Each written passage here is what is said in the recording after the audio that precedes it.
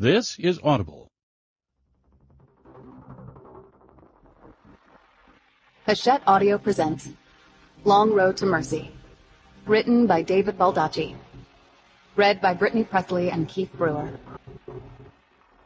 To Kristen White, our right arm and left leg, I don't know what we'd do without you, and I hope we never find out. To a wonderful colleague and friend. Chapter 1. Eeny, meeny, miny, mo. FBI Special Agent Atlee Pine stared up at the grim facade of the prison complex that housed some of the most dangerous human predators on Earth. She had come to see one of them tonight. ADX Florence, about 100 miles south of Denver, was the only Supermax prison in the federal system. The Supermax component was one of 4 separate encampments that made up the federal correctional complex located here. In total, more than 900 inmates were incarcerated on this parcel of dirt. From the sky, with the prison lights on, Florence might resemble a set of diamonds on black felt. The men here, guards and inmates, were as hardened as precious stone. It was not a place for the faint-hearted or the easily intimidated, though the deeply demented were obviously welcome.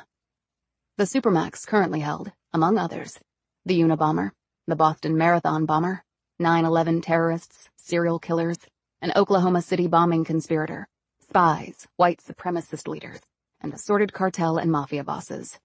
Many of the inmates here would die in federal prison under the official weight of multiple life sentences. The prison was in the middle of nowhere. No one had ever escaped, but if anyone did, there would be no place to hide. The topography around the prison was flat and open. Not a blade of grass or a single tree or bush grew around the complex. The prison was encircled by 12-foot-high perimeter walls topped with razor wire and interlaced with pressure pads. These spaces were patrolled 24/7 by armed guards and attack dogs. Any prisoner reaching this spot would almost certainly be killed by either fangs or bullets. And few would care about a serial murderer, terrorist, or spy face-planting in the Colorado soil for the final time. Inside, the cell windows were 4 inches wide and 4 feet long, cut in thick concrete, through which only the sky and roof of the facility could be seen. Florence had been designed so that no prisoner could even tell where in the structure he was located. The cells were 7 by 12, and virtually everything in them, other than each inmate, was made from poured concrete. The showers automatically cut off. The toilets could not be stopped up. The walls were insulated, so no inmate could communicate with another. The double steel doors slid open and closed on powered hydraulics, and meals came through a slot in the metal. Outside communication was forbidden, except in the visiting room. For unruly prisoners, or in the case of a crisis, there was the Z Unit, also known as the Black Hole. Its cells were kept completely dark, and restraints were built into each concrete bed. Solitary confinement was the rule rather than the exception here. The Supermax was not designed for prisoners to make new friends. Atlee Pine's truck had been scoped and searched, and her name and ID checked against the visitors list. After that, she was escorted to the front entrance and showed the guards stationed there her FBI Special Agent credentials. She was 35, and the last 12 years of her life had been spent with a shiny badge riding on her hip. The gold shield was topped by an open-winged eagle, and below that was Justicia, holding her scales and sword. It was fitting, Pine thought, that a female was depicted on the badge of the preeminent law enforcement agency in the world. She had relinquished her Glock 23 pistol to the guards. Pine had left in her truck the Beretta Nano that normally rode in an ankle holster. This was the only time she could remember voluntarily handing over her weapon.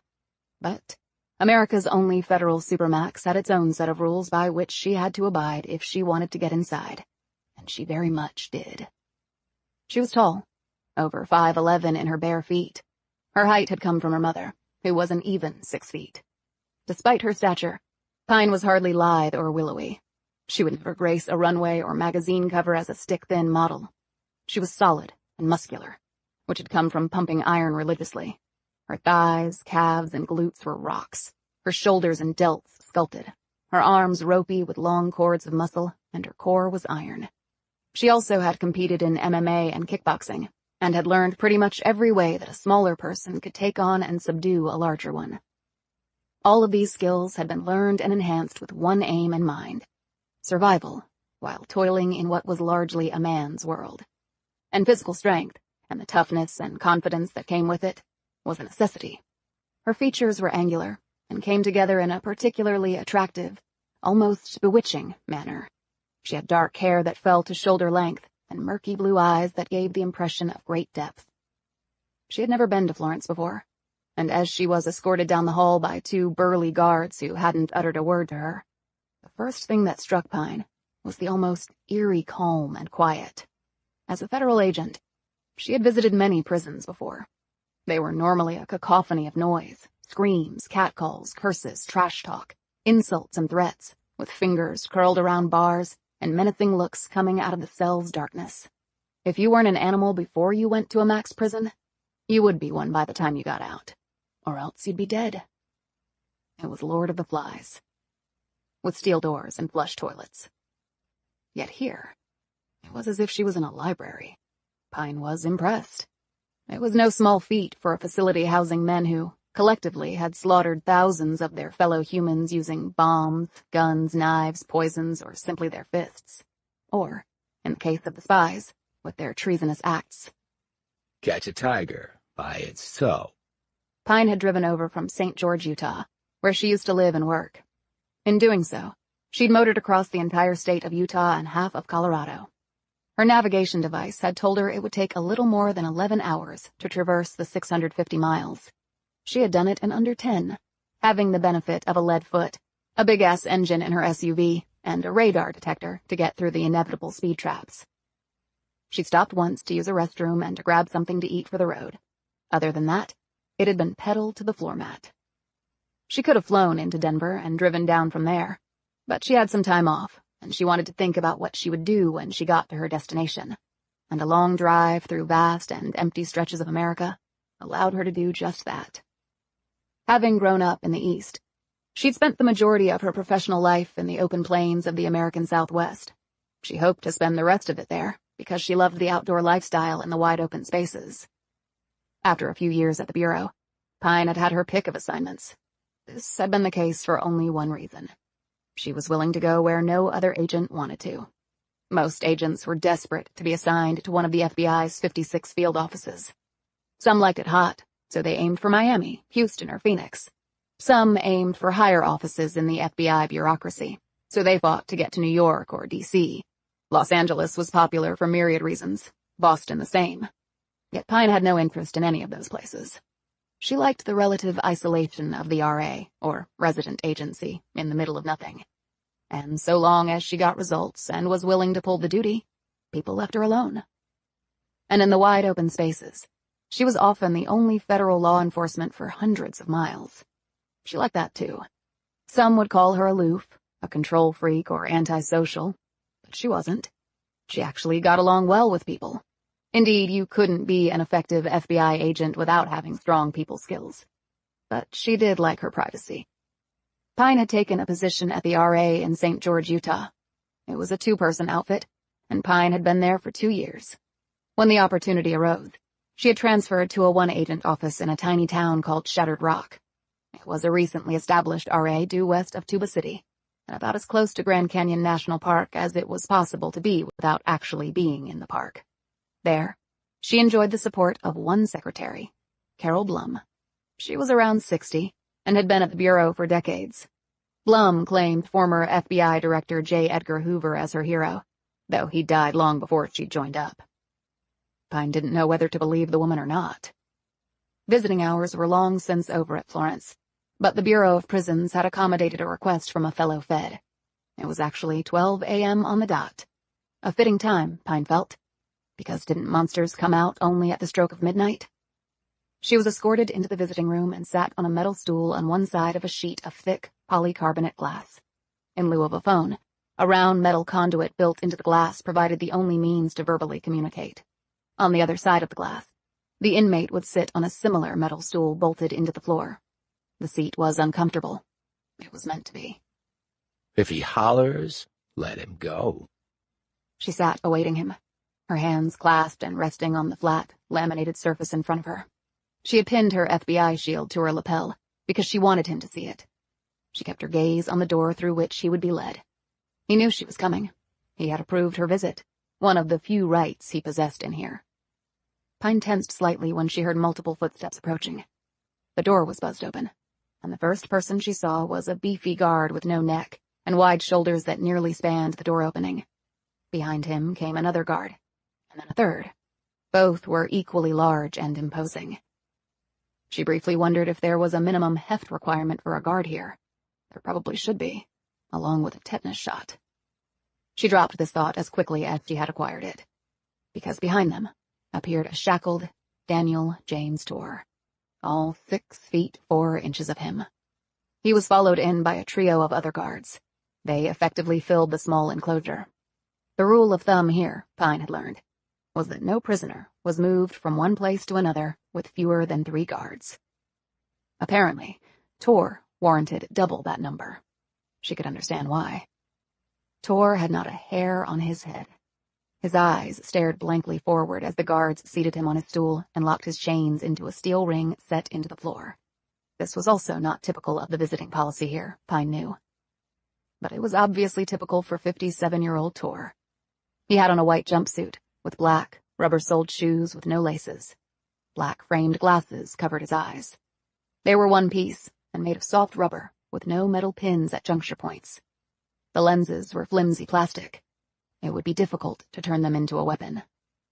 In prisons, one had to sweat the small details, because inmates had all day and night to think of ways to harm themselves and others. She knew Torr's entire body under the jumpsuit was virtually covered in largely self-inked tats. The ones that he hadn't done himself had been inked on by some of his victims, forced into becoming tattoo artists before Torr had dispatched them into the hereafter. It was said that each tat told a story about a victim. Torr weighed about 280 pounds, and Pine calculated that only about 10% of that would qualify as fat. The veins rippled in his forearms and neck. There wasn't much to do in here except work out and sleep, she assumed. And he had been an athlete in high school. A sports star, really, born with a genetically gifted physique. It was unfortunate that the superb body had been paired with a deranged, though brilliant, mind. The guards, satisfied that Torr was securely restrained, left the way they had come. But Pine could hear them right outside the door. She was sure Torr could as well. She imagined him somehow breaking through the glass. Could she hold her own against him? It was an intriguing hypothetical, and part of her wanted him to try. His gaze finally fell upon her and held. Atlee Pine had stared through the width of glass or in between cell bars at many monsters, a number of whom she had brought to justice. Yet Daniel James Torr was different. He was perhaps the most sadistic and prolific serial murderer of his, or perhaps any, generation. He rested his shackled hands on the laminated surface and tilted his thick neck to the right until a kink popped. Then he resettled his gaze on her after flicking a glance at the badge. His lips curled momentarily at the symbol for law and order. Well? He asked, his voice low and monotone. You called this meeting. The moment, an eternity in the making, had finally come. Atlee Pine leaned forward, her lips an inch from the thick glass. Where's my sister? Eeny, meeny, miny, mo. Chapter 2. The dead-eye stare from Torr didn't change in the face of Pine's question. On the other side of the door where the guards lurked, Pine could hear murmurings, the shuffling of feet, the occasional smack of palm against a metal baton. Just for practice, in case it needed to be wrapped around Torr's head at a moment's notice. From Torr's expression, she knew he could hear it too. He apparently missed nothing here, though he had eventually been caught because he had missed something. Pine leaned slightly back on her stool, folded her arms across her chest, and waited for his answer. He could go nowhere, and she had nowhere to go that was more important than this. Torr looked her up and down in a way that perhaps he had used in sizing up all his victims. There were 34 of them confirmed. Confirmed, not total. The actual number was feared to be triple the official count. She was here about an unconfirmed one. She was here about a single victim, not even in the running to be added to the tally of this man's zealous depravity. Torr had escaped a death sentence, due solely to his cooperating with authorities, revealing the locations of 3 victims' remains. This revelation had provided a trio of families some closure, and it had allowed Tor to live, albeit in a cage, for the rest of his life. In her mind, Pine could see him easily, perhaps smugly, striking that bargain, knowing that he had gotten the better end of the deal. His victims were dead. He wasn't. And this man was all about the death of others. He'd been arrested, convicted, and sentenced in the mid-90s. He'd killed 2 guards and another inmate at a prison in 1998. The state where this occurred did not have the death penalty, otherwise Tor would have been on death row or already executed. That had led to his being transferred to ADX Florence. He was currently serving nearly 40 consecutive life terms. Unless he pulled a Methuselah, he would die right here. None of this seemed to faze the man. Name? He asked, as though he were a clerk at a counter checking on an order. Mercy Pine. Place and time? He was screwing with her now, but she needed to play along. Andersonville, Georgia, June 7th, 1989. He popped his neck once more, this time to the other side. He stretched out his long fingers, cracking the joints. The huge man seemed one enormous jumble of pressure points. Andersonville, Georgia. He mused. Lots of deaths there. Confederate prison during the Civil War. The commandant, Henry Worth, was executed for war crimes. Did you know that? Executed for doing his job. He smiled. He was Swiss, totally neutral, and they hanged him. Some weird justice. The smile disappeared as quickly as it had emerged, like a spent match. She said, Mercy Pine, 6 years old. She disappeared on June 7th, 1989. Andersonville, southwestern Macon County, Georgia. Do you need me to describe the house? I heard your memory for your victims was photographic, but maybe you need some help. It's been a while. What color was her hair? Asked Tor, his lips parted, revealing wide, straight teeth. In answer, Pine pointed to her own. Same as mine. We were twins. This statement seemed to spark an interest in Tor that had not been present before. She had expected this. She knew everything about this man except for one thing. That one thing was why she was here tonight. He sat forward, his shackles clinking in his excitement. He glanced at her badge once more. He said eagerly, Twins. FBI. Starting to make sense. Go on. You were known to be operating in the area in 1989. Atlanta, Columbus, Albany, downtown Macon. Using a tube of ruby red lipstick taken from her pocket, she drew a dot on the glass representing each of the aforementioned localities. Then, she connected these dots and formed a familiar figure. You were a math prodigy. You liked geometric shapes. She pointed to what she had drawn. Here, a diamond shape. That's how they eventually caught you. This was the something Tor had missed. A pattern of his own creation. His lips pressed together. She knew that no serial murderer would ever admit to being outwitted. The man was clearly a sociopath and a narcissist.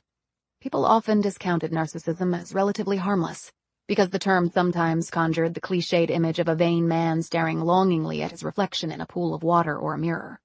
However, Pine knew that narcissism was probably one of the most dangerous traits someone could possess for one critical reason. The narcissist could not feel empathy toward others, which meant that the lives of others held no value to a narcissist. Killing could even be like a hit of fentanyl, instant euphoria from the domination and destruction of another. That was why virtually every serial murderer was also a narcissist. She said, but Andersonville was not part of that pattern. Was it a one-off? Were you freelancing? What made you come to my house? It was a rhombus, not a diamond, replied Tor. Pine didn't respond to this.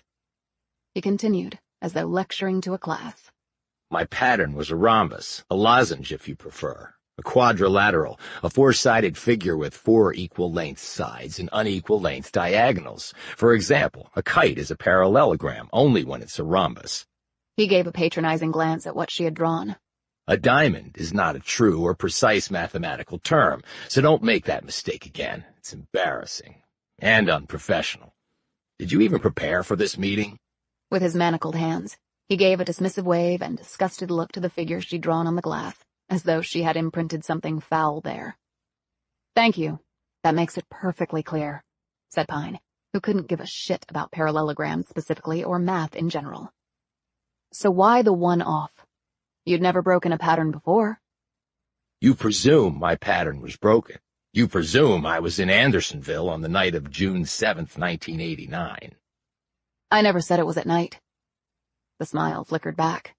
Doesn't the boogeyman only come out at night? Pine reflected for a moment on her earlier thought about monsters only striking at midnight. To catch these killers, she had to think like them. It was, and always had been, a profoundly disturbing thought to her. Before she could respond, he said, 6 years old? A twin? Where exactly did it take place? In our bedroom. You came in through the window. You taped our mouths shut so we couldn't call out. You held us down with your hands. She took out a piece of paper from her pocket and held it up to the glass so he could see the writing on that side. His gaze drifted down the page, his features unreadable, even to an experienced agent like Pine. A 4-line nursery rhyme? He said, tacking on a yawn. What next? Will you break into song? You thumped our foreheads as you recited it, noted Pine, who leaned forward a notch. Each word, a different forehead. You started with me and ended on Mercy. Then you took her, and you did this to me. She swept back her hair to reveal a scar behind her left temple. Not sure what you used. It was a blur. Maybe just your fist? You cracked my skull, she added. But you're a big man and I was just a little kid. She paused. I'm not a little kid anymore. No, you're not. What, about 5'11"? My sister was tall too, at age 6, but skinny. Big guy like you. You could have carried her easily. Where did you take her? Presumption again. As you said, I'd never broken a pattern before. Why would you think that I had then? Pine leaned even closer to the glass. Thing is, I remember seeing you. She looked him over. You're pretty unforgettable. The lip curled again, like the string on a bow being pulled back, about to let loose a fatal arrow. You remember seeing me, and you only show up now, 29 years later. I knew you weren't going anywhere. A weak quip, and hardly an answer. He glanced at her badge again. FBI. Where are you assigned? Somewhere near here? He added a bit eagerly. Where did you take her? How did my sister die? Where are her remains? These queries were rapidly fired off, because Pine had practiced them on the long drive here. Tor simply continued his line of thought. I assume not a field office. You don't strike me as a main office type. You're dressed as casual, and you're here outside visiting hours. Hardly by the bureau book. And there's only one of you. Your kind likes to travel in pairs if it's official business. Add to that the personal equation. What do you mean? She asked, meeting his gaze.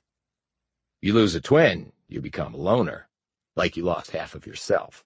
You can't rely on or trust anyone else once that emotional cord is broken. You're not married. He added, glancing at her bare ring finger. So you have no one to interrupt your lifelong sense of loss until one day you kick off, alone, frustrated, unhappy. He paused, looking mildly interested. Yet something happened to lead you here after nearly 3 decades. Did it take you that long to work up the courage to face me, an FBI agent? It does give one pause. You have no reason not to tell me. They can take off another life sentence, it won't matter. Florence is it for you. His next response was surprising, but perhaps it shouldn't have been. You've tracked down and arrested at least a half-dozen people like me. The least talented among them had killed 4. The most talented had disposed of 10. Talented? Not the way I would describe it. But surely talent does come into play. It's not an easy business, regardless of what society thinks about it. The ones you arrested weren't in my league, of course, but you have to start somewhere. Now, you seem to have made a specialty of it, of going toe-to-toe with the likes of me. It's nice to aim high, but one can grow too ambitious or become overconfident. Flying too close to the sun with the wax betwixt the wings, that sort of thing. Death so often results. Now, it can be a divine look, but not, I think, on you. However, I'd love to try. Pine shrugged off this deranged soliloquy, ending with the threat against her. If he was thinking of killing her, that meant she had his attention. She said, they were all operating in the West. Here, You have wide open spaces without a policeman on every block. People coming and going, lots of runaways. Folks looking for something new. Long strips of isolated highways. A billion places to toss the remains. It encourages talent, like yours. He spread his hands as wide as he could with the restraints. Now see, that's better. It would be far better if you answered my question. I also understand that you came within 1 pound of making the U.S. Olympic team as a weightlifter when you were in college. When she didn't respond, he said, Google has even reached Florence, Special Agent Atlee Pine from Andersonville, Georgia. I requested some background information on you as a condition for this meeting. You've also earned your own Wikipedia page. It's not nearly as long as mine, but then again, it's early days for you. But long careers are not guaranteed. It was 1 kilo, not 1 pound. The snatch did me in. Never my best pull. I'm more of a clean and jerk girl. Kilos, yes, my mistake. So actually you're a bit weaker than I thought. And, of course, a failure. You have no reason not to tell me, she repeated. None. You want closure, like the rest of them, he said in a bored tone. Pine nodded, but only because she was afraid of the words that might come out of her mouth at that moment.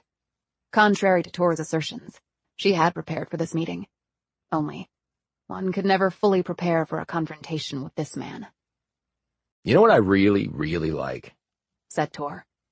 Pine kept staring at him but didn't react. I really, really like that I have defined your entire pathetic life.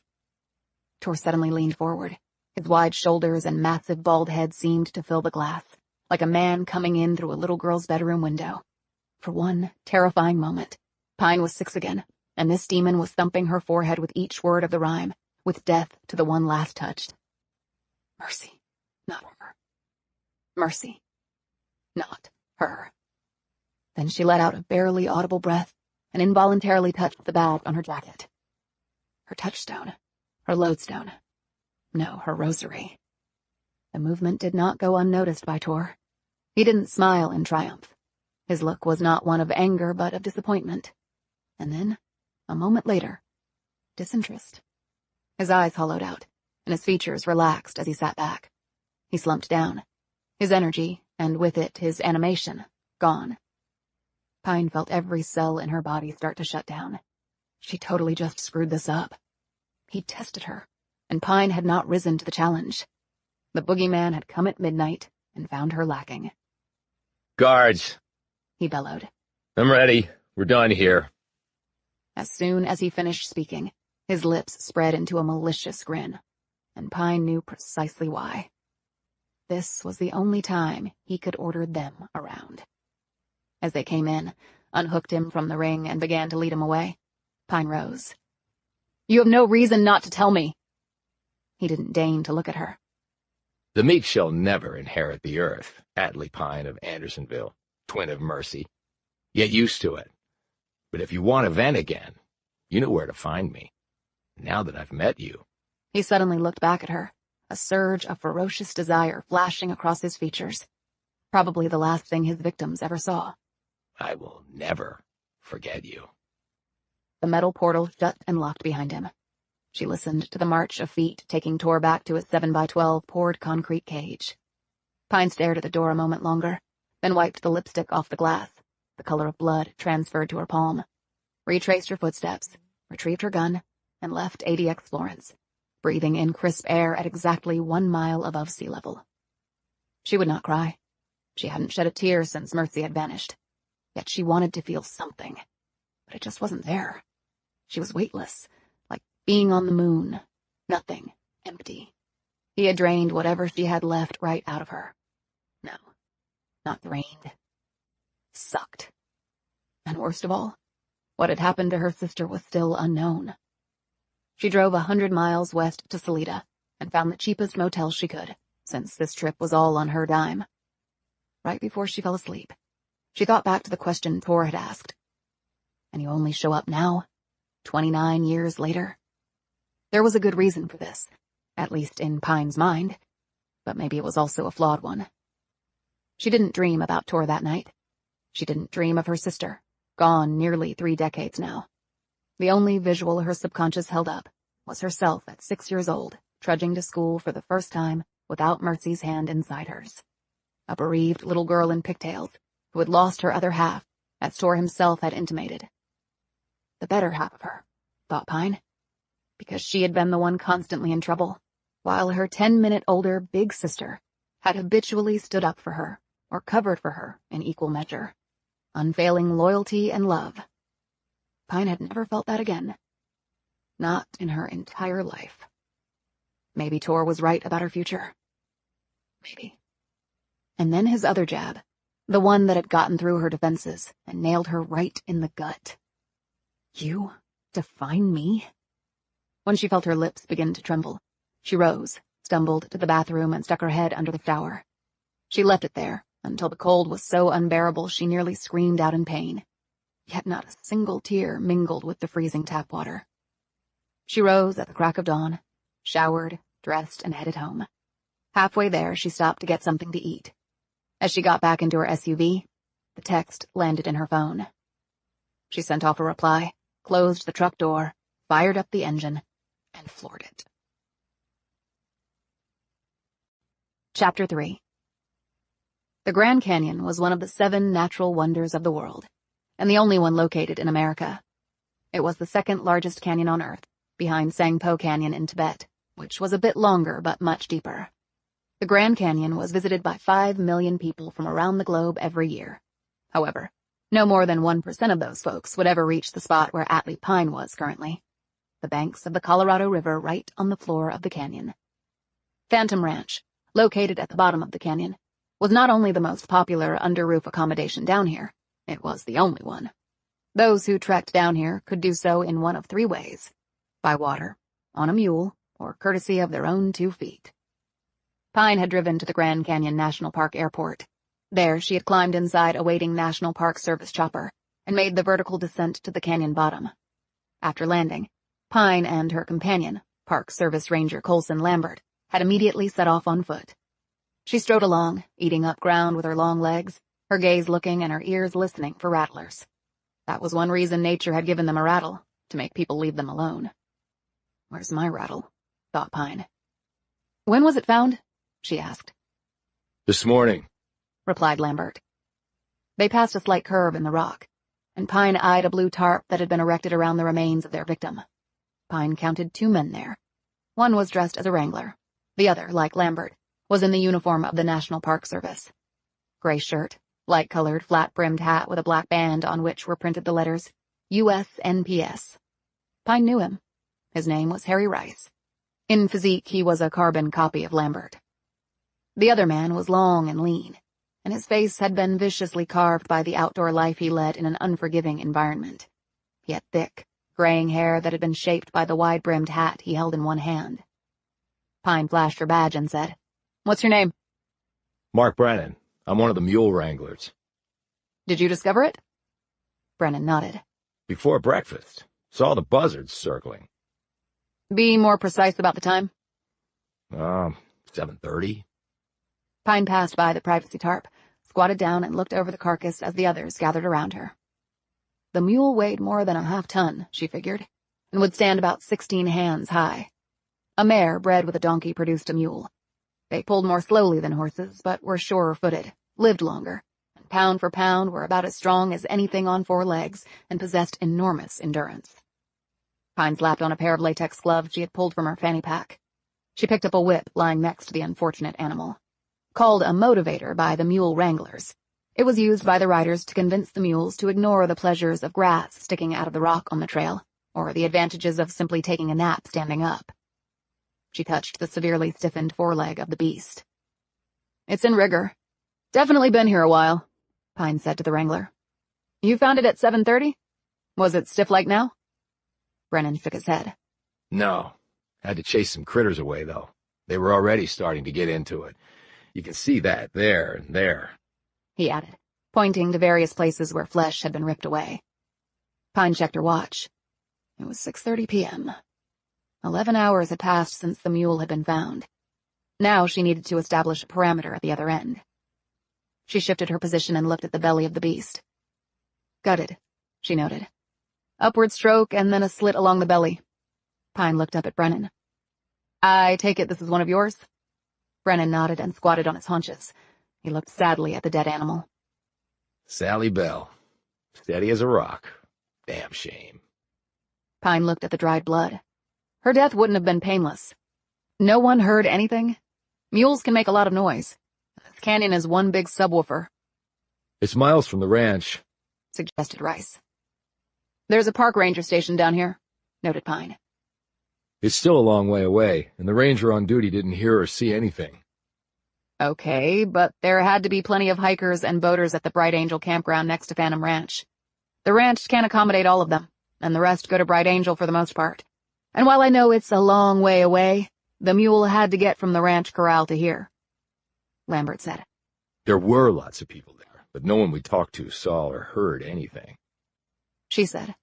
More to the point, who has the balls to lean under a mule and start slicing into its belly? Brennan said. Right, and my 2 cents?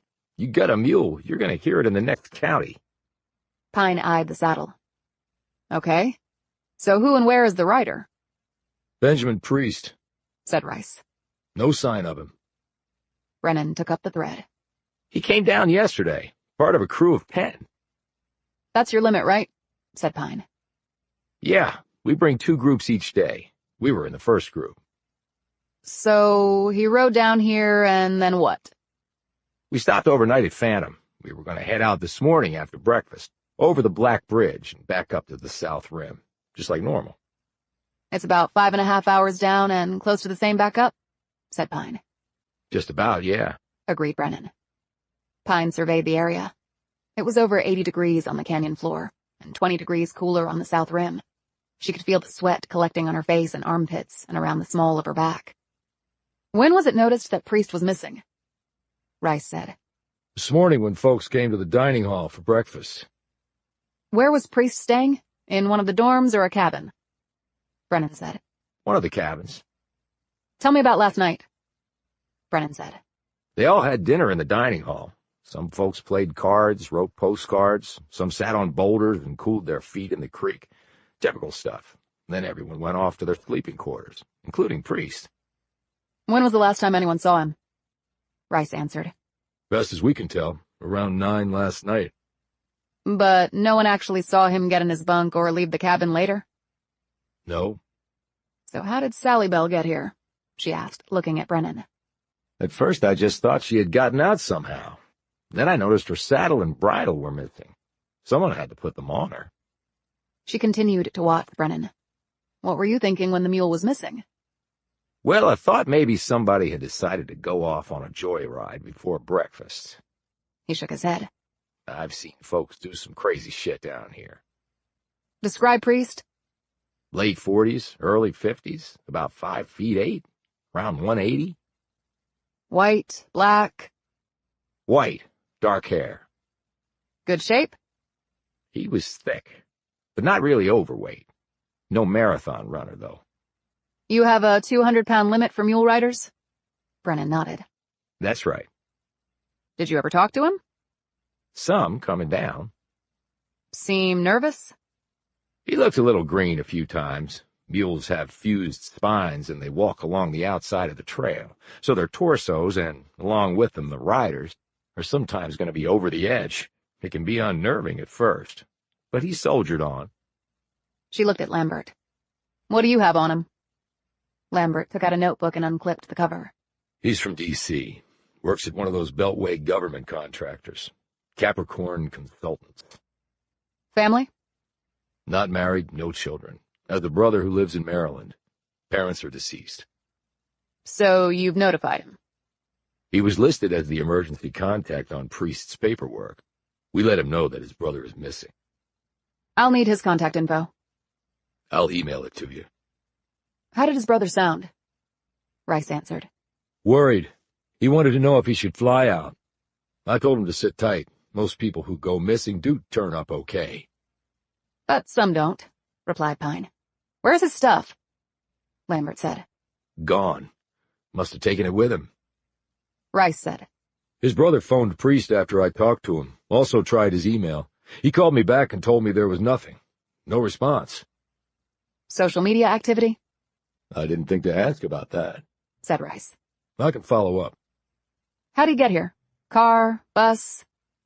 I heard him say he came by the train, volunteered Brennan. Where was he staying? Rice said. We checked at El Tovar, Bright Angel, Thunderbird, and the rest of the possible places. He wasn't booked in any of them. He had to stay somewhere.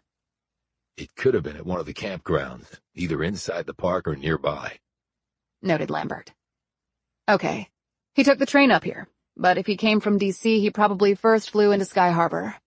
He might have stayed somewhere there until he went to Williams, Arizona. That's where the train leaves from, right? Lambert nodded. There's a hotel at the train depot. He might have stayed there. Have you made a search down here? We covered as much ground as we could. No trace so far. And we're losing the light. Pine took all this in. In the distance came the sharp bark of a coyote, followed by the echoing rattle of a snake. There might be a standoff going on out there between predators, as the lights of nature grew dim, thought Pine. The muscular walls of the canyon held a complex series of fragile ecosystems. It was the human factor that had intruded here. Nature always seemed to get on all right until people showed up. She turned her head to the left, where a long way away lay Lake Mead near Arizona's border with Nevada. To the right, and also a great distance away, was Lake Powell in Utah. In between these two bodies of water sat the Gargantuan Canyon, a deep gash on the surface of Arizona, visible not only from an airliner at 35,000 feet, but also from outer space. We'll need to bring in an organized search team tomorrow and go grid by grid, said Pine, as far as possible. What about the other mule riders with Priest, and the campers? Lambert said. They all headed out. Some before we even knew Priest was missing. I'll still need all their names and contact info, said Pine. And let's hope if something did happen to Priest, that we didn't let whoever did it hike or ride a mule or raft it out of here. Lambert looked uncomfortable with this and quickly glanced at his fellow ranger. Anybody keep watch over the mules during the night? Pine asked. Brennan shook his head. I checked on them around 11 last night. Everything was fine. We got some coyotes and mountain lions down here, but they're not going after a pack of mules in an enclosure. They'd get the shit stomped out of them. Right, like someone would have when they gutted her, said Pine pointedly, looking at the dead Sally Bell. So, at least at 11, Sally Bell was alive. The ranger on duty didn't hear anything. What's his name? Sam Kettler. How long's he been with NPS? 5 years. 2 here at the canyon. He's a good guy, ex-military. I'll need to talk to him, said Pine as she mentally catalogued all she had to do. Then her gaze ran over the dead animal. Something was not making sense. Why is the bleed out above the mule's withers? It should be below the belly. She looked up at the men who stared blankly back at her. The mule's been moved, Pine said. Help me, Turner. They each grabbed a leg and maneuvered the dead animal onto her other side. There, carved on the mule's hide, were 2 letters, J and K. What the hell does that mean? Said Lambert. What the hell does that mean? Thought Pine. Chapter 4. This is Sam Kettler, said Colson Lambert. Pine had been standing on the front porch of the Phantom Ranch dining hall when Lambert had approached with another man dressed in a ranger uniform. He was on duty when Priest and the mule went missing, Lambert added. Pine took Kettler in with one efficient sweep. He was nearly 6'2", his forearms tanned and heavily muscled. He took off his hat to wipe sweat from his forehead, revealing close-cropped, light blonde hair. He looked about her age. His eyes were light gray. He was an attractive man, she thought, the muscles of his lean jaw clenching and unclenching as he stood there. Colson said you didn't hear anything. Kettler shook his head. It was a pretty quiet night after the campers went to bed. I made rounds, did some paperwork, checked on a trash can that someone didn't secure properly. Critters got inside and made a mess. Shooed them away. Other than that, it was pretty routine. Colson's filled you in? Kettler shifted his feet. A rider missing and a mule cut up. He grimaced. Sick stuff. Pine said. My basic questions are, why take out the mule and why kill it? Now, we don't know for sure that Priest did any of that. Someone else could have done it, and maybe Priest stumbled onto it and the person had to shut him up. That's true, conceded Lambert. Pine shook her head. Her gut was telling her that this theory was not true. Too many coincidences. Too many things that had to go both right and wrong for it to happen. Life was not the movies or books. Sometimes the simplest answer was the right one. She flicked a glance at Kettler. Think again. You see anything out of the ordinary? He shook his head. If I had, I would have reported it. No sounds of a mule being ridden away. I'm pretty sure I would have heard that. What time do you think it happened? Not sure. After 11, certainly. My rounds carry me pretty far from the corral. If the mule was taken out then, I wouldn't have heard it necessarily. Okay. You think of anything else, let me know. Will do. Good luck. He walked off at a good pace, covering the ground easily and quickly. She noted the bulge of his shoulders as his shirt pulled tight against them. What now? Asked Coulson, drawing her attention away from the departing Kettler. Considering we're going to be searching the canyon starting early tomorrow morning, I'm going to have some dinner and go to bed. Hours later, Pine was staring up at the ceiling of a 10-by-10 spare room at Phantom Ranch. The staff had found a mattress for her, and a sheet and a lumpy pillow. This was her home for the night. There was no hardship in this.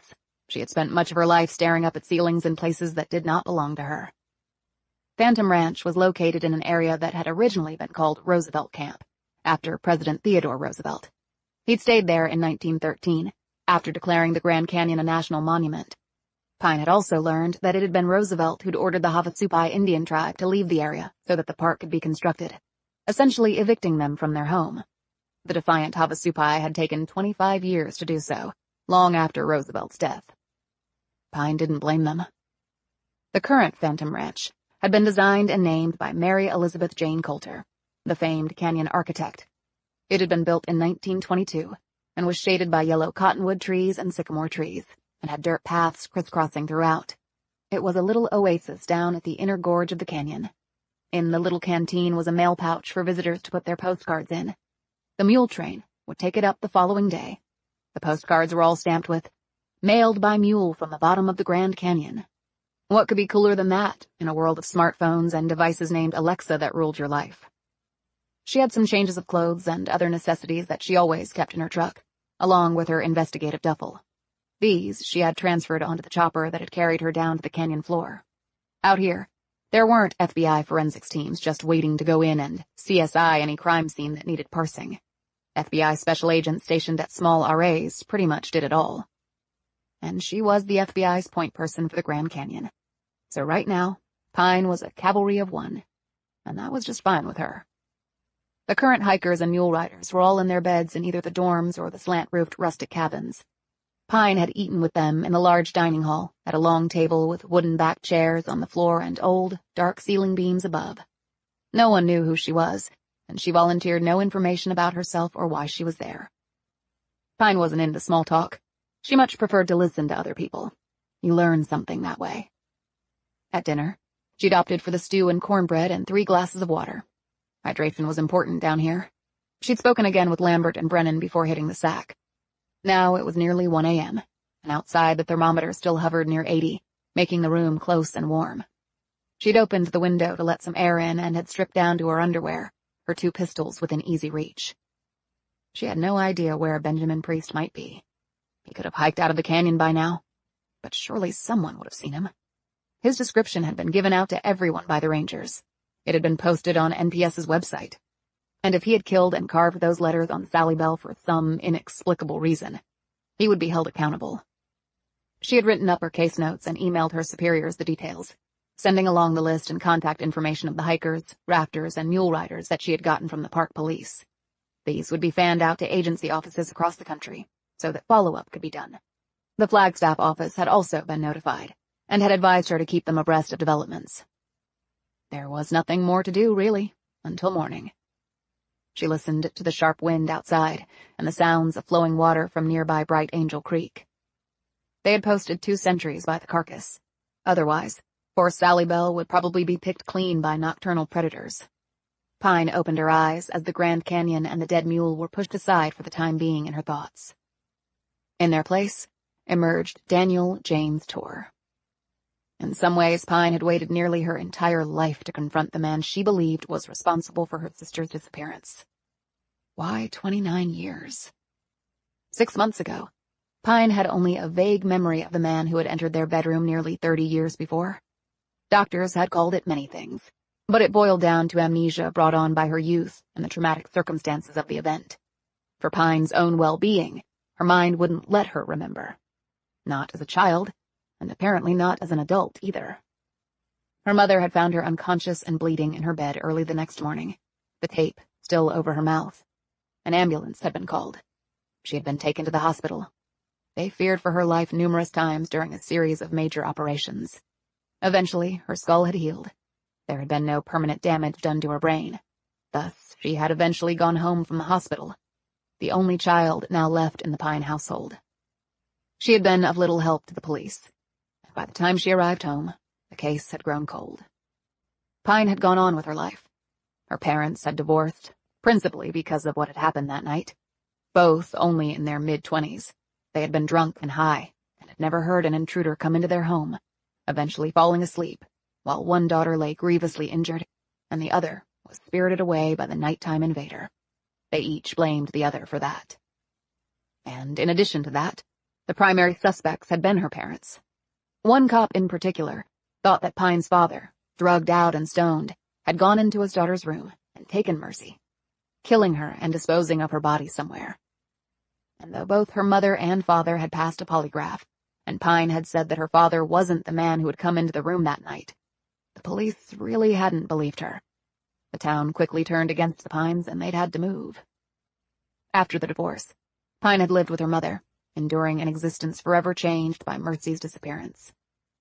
As Pine had grown older, her life had seemed aimless, her ambitions non-existent.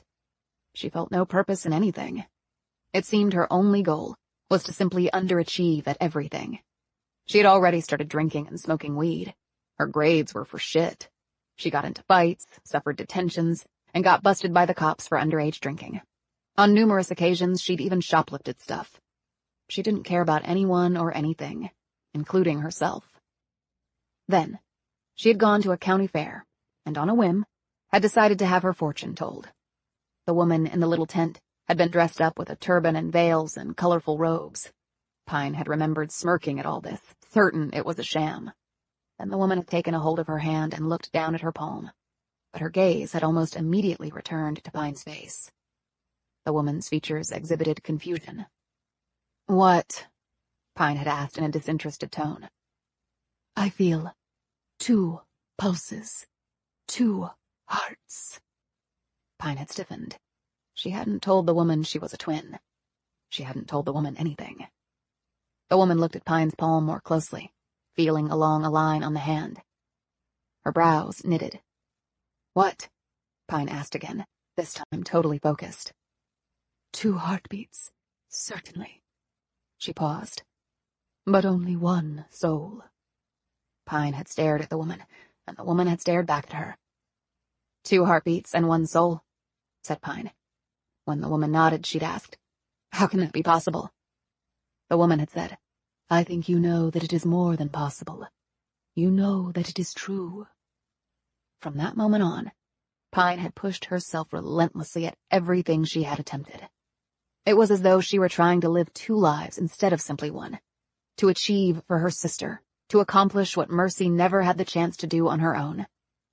Her physical size, natural strength, and athleticism had led her to be a star sportswoman in high school.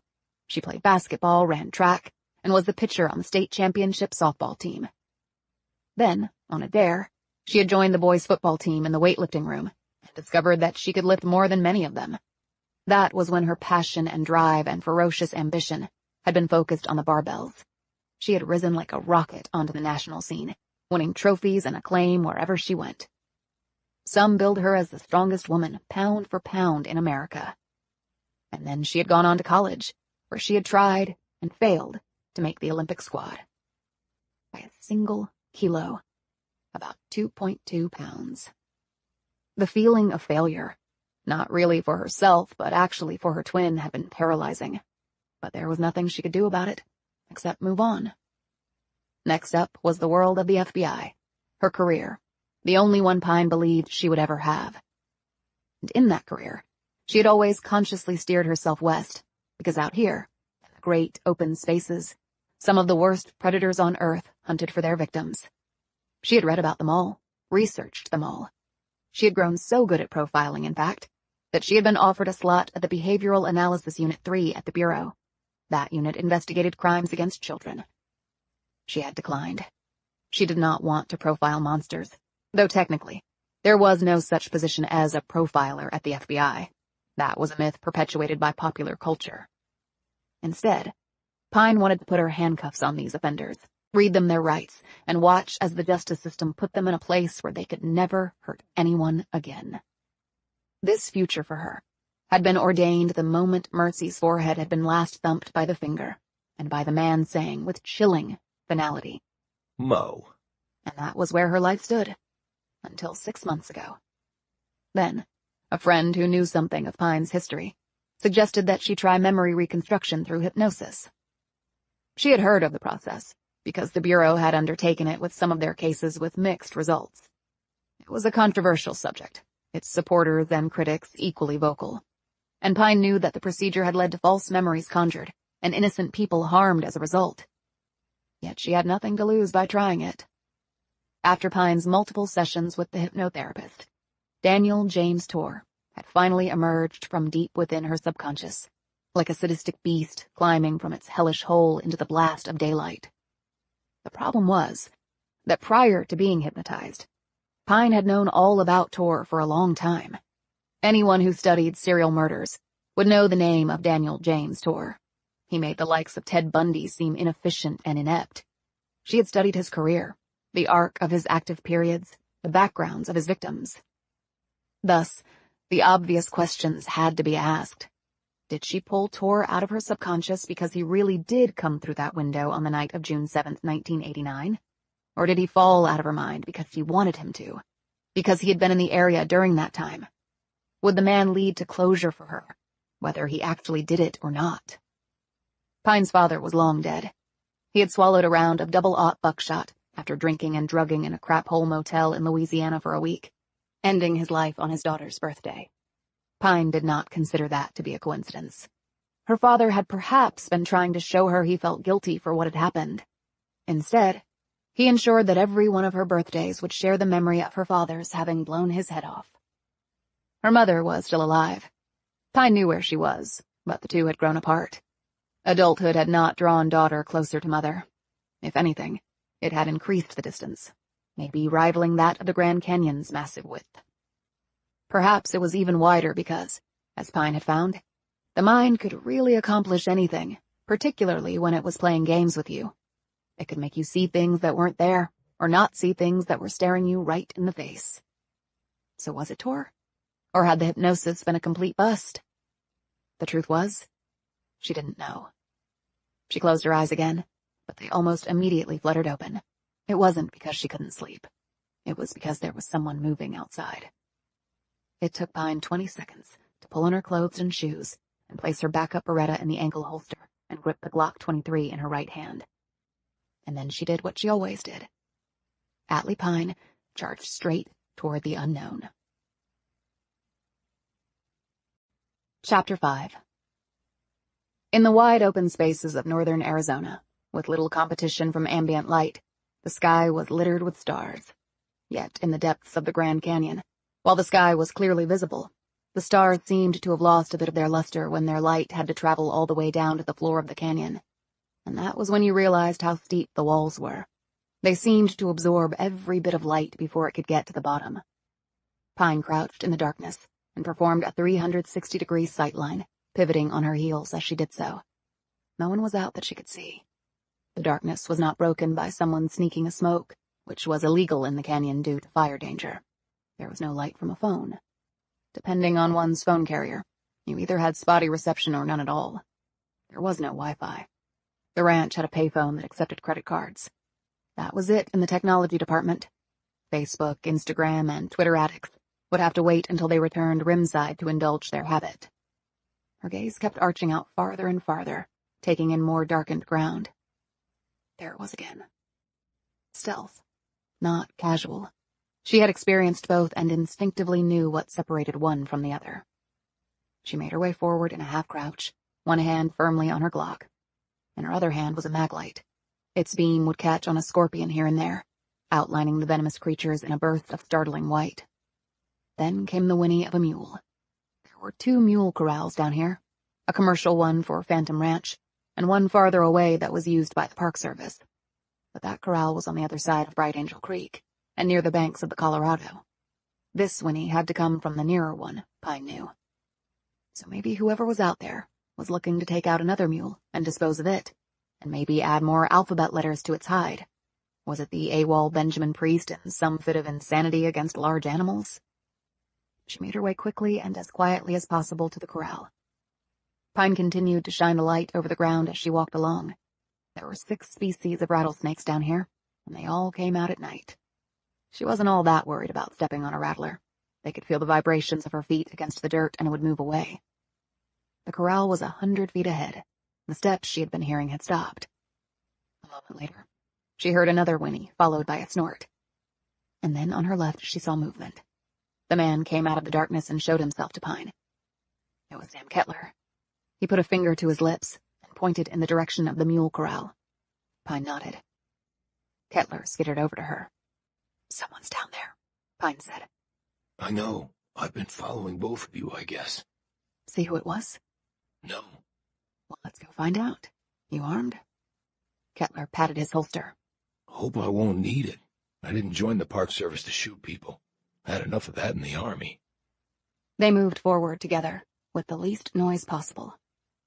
Pine noted approvingly how Kettler moved, his silhouette kept to a minimum, each step carefully chosen. He seemed to glide, not walk, over the uneven ground. The corral was now in her sightline. She inserted her maglite on the rail on top of her Glock right as she reached the corral. Kettler took out his pistol and thumbed off the safety. The disturbance was coming from the far side. Kettler pointed to himself and then motioned to the left. Pine nodded and headed right. A few moments later she started to sprint, turned the corner and stopped, her light and gun muzzle on the person in front of her. Kettler was already there, his weapon trained on the same target. The person screamed and jumped back. "FBI, hands up where I can see them or I will fire," Pine commanded. She relaxed just a tiny bit, because the person looked to be a teenage girl. "Oh, shit!" exclaimed the girl. She was dressed in shorts with crew socks and flip-flops and a short-sleeved t-shirt. She started to cry. "Please, don't hurt me.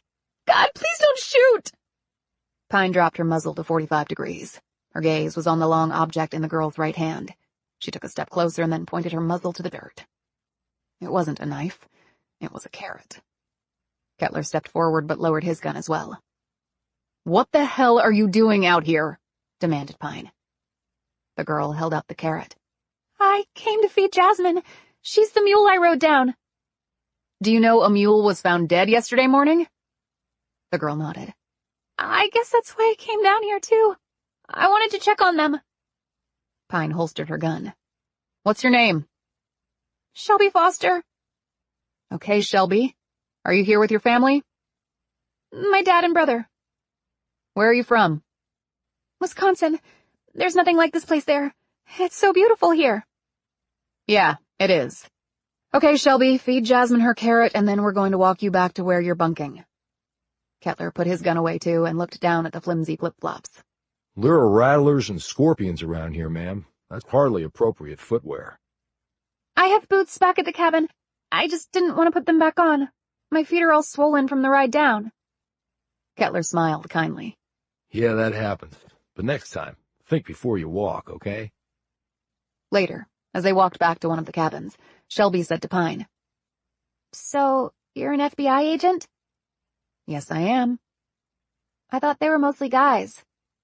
"They are, but I'm not." "That's cool, actually." Yeah, it is. Kettler agreed, drawing a glance from Pine. "Did you find out who killed the mule?" Shelby asked. "Not yet, but we will." "Who could have done such a horrible thing?" "Unfortunately, there are horrible people out there, Shelby. So always be aware of your surroundings. Don't watch your phone screen 24/7, and don't have earbuds in all the time. That makes you an easy target. Be aware, okay?" When the teenager looked crushed, Pine tacked on a smile and added, "Girls have to look out for each other, right?" Shelby returned the smile and nodded, and Pine watched as she hurried into her cabin. Kettler said, Well, I better get back. Thanks for the assist, Mr. Kettler. My old man is Mr. Kettler. I'm just Sam. I'm Atlee. Kettler looked around. You know, I came down here for some peace and quiet. Never expected anything like this to happen. Everybody's on edge. You've had missing persons down here before? Yeah, but we've never had a mule killed. For some reason, that's upset me more than the missing person. He nodded at her. Let me know if I can do anything to help. Pine took out a business card and handed it to him. Cell phone's on the back of the card. You think of something or just want to talk, give me a ring. He tipped his hat. Maybe we can catch a beer sometime. Colson said you live up at Shattered Rock. Yeah, been there about a year. Well, I'm in Tucson, not that far away. No, it's not. He slipped the card into his shirt pocket. Well, see you around. He smiled and walked off. She watched him go, her thoughts settling on something she had just learned. If the teen had been able to leave her cabin and get to the corral pretty much undetected, that meant Benjamin Priest could have too. The mule was dead, and maybe Priest was too. The canyon was big, but it would be hard for a body to go undetected for long. At the very least, the carnivores flying overhead or lurking on the ground would signal where it was located. But Pine was more interested in finding Priest alive. She had questions for him. She hoped he'd have answers. She didn't like people who killed animals, especially because they sometimes moved on to killing people. She checked her watch. In about 6 hours, they would start looking in earnest for Mr. Priest, and whether they found him dead or alive, Pine had a feeling that she was going to have a lot more questions, and that maybe, just maybe, this would only be the tip of the proverbial iceberg. Chapter 6. Pine wiped a bit of sweat from her forehead before it leaked into her eyes. She was sitting on a boulder and looking out toward the Colorado River. They had been at it for nearly 8 hours, starting right after breakfast. 7 rangers and her, to cover a landmass that, with the park above, was larger than the state of Rhode Island. Even using a chopper, the odds were not in their favor, and there were no circling buzzards to help them out. So, they had found exactly nothing. No sign of Benjamin Priest, no sign of where or how he might have gotten out of the canyon. Pine gave another searching look around. If he had tried to climb out yesterday morning, it would have taken him hours. In fact, the rule of thumb was it would take twice as long to hike out as it took to hike down. Pine shook her head in confusion. But if the guy was going to hike out, why take a mule out of the corral? She knew from Brennan that Priest was not going to ride a mule up by himself in the dark. The guy had had a tough time coming down in the daylight with an experienced wrangler next to him. Sally Bell's corpse had been earlier helicoptered out using a winch and a harness designed for large animals. A post-mortem would be performed on her body. Pine had a hunch about something, and the post might be able to determine if she was right or not. She had used as many of the tools in her investigative duffel as seemed reasonable under the circumstances, and none of them had led to any clues, much less answers. Lambert came up to her. When I texted you about this, you said you were out of town on personal business. Everything okay? She glanced at him.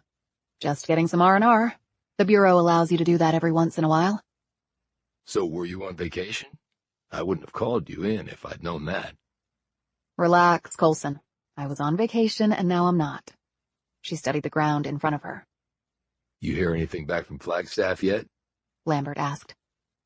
Not yet, and I'm not sure how high we are on the priority list. Lambert looked out over the ground. I don't think we're going to find him down here. Maybe not alive, so we need to bring in the cadaver dogs. Will do. A teenager went out to the mule pen last night with a carrot for Jasmine, the mule she'd ridden down. To the mule pen? What happened? We escorted her back to her cabin, and I told her to be more careful in the future. We? Kettler was there, too. He'd heard her as well. I'm not surprised. Sam doesn't miss much. He said he was in the Army. And you mentioned that, too. Lambert nodded. Special Forces. Someone he served with told me Kettler got a slew of medals, including the Purple Heart. But he never talks about it. The soldiers who did the most talk the least, said Pine. That's what I think, too. He's an amazing athlete. He's done the 24-hour ultra-marathon and the rim-to-rim-to-rim run down here. He wasn't that far off the record. Pine knew that the record was held by a man who had done that run in under 6 hours. That was a 42-mile trek that involved 22,000 feet of vertical change. That's impressive. She paused. He said you told him I lived in Shattered Rock. Well, he asked me after you two met earlier. Did he say why he asked? Lambert looked at her in surprise.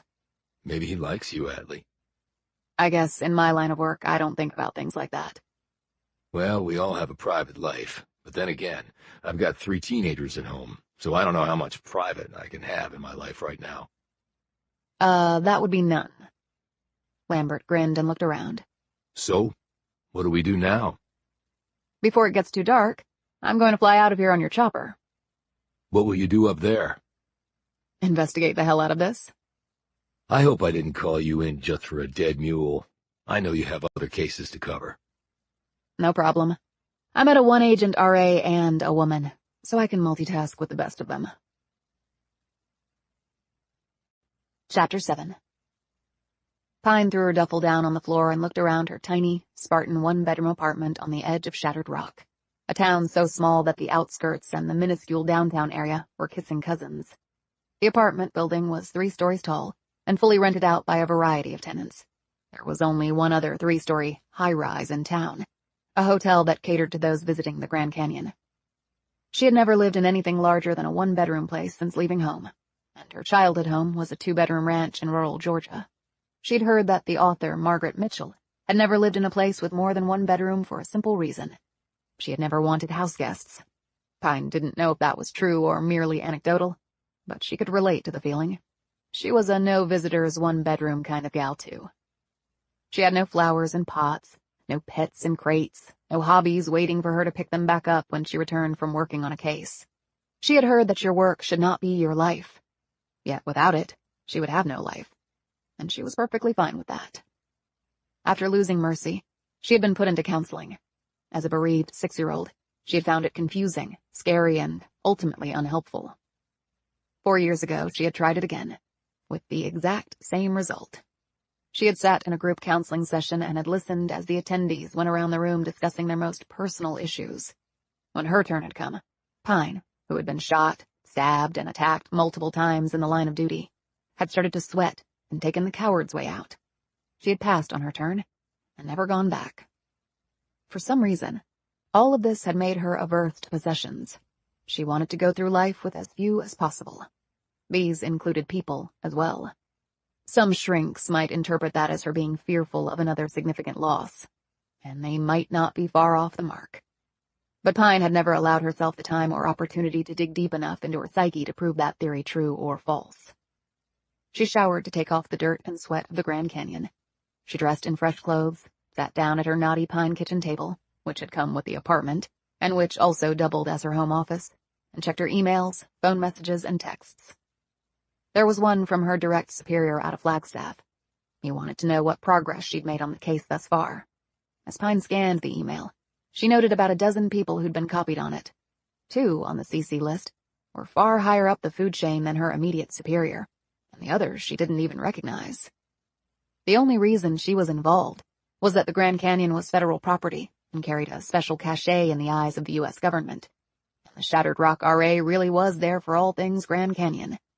She had hit the ground running after being assigned to this job, and she had worked hard to build a good relationship with the National Park Service Office, local police, and Indian tribes in the area. It could be a tricky endeavor, but Pine had kept at it, and her sincerity and hard work had finally won the locals over. Pine made herself a cup of coffee, sat back down in front of her laptop, and typed in a search for Capricorn consultants. Lots of things popped up, but none of them had anything to do with defense contracting. She texted Coulson Lambert to confirm that was the name of the firm where he had gotten that information. Lambert texted back a few minutes later, telling her that Priest's brother had volunteered that business name and the field it was in. Pine looked at her watch. It would be after 11 p.m. on the East Coast. Probably too late to call the brother. She looked back at the email trail and had a sudden inspiration. She went on an FBI personnel database and looked up all the names on the CC list whom she didn't know. She blinked when the man's picture and background came up. This was a name buried in the CC list, but he shouldn't have been. Peter Steuben. He was the executive assistant director of the FBI's National Security Branch, which meant he was the top guy there. The NSB was one of the 6 FBI branches. It had been created in 2005 in the wake of 9/11 and the suddenly critical fight against terrorism. It was a vastly important branch. In some ways, the most important branch of the FBI right now, as it took on myriad global threats against the United States. And here was its head guy, dumped in a CC list on a case involving a dead mule. And maybe a missing person connected to a company that didn't seem to exist, although she supposed that some defense contractors didn't exactly want a public footprint or a fancy website. Pine had worked at the East Coast FBI before. She felt that the bureau personnel on the other side of the Mississippi were buttoned down, uptight, by-the-book types who did not understand why the same rules and procedures could not simply be lifted from New York or D.C. and plopped on top of the Southwest like a giant template of law enforcement cookie-cutter protocols. Pine clearly understood why those rules didn't necessarily apply, principally because there was a slew of different elements out here, all wanting, and some certainly deserving of a voice and respect. Out here, pretty much everybody had multiple guns, along with a healthy skepticism of the federal government. And here you could drive all day without seeing another human being across terrain that sometimes resembled that of an uninhabited planet. Yet, she had long since given up fighting that battle with the East Coast boys. She kept her head down, did her job, and never asked for help unless she really, really needed it. But if the NSB was interested in her case, she didn't know how successful that strategy would be. She could imagine a chopper full of ramrod-straight FBI agents with Jersey accents landing right in the middle of her case, and politely but firmly telling her to back the hell off. Fueled by this thought, she looked at her watch again and decided to take a chance. She punched in the number Lambert had given her and waited while it rang on the other end. On the second ring, an anxious voice said, Yes? Mr. Priest? Yes? Edward Priest. Yes, who is this? I'm Special Agent Atlee Pine with the FBI in Arizona. Oh my God, it's Ben, isn't it? He's dead. Oh shit. Oh sweet Jesus. Pine could hear the man start to sob. She said firmly, No, Mr. Priest, no, that's not why I'm calling. I'm investigating your brother's disappearance, but we haven't found him yet. For all we know, he's still very much alive. She listened as his breaths slowed. He barked. You scared the holy crap out of me. Why are you calling this late? I apologize for that. But in a situation like this, time can be of the essence. You told one of my colleagues that your brother worked at Capricorn Consultants? That's right, he does. They're a Beltway firm? Yes. Do you have an address and contact info for them? Now, Priest hesitated. Contact info? Or an address? I don't have that information. I just recall my brother telling me that's where he worked. When was that? The tone turned from gruff to suspicious. Why is this so important? He went missing at the Grand Canyon, not on the D.C. Beltway. The thing is, I looked them up, but I can't find a firm by that name located in the D.C. area. Silence. Then, I think it was about 6 months ago when he told me. So he never took you to his office? No. Did he ever talk to you about his work? He would make that joke, you know, the usual one when dealing with stuff around D.C. You mean he could tell you, but then he'd have to kill you? Exactly. Okay. Agent Pine, what is going on? I'm not sure right now. Could you fill me in on your brother's background? Education, early life, family, that sort of thing? I already told the other guy. It would really help if you told me, too. A long sigh was followed by, We were mostly raised on the East Coast, but we moved around a lot. Our father was in the Navy, retired as an 07. Rear Admiral lower half. Yes, that's right. Were you a Navy brat? No, but I have friends who were. What else? Ben is my younger brother. We have 2 older sisters. Ben lives in Old Town Alexandria, Virginia. One sister lives in Florida, and the other near Syracuse. I understand your brother isn't married. No, he never took the plunge. His work was his life. Education? Georgetown. Undergrad and grad. Political science? Yeah, how'd you know? Lucky guess. Can you give me his home address? Look, I want to cooperate, but it occurred to me that I don't actually know if you are who you say you are. Colson Lambert from the U.S. Park Service contacted you before. I can give you my badge number and a phone number to call at the Bureau to confirm I'm an agent with them. You can call me back on this number tomorrow if you like. Priest didn't say anything right away. No, I guess it's okay. I mean, why would you be calling me if you weren't with the FBI, right? I can think of a few reasons, Pine thought to herself, but she told Priest none of them. He gave her his brother's home address. So, no word from Ben? No. Look, I asked this Lambert guy if I should fly out. I think you need to stay where you are. Anything develops, I'll call you immediately. And feel free to call me with any questions or concerns, or if you think of anything that might be helpful. Do you think this has to do with Ben's work? I can't say that it doesn't. At least not right now. Do you think he's dead? I don't think anything. We don't know enough. But just to cover the obvious angle, did your brother have any enemies?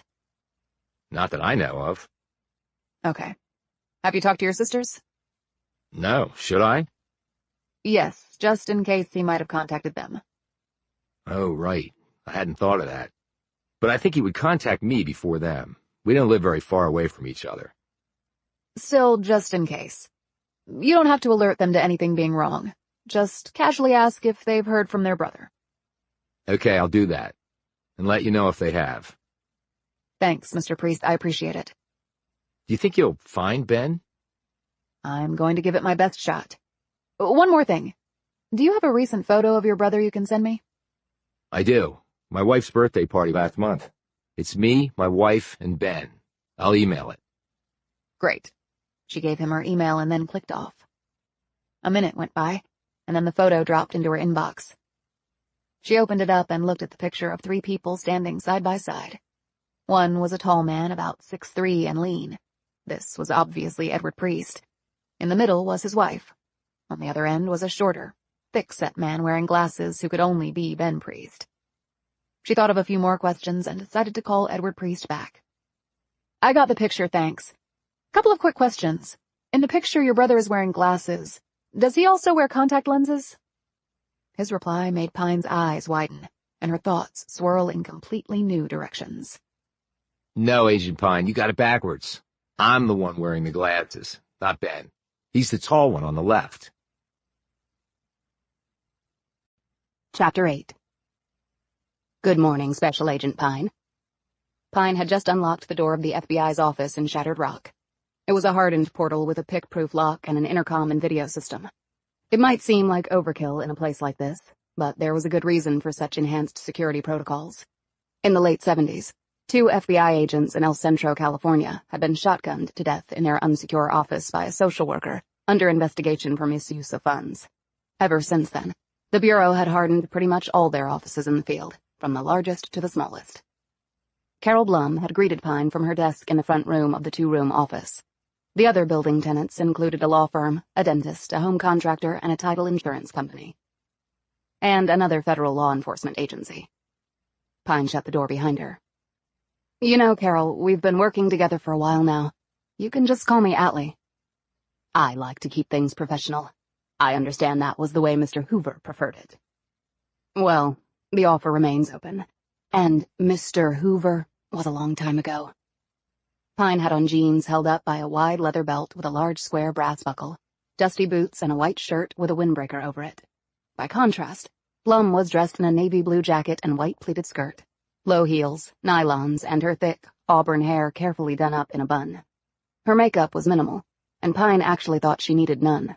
She was a striking woman who had kept herself fit, possessing enormous emerald green eyes that contrasted vividly with the reddish hair, an angular chin, elevated knuckles of cheekbones, and an air about her that seemed exotic, as silly and dated as that term seemed now. But the other term someone would unfailingly apply to her would be professional. I put your recent case files on your desk. Flagstaff will be calling in this afternoon for a routine update. It's on your calendar. Thank you. You know, I like it that you never post and coast. Pine lifted her gaze to the woman's. Blum said, I've worked in other offices where, right before the supervisor sit-down comes, agents rush around to drop in a new page and a fresh serial number. I know what the term means, Carol. But you never do that. Never saw the point. I work cases to solve them, not play paperwork tricks. How was your time off? It was just fine. What did you do? I went on a trip. Somewhere fun? Not particularly, no. The enormous eyes widened a bit more. Would you like to talk about it? Not really, no. The eyes dimmed. Would you like some coffee? I just purchased a Keurig for the office. That must have cost you a ton of paperwork. It would have, except I bought it with my own money. You're brave. Coffee would be great. Thanks. Black. Just like always.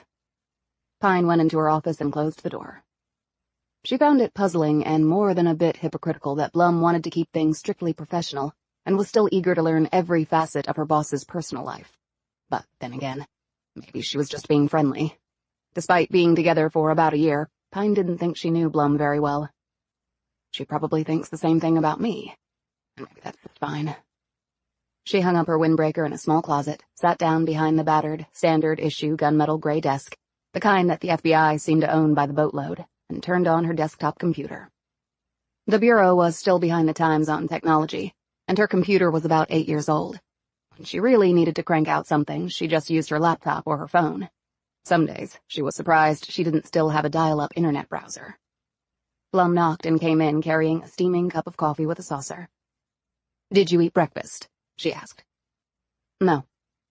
"Are you hungry? I can run to the bagel shop, it's no trouble." "I'm good, thanks." "Breakfast is the most important meal of the day. I have 6 kids, I know that for a fact." Pine glanced up from a file she had just opened. "I'll keep that in mind." "Anything else?" Pine knew that Blum just wanted to keep busy, but the fact was, Pine could pretty much do everything by herself. It was only a matter of time before the bureau figured that out too, and made her secretary expendable. But then again, the wheels of the FBI's bureaucracy could turn very slowly. Blum might actually retire before they caught on. "No, She paused as Blum looked at her expectantly. "There is one thing. Can you find out if the letters J and K hold any significance, and not just as alphabet letters?" "In relation to what?" "They were carved on the hide of a dead mule at the bottom of the Grand Canyon. I know it's not much to go on, and I don't expect you'll find anything." However, Blum was looking pensive. "Well, one thing does come to mind, but let me research it for a bit." She walked out. Pine stared after her in surprise for a moment, before spending the next hour going over her other case files in preparation for her monthly phone call with her supervisor. She had spent her time here getting to know all the law enforcement in the area. Pine had also visited the local Indian tribes who, collectively, had an enormous footprint here. They were not the sort you won over in a matter of weeks. It was baby steps, a little at a time. But during her time here, Pine had already captured a bank robber, broken up an opioid ring, and nailed a serial rapist preying on those living on tribal lands. And that had helped her gain the trust of those she needed to do her job.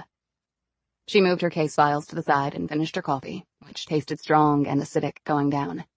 She glanced over at the far wall that still bore the indentation of a fist. It had not been thrown by Pine, but at Pine, by a suspect who had decided to turn violent. The second indentation in the wall below the first was larger. It marked where the suspect had been thrown headfirst into the wall after his fist had missed its mark, and Pine had brought the dispute to a swift resolution. She was cuffing the man with her knee firmly planted into the lower back of the nearly unconscious man, when Blum, who had certainly heard the scuffle, had calmly opened the door and asked Pine whether she needed the police to take the moron away. It had been her suggestion that Pine leave the marks on the wall.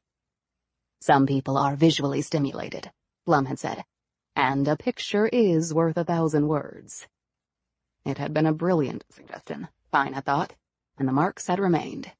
The guy had filed a complaint against her, said that Pine had attacked him without cause.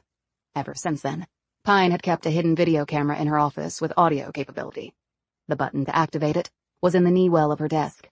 It wasn't for her protection. At least, not her physical protection. It was in case another moron tried to lie about who attacked whom.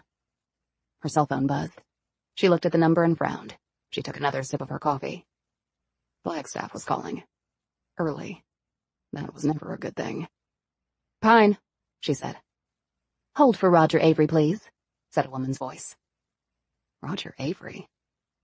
He was not Pine's immediate supervisor, and thus she had not been expecting a call from him. He was 2 levels above her immediate boss. He'd been with the Bureau for only 6 years, less than half her time on the clock. But now agents were making supervisor in as little as 3 or 4 years. Pine had never filed the necessary paperwork to make supervisor, and indeed had fought against every effort to take her from the field and plop her permanently in an office. She had a distinct opinion of an FBI supervisor. They sat at desks all day and told other agents how to run their cases, playing Monday morning quarterback at every opportunity, while others did the heavy lifting. Pine could stomach her direct contact, but she never liked to talk to Avery. She'd rather undergo a colonoscopy without the propofol. The voice came on a moment later. Pine? Yes, sir, said Pine. Surprised to hear from me? Well, I was expecting the call to go over my cases, but not from you, sir. I like to keep my finger on the pulse, so I'm making the calls this week. Finger on the pulse? The man would have failed every polygraph given to him. The call's on my calendar for this afternoon. I just thought I'd get it done earlier. I know you don't like to sit behind your desk, but if you're busy... Like any other supervisor, he didn't mean that. If she told him to take a flying leap, her ass was done. She said, "No, absolutely works for me." She reached for her case files, but his next words made her stop. I'm sure you're doing just fine on your regular caseload. I've never had to ding you on anything in that regard. His words were clear enough. He had to ding her on sometimes too zealously pursuing her cases. Yet she had never felt that hurt feelings or a broken limb should ever be cause for not discovering the truth. The moron she'd launched into the drywall had not just filed a complaint against her, he'd also filed a lawsuit. Both had been dismissed after it was learned that the man had attacked cops and ordinary citizens with regularity. "Okay," said Pine. "Is there something else you need then? Because I was actually just about to head out." Let's talk about the canyon. Now Pine eased forward in her cheap desk chair. It was a ratty piece of crap from a going-out-of-business office door, and had no lumbar or any other sort of support. It was like sitting on Jell-O in the middle of an earthquake. She was pretty sure she'd end up just buying a new chair using agency funds, and take the heat for not filing the necessary forms.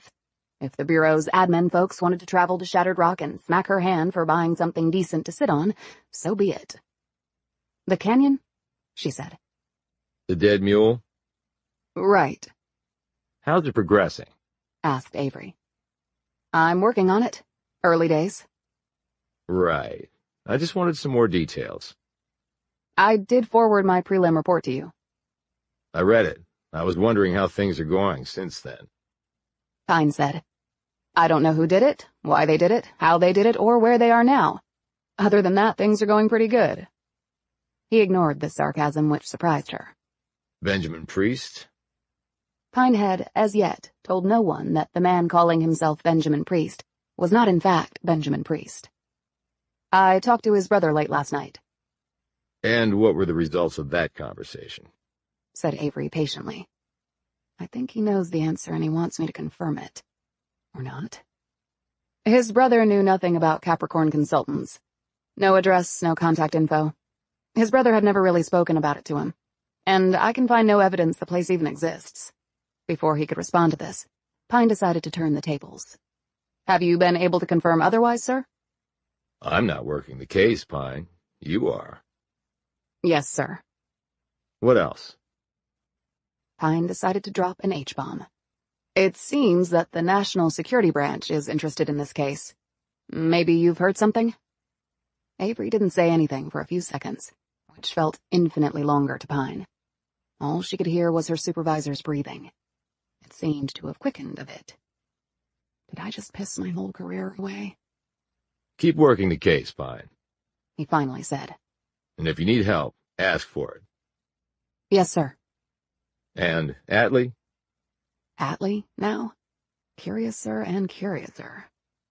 "Yes?" Make sure you have eyes in the back of your head. The line went dead.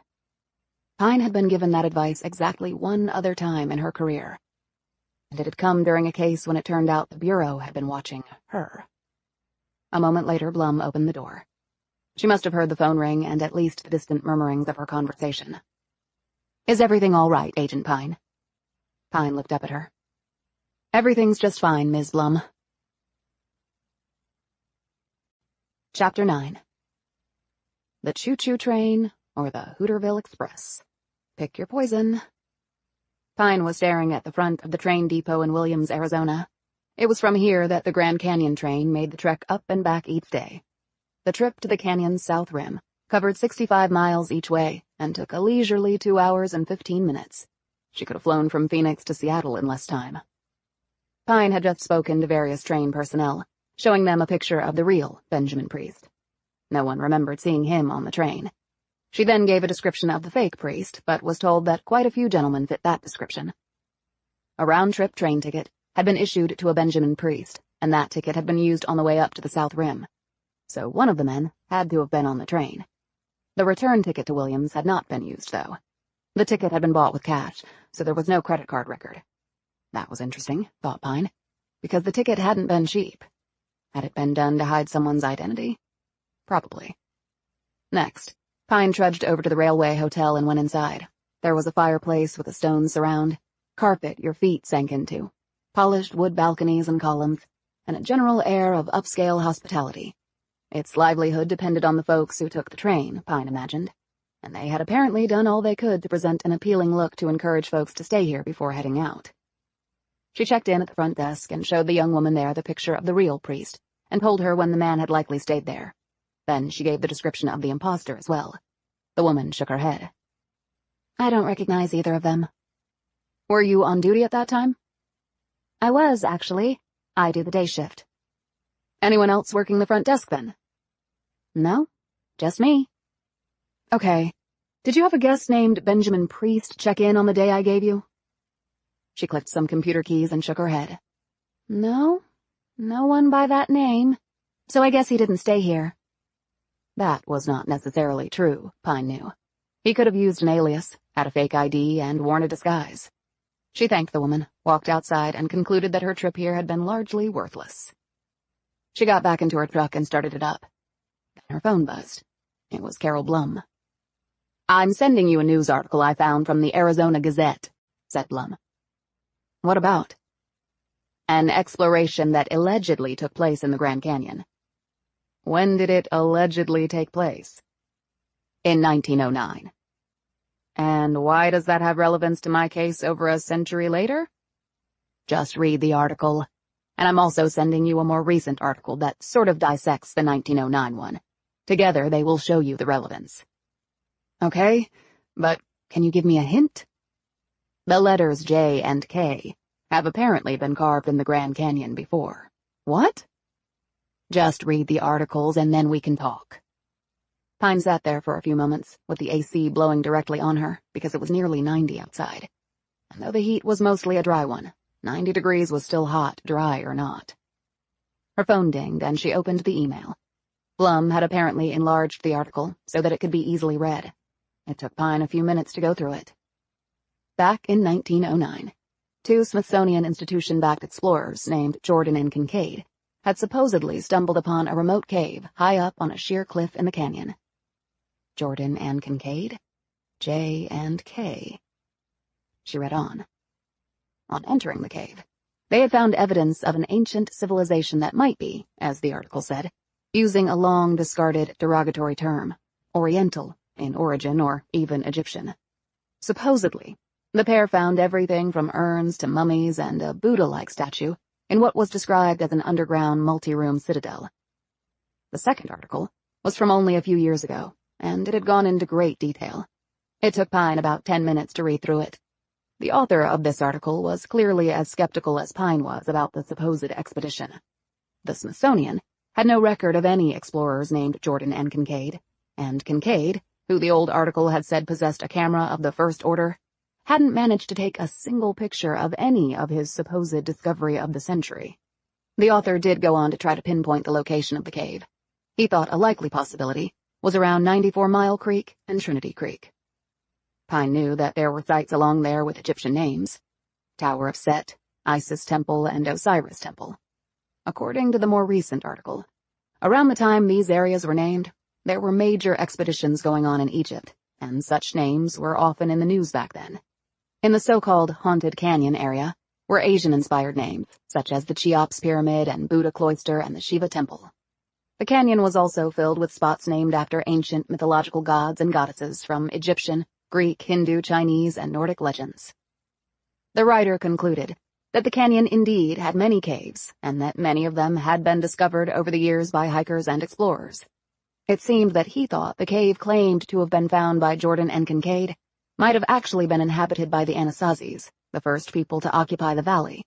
They were the originators of the Pueblo style of dwelling, and built caves in the cliffs, as did many ancient cultures. The Navajos were descendants of the Anasazis, whose name meant Ancient One in the Navajo language. There was even a so-called mummy's cave in the Canyon de Shelly where the Anasazis had lived. It was about 300 feet above the canyon floor, and comprised of 2 adjacent caves housing a dwelling space consisting of more than 50 rooms and circular ceremonial structures dating back more than 1,000 years. And then she read the last paragraph of the later article. Apparently, the author speculated, Jordan and Kincaid had carved the letters J and K into the rock above the entrance to the cave. What he was basing this on, Pine didn't know, because the writer never gave a reason.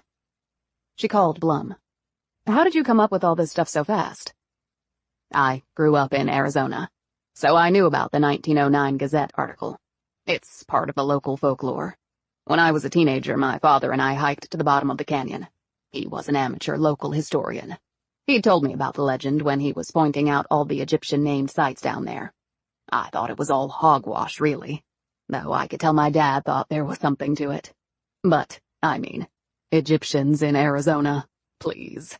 But the letters J and K, Jordan and Kincaid, that's what I remembered when you asked me to research it this morning.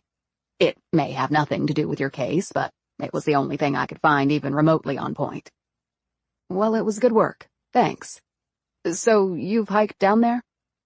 Oh, many times when I was younger. And I've done the mule ride too, but that was years ago. Good to know. Are you coming back to the office? I might. Pine checked her watch. I know you get off in an hour. I'll stay and work on this. I have nothing else to do today.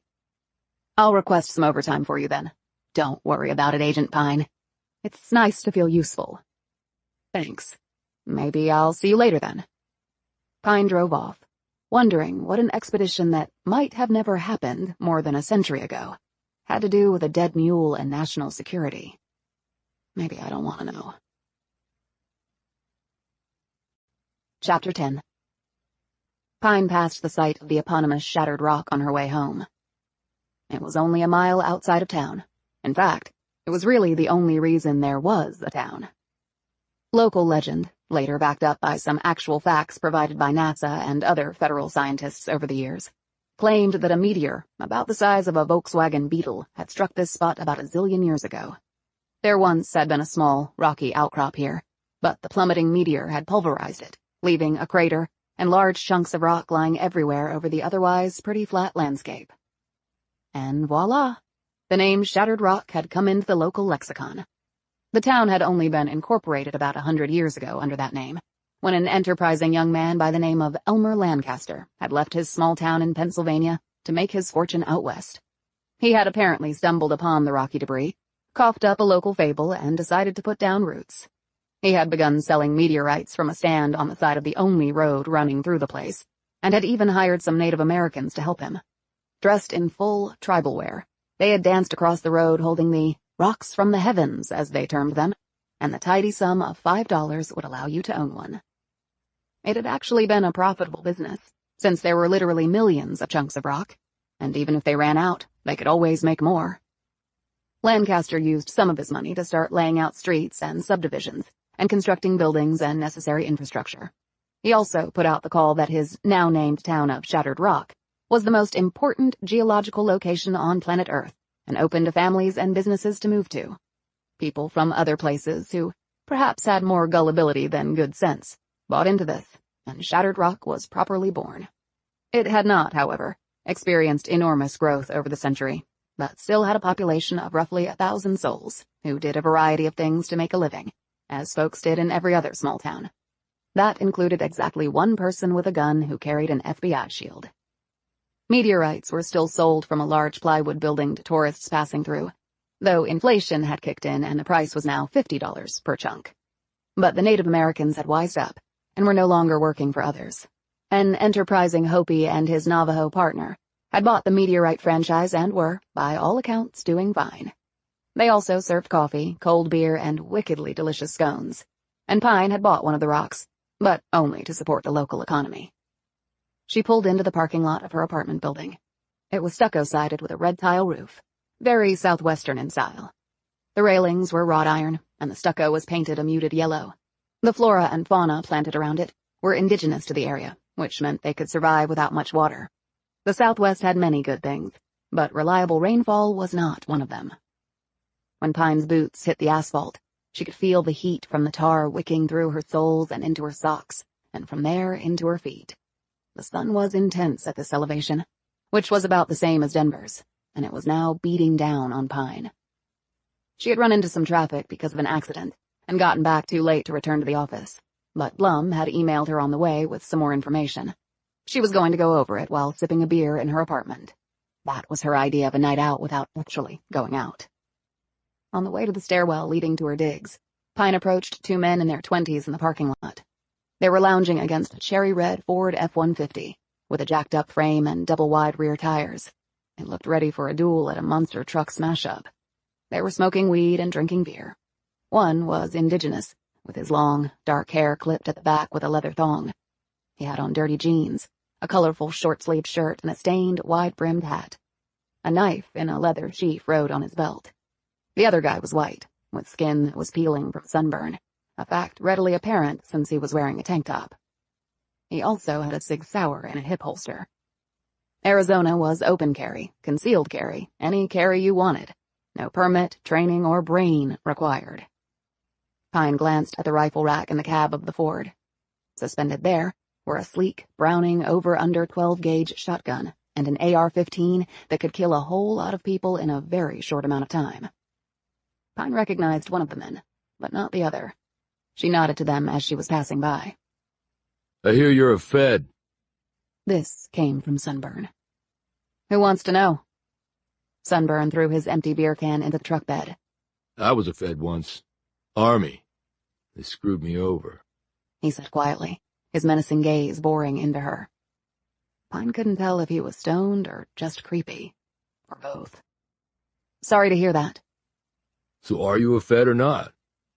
He said, drawing closer. Yeah, I'm a federal agent. We'll screw you over, too. Not so far. He took a puff on his joint. She watched him and said, And maybe you need to knock that off and clear your head, especially if you're driving. You don't want any more trouble with the authorities, right? This is a free country, right? I fought for that shit. You got your medical marijuana card? Otherwise, it's illegal to possess or use it in Arizona. And under federal law, you shouldn't be carrying a gun if you're using weed, though the state of Arizona sees it differently. Got PTSD, left my card at home. You can arrest me if you want. If you don't have a card, I could arrest you. It's a felony. Like I said, I got a card, just forgot it. I was in Iraq, lady.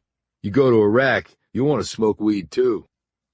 Pine eyed his buddy, who seemed disinterested in the whole interaction. How about you? I left my card home, too. Pine shook her head. She was not arresting these guys for that, but still. She eyed the AR-15 and said to Sunburn, I'm assuming you passed a background check for the AR? Not my gun, replied Sunburn. Pine, who was done with this exchange, said tersely, Right. Okay, you guys have a good evening. Just don't drug, drink, and drive, okay? And be careful with your weapons. She started to walk past him when Sunburn moved in front of her. I ain't done talking to you. Yeah? Well, I'm done talking to you. As she moved past him, he roughly grabbed her arm. Pine gripped his wrist, bent it backward, drove it behind his back, and launched him headfirst into the side of the truck. His forehead punched into the sheet metal, and he slowly slid to the ground. With her free hand, Pine whipped out her Glock and pointed it in the direction of the other guy, whose hand had drifted to his knife. Don't do it unless you want to die right here, barked Pine. Put it on the ground and kick it away. Now! The man quickly did as she ordered, laying the weapon in the dirt and then propelling it about 2 feet away with his boot. Sunburn slowly groaned and turned over on his back. She reached down and jerked his cig from the holster. Hey, you can't take my gun, he protested. She pointed her gun at his head. "You ever lay a hand on me again? You won't be waking up. You got that?" When he didn't answer, she nudged him with her boot. "I said, you got that." Yeah, I get it, okay. Shit. "And be thankful I don't want to waste another minute of my life dealing with you idiots. Now clear out of here." He struggled up and, with his buddy's help, climbed into the passenger seat of the Ford. When his friend went to get his knife, Pine placed her boot over it. "Don't think so." She paused and studied him. "I know you. Your old man is Joe Yazzie, isn't he? You're his oldest, Joe Jr. Does he know you're hanging out with dicks like that?" I'm 24. I can hang out with anybody I want, retorted Yazzie. In her periphery, Pine kept a visual on Sunburn, just in case he went for the Browning or AR. She said to Yazzie, "Then exercise better judgment. What are you doing here anyway?" Our buddy lives here, Kyle Chavez. Pine nodded. She knew the Chavez family. The parents were illegals, hardworking, never in any trouble, and went to Mass every Sunday at the only Catholic church in town. But their son, Kyle, was a piece of work, and giving them endless trouble. He had nearly come Pine's way a couple of times. "Like I said, exercise better judgment." You think you're a badass? Screamed Sunburn from the truck. "Get him out of here before I change my mind about arresting you both," Pine said. Yazzie quickly climbed into the truck, started it up, put it in gear, and drove off. Pine watched them go until they were out of sight. Then she picked up the knife, shoved Sunburn's cig into her pocket, and walked up the stairs to her apartment. Now, she really, really wanted that beer. Chapter 11. Blum's email had contained more information about the website where she had originally found the 2 articles. If the letters carved on the mule were referring to Jordan and Kincaid, then the person who had carved them might have accessed this website, and whenever you accessed a digital space, you left behind your electronic prints in the form of an IP address. The Bureau had busted many a crook who didn't understand this. It was a long shot, Pine knew, but Blum had also told her that there weren't very many websites dealing with this subject. They might just get lucky. Ordinarily, Pine would have forwarded this information to IT specialists at the Bureau, who could check out web traffic to a site. Yet she hesitated to do that now. Eyes in the back of my head. Avery had told her that, and yet he was no particular ally of hers. But she was under his chain of command, and maybe he was giving her some subtle assistance for some reason as yet unknown. Or maybe he was setting her up to swing in the wind. She supposed only time would tell which possibility was correct. She finished her beer and took 2 pork sausages out of the fridge. She had already fired up her little hibachi that was out on the balcony. It had come with the apartment, having been left behind by the last renter. She only had to add a fresh bag of charcoal. Pine wasn't much of a cook, but eating out every night was not in her budget, or good for her physical well-being. She plopped the fat sausages on the hot grill, and her nostrils were instantly assailed with the smell of cooking spiced meat. She grabbed a bottle of water from her fridge, uncapped it, and took a long drink. Dehydration was a real problem here. People trying to hike the canyon failed all the time to take this into account, despite all the warning signs posted everywhere about how much water and salty foods to carry with you, and how much to consume during your trek. Becoming dehydrated was potentially deadly. Blood pressure dropped to dangerously low levels. The heart slowed, the organs could begin shutting down, and then you were gone, all from not imbibing enough H2O. She mixed a small salad, cutting up tomatoes, cucumbers, snap peas, and beets. She sprinkled a homemade lemon vinaigrette over it and set it on the kitchen table. A few minutes later, she checked on the sausages. They were plump and bursting and marked with the tines of the grill. Just how she liked them. She sat at her table and ate, while she used her laptop to look through the website Blum had found. It was quite conspiratorial in tone. The whole country, maybe the whole world, was wallowing in paranoia. She thought it was still anyone's bet as to whether the internet would turn out to be more good or evil. She texted a friend of hers who worked for a satellite office of Google in Salt Lake City and gave him the information on the site, with a request that he track the IP addresses that had accessed the site within the last several weeks. Pine had no idea what sort of traffic this site experienced, so she felt it was practical to put in a time parameter, if just to see what sort of volume she'd be looking at. She finished her dinner and put her plate and utensils in the dishwasher. It was nearly 9 o'clock now, but she wasn't really tired. She received an answering text from her friend in Salt Lake. He had gotten the information and would try to have something for her tomorrow. Pine sat back and thought things through. It was quite a mishmash in her head. How did a carved-up mule, that might be tied to an old legend, square with a defense contractor gone missing, along with the man impersonating him? No, she was wrong about that. It was still unproven that Benjamin Priest was a defense contractor. He could be something else entirely. And Benjamin Priest wasn't even technically missing. The man pretending to be him was. And why the Bureau's national security interest? Pine couldn't even prove that the real Benjamin Priest had ever visited the Grand Canyon. The only concrete evidence she had was that someone calling himself Benjamin Priest had ridden Sally Bell down to the canyon floor and then vanished, leaving a mutilated mule in his wake. Had the impersonator hiked out at night? Hikers did make the trek from rim to rim at night, to avoid the heat of the day, which could feel like a sauna from May to September. Pine had made the nighttime journey numerous times, taking a quick nap on the banks of the Colorado at midnight before hiking up to the opposite rim to see the sunrise. But she was in excellent physical shape, knew the trails, and had the right equipment, including headlamps. Walking along rocky, uneven, narrow trails with sheer drops without lights was a suicidal endeavor. So, a guy who was nervous coming down on a mule would have had to hike up alone in the dark. Pine had no way to explain the seemingly incongruous possibility. And she certainly wouldn't figure it out tonight. She stripped off her clothes and took a shower, and put on a pair of gym shorts and a white tank top. She sat on the bed and looked at her heavily calloused hands. She had to scrub hard to get out the fine bits of weightlifting chalk embedded in her fingers. When she wasn't traveling for a case, she lifted 3 times a week at a gym in downtown Shattered Rock. It used to house a Chinese restaurant, but apparently the denizens of the Rock would rather push iron than eat kung pao. Next door to that was an MMA studio, where she practiced her kickboxing 3 days a week. On the 7th day, unlike God, she didn't rest. Instead, she put on her Nikes and ran along the flat, dry plains with an unforgiving sun beating down on her. The unincorporated town of Tuba City was to the east of Shattered Rock and hugged the westernmost edge of the Navajo Nation like a parenthesis. Shattered Rock lay just outside the boundaries of the Navajo's territory, sitting within the Painted Desert. The summers were hot and dry and the winters cold and equally dry because of the barrier mountains to the south. Her first winter here, Pine thought her skin was literally going to break off. She had gone through a ton of moisturizers and kept a humidifier in her apartment and office running from November to April.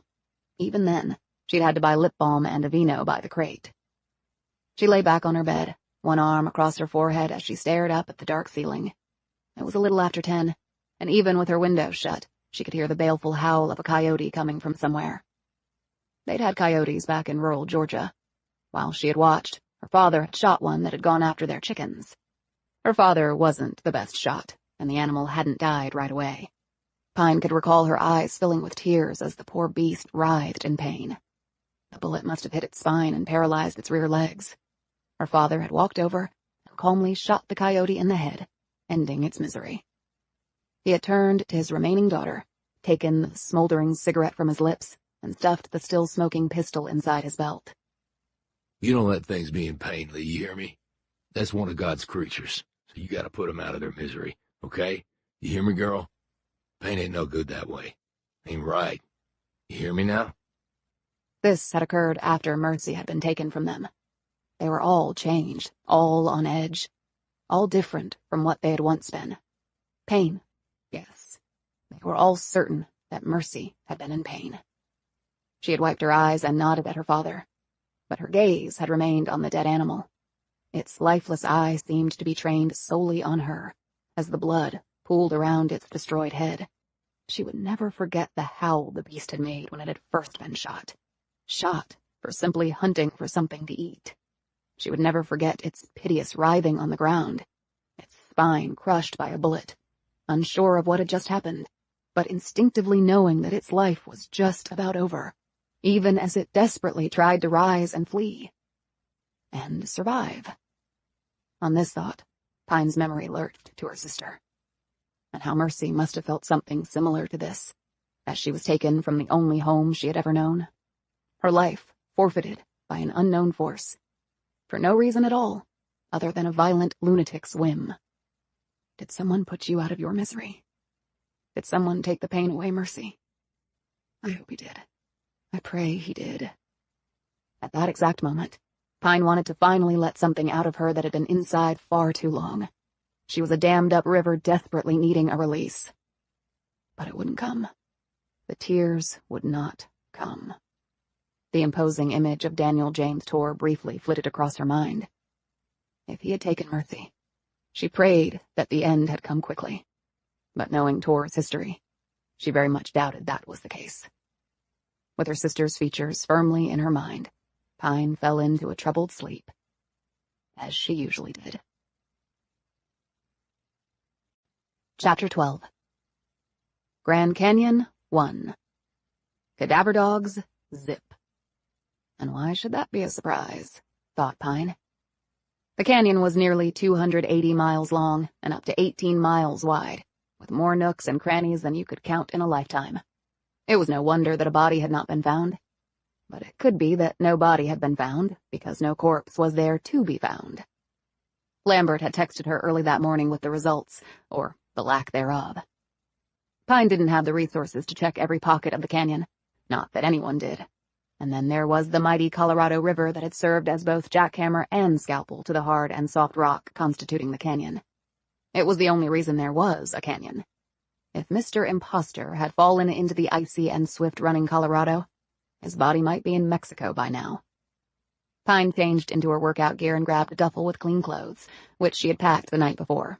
She climbed into her truck and drove off. It was a 10-minute trip to her gym. It was pretty much a 10-minute drive to everywhere in Shattered Rock. You knew you were in rush hour if you saw more than one car at the same time. She parked on the empty street. It was early, and the heat had not yet built, but the sun had already started its rise, and the warmth would follow with it, until sweat would sprout on anyone who happened to be outside moving at anything faster than a slow walk. It would be 2 more months before the weather would approach anything that could be called cool or refreshing. And right now, Pine was going to sweat inside. She nodded to the owner of the place as she walked in. His name was Kenny Cooney, a transplant from Maui. He was about 5'8" and a massively ripped 240 pounds. He was on the squat rack, with enough stacked plates to make the barbell bend at the ends.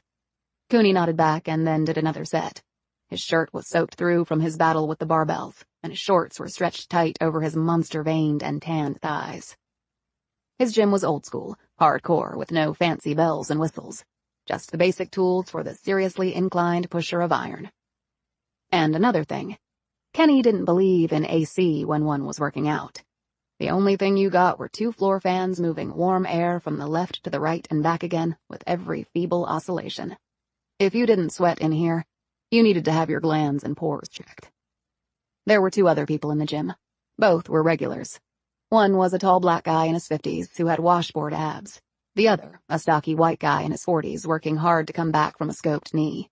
Pine didn't know their names, and in fact had never asked. She just knew them by their routines. The same was probably true of them toward her. The regulars didn't come here to chat. They came here to push as much weight as they could. They saved their breath to do just that, because if you did it correctly, you wouldn't have any wind left over to talk. She took off her sweatshirt, revealing the tank top underneath. This also showed off 4 tats Pine had. On one delt was the symbol for Gemini, the astrological mark of the twin. It was simply the Roman numeral 2, which looked like the symbol for pi, but with another line added at the bottom. On the other delt was the astrological symbol for the planet Mercury, which ruled the world of the Geminis. It was comprised of a cross on the bottom, a circle on top of the cross, and an upward crescent on top of the circle. Along both of Pine's long arms, starting at the forearms and working their way up towards each delt, were the words, No Mercy. Gemini, community, sisters. Pine had had the tats put on in college. During her weightlifting career, many had remarked on the images since they had been clearly visible while she competed. Pine had never answered any queries about them. The tats were for her and her sister and no one else. She warmed up and hit the weights with a ferocity that was clearly channeling the frustration she was feeling with her investigation. Multiple sets of flat and then incline bench press, military and swimmer's press.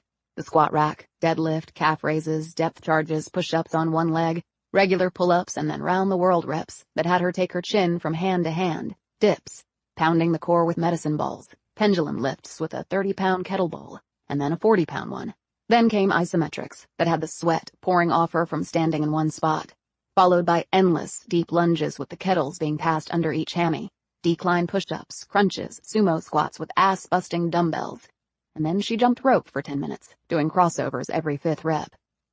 Then it was time for the pièce de résistance. Everything else had simply been a warm-up, a rehearsal for the real show. She wanted to do it while she was tired. Otherwise, what was the point? She loaded the plates on a bar, chalked her hands, and bent over the bar. Pine was tall for a female weightlifter. This was an advantage and a disadvantage. From simply a physics point of view, shorter people had shorter distances to heft the weight, and shorter muscles tended to be more explosive in nature, because of the very same rule of science. But Pine's longer muscles gave her tremendous leverage that shorter muscles simply could not muster. She closed her eyes and focused everything she had in a way that only a trained athlete needed to. The mind ready, she needed to execute what was called the dynamic start. This would separate the floor from the weights. With a sudden, explosive movement, Pine performed the clean part of the lift, curling the loaded bar under her chin while simultaneously nailing the squat perfectly. She then performed the bounce, rose up with the barbell, completing the concentric phase, and, with a whoosh of released air, jerked it cleanly overhead as she split her legs, performing the drive position.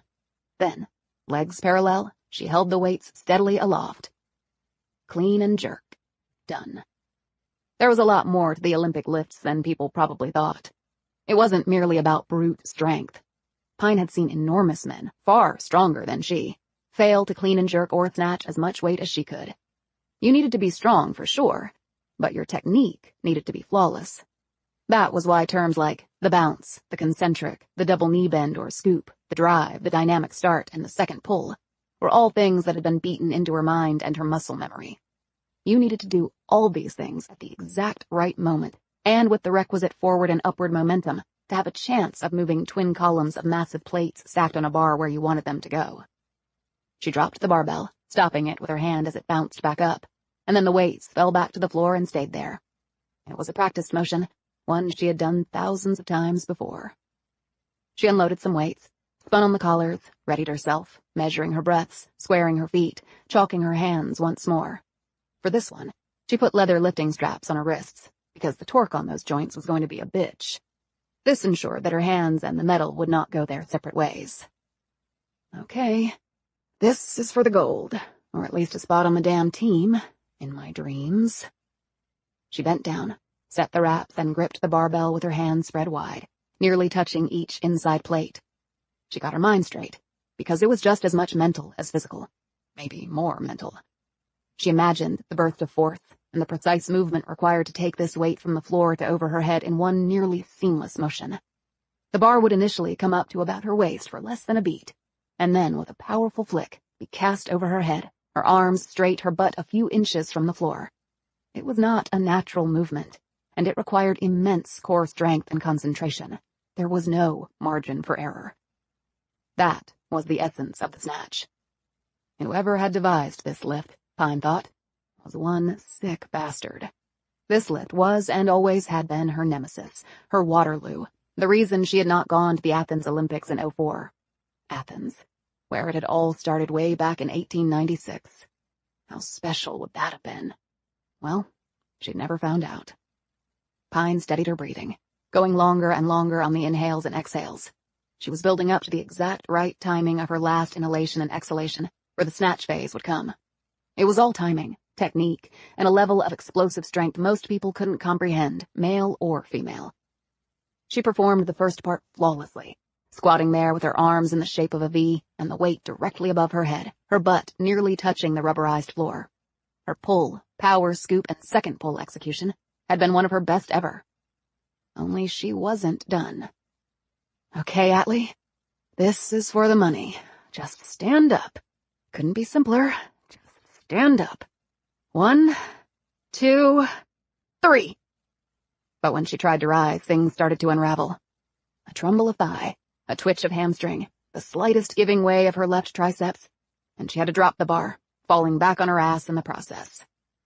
She sat there, breathing hard, the sweat dripping down her face and onto her chest, her gaze pointed at the floor. Defeated. Six-pack and knee rehab had long since gone. But Kenny Cooney was still there. You good? He called out in a casual tone as he did some paperwork at the front counter. She nodded and gave him a thumbs up. Not the first time this had happened. He went back to his paperwork. Shit, she muttered. She was not good. Despite her excellence in the first half of the lift, her form had sucked in the final stage, which was all that mattered. Her mental mechanics had completely broken down. She had been intimidated, afraid. Shit. She finally rose and performed the yoga and Pilates regimen that constituted her cooldown. Her muscles felt good stretching out, the tendons, ligaments, and cartilage all thanking her for the relief after the merciless pounding of iron. She hit the shower, changed into her work clothes, and walked out, hair still wet. This had been her time. Now, the FBI owned her for the rest of the day. Chapter 13. Pine drove to her office and entered the underground parking garage. There was a guy on duty there, and after hours the overhead door would come down, requiring keycard access. This level of security was not because of Pine's presence. It was because of the other law enforcement agency located here. ICE, Immigration and Customs Enforcement. Today, it was more known for immigration enforcement, and they were very active in Arizona, rounding up and deporting masses of people. It had become a political football, really. Because of that, there had been threats made, and the building might be a target, hence the security guy and the overhead door with keycard access. Pine routinely saw some of the ICE guys in and around the building. She knew all the agents there, but didn't really hang with them very often, because they kept to themselves. She was FBI, under the Justice Department. ICE was under the Department of Homeland Security. There was a bit of a federal rivalry there, but their work almost never overlapped. But they were fellow feds, and she would always have their backs if they needed it. The underground garage kept the sun off the cars during the day. It was actually a necessity here, especially during the summer. Otherwise, she would have let her truck run without her in it for a few minutes with the AC cranked to max, and she'd still sweat when she got in. She parked next to a vehicle with a cover over it. This car had once belonged to a veteran FBI agent named Frank Stark, who had been a mentor of hers during Pine's second field assignment. Every FBI agent got their creds, badge, and first assignment upon graduating from Quantico. The first-year assignment was done as a probationary agent to see if you could cut it in the field. After a year's time, you were no longer a probie and were transferred to your next assignment. Pine's had been Cleveland, sometimes referred to in FBI circles as the mistake on the lake. It was there that she had met Stark. She lifted the cover off and stared down at the 1967 Ford Mustang convertible, with parchment interior and matching top, and an iconic frost turquoise exterior. It had been meticulously restored by Stark, with the aid of the junior Phoebe Pine. The car restoration had been a project conducted in Stark's workshop garage, behind his 1950s-era house set in a neighborhood of homes that looked identical to each other, running as far as the eye could see. When Stark had asked if she wanted to help, Pine's first inclination was to say no.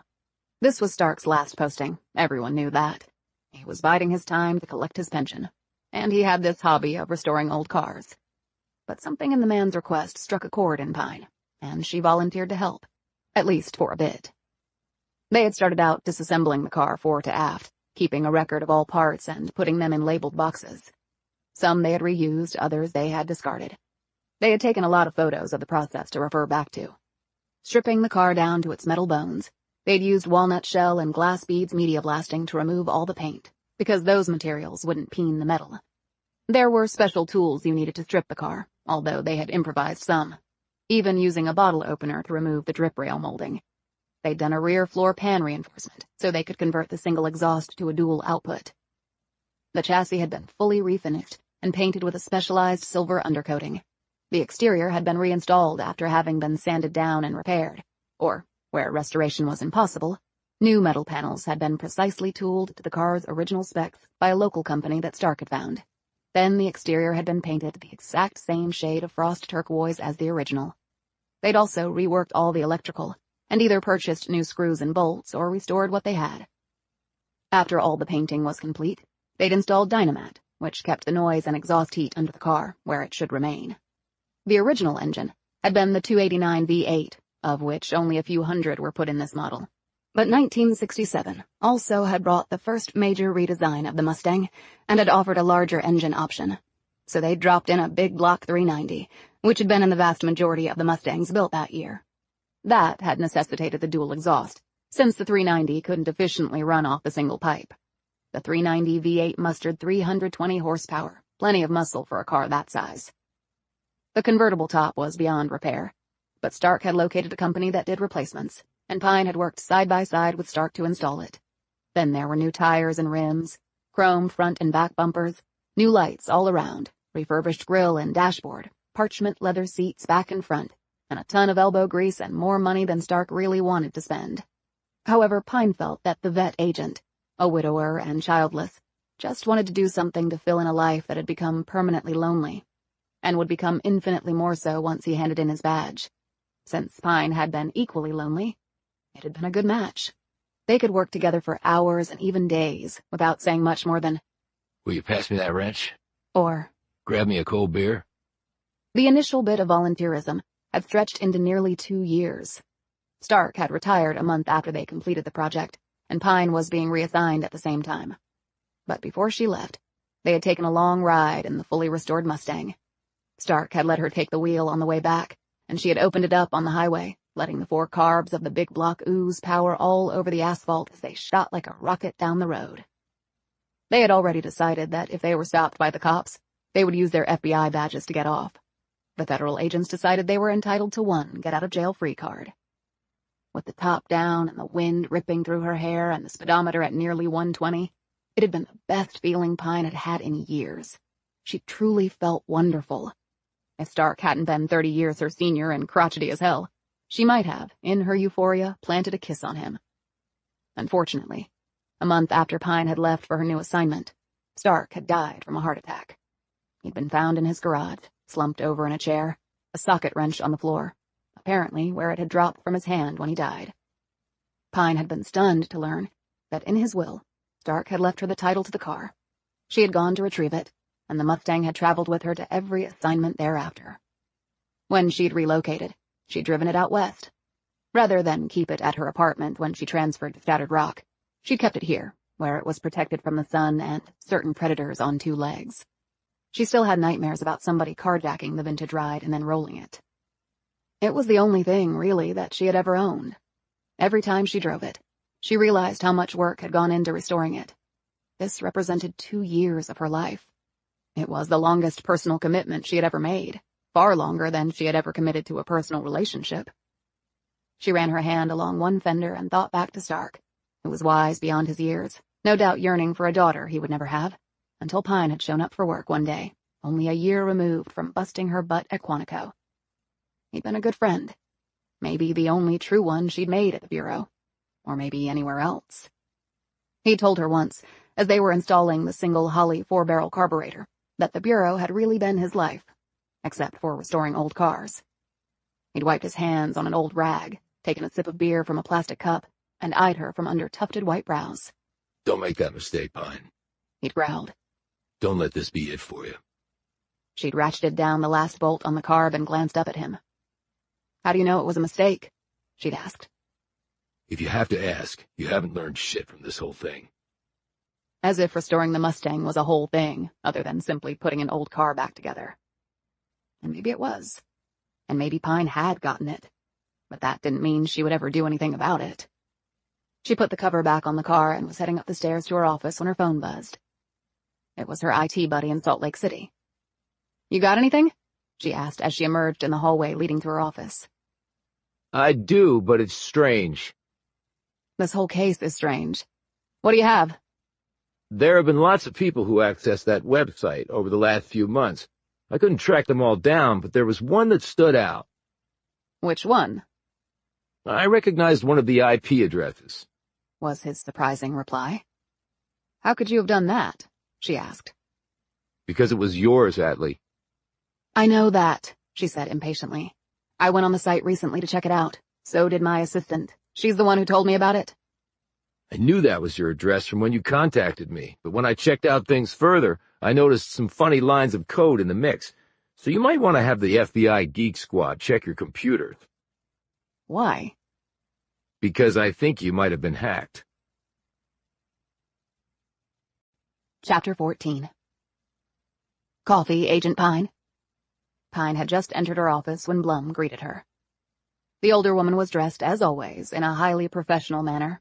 Skirt, jacket, pumps, hose, minimal jewelry, and a bit less makeup than normal. Pine absent-mindedly nodded and walked on to her office. She closed the door, sat at her desk, and stared at her computer. Hacked?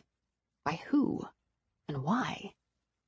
Her friend had told her something else, that whoever had done this could have easily done it remotely, in essence taking control of her computer and making it do things the hacker wanted without ever entering the premises.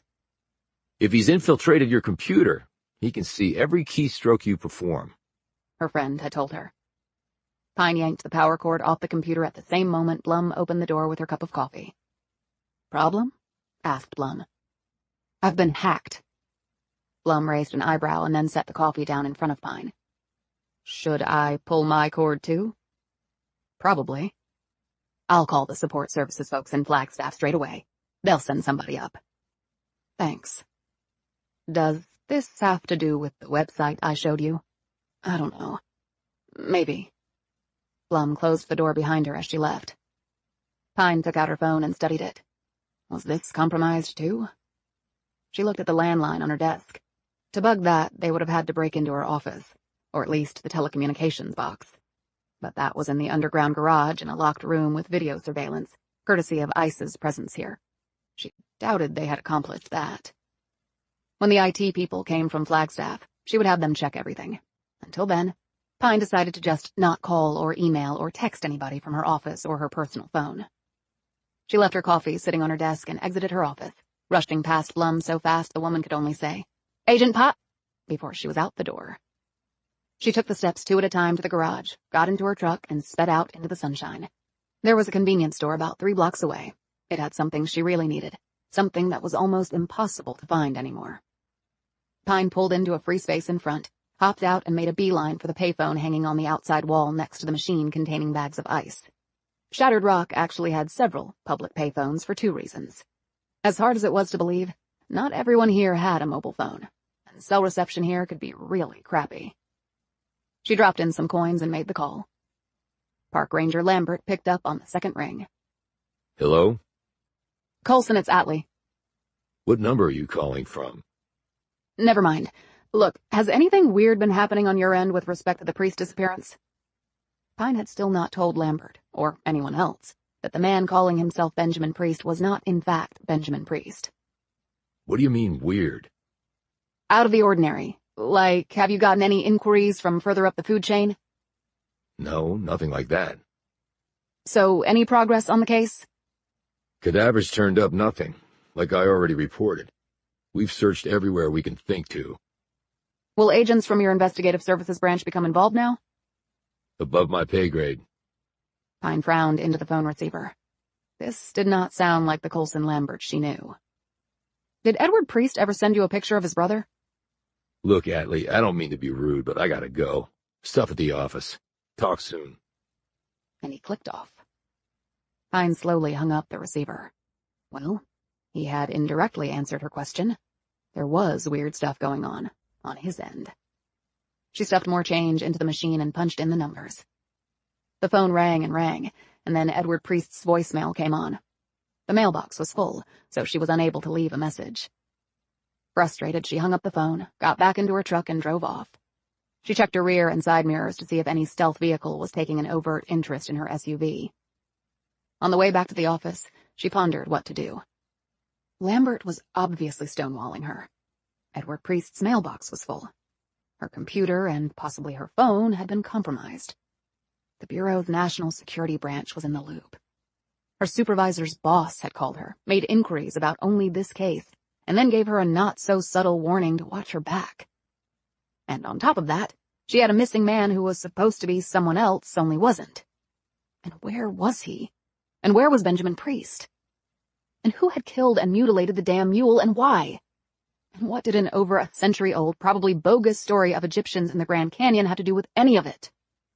She ran a hand through her still damp hair, and decided now would be a good time to return to the scene of the crime.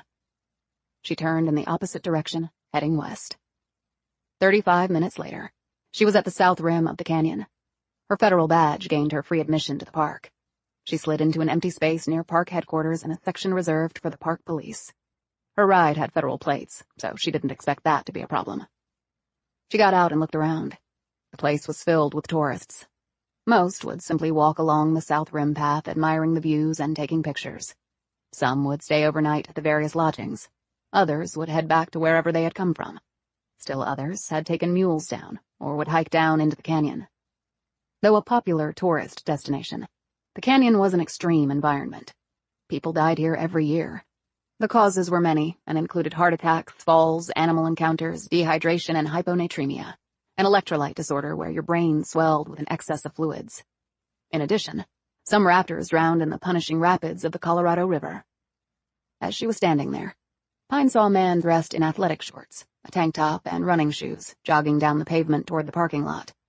He stopped, stretched, and then headed toward a muddy Jeep with its canvas top down. It also had a power winch on the front bumper. An Army Strong sticker was on the rear fender. "Hey, Sam!" Sam Kettler turned around as Pine called out. She walked over to him. "Don't you work nights here?" Usually, but not last night. She looked him over. The tank top and shorts revealed what his uniform had not.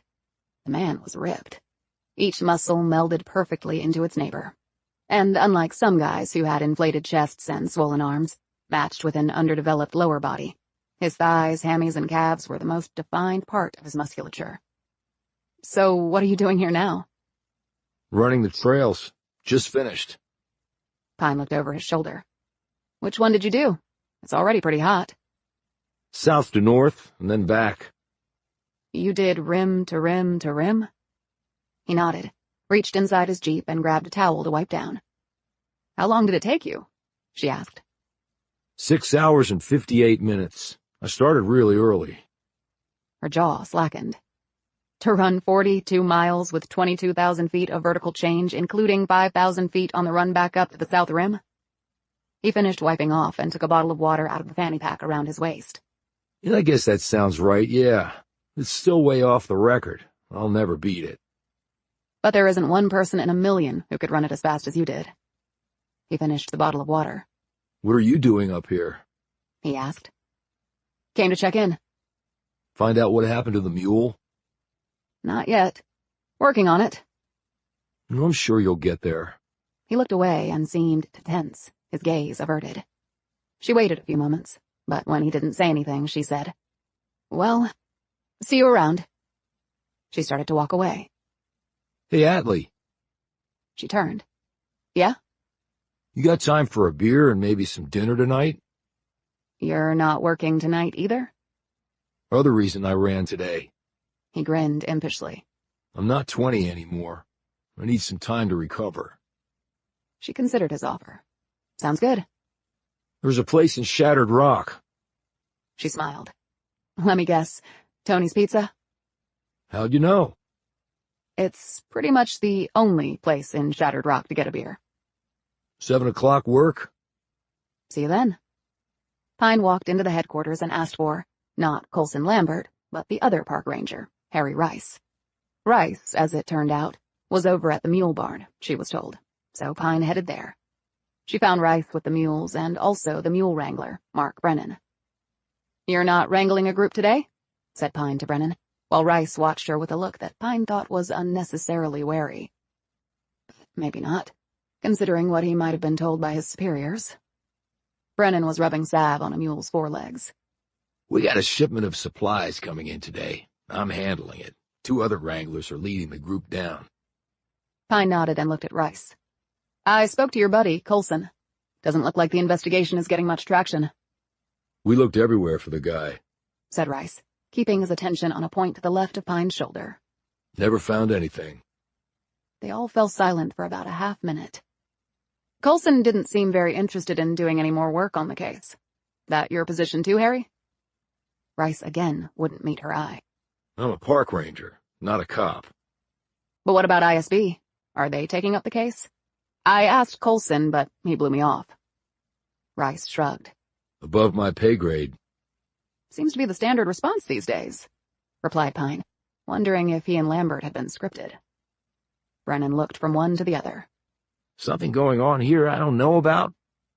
Probably, said Pine. Mark, you saw this guy, Priest. I want you to talk to a sketch artist I use and give that description to her. Rice said. Why? You use a sketch artist if you're trying to ID somebody. We already know who the missing guy is. Do we? Asked Pine. Rice looked taken aback. His brother told us. He's Benjamin Priest. I asked Coulson if he got a photo of Priest from his brother. He wouldn't answer me. Brennan said. Wait a minute. Are you saying this guy wasn't Ben Priest? I like to confirm everything, not just assume. Pine glanced at Rice. Did you guys just assume, or did you confirm? I don't like your tone, Atlee, replied Rice. And I don't like getting played, Harry. Brennan kept looking between the two feds, the confusion on his features growing. So, Mark, I need you to come with me for the sketch artist. But I got stuff to do here. Find somebody else to do it. As they walked out into the daylight, Brennan said quietly, What's going on here, Agent Pine? I mean, you guys are both with the federal government, right? Right. But the federal government is a big, unwieldy beast at times, and I go my own way. She pulled out her phone and brought up the photo that Edward Priest had sent of his brother. See the tall guy in this photo? You recognize him? Could he have also been in the group of 10 with Priest? No way. Nobody that tall was in the group, and nobody who looked close to that guy. Did you take a group photo? Did anyone take photos of each other?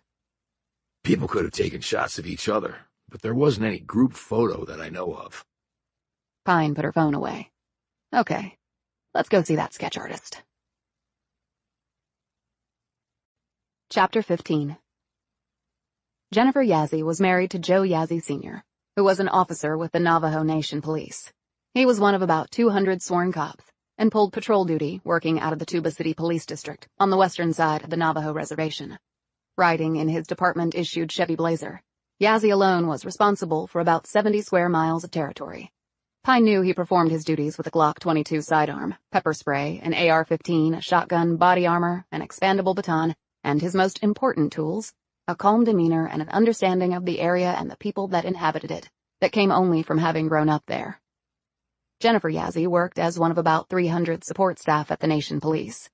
Although her main duties were in the IT department, she was an accomplished artist, having sold her pieces throughout the Southwest and having her works shown in numerous regional exhibitions. She was the police force's unofficial sketch artist in residence. Yazzie also worked in the Tuba City Police District, and that was where Pine drove to with Brennan. Though she had a child who was 24, Yazzie was only 45. She was a lean 5'5", with long, dark hair and finely etched lines around her eyes and mouth. She possessed an easy smile, as though whatever she was doing brought her great joy. Pine had met her within a month of moving to the Shattered Rock RA.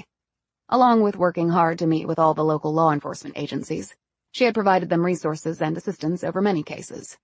Pine also had sat on her share of bar stools drinking with them, getting to know them and the policing realities here. The Bureau actually graded an agent on her ability to strike up good relationships with the locals, and would even speak directly to these other agencies to find out whether the FBI agent in question was doing a good job at that or not. During one of those times, Yazzie had joked with Pine that women in law enforcement were still rare enough that they all needed to keep up the professional sisterhood. Pine had agreed. The representation of women in law enforcement was still appallingly low in most parts of the country. Here, in the wild and woolly Southwest, Pine thought it was negligible. After Pine had introduced Brennan and discussed what she needed, Yazzie led them to a small conference room where she had not paper and brushes or pens, but a laptop computer. Yazzie smiled and said, "Like just about everything else, sketch art has gone digital." Pine and Brennan sat down across from her, while Yazzie punched in some keys and brought up a computer program. She looked over at Brennan. "You ready?" He nodded. To Pine, the man looked nervous and uncertain, as though he were about to undergo a painful medical exam or polygraph, instead of feeding a memory of a certain person to Yazzie, so she could recreate the image on the computer screen. Yazzie asked a series of questions, each one a little more detailed than the last. From the basic, male or female, to the shape of a nose, the curve of a chin, the wrinkles on a neck and around the eyes, to the texture of the person's hair along with the color. After about an hour of this back and forth, Yazzie swung the computer around so they could see the finished results. "How'd I do?" she asked. Pine watched as Brennan's jaw dropped. Damn, ma'am. That's him.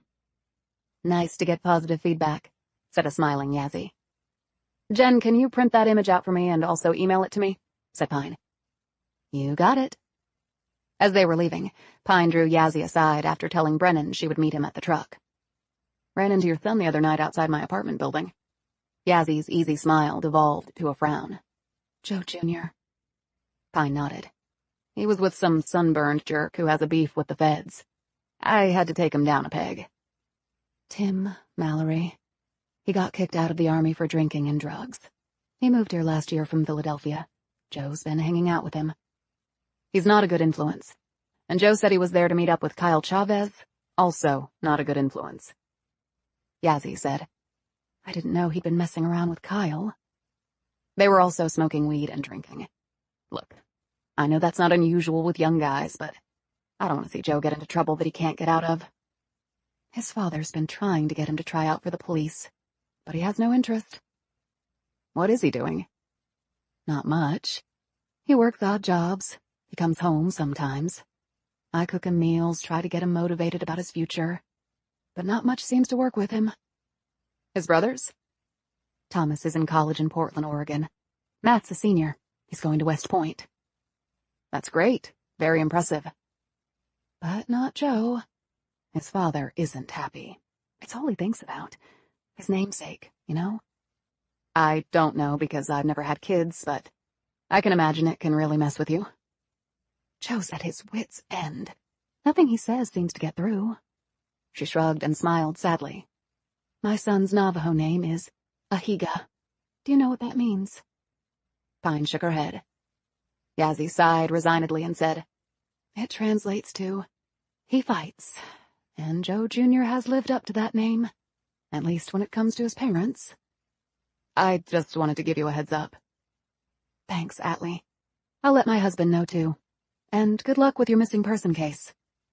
Pine walked out into the heat and sun thinking that she would need something a lot stronger than luck, and she was also thinking that motherhood was not for her.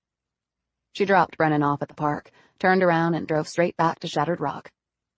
Carol Blum rose from her desk when Pine entered the office.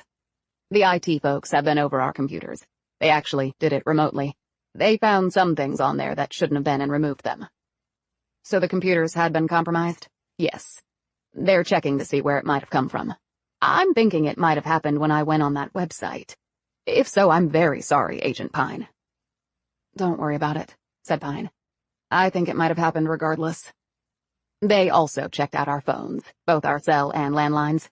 They're fine." "Good, because I'm out of quarters." "You did have a message from the forensics lab at Flagstaff. They wanted you to call. I have the number." Pine took this information into her office and closed the door. She called the number. On the second ring, a person picked up. She was Marjorie Parks, an assistant medical examiner with the FBI. Pine had worked with her before. "Well, Atlee, I have to admit, I've never done a post-mortem on a mule before. Well, technically, with an animal, it's referred to as a necropsy. I guess I have you to thank for that." "Yeah, it was a first for me, too." "What'd you find out?" "The death wound was performed with a long-bladed knife with an upward angle. Not quite a scythe shape, but something along those lines." "The letters on the hide?" "They were done with a knife as well." "Any idea what J and K refer to?" "We did some research on our own and might have pulled up a lead." "Good luck on that." "So what drug was used on Sally Bell?" "Who told you about that?" said Parks in surprise. "I was saving that for last." "You're not going to start cutting a half-ton mule without knocking it out first." "I'm sure." "Okay. The tests show that the drug used was romifidine. It's a sedative typically used in veterinary medicine with large animals like horses and mules." "Okay. We know the how. Now the only questions are who and why. And those are usually the toughest of all to answer. It's why I get paid the big bucks." Chapter 16. For some strange reason, Pine had a hard time deciding what to wear to meet Kettler for dinner and a beer. "It's not like you've never been on a date, Pine," she said to herself. as she held up one outfit after another in front of the mirror tacked to the back of her closet door. Though it has been a while. In the end, she settled on a sundress with a sweater on over it, and sandals. She'd carry her Glock in her purse, and leave the Beretta home. She hoped the date wouldn't warrant a backup weapon. The drive there took only a few minutes. She saw the Jeep parked at the curb and looked at her watch. 1 minute to 7. Mr. Kettler apparently liked to be early. She parked and went inside, immediately seeing him near the rear because the place was so small. He rose and waved.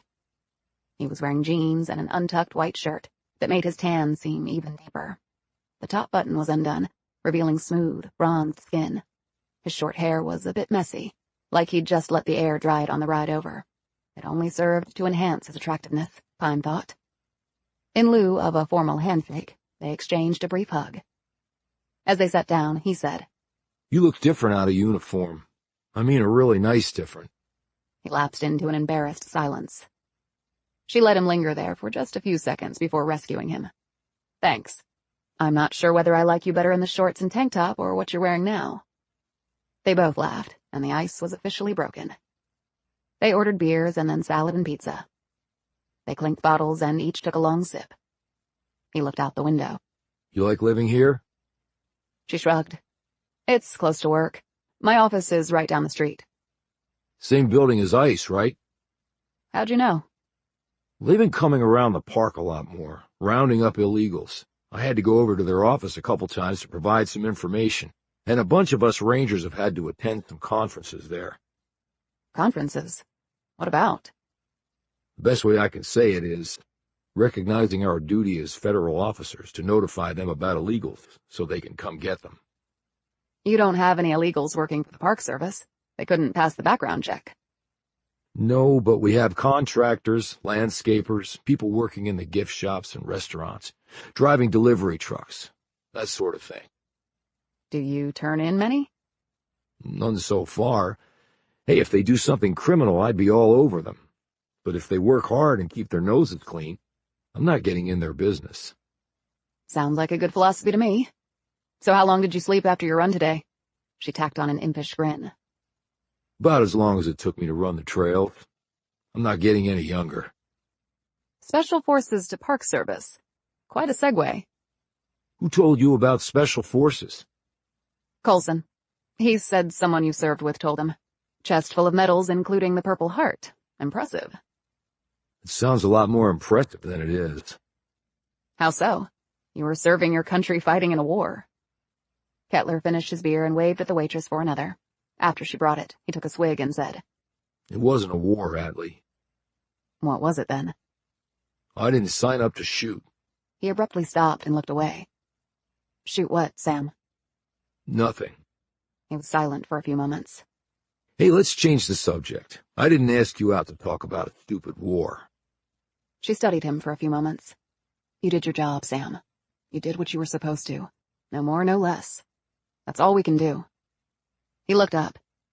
"To answer your question, I joined the Park Service because it was all about protecting something worth protecting right here, in this country. I don't pull my gun. I help people enjoy the canyon. I wake up every day with that one purpose in mind, and it's a great place. Puts a smile on my face every day." "And in your free time, you play Superman and run the trails," she said, smiling. He grinned back. "I'm sure you've done it too." "I've hiked a lot of the trails. Never ran them. At least, not like you." "It's pretty damn exhilarating. Makes you feel great to be alive to experience it. I'd love to share that feeling with you." "Well, you might get what you wish for," she replied warmly. Their pizza and salad came, and they took a few minutes to eat while they chatted on topics ranging from local politics and relations with the Indian tribes to how a big hole in the ground was among the most dazzling sights on Earth. Finished with their meal, they drained their second beers and then went for a walk. An ice cream truck rambled by with its bell tinkling, and on impulse, Pine bought them both vanilla cones. They strolled along, licking at their dessert while the night's heat enveloped them. It was hot enough, in fact, for Pine to take off her sweater and wrap it around her waist. "Didn't figure you for tats," said Kettler, looking over her arms and delts. "I liked a surprise," "Gemini and Mercury." he said. "You know astrology?" just when I read my horoscope. What do the no mercy ones mean? Just something personal, she said tersely. Oh, okay. He said quickly, noting her uncomfortable look. Sorry, I get funny about stuff like that. No worries. I get funny about stuff, too. She said. I didn't see any tats on you the other day. I've got one, but not in a place you could see. Where would that be, I wonder? She said playfully. In response, he edged down the waistband of his jeans, exposing the top of his hip. She bent down to look because the tat was small. Wait a minute. Is that Hobbs? Yeah, from Calvin and Hobbes. Okay. Ex-Special Forces with a cartoon tiger on his hip. Count me officially stunned. What can I say? It was my favorite comic strip when I was a kid. He edged his trousers back up, then motioned to her muscular arms. Olympic caliber lifter, right? Okay, for the record, I had nothing to do with that Wikipedia page, replied Pine. She shot him a curious glance. So, you checked me out before tonight? The question was asked in a mildly flirtatious way. I actually checked you out from the moment I saw you. She laughed. I guess your career doesn't lend itself to much free time, he said. Not usually, no. Well, I'm glad you made time tonight. She touched his shoulder. Yeah, me too. It was fun. He glanced down at her exposed calf. What were you shot with? Most people think it's a mole. Kettler shrugged. Well, I'm not most people. I've seen enough entry wounds to last a lifetime. Luckily, just a .22 caliber. Round stayed in, otherwise the exit wound would have been really ugly. How'd it happen? Arrest gone wrong. I made a mistake, learned my lesson, never to be repeated. She paused. Okay, that's my story. Where were you wounded to earn the medal? He shook his head, smiled, and finished his ice cream. Not in a place I can show on the 1st or 2nd or maybe the 10th date. I'm sort of old-fashioned. She hooked him by the arm. Good, because I'm sort of old-fashioned too. Chapter 17. Pine stirred, moving to the right in her bed, and then back to the left. She was coming out of some vague dream, and something was flitting in her ear, like a bothersome gnat. She finally opened her eyes and looked at her buzzing phone on her nightstand. The electronic gnat to which the entire world was now enslaved. She picked it up and said groggily, Pine. Agent Pine, it's Ed Priest. Pine sat bolt upright, fully awake now like she'd downed a pot of coffee and poured a second one over her head. I tried calling you, but your voicemail box was full. I couldn't leave a message. Something weird is going on, said Priest. Give me every detail. I don't know if I want to do this over the phone. I can come to see you. I can get a flight out in the morning. You won't have to do that. I'm in Arizona. Pine checked the clock on her phone. It was nearly 11. Are you at Sky Harbor? No, I flew into Phoenix from the East Coast, but took a puddle jumper to Flagstaff. I just landed. Stay there. I'll come to get you. Give me a couple of hours. The place is closing down. I think mine was the last flight in. There's an IHOP in Flagstaff. She gave him the address. It's open 24/7. Do you have a rental? No, but there's a cab stand. It's only about 4 miles into town. I'll meet you there. Pine swiftly dressed, grabbed both her guns, and headed out. It was a lonely drive at this time of night, under a sky thick with stars and the occasional whizzing-by satellite. That was one of the main differences for Pine between the ambient light-filled eastern U.S. and here. The sky. You could see every millimeter of it. The vastness, the impenetrability. It was a part of your daily life, that upward glance into the cosmos. Every night it seemed to try to show how truly insignificant you were. And eventually, you started to believe it, and a daily dose of humility wasn't so bad. As she roared south, Pine's mind was going in several different directions at once. Before she'd been awoken by Priest's phone call, she'd been ruminating over how to get to Ed Priest, since he was the only way she could see to get to his brother. Well, she'd gotten her wish hand-delivered to her. She pulled into the parking lot of the IHOP and jumped out of her SUV, reaching the front entrance in 2 long strides. She opened the door and looked around. There were about 15 customers seated at a variety of tables and booths. But it didn't take her long to spot Ed Priest. He looked just like he did in the picture he'd sent her. He was all the way in the back at a booth, trying to be inconspicuous behind a large menu, while at the same time looking nervously around. A rolling suitcase with straps and stickers sat next to him on the floor. She hurried over to him, glanced at his suitcase, and slid into the seat across from him. Agent Pine? She took out her creds and shield and showed them to him. He sat back, looking relieved. Call me paranoid, but can I see some ID from you? He took out his Maryland driver's license and showed it to her. Now, why did you decide to come out here? She asked. Because I don't know where Ben is. I haven't heard from him. No one has. It's like he's disappeared. I want to show you something, said Pine. She took out her phone and brought up an attachment to an email she had received earlier from Jennifer Yazzie. She held the picture in front of Priest. You recognize this guy? No. Should I? This is a digital sketch of the man calling himself Benjamin Priest, who rode a mule to the bottom of the canyon and then disappeared. As you can see, he doesn't look anything like your brother. He looks a lot more like you, which is why I thought Ben was you in the picture you sent. Ed Priest laid down his menu and continued to stare with greater intensity at the image on the phone screen. I don't understand. Why would this man be calling himself Benjamin Priest? And then where the hell is my brother? When was the last time you actually saw your brother? The waitress came by, and Pine ordered a coffee, while Priest ordered a full breakfast. I haven't eaten all day, he explained to Pine as the waitress walked away. Nervous flyer. I can't eat on planes. Probably better for you. Plane food sucks. So, your brother? It was maybe 2 weeks ago or so. He came by our house. Did he have a reason? Not really. He called and asked if he could come over for dinner. He said he had some free time and just wanted to see the family. How did he seem? Priest sat back and played with the edges of his paper napkin. You have to understand that my younger brother was the star in the family. High school valedictorian, quarterback on the football team, and he was the star shooting forward of the basketball team, even though he hated basketball. But he knew he was good at it. He graduated top of his class at Georgetown while I went to the University of Maryland. Both good schools. Yeah, well, Ben was on another level. I'm just glad I was older. He would have been a damn tough act to follow. He was successful at everything he touched, and he was tall and good-looking. You saw his picture. I missed out on all that. But never married. No kids? No. He dated in high school and college, but once he got out, he was fully focused on his career. Which was what? They paused as their coffees were delivered. Pine took a sip of hers. Your brother's career? Right now, your guess is as good as mine. All I know is he traveled the world.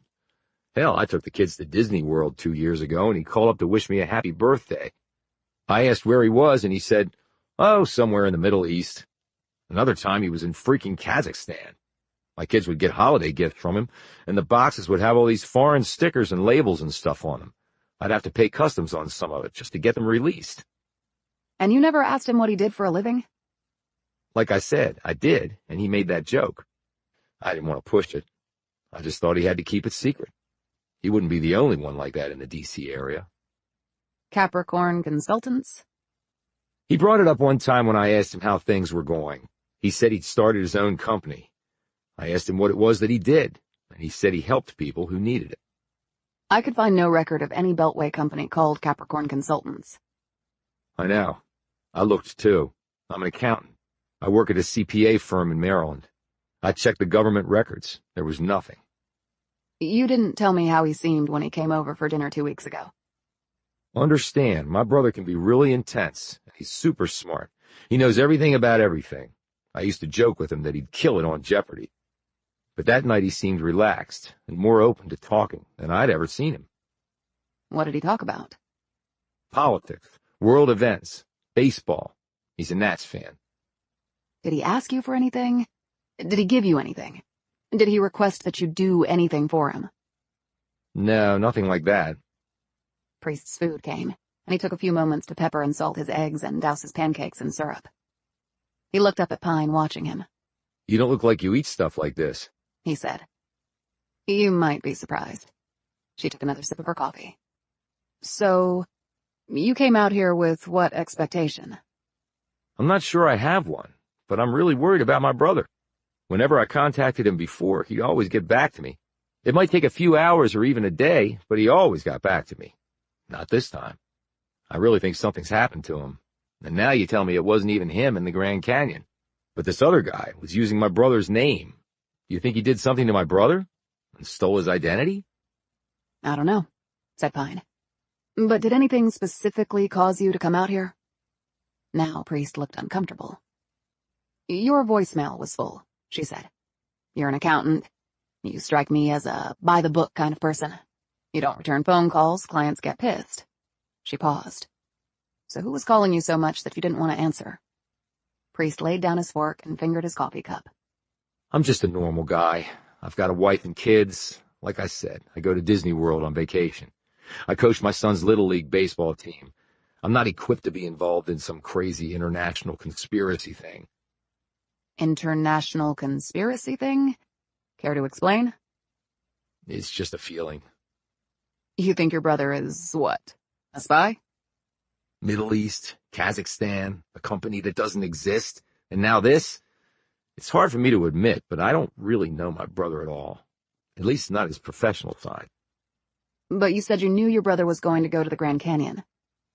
Yeah, he phoned and told me about the trip. He'd never done the mule ride, said it was on his bucket list. He was excited.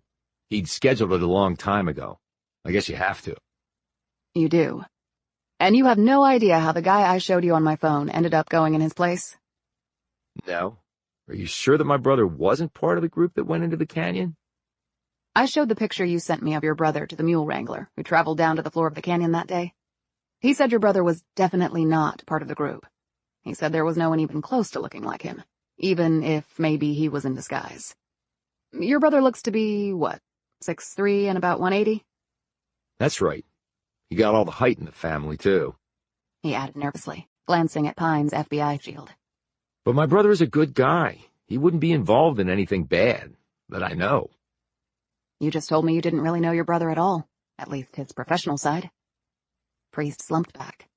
Yeah, I guess I did say that. So, what were all the voicemails on your phone? Hang-ups. I finally checked them. They were all from the same number. When I called the number back, no one answered. Can you give me the number?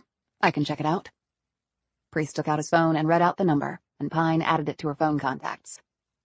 What are your plans while you're out here? She asked. I don't have any. I flew out here really in a panic. Then I decided to call you, to see what you might suggest. I'm not sure I have a good answer for you. But you have to understand, Mr. Priest, that if your brother is involved in something serious, you could be in some danger. Me? Why? Certain people may assume your brother told you something important. Or, by your coming out here, they may think your brother communicated with you, and that you flew out here to meet with him. But no one knows I'm here except you. Did you book your flight with a credit card? Well, yes, of course I did. Then you're in the system, and people who can access the system could know your movements. They could be watching us right now. Priest looked around the restaurant before staring back at her. Shit, are you serious? Very serious. I feel like I'm in a freaking movie. So what do I do now? Should I get a hotel somewhere? Or maybe I can stay with you? Pine pondered this for a few moments. You can stay at my place at least for tonight. Or what's left of it until we think of other arrangements. Are you sure? I don't want to be an imposition. And if you're right and people are watching me, then you could be in danger too. I signed on for that when I took the job, Mr. Priest. Please, just call me Ed. Can I hit the restroom before we leave? With everything going on, my stomach's giving me fits. Sure thing. I'll get the check. Pine kept Priest in her periphery as he headed to the restroom, while she went to the woman at the cash register and paid the bill. Later, she led him to her truck and loaded his bag into the back. They got on the road and headed back north. She checked her watch. It was going on 2 a.m. One thing Pine was certain of. She wasn't going to get a lot of sleep this night. Chapter 18. Pine gave Priest her bedroom, and she took the couch in the front room. She had insisted on this. She lay down on the couch and closed her eyes. The dawn was not that far off. She estimated it was about 30 minutes later when she heard the noise for the first time. A bump, A footstep. A squeak of door or window. Or something else. Her fingers closed around her pistol as she blinked rapidly to adjust her eyes to the low levels of light. The tick-tock of the kitchen clock echoed in her head as she listened for the sounds to resume. When they did, she rolled quietly off the couch and laid the 2 pillows out lengthwise, covering them with the blanket she'd had over her. She next slid along the hardwood floor to a far corner of the room, crouched there, and took aim with her pistol. With her free hand, she reached to her left. Tick-tock, tick-tock. Then squeak, then steps. She kept her gun trained on a certain spot across the room. The figure appeared in the doorway and then hurried over to the couch. The silhouette of a gun was pointed at the couch. It remained there for a few seconds, the hand holding it shaking precipitously. Then the gun was lowered, and the figure stepped back and started to turn away. With her free hand, Pine hit the light switch. The figure jumped back. "Put the gun down and lie on the floor face down with your hands over your head, fingers interlaced and your feet spread. Do it now or I will shoot you." Ed Priest did exactly as Pine had ordered. His every limb quaking, he set the pistol down, got on the floor and put his hands behind his head, his legs spread-eagled. He started to quietly sob. Pine rose and walked over to him, picked up the pistol and set it down on the coffee table. She sat on the couch and looked down at the man. How did you know? Asked Priest, his cheeks wet with tears. You made it easy. 1, you're a really bad liar. I had training on that at the FBI, but I didn't really need it. When I asked who had called you all those times and you said you had called them back but no one answered, you showed every sign of lying. And I called the number you gave me. It's not in service. And then there were all the furtive glances you gave me at the IHOP. And your suitcase. That was the real giveaway. My suitcase? It has a CAGPT sticker on it. That stands for Check and Give Protection To. It's what they do with valuable or fragile instruments. And also, it's what they sticker a case with that has a gun inside. But I knew for certain you had a gun in there, because the airline had zip-tied it. Probably at the point of destination. It's a procedure they started to use after the Fort Lauderdale shooting. 1 zip tie for a pistol, 2 for a rifle. Yours has 1, hence a pistol. And in addition to that, your suitcase is easily small enough to be a carry-on, but you had to check it, as evidenced by the baggage claim sticker on the handle. Again, because you can't carry a gun on a plane. So why would a seemingly mild-mannered CPA be carrying a gun with him? Except maybe to use on the first person he called when he landed in Arizona. When you quickly suggested that you might stay with me, that sort of sealed it. If you knew all that, why didn't you just arrest me? Simple. You hadn't done anything illegal. You can carry a gun in a suitcase. You can carry a concealed weapon in Arizona. I needed to see what you were going to do with it. When you made your intentions clear, so did I. She paused. The question is why? You are Ed Priest with the accounting practice and family and Disney World vacations and all that. You're not some government assassin or mafia hitman. So you checked on me? Of course I checked on you. I don't believe anyone unless I can verify it. Now, do you want to get off the floor, sit in that chair, and tell me why you just tried to kill me? Priest gingerly got to his feet and plopped heavily into the chair across from her. He was still dressed in his traveling clothes. I was telling you the truth when I said I called the number back, but I was lying when I said no one had answered. They must have taken it out of service after they talked to me last. What did they tell you? That if I didn't fly out here and kill you, my wife and my kids were dead. And you believed them? They also sent me photos of my wife out shopping, my kids at school. They were obviously watching them. Pine thought about this. Why send this guy to do the dirty deed? Whoever was behind this couldn't come up with a pro to do the hit on me? Why did they say I had to die? Because you were investigating my brother's disappearance. And did they say why your brother had disappeared? Priest hesitated. No, not really, but I knew it was serious. As serious as murdering a federal agent? That can get you the death penalty. My family means more to me than my own life. Barked Priest. He slowly calmed. But I couldn't pull the trigger. I guess I'm not a killer.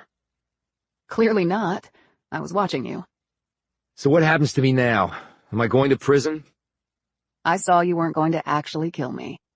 But when they find out you didn't pull the trigger, they're not going to be happy with you. Priest buried his face in his hands and started sobbing heavily. Oh my God, my family! I've killed my family! That we can take care of. I'll have them placed in protective custody until we figure out what the hell is going on. Priest stopped crying and looked up at her. You can do that? But, in return, you need to help me. But how? I don't know anything. You may know more than you think. Right now, you're the best lead I have. So how do we proceed? I make the call to take care of your family, and though it's nearly morning, I suggest we get some sleep. We've got a lot of work ahead of us. I'm really sorry about all this, Agent Pine. It wouldn't be the first time someone wanted to murder me. He let out a sharp breath. Jesus, I don't know how you do a job like that. Funny. It's the only job I've ever wanted to do. Chapter 19. Your family is in an FBI safe house back in Maryland, Pine told Priest over coffee in her kitchen later that morning. How did you explain that to them? You mean, how did I explain your involvement in all this? Yes, I guess I do. I know how to word these things, Ed. You can breathe a little easier, at least for right now. So what do we do? We need to find your brother, for starters. But how? You have his contact info? Of course, and I've left dozens of messages. He hasn't returned any of them. Maybe we need to rephrase your messages. Priest's jaw slid lower. What do you mean? Call him, and leave a message that says your family has been threatened, and that you're being blackmailed into attempting to murder a federal agent. You desperately need his help because you don't know what to do, but you're seriously thinking of pulling the trigger. Tell him he has a half hour to get back to you before you do the deed. Priest simply stared at Pine for a few moments. You can't be serious. I'm so serious that if you don't do it right now while I'm sitting here, I'm going to arrest you for the attempted murder of me. I thought you were trying to help me. Pine shook her head. I never said that. My job is to find the truth. I will go over and through anybody to get there, including you and your brother. Priest closed his eyes and rubbed his brow with a shaky hand, covering his face. Pine pulled his hand away. You've got to step up now, Ed. No time to hide. Take out your phone and make the call. Priest punched in the number. Put it on speakerphone. You don't trust me? Do I really need to answer that question? You came here to put a bullet in my head. Priest put the phone on speaker. A voice came on. This is Ben. Leave me a message. I'll do my best to get back to you. Pine nodded at Priest, who left his message, following her instructions to the letter. Then she hit the end button and looked across at him. And now? He said. And now we wait for 30 minutes. And if he doesn't call back? Then you cross the Rubicon. I'll have to take you in. Priest frowned. Look, it's just my word against yours that I came here to kill you. Pine took out her phone and hit some keys. Priest's voice came on, explaining why he had come there to kill Pine. You recorded it all? Said Priest. Of course I did. This is the big leagues, Ed. You want to survive this? You need to up your game. I didn't ask for any of this shit to be dropped in my lap, he replied testily. Don't blame me, blame your brother. If he calls back in 30 minutes, you're going to arrange to meet him, and I'll be going along for the ride. But we have no idea where he is. Which is why we're waiting for him to tell us. Pine fell silent and sat back. Priest looked immensely anxious, but he too didn't speak. Until 28 minutes later, when his phone rang. Priest glanced at Pine, who nodded. She said, Don't put it on speaker. He might get suspicious. What do I say? Act natural. You're pissed, confused, and you want to hear the truth.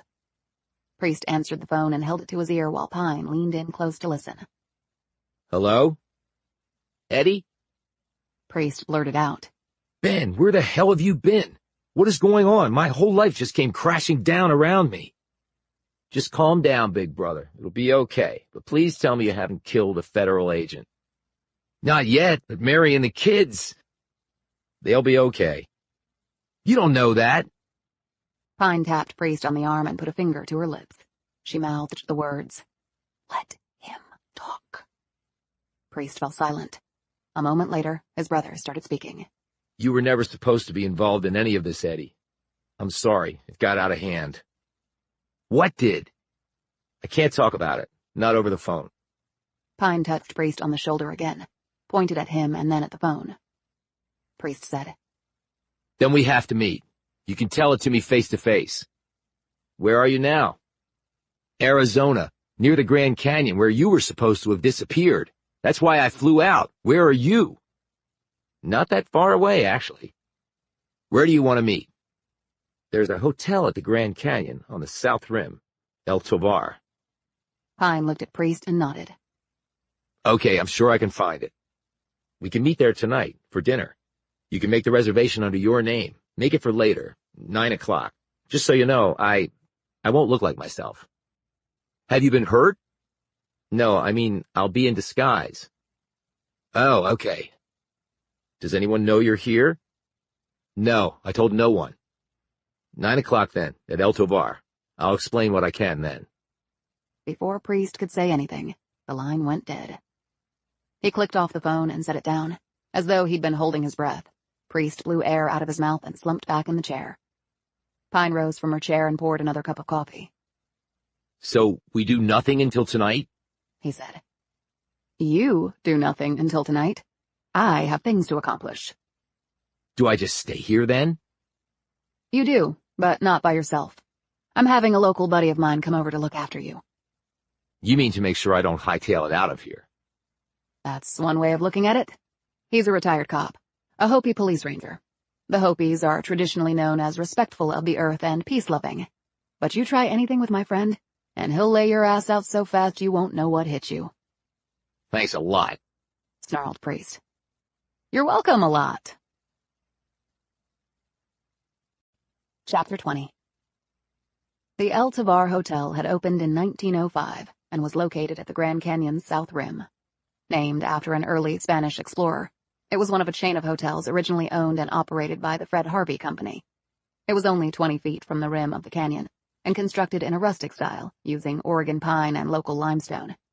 There was a pyramidal roof, turrets, verandas, dorms, and gables. The interior was a mashup of the arts and crafts movement, southwestern Indian design, and Swiss-inspired woodwork. The rear dining room had sweeping views of the canyon beyond. Ed Priest walked up the broad front steps into the hotel. It was a minute after 9 o'clock, but it was still quite warm outside, even though the sun had long since melted into the west.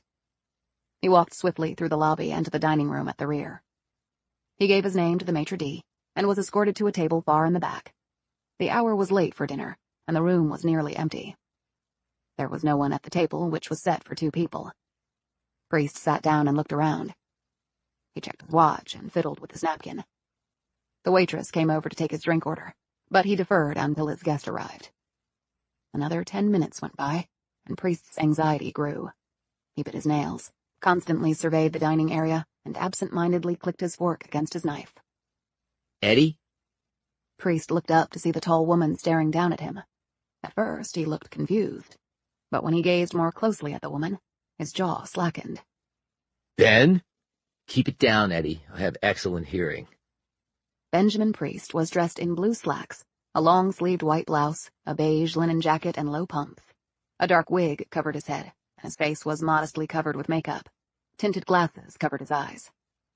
He sat down and placed his purse in the seat next to him. When you said a disguise, I didn't know you meant this, hissed Ed. That's the point, to be unpredictable. I was hoping you'd say that, said Pine as she slid into a seat across from Ben. He jerked and started to rise, until Pine set her FBI shield on the table and slid open her jacket, revealing her holstered pistol. Let's not create a scene, Ben, said Pine, and he slowly resumed his seat. Who the hell are you? Your friendly neighborhood FBI agent. So, now that we're past that, you need to tell me what the hell is going on. I can't. You're not cleared for it. If I'm not cleared for it, then I doubt your brother is. So if you can't tell him, why are you here? It's complicated.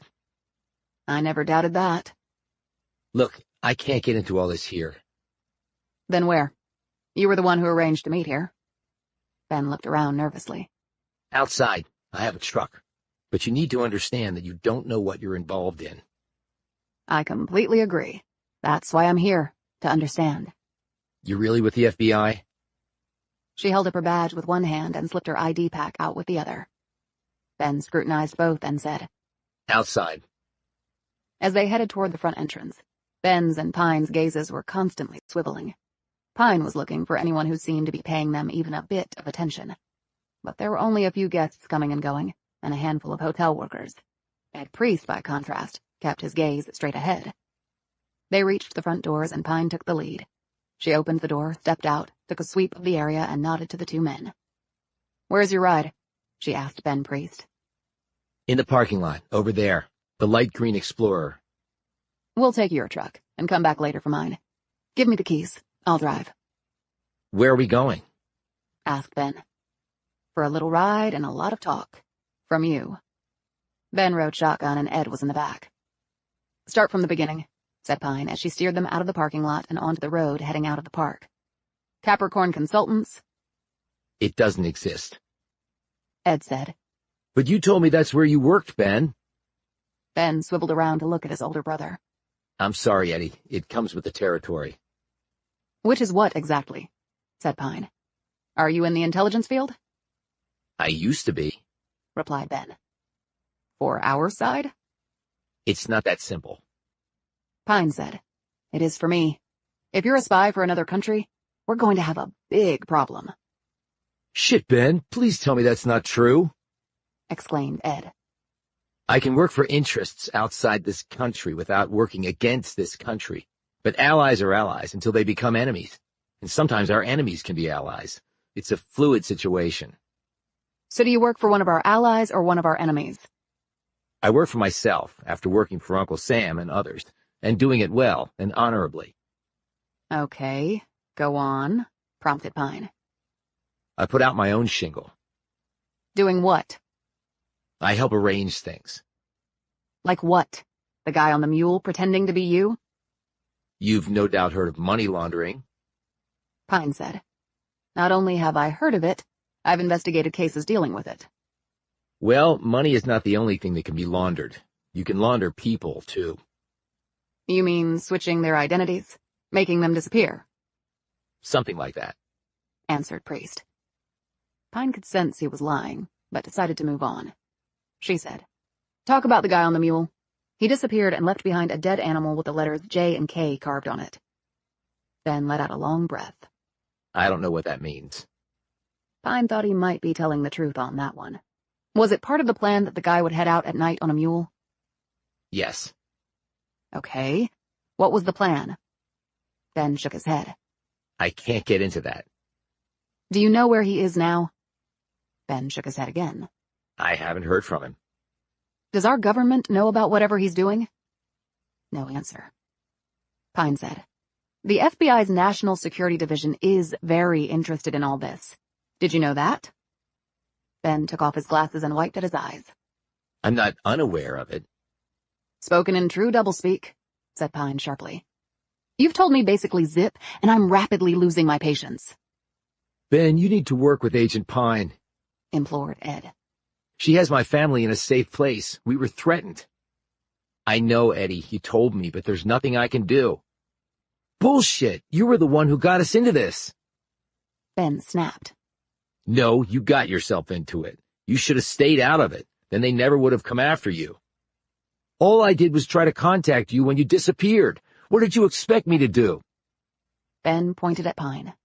You spoke with her. You talked to the FBI. They know that. "Who does?" said Pine quickly. Again, Ben would not answer. She called me, said Ed. What was I supposed to do? Look, this is getting us nowhere, said Ben. I need to get back. "You're not going anywhere," said Pine. "You either work with me or I'm going to arrest you." On what charge? "Obstruction of justice and wasting police time. The search for you cost thousands of dollars and wasted the time of a lot of first responders who could have been helping other people." That's bullshit and you know it. "We can let a judge sort that out, but I prefer that you answer my questions so we can get to the bottom of this," Who said I wanted to get to the bottom of it?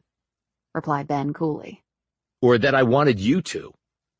"You've put your brother and his family in danger. You need to help fix that," No, I really don't. Ben, exclaimed Ed. we're your family. His brother turned to look at him. On this, my family comes second. It's just too big. I'm sorry, Eddie, but that's how it has to be. You son of a bitch, screamed Ed. And everybody thinks you're the golden boy. You're nothing but a selfish bastard. Pine wasn't paying attention to either of them. They were on a lonely stretch of road. It was completely dark, and she could see no lights behind her. Still, her professional antennae were going crazy.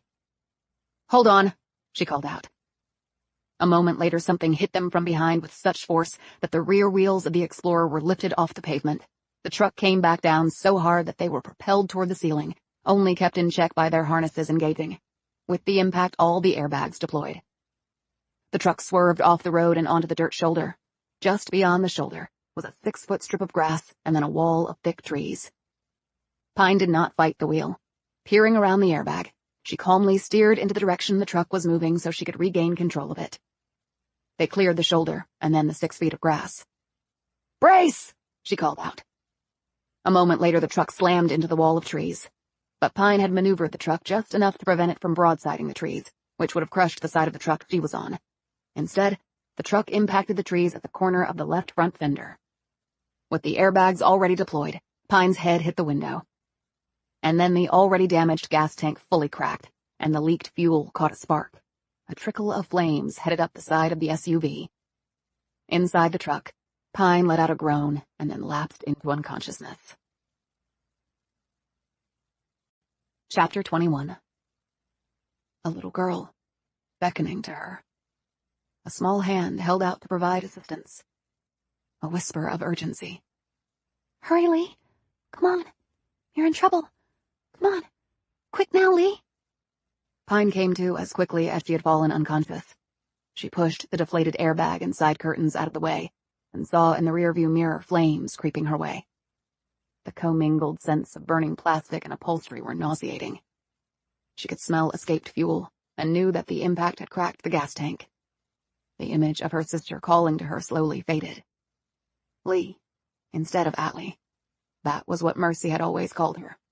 The truncated name had stuck growing up. She was Lee Pine until she went to college. For some reason, she had not minded the change back to Atlee. The name Lee represented her past. Right now, Pine wasn't sure she had much of a future. She undid her harness and looked across at the passenger seat. Ben Priest was slumped against the door, a thin trickle of blood running down his forehead. In the back seat, Ed Priest was moaning and holding his shoulder. Pine tried to open the door, but it wouldn't budge. The impact had jammed it. She slid into the back seat, reached across Ed and opened the door. She unharnessed him and pushed the injured man out of the truck as the flames crept closer. She could feel the heat over every inch of her. It was fierce and made her skin tingle. Any second and the fumes in the cracked gas tank could ignite. And then in a flash of flames and vapor ignition, it would be all over. It would collect her scattered remains in a trash bag. Her boots hit the dirt and she pulled Ed away from the truck. Ignoring the danger, she ran back to the flaming truck, yanked open the passenger seat door, unharnessed Ben, and pulled him free. She lifted the tall man over her shoulder and fast-walked him away from the truck before laying him next to his brother. Next, she crouched, pulled her gun and looked around. Whatever had hit them must still be out there. She wiped away blood from the side of her face, and with her free hand, she called 911 and requested assistance, giving her location as specifically as she could. She looked at her watch. It was nearly 10 o'clock. She had no idea how long it would take for the local cops to show. The explosion lit the night, and Pine ducked down as debris from the Ford sailed through the air. Parts of the truck crashed down all around them. Ed Priest suddenly cried out. She scuttled over to him and saw a piece of metal sticking out of his upper arm. It was a part of the trim from the Explorer. It had pierced his skin like a fired arrow, and the wound was bleeding heavily. She took off her jacket and wrapped it tightly around the wound. She didn't attempt to take out the piece of metal. That might cause a gusher of blood if it had grazed an artery. "Help's coming," she said. He nodded and lay back on the ground, groaning. And then Pine saw the headlights. Not from the ground, but in the air. The chopper swiftly shed altitude, its searchlight delicately probing the ground like a snake's tongue before coming to rest first on Pine and Ed. Then it found the still unconscious Ben Priest and held there. It landed barely 50 feet away, its prop wash pummeling them and providing more oxygen to the burning truck, fanning the flames and smoke all over the road. Another mini explosion occurred, causing Pine to momentarily duck before returning her attention to the chopper. She studied its silhouette and its blade configuration. What's happening? groaned Ed. "Just keep still and quiet," she whispered back, her gaze steady on the chopper. Pine reached into a small compartment attached to her shoulder holster and pulled out her laser sight. She clipped it to the top of her gun's pick rail and lined up her shot on the aircraft's main prop assembly. And then her target changed, as the chopper doors on the left opened and two figures in body armor and combat helmets climbed out. Both carried M16s with laser sights.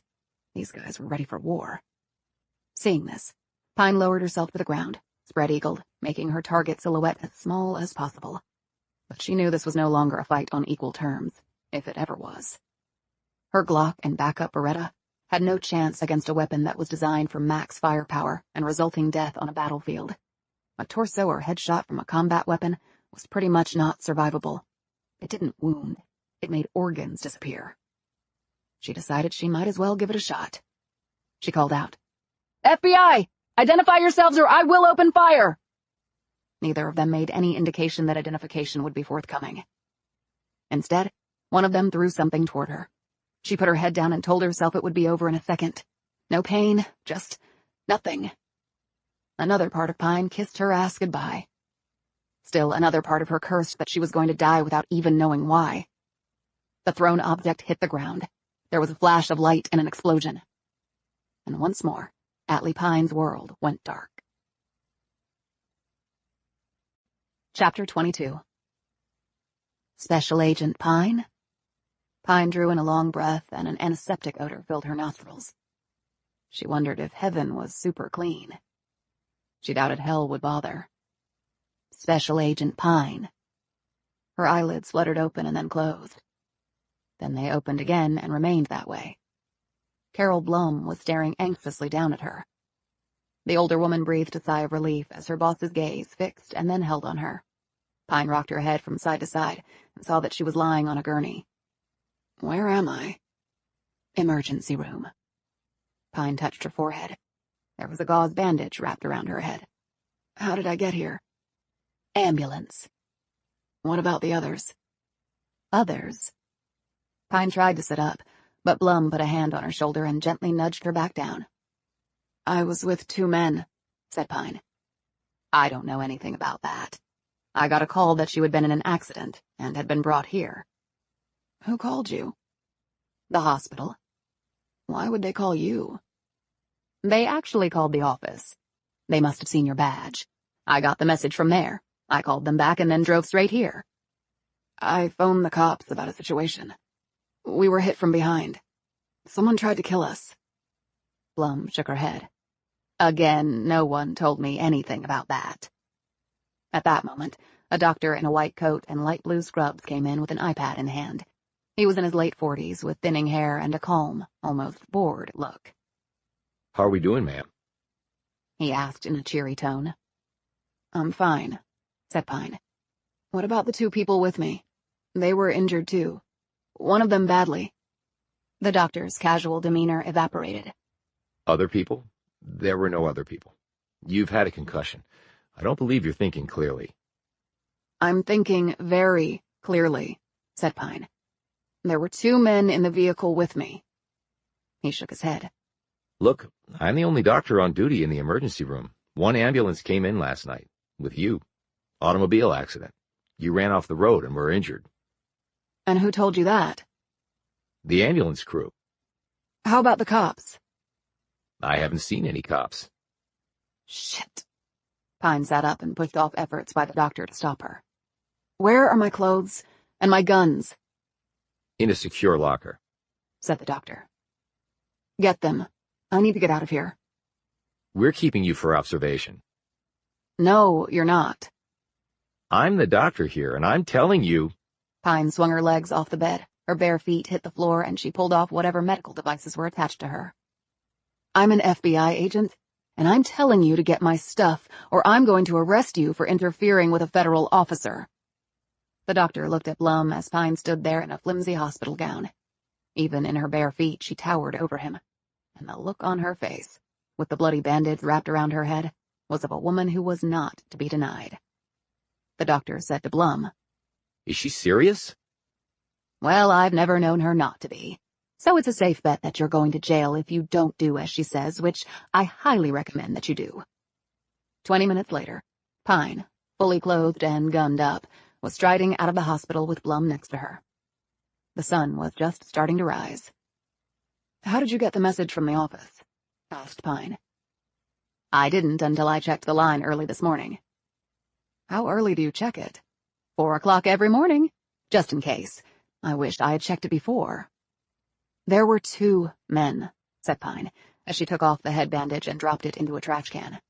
"We were intentionally run off the road, and then a chopper landed. There were 2 guys in body armor with combat weapons. One of them threw a flashbang or concussion grenade and knocked me out. I'd already been hurt in the crash, so that accounts for what happened." She looked at the sky, checking the status of the rising sun. Her watch had been damaged in the crash, and her phone had run out of juice. "I must have been out for about 8 hours." She looked over at Blum. "Do you believe me?" "I would hope you wouldn't have to ask that, Special Agent Pine. Of course I believe you. So the people in the chopper must have taken the 2 men. Or else the car that hit us came back for them. But yes, they were taken." "Does this involve the dead mule case and the missing person, Ben Priest?" Pine nodded as they reached Blum's light green Prius in the parking lot. "Only the Ben Priest that went missing wasn't the real Ben Priest." They climbed into the car and Blum started it up. "So where is the real Ben Priest?" Blum asked. "He was one of the men with me last night. He and his brother, Ed. Ed flew in from the East Coast and called me. I picked him up at an IHOP in Flagstaff and took him to my place. He tried to kill me while he thought I was sleeping." Blum took this startling information in stride. "Did he indeed? How badly did you beat him up?" "I didn't have to. He chickened out. He's actually not a bad guy. His family was threatened. It was them or me. So he came out here to do the deed, then got cold feet. But through him, I was able to connect with the real Ben Priest. We met last night at El Tabar. Then we got in Ben Priest's Explorer and drove off heading south. That's when we were attacked." "That qualifies as a busy night." "We need to go to the site of the crash. I need to check some things." She gave Blum the directions, and about an hour later, they arrived at the spot. There was nothing there. The burned-out carcass of the Explorer was gone. The tire marks on the shoulder had been tidied up, and the debris field policed. Blum pulled off to the side of the road and they got out. They walked the site together. "They did a good job cleansing the site," said Pine, "but not good enough." She pointed to a felled tree. "Somebody cut this tree down last night with a chainsaw. You can see the teeth marks on the wood. Then they used the chainsaw to tear up the spot where the Explorer hit the trunk. But if you dig in there, you're going to find the green paint and other residue from the truck." Next, she pointed to patches of dirt along the grass shoulder. "They had to cut those out because the grass there was burned. And I'm betting that if you brought a metal detector out here, you'd find a shitload of tiny pieces from the Explorer. And when it blew up, I'm certain there are parts of it that ended up far away and in the woods over there." "Still, someone went to a lot of trouble to clean this up," said Blum. "I pulled both guys from the truck. When it blew, Ed got hit with a piece of shrapnel in the arm. That's why my jacket is missing. I used it to wrap his wound." She pointed at her shirt sleeve where there were traces of blood. "And they missed this. It's his blood. Some got on me when I was tending his injury." "You said you called the police?" Pine nodded. "And I imagine they would have gotten here at some point. But there was no way they could have gotten rid of all the evidence before then." "I can check on that," said Blum, "and see what happened." She paused as she stared around at where the attack had taken place. "You didn't tell anyone about the imposter, Ben Priest?" Pine glanced at her. "No, I didn't." "Because you felt something was out of sorts?" "Yes." "Well, with choppers, body armor, and soldiers carrying assault weapons and throwing flashbangs at you, I can see why." "This is getting weirder by the minute."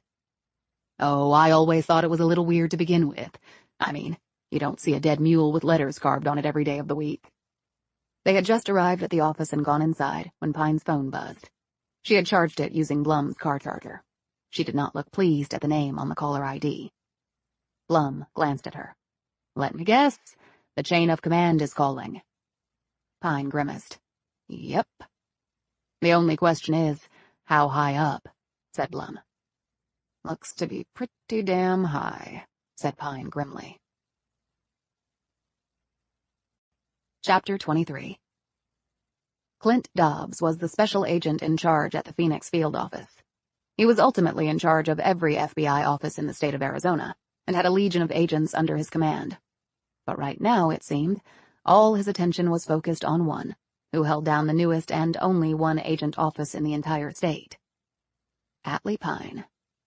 Your job as a solo agent and an RA is to do everything, Pine, said Dobbs, his tones strident as Pine sat behind her desk listening. But to also do everything by the book. There is no margin for error. Yes, sir. I'm aware of that, sir, and I've done that. Oh, so you've done that in this case? He said skeptically. Yes, sir. Then why do I have a family in Maryland in protective custody at your request, calling up the Bureau and demanding to know where their husband and father is? And that person just happens to be the brother of the man who recently went missing in the Grand Canyon, a case that you're investigating. Now, I have talked to your direct superiors, and they have no record of being in the loop on any of that, Pine. So would you like to reconsider your answer that you've done everything by the book on this sucker? The situation demanded immediate action, sir. I didn't have time to fill everyone in, but it was going in my next report. Don't bullshit with me. I've got better things to do with my time than be on a phone call with the 8th and smallest RA under my command. I expected better from you, Pine. You've done great things to the agency, but crap like this can ruin a good career. Yes, sir. I'm trying to give you a friendly warning here, Pine. Yes, sir. I appreciate that, sir. I'm not sure you do. See, whatever you do wrong comes back to reflect negatively on me. That's the price you pay for being an SAIC. Fully understand, sir. No, again, I don't think you do, or you wouldn't have done what you did. Do you think I'm calling you for the hell of it? I've actually got more important things to do. But my cell phone was ringing off the hook at 5 a.m. It was Washington calling, the DD himself. Hell, I guess I was surprised the director didn't call. And how is the deputy director? Don't be insubordinate, Pine. I won't stand for that. Not my intention, sir. Anyway, the DD called me in a lather. I'm not sure I have hearing left in my right ear. I can't have this, Pine. I really can't. You get that? Got it, sir. And now I understand that you were involved in a car accident? I was in an accident, sir. But I'm okay. Just shaken up. They released me from the hospital and I'm back at work. Did you smash up your Bureau-issued vehicle? No, I was in another SUV, sir. And what is the status of this other vehicle? It's no longer drivable. But that's on my dime. I have insurance. Nothing for the Bureau to worry about, sir. I was off duty. Pray that I don't find out differently. Yes, sir. And Pine, take some time off. From what I understand, the missing person case is going nowhere. And you know as well as anyone that people go missing from the Grand Canyon all the time. Some get found, and sometimes their bodies get found. But I don't believe it's good use of your time or taxpayer dollars to be on this case. So far, all we really have is a dead mule. The locals can sort that out. So take some time off. Get your head straight. File your insurance paperwork, and stay the hell out of trouble. Am I clear? Could not be clearer, sir. But Dobbs had already clicked off. Pine put down the phone and looked up when someone knocked on her door. Blum poked her head in. Is the coast clear? Pine nodded. My ass was just officially kicked all the way from Phoenix. Let me guess. Clint Dobbs, said Blum. Pine nodded. The one and only. I worked for him once, way back, when he was fighting his way up the ladder. It was clear he wanted to be an SAIC, even back then. Some agents want to work the field, others want to work from behind a desk. Dobbs was the latter. Pine remained silent. He was a real jerk back then. They say he's mellowed. Blum paused and studied Pine. He basically ordered me to take time off. Are you? Pine looked at Blum. I'm an FBI agent. I'm not supposed to work outside the lines. But you're not satisfied? I was almost killed by what appeared to be my own government. The guy in charge of the National Security Branch is on the case's email thread. My Uber boss just told me the DD called up and chewed him out, with the result that I've been told to go take a vacation. So the question is, do you work outside the lines or follow lockstep? Pine didn't answer right away. When she started speaking, her words came out slowly. They could have easily killed me last night. I was incapacitated. But they took Ben and Ed Priest. They could have taken me, too. Why do you think they didn't? You kill an FBI agent. You poke a hole in a hornet's nest. Blum nodded. I found some things out while you were on the phone with Dobbs. First, the local police received your phone call, but had been called off before they got to the scene. They said it was you calling back and saying it was all a mistake. What else? The stretch of road you said you were on? What about it? I called a friend of mine who's a state trooper. Part of his beat is that area. A buddy of his was on duty last night. He saw a road crew blocking off a section of that highway. A road crew? Repeated Pine. Yeah, but I know for a fact they just finished repaving that road. So what would they have been working on? They were working on getting Ben Priest away from me. And that would account for why I didn't see any other cars. She had screwed up. Meeting Priest in public had seemed the safest route. But she had underestimated whomever they were up against. Her mistake might have cost both men their lives. Blum interrupted her thoughts. It takes some juice to get a road shut down, Agent Pine. Yes, it does. Are you thinking that the FBI knows what's going on? I mean, that they know what happened last night and they're calling you off the case before you get hurt? Or before I discover the truth? Blum shook her head, her features angry. I've always been able to rely on the Bureau, even if I didn't agree with everything it did. I mean, we're the good guys. I joined the FBI to do two things: protect good people and punish bad people. Pretty simple, but that makes things black and white. And this situation is obviously not black and white, said Blum. So where does that leave us? I can't work this case within normal parameters. Options are limited then. What are we going to do? We? Pine shot her a glance. No, that won't be happening. If I do this and get canned and they find out you helped me, it's over for you, too. But I'm your secretary. It's my job to assist you. Carol, this is not in the normal course of your job. I'm talking about going off the grid. I can't let you go down that road with me. Why not? I'm certainly old enough to make my own decisions. But it could be career suicide for you. Well, I've actually been thinking about a job change.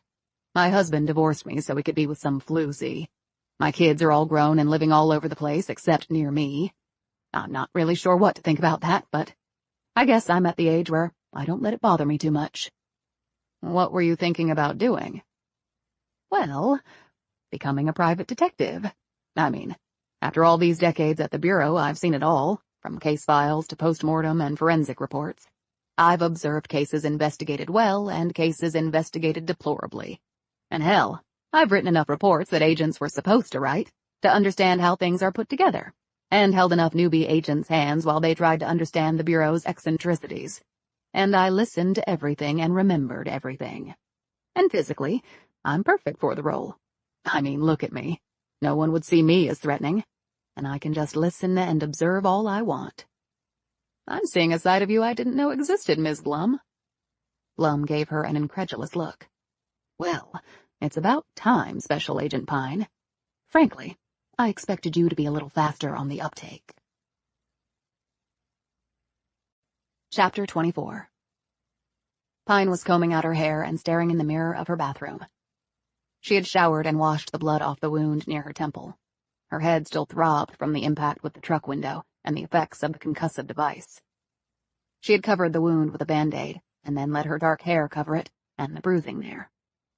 But on the other side, she lifted her hair and stared at the scar from her other wound.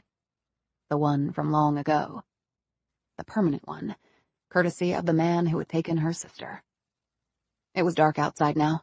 Blum had driven Pine up to the Grand Canyon to pick up her truck, and both women had returned to the office and worked there for the rest of the day.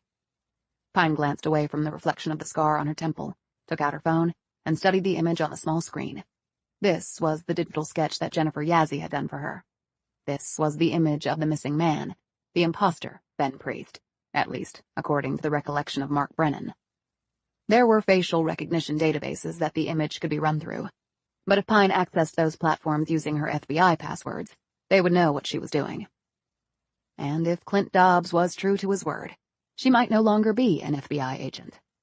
So right now, this image, this lead, was no use to her until she found a workaround, which she intended to do as soon as possible.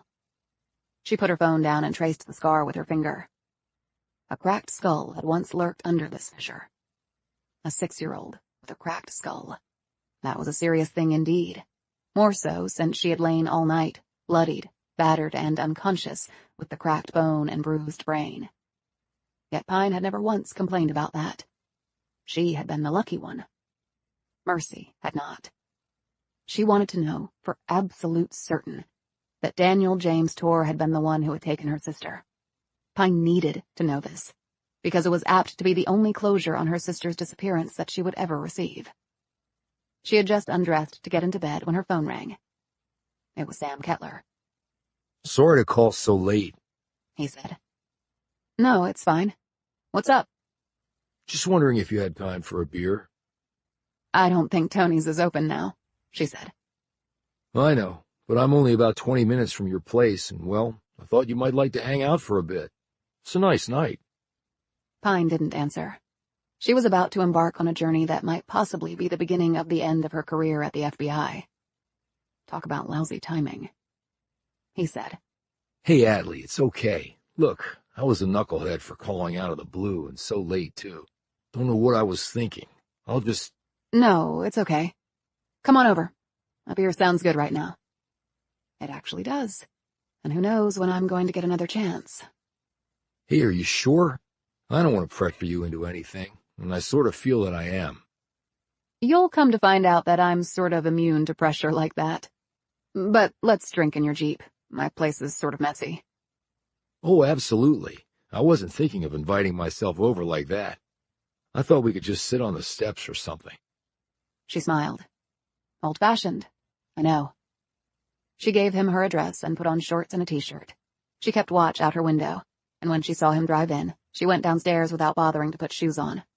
That turned out to have been a bad choice, since she had to hop across the asphalt because of the day's heat retained there. They sat in his open Jeep and cracked open 2 cold beers. The temperature was still around 80 at nearly 11 p.m. Damn, that is good, she said, draining about half of her bottle. He grinned and stared out the windshield. Simple things in life, right? Then he looked at her and frowned. What happened there? He was pointing to the side of her face, near her temple where her hair had fallen away when she turned. She touched the Band-Aid there. Just me being clumsy. You don't strike me as the clumsy type. Yeah, well, you might be surprised. But really, it's nothing, Sam. He nodded and fidgeted. She noted this and said, What? His gaze on the steering wheel, he said. There's a concert tomorrow night in Phoenix. I switched to the day shift for it. It's Santana. You interested? He looked over at her. Pine felt very uncomfortable. Thanks for the invitation, but I can't make it. I'm sorry. He quickly looked away. Hey, no sweat. Short notice. Don't know what I was thinking. He chuckled. Always wanted to play guitar like Carlos, me and a million other guys. Only problem is I can't even hum without being off-key. Rain check? Sure, you bet. They were both silent for a few moments, staring off through the windshield. Pine was feeling awkward and off-kilter. Part of her was thinking about the man next to her, and the other half was going through all the details of her upcoming journey. For his part, Kettler seemed to have withdrawn into a shell after she had turned down his invitation. Pine cleared her throat and said, So, what made you come to work at the Grand Canyon? He perked up at the question. Hell, it's a fascinating place. It's not just the geological formations and the terrain and the hiking and all that. It's got this unbelievable history. So much started right here. Like what? Ever heard of Masa? No. He's the Hopi god of death. He's said to actually live in the canyon. And you have the ancestral Puebloan granaries at Nankoweap Creek and Eagle Rock at Eagle Point on the west rim. It's considered sacred by the Wallapai, and some in the Hopi tribe believe the canyon is the site of the Sipapu, the portal through which they climbed a reed cast into the sky and used it to reach the fourth world. You believe all that? Asked Pine, hiking her eyebrows. He looked sheepish. Well, I'd like to believe some of it. For me, the canyon isn't just a tourist destination. It's a living, breathing place. It has a dozen plants that live nowhere else, and the place is constantly evolving. The algae in the river brought in crustaceans, which brought in trout, which brought in the bald eagle. It's one of the only bird species that uses the river corridor as its winter habitat. Kettler tapped his temple. You see, it's smart. It's a living thing. How cool is that? Pine smiled. The way you explained it?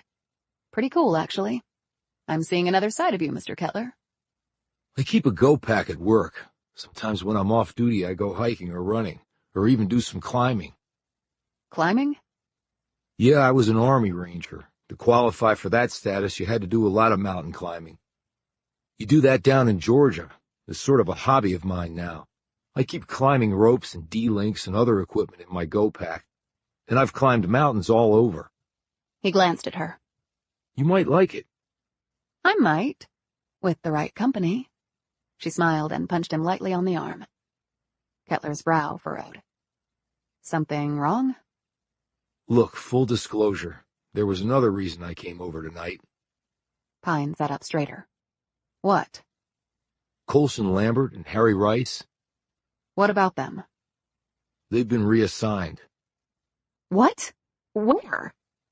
Zion National Park in Utah, effective immediately. Pretty damn inconvenient, since both of them have families with kids in the local schools. Harry and Colson are going up and leaving their families behind until things can get straightened out. He glanced at her. I take it from your reaction that you didn't know. I had no idea at all. Does this have something to do with the mule? I mean, how could it? But that's the only thing out of the ordinary. I mean... His voice trailed off. It might, Sam. It probably does, in fact. Okay, I guess you can't tell me about it? No, I really can't. Good enough for me, but I thought you needed to know about Lambert and Rice. I did, and I appreciate the heads up. I really do. They remained silent until Pine said, If you ever want to talk about stuff. Like what? Your time in the Army? Well, I'm not in the Army anymore. That's in my past. I want to look ahead. Pine thought about her own personal situation. Sometimes you can't move ahead until you deal with stuff in your past. Well, that's true, I guess. But I was a soldier, just like a lot of guys. I'm good. I really am. No problems. Okay. They said their goodbyes, which included a hug that lasted a bit longer than the one at Tony's Pizza. Pine could feel the strength of Kettler's fingers as they gently sank into her skin through the flimsy fabric of her t-shirt. She fully took in his scent, sweat mingling with soap and shampoo. She felt herself a little lightheaded, but then what she was going to do the next day came crashing down on her like a chunk of concrete. She pulled back and then gave him a quick kiss on the cheek. Thanks for the beer. And the Santana invite. It meant a lot. Anytime, he replied, his hand grazing her bare arm. Look forward to hanging out some more. She headed back to her apartment, having once more to hop on the asphalt until she got to the cooler pavement. She turned around to find Kettler grinning at her. She looked down at her bare feet. I know. Goofy, right? Nothing wrong with Goofy from where I'm standing. Looks pretty damn beautiful, in fact. 2 minutes later, after she had watched Kettler drive off in his Jeep, Pine collapsed on her bed. Pretty damn beautiful, huh? She kept catching herself smiling as she relived the time spent with Kettler. But then the reality of what lay ahead took over, and her smile faded. What were the odds that she would finally find someone she enjoyed being with, only to have her job pop up between them like the Grand Canyon? And that's what you signed up for, Atlee, when you put on the badge. She got up the next morning at 7 a.m., picked up the phone and called Carol Blum. I'll meet you at the office in an hour. I'll be there. You're right. Before you start your vacation, we might as well take some time to get all your old case files in order. Roger that. Where are you going? I'm going to hike and camp at Mount Nebo in Utah. Need to clear my head. I've got all my stuff. I'm leaving from the office to drive there. Be gone a couple weeks. Flagstaff is covering for me. I fixed it all up. The office is officially closed while I'm out, so you're getting some time off too. Well, then I'm going to see my daughter in Los Angeles. I've got a new grandbaby I haven't spoiled yet. Pine put on her sunglasses, drove to her office, parked in the underground garage, and took the stairs to the elevator. Blum was there ahead of her, with coffee. At 8 that night, the garage door went up, and Pine's black SUV pulled out, turned right, and headed to the highway north. Blum's Prius was right behind her. It drove off in the opposite direction. 2 SUVs started up.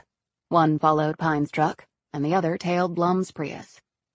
At midnight, the garage door opened once more.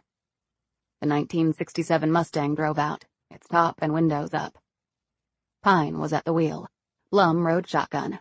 Pine was dressed in jeans, a long-sleeved cotton shirt, and a windbreaker.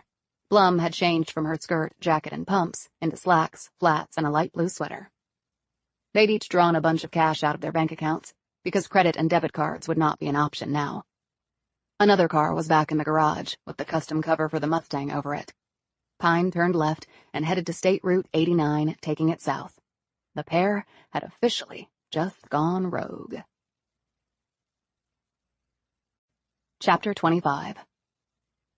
"You're sure they can't trace the car?" asked Blum as they got on Interstate 40 heading east. "I brought it here in the middle of the night when I moved to Shattered Rock. I put it in the office garage and I only drive it at night, and even then it's been a handful of times since I've been here. That's why I kept the trickle charger on it, otherwise the battery would be dead." "But they could trace the tags." "If they do, it won't come back showing me as the owner, because I never had it retitled in my name." "Why?"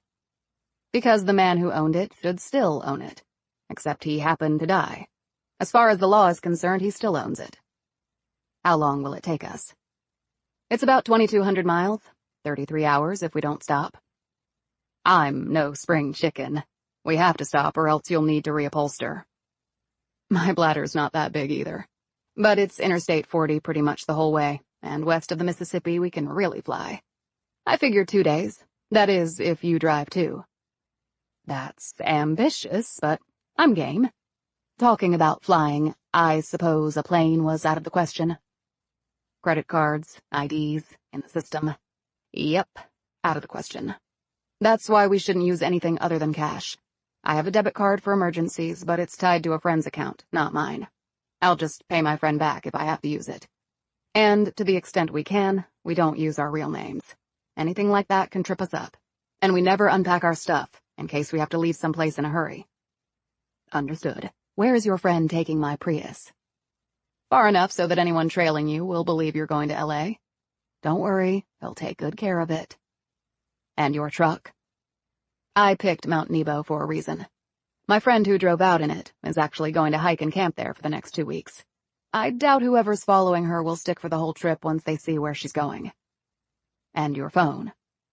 "In the truck. In case they're tracking it, I'm in Utah for the foreseeable future. I put yours in the Prius. I have a bunch of burner phones for us to use. They're in my bag behind your seat.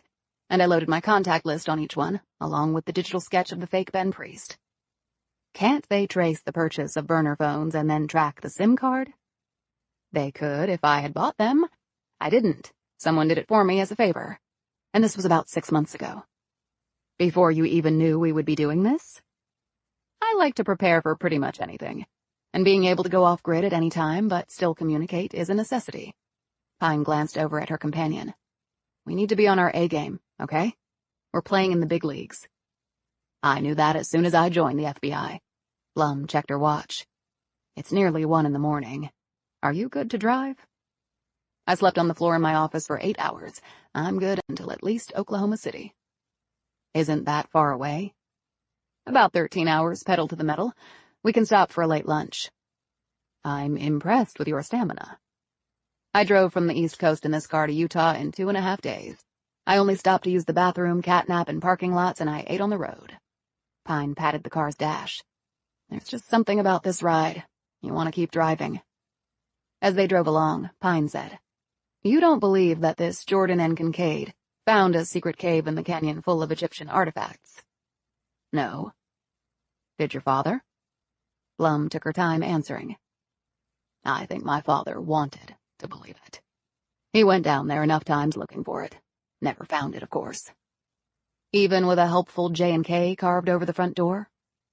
Blum smiled. My father spent his whole life working a job he hated.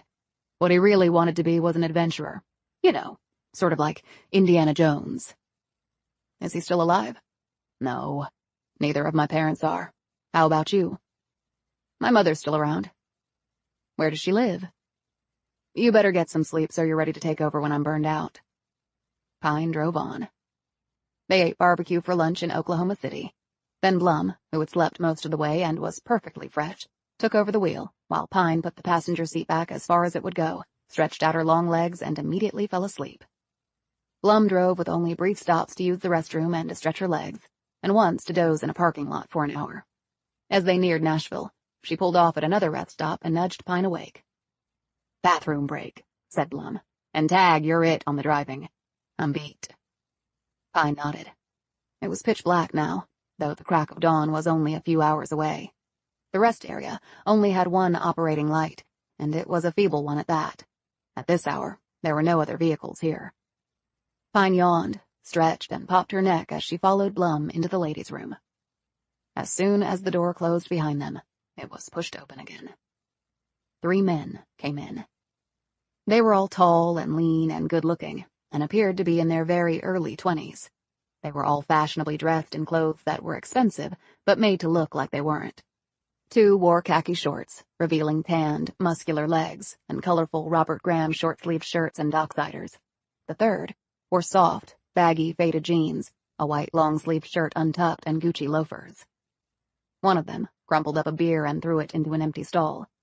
Then they stood there, staring at the 2 women. Blum turned around and eyed them. You have the wrong restroom. Men's is the other door. The man in the jeans stepped forward. He glanced at his friends and grinned, flashing perfect white teeth. No, this is definitely the place we want, because you're here. You have got to be shitting me, said an incredulous Pine. Did you guys just come from a frat party or what? The man smiled at her and produced a bottle of Maker's Mark from his back pocket. Operative word being party, ladies. Blum eyed Pine, who was gazing at the half-empty bottle. That is not happening, Blum said to him. Come on, we've been looking for someone just like you 2, said the man. Mature women, what could be better? And trust me, you'll like what you're gonna get. He unscrewed the cap on the Makers and took a swig before passing it to his friends, who each took a drink. Pine studied each of them. Is this really the only way you can get laid? Oh, hell, we can have anyone we want. I can lay on the charm like nobody's business. And my family's rich. He hooked a finger at his 2 companions. These guys, too. So why lie in wait outside a lady's bathroom waiting for a target? The man grinned. Because we can, and we want to. Not with us you can't, retorted Blum. The man's grin slowly faded. I don't think you have much choice. Pine said. Then I don't think you've thought this through. The man pulled a small knife from his pocket and opened it. I don't like to do it this way, but whatever works. Now you just do what we say, and nobody gets hurt.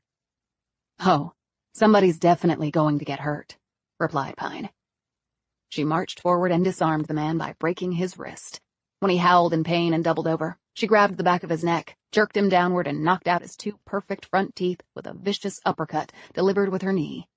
Then, using his bulk against him, Pine flipped him into the mirrored wall over the sinks, shattering it. He fell onto the porcelain, caught his face on a faucet, rolled off, and hit the floor. He lay there bloody and stunned, groaning in pain. Hey! Hey! Yelled one of the other men. He launched himself at Pine before reeling backward after Pine planted the bottom of her boot into his throat.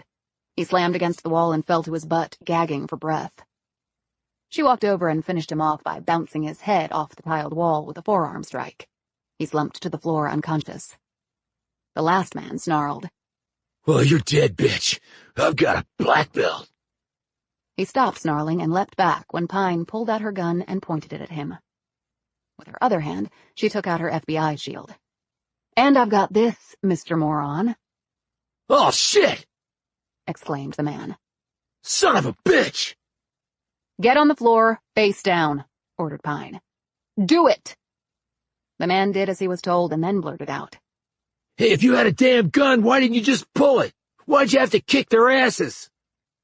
Blum said, "Because she can, and she wanted to." Pine took out zip ties from her jacket pocket and bound all three men together, legs and hands back to back, so they were totally immobile. After Pine and Blum used the restroom and finished washing up at the sinks, Pine dialed 911, told the dispatcher what had happened, gave her location, and added, "I can't stay to press charges, but just hold them for a few years on account of being stupid." When Pine slid behind the wheel of the Mustang, Blum said, "You were quite impressive back there." "I was incentivized." "Well, I get that. We were being threatened." "No, I mean I had to use the bathroom really bad." Later on, Pine turned onto Interstate 81 North and punched the gas. This stretch of asphalt was known as the Truckers' Highway, as it wove through the mountains, and they passed many a big rig along the way. They stopped for takeout at a 24-hour diner near Roanoke, Virginia. As they drove on, Pine cradled greasy fries in her lap and munched on a double cheeseburger, while Blum nibbled on hers and only occasionally ventured to pick up a fry. "You don't like burgers and fries?" asked Pine. "Oh, I do. But at my age, they don't like me the way they used to. In that regard, they're sort of like men." A few minutes later, she lay back against the seat and fell asleep. Hours later, Pine reached Interstate 66 and took it due east toward Washington. It was right about then that Blum woke up. Stretching, she said, "Where are we?" "About 2 hours outside of D.C. "I've never been to D.C. "With all your rah-rah talk about Mr. Hoover, that surprises me. Well, he was already dead when I joined up, so." "But there is the Hoover building, which is falling apart, by the way." "You never worked there. You were at the WFO," she added, referring to the Washington field office. Pine shot her a glance. "You checked up on me?" "Well, of course I did. Did you want an idiot for a secretary?" "I visited Hoover quite frequently. They were looking for another home, but apparently Congress won't give them the money. Well, it's about time someone stopped wasting taxpayer dollars." "Right, so the Pentagon can spend it on more $10,000 toilets." "Where are we staying once we get there?" "I've got a buddy. He's on overseas assignment. We're staying at his place in Northern Virginia." "For a loner, you certainly have a lot of buddies." "So long as they keep their distance, I'm good." They drove on, the ride nearing its end. Chapter 26. The Buddies' condo was in Arlington, Virginia, in an area known as Ballston. Kurt Ferris was a CID investigator in the Army and had been recently deployed overseas for 6 months to investigate crimes involving those who wore Army green in other countries. Pine had met him when they'd done a joint case together, involving a smuggling ring operating out of Fort Belvoir that had international implications. They'd solved the case and ended on good terms, which had prompted her to contact him about a place to stay in Virginia. Instead, he had offered his apartment up to her, since he wasn't using it. He swore he would not mention the arrangement to anyone after Pine told him she was working undercover on a bureau case. The condo was near the Ballston Mall. The area had been widely renovated, and was one of the most popular residential areas for well-educated and well-heeled millennials who would come here to work and play.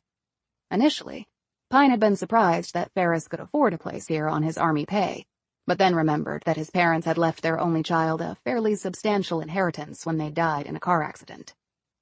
The condos were new, and all doors were operated not by keys but by passcodes. Ferris had given the necessary ones to Pine. That was good, because she didn't want to have to give her name or show ID to the building personnel. Blum stowed her bag in her room, keeping everything in the bag in case they had to get away fast, as Pine had advised. She took a stroll around the 3-bedroom condo. It had high ceilings and a small balcony overlooking a rectangle of park. The furnishings were tasteful and plush, and the kitchen was well stocked and equipped with Wolf and Sub-Zero appliances. After Blum checked out this and the pantry and the various cooking utensils, Pine emerged from her bedroom. Blum said, "Beautiful place. Is your friend single?" "Yeah, he is." Blum picked up a picture from a credenza. It showed a tall, handsome man in his Army dress blues with 2 older people. "This him?" "Yeah, that's Kurt and his mom and dad." "Quite the looker. And definitely a good friend to let you stay here. You two must have a close relationship." She looked at Pine expectantly. "I'm not into girl talk," said Pine. "Neither am I, considering neither one of us are girls." Pine sighed. "I think Kurt wants to be more than friends. No, he does want to be more than friends. But I don't think he and I being together would be a good idea. Career in the way. He's in the East, you're in the West." "That's partly it, yes." "What's the other part?" "Maybe I haven't figured that out yet." "Fair enough. Men can be simple, but relationships are not, at least from the woman's perspective. I did meet... There's this park ranger." "Really? What's his name?" "Why, you know a lot of park rangers?" "Actually, I do." "Sam Kettler." "Don't know him.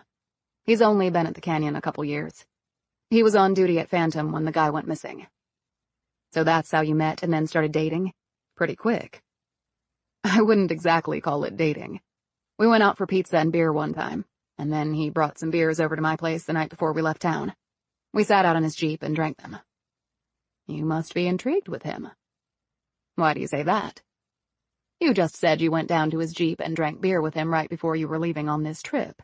You had a lot on your mind. You could have easily declined the offer, only you didn't. Pretty simple deduction."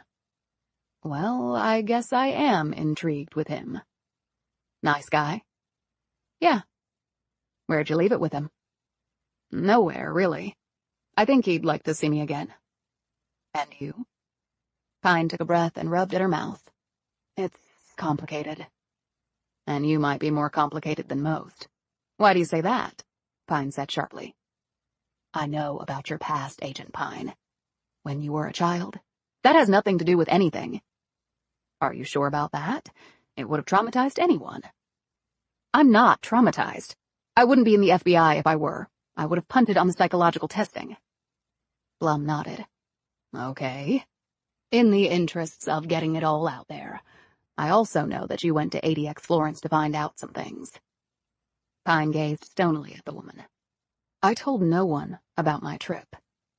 "But you had to get special permission to visit after hours.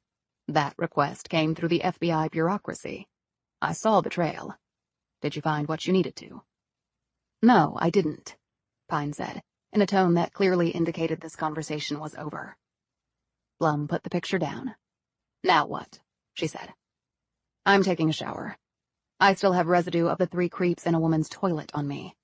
I suggest you do the same." Pine undressed in the bedroom and caught her image in the vertical mirror hanging from the wall. She looked first at the scars from her various encounters at the FBI, the bullet wound on the back of her calf that Kettler had noticed, an arrest gone to shit. She'd been lucky to survive it.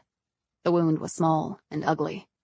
As she had explained to Kettler, the round had never come out of her. A surgeon's scalpel had later done the trick. That was good, because the exit wound might have blown out an artery. Now it just looked like a small blistery melanoma.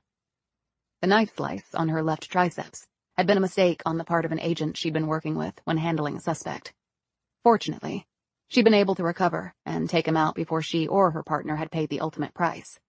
The scar looked like a centipede. She turned around and looked at her lower back. That hadn't been the bureau. That had been the weights. Lower back surgery was pretty typical for Olympic-caliber powerlifters. She could not bring herself to look at the delt stats, Gemini and Mercury.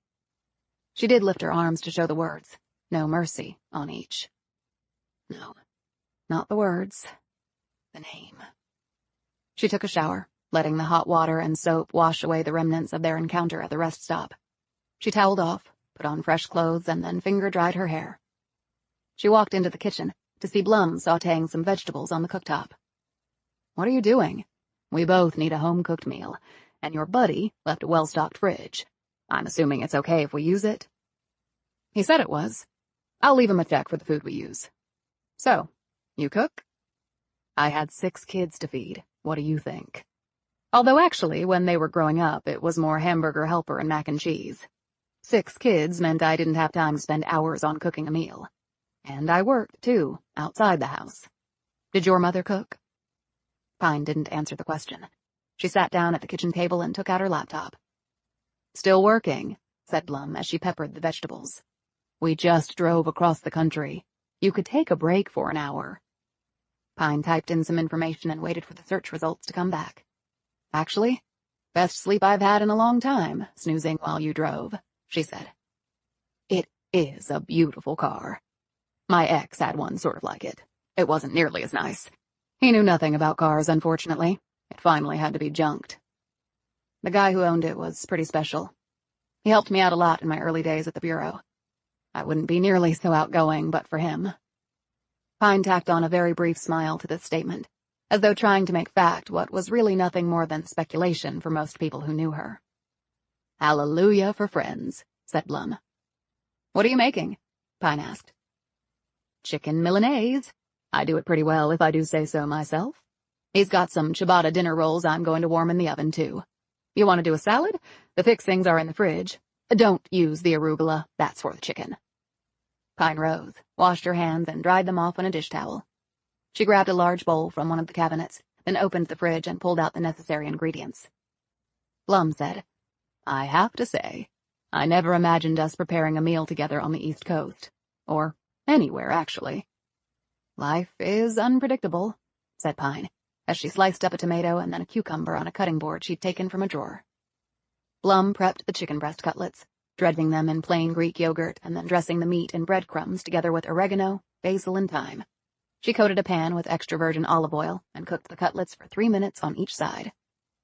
After finishing the salad, Pine set the dining room table, then put the bowl of greens on the table. Blum squeezed a sliced lemon over the cooked chicken cutlets and plated them over beds of arugula.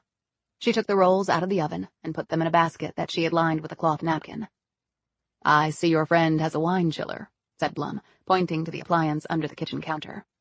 "I'm more of a red person, but a Chardonnay or, even better, a Pinot Grigio would go well with the chicken. You want to check while I carry the plates and rolls in?"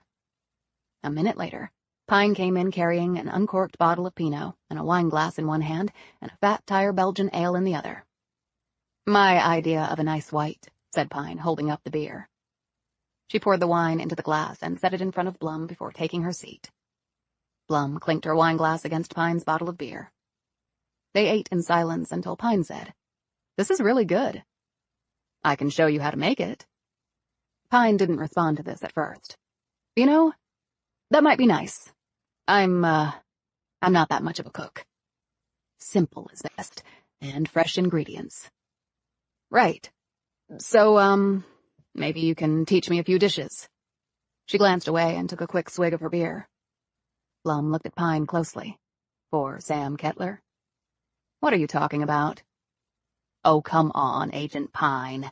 I'm too old to be manipulated." Pine smiled. "Okay, I do like him. We seem to connect." "Well, thank God there's no law against that. You said he likes you, and after what you told me, I agree. And whether you think it's complicated or not, I think you should see him when we get back." "If we get back," said Pine, turning serious once more. "I stand corrected. So what's our next step?" Pine put her fork and knife down and picked up her beer. "His brother gave me Ben Priest's home address. It's in Old Town Alexandria. I would expect the place is being watched. So we're going to watch the watchers and do some recon at the same time." "Okay." "Then there's Ed Priest's family. I need to contact them without anyone knowing." "Aren't they still in protective custody?" "I don't know. I couldn't get them into an actual safe house. But I had uniformed FBI looking after them. That might have been pulled after the call Dobbs got from the DD. And then we have the men in the chopper who took away the Priest brothers. Any idea who they might be?" "I can make some deductions." Blum took a sip of her wine and looked across the table thoughtfully at her boss. "What are they? And more importantly, what are they based on?" I recognized the type of chopper. "What was it?" "A UH-72A Lakota. I've actually ridden on them." "Who uses it?" "Mostly the United States Army." Chapter 27. Kurt Ferris had also left his 2-year-old Kia Soul for Pine to use. She knew he'd owned a decked-out Dodge Ram pickup with double rear wheels before coming to D.C. from the wilds of Fort Bragg, Texas. However, he'd found the Ram was too big to drive and park in the traffic and space-challenged Ballston area, so he'd traded it in for the Kia. Pine knew the man wasn't happy about it, because he'd told her he wasn't. He said he felt like a wimp on wheels. She was parked at the curb about 5 townhomes down from Ben Priest's 19th century row house on Lee Street in Old Town Alexandria, Virginia. It was an upscale, historic area, located along the Potomac River. She'd Googled real estate in the area, and had calculated that Priest's home was worth north of $2 million. She wondered what sort of work he had done to afford that sort of residence. Like allowing a man to take his place on a mule ride down to the floor of the Grand Canyon and then disappear? Priest had mentioned laundering people, but she hadn't believed him. Yet, maybe she needed to think about that some more. Priest had told her that he'd worked for American intelligence before hanging out his own shingle. If Pine could have used normal bureau resources, she might have been able to do a far deeper dig on the man, finding out perhaps what agency he'd worked at and what sort of work he did there. Yet Pine was doing something she should not be doing, so those official resources were not available. She had watched the home for a while, and was convinced that Priest's home was not under surveillance by anyone else. This gave Pine an opening. She had seen the woman before she had gone out earlier. She lived in the row house next to Priest. In fact, the homes were attached. Pine had checked the backs of the houses. The backyards were separated only by a low-level fence. There might have been some interaction there. The woman looked to be in her 60s, with thinning white hair, styled in a way that indicated she had money and wasn't adverse to pampering herself. This was also shown by her designer clothes and shoes and sunglasses. She was also tanned and fit, and she carried herself with the air of someone who had the pleasure of giving orders rather than following them. This had been confirmed by what Pine assumed was the woman's uniformed maid or housekeeper, who had been handed a cluster of bags from a late-model burgundy Jag convertible parked in front of the woman's house. The woman had then carried them inside. From her perch and using binoculars, Pine had seen the names on the shopping bags: Gucci, Dior, Louis Vuitton, and Hermes, the Hall of Fame of fashion. Pine had never owned a single thing from those brands. She was more of an Under Armour girl. Yet even if she had wanted to, she doubted she could afford anything they sold. She doubted she could afford the bags the stuff came in. And her physical dimensions did not meet high fashion standards. She was big where societal norms told women to be small, and small where ladies were supposed to be big. As the woman turned and walked down the street, carefully navigating the lumpy laid brick pavers in her stilettos as she checked her phone, Pine got out of the Kia and strode down the street, paralleling the woman. She timed it so they would intersect at the next block. "Excuse me, ma'am," said Pine. The woman, jolted from her digital bubble, looked askance at Pine in her jeans and windbreaker and boots. "Whatever you're selling, I don't need," she said immediately, in a deep, well-cultured voice. "It's not that." "And I don't have any cash if you need a handout. Bye-bye." The woman proceeded on her way. Pine followed. The woman stopped and held up her phone, which had a gold cover. "I will call the police if you don't leave me alone." "I am the police," said Pine, holding up her FBI shield. The woman slowly lowered her phone. "You're with the FBI. No way." "I really am." The woman ran her severe gaze over Pine and said, "You don't look like you are." "That's sort of the point when you're on a stakeout." "You're watching someone?" The woman looked horrified, and then blurted out, "What's Jeffrey done?" "Jeffrey?" "My husband. He's a money manager. They're always doing something illegal. He's my second husband," she added, as though that exonerated her from any associated liability she might have. A hand fluttered to her bosom. "Thank God I kept my assets separate. The little sneak." "I'm not here about Jeffrey. I'm here about your neighbor." "My neighbor? Which one?" "Ben Priest." The woman gazed at Pine in a new light, and then gave her a knowing look. "He's an interesting fellow, that one." "What's your name?" "Melanie Renfro." "Have you lived in your house a long time?" "Yes, 20 years. Jeffrey moved in with me after we got married. He lived in D.C., Capitol Hill. You couldn't pay me to live there. Taxes are twice Virginia's. It was either he moved here or there wasn't going to be a marriage." "You want to grab some coffee?" "That's where I was going, actually." Pine followed Renfro into a coffee shop on King Street, the main avenue that bisected Old Town and ended at the Potomac River. They ordered, got their coffees, and headed back outside to sit in an enclosed area of tables. They were the only ones there, though people were passing them on the street. Mostly moms with strollers and some men and women in suits and carrying briefcases. Renfro took a sip of her coffee and patted her lips with a paper napkin. What has been done? You said he was an interesting fellow? Renfro nodded and looked around, as though they were in a movie, and she was checking on eavesdroppers. When she caught Pine staring, she grinned and said, "This is so thrilling. The most exciting part of my day today was supposed to be a hair coloring and a waxing. This is so much better, and far less painful than waxing. Glad I could do that for you. So, priest?" "Right. He moved in about, 7 years ago. I was still married to Parker. He was my first husband. He died of a heart attack 4 years ago. I married Jeffrey 2 years later. Some of my friends thought it was too soon, but at my age, hey, you don't know how much time you have left. Burn the candle to the end, right?" "Right. So you knew Priest?" "Oh, yes. I've had him over for dinners, cocktail parties, barbecues, that sort of thing. I have a wonderful caterer, if you ever need someone." "What was your impression of him?" "Oh, that he'd been everywhere, done everything. Could talk eloquently about any number of subjects. He knew several languages. And he was tall and very handsome. I used to invite him because I knew he would be fascinating for the other guests, and eye candy for some of my girlfriends. He would flirt with them. Nothing serious, but they loved it. He seemed to know how to play a role, work a room." "Did he tell you what he did for a living?" "He told me he taught over in England.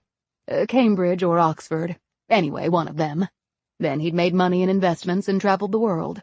I thought he was independently wealthy. He kept odd hours, gone for long periods of time, and then I'd see a cab dropping him off at 2 in the morning. He never mentioned working for the government?" "Look, if you are with the FBI, I want to help you, but I really don't know you at all. And these days, fake badges and stuff can look really genuine." "Okay, I understand that. I'm looking for Ben Priest because he disappeared when he was in Arizona. That's where I'm assigned." "Oh my God. Do you have any idea what happened to him?" Pine pulled back her hair to reveal the wound she'd suffered when the explorer had hit the tree. "I was with him when he was abducted. I was almost killed too. I don't like it when people abduct other people. I like it even less when people try to kill me." The blood drained from Renfro's face. "Oh my God, you poor thing. So any help you can give me would be much appreciated." "Absolutely. With Ben, my thought was, is he some sort of spy? I mean, he's obviously brilliant and knows all these languages. And he sort of looks like James Bond, right? I've seen him in a tux. God, if I were 20 years younger, I might make a run at him. Hell, 10 years younger. Jeffrey's brilliant and makes a ton of money, but he's the spitting image of Don Rickles." "Okay. Did he ever invite you to his place?" Renfro looked puzzled. "Now that you mention it, no. Wait, I take that back. I've had drinks in his backyard." "But never in the house?" "No. I guess I never thought about that. I mean, he was a guy, and I always liked to do the parties at my place, and maybe his house was a mess. He was a bachelor after all." She paused. "He was, wasn't he? I never saw any women over there. Wait, is he gay? That would really depress 4 of my girlfriends, and me too, quite frankly." "Not that we know of. Anything he ever said that struck you as odd?" Renfro drank her coffee and mulled over this query. "Odd how?"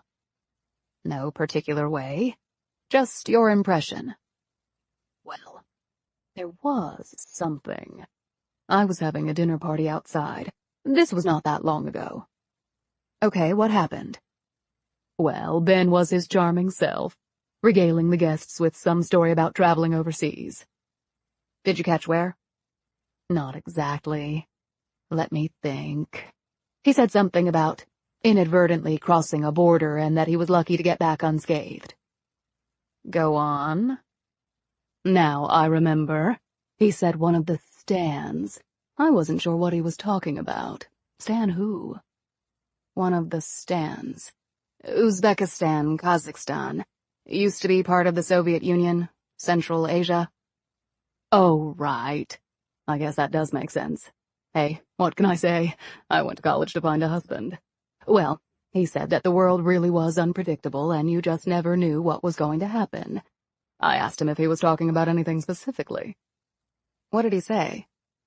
He said I would have to wait and see. How did you take that? Well, then he laughed and drank down his wine, pinched my arm in a playful way, and told me not to listen to him. That he was just kidding around. Too much booze. But the thing was, the party hadn't been going on that long. That was only his second glass. Did you ever know him to do that before? No, not really. I mean, not in that way. He seemed, well, anxious. I remember catching a glimpse of him just staring off into space. He never did that before at my parties. He was always right in the center of things, regaling people. It was odd. Pine next took out her phone and showed her the digital sketch that Jennifer Yazzie had done. Have you seen this man around before? With Priest? Renfro studied the picture. You know, he does look familiar. How? Renfro leaned back in her chair and let the sunlight hit her face. I'm not a good sleeper. Never have been. My mother was an insomniac, and I'm convinced I got that from her. She leaned forward and cupped her hands around her coffee. It was, maybe 1 a.m. I was upstairs. I'd just gotten back from the kitchen with a cup of tea. I was looking out the window onto the street. The moon was out and it was really clear as day. A car pulled down the street and stopped in front of Ben's house. What kind of car? A cab? No, it was a regular car. I guess these days it could have been an Uber or something like that. Anyway, a guy gets out. He goes around to the rear of the car. The driver had popped the trunk. He pulled out his bag, and when he did that, he sort of reflexively gazed up, and I got a real good look at him. She tapped Pine's phone, and he looked a lot like that guy. Did he go into Priest's home? The door opened. Someone was there. The man passed through and the door closed. You think it was Priest? I couldn't see the person, really. But who else would it have been? Did you ever see the man again? No. And when was this? I can tell you exactly, because Jeffrey was gone on a business trip. It was 10 days ago. The woman glanced up at Pine, who was staring off. Does that help you? Asked Renfro. Yeah, it does. If he is a spy, maybe, I don't know, our enemies have him, she said breathlessly. Or we might have him, thought Pine. Chapter 28. Carol Blum adjusted the mirror on Pine's Mustang so she could see better. It appeared to her that Ed Priest had done well for himself. He and his family lived in an upscale community in Bethesda, Maryland.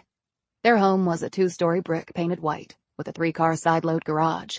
The landscape was nicely done, all water-loving flowers and sweeping lawns, which was quite foreign to Blum. And all that mulch, she shuddered. She stiffened a bit when the car pulled out of the garage and headed down to the street. Mary Priest was driving, and 2 young boys were in the back seat. As the Lexus SUV passed by, Blum caught a glance at Priest's profile through the open car window. The face was pale, the features pinched, the cheeks reddened. The woman had obviously experienced a hellish time, and was probably continuing to do so, although it appeared that Mary Priest and her sons had been released from the protective custody that Pine had arranged. Blum fell in behind Priest, and the 2 cars made their way out to one of the main arteries leading into downtown Bethesda. The children were clearly school-age, but it was possible that after what had happened, Mary had decided to keep them home from classes. She followed at a discreet distance in light traffic. The Mustang did tend to stand out. The Lexus pulled to a stop in front of a building on a side street in Bethesda.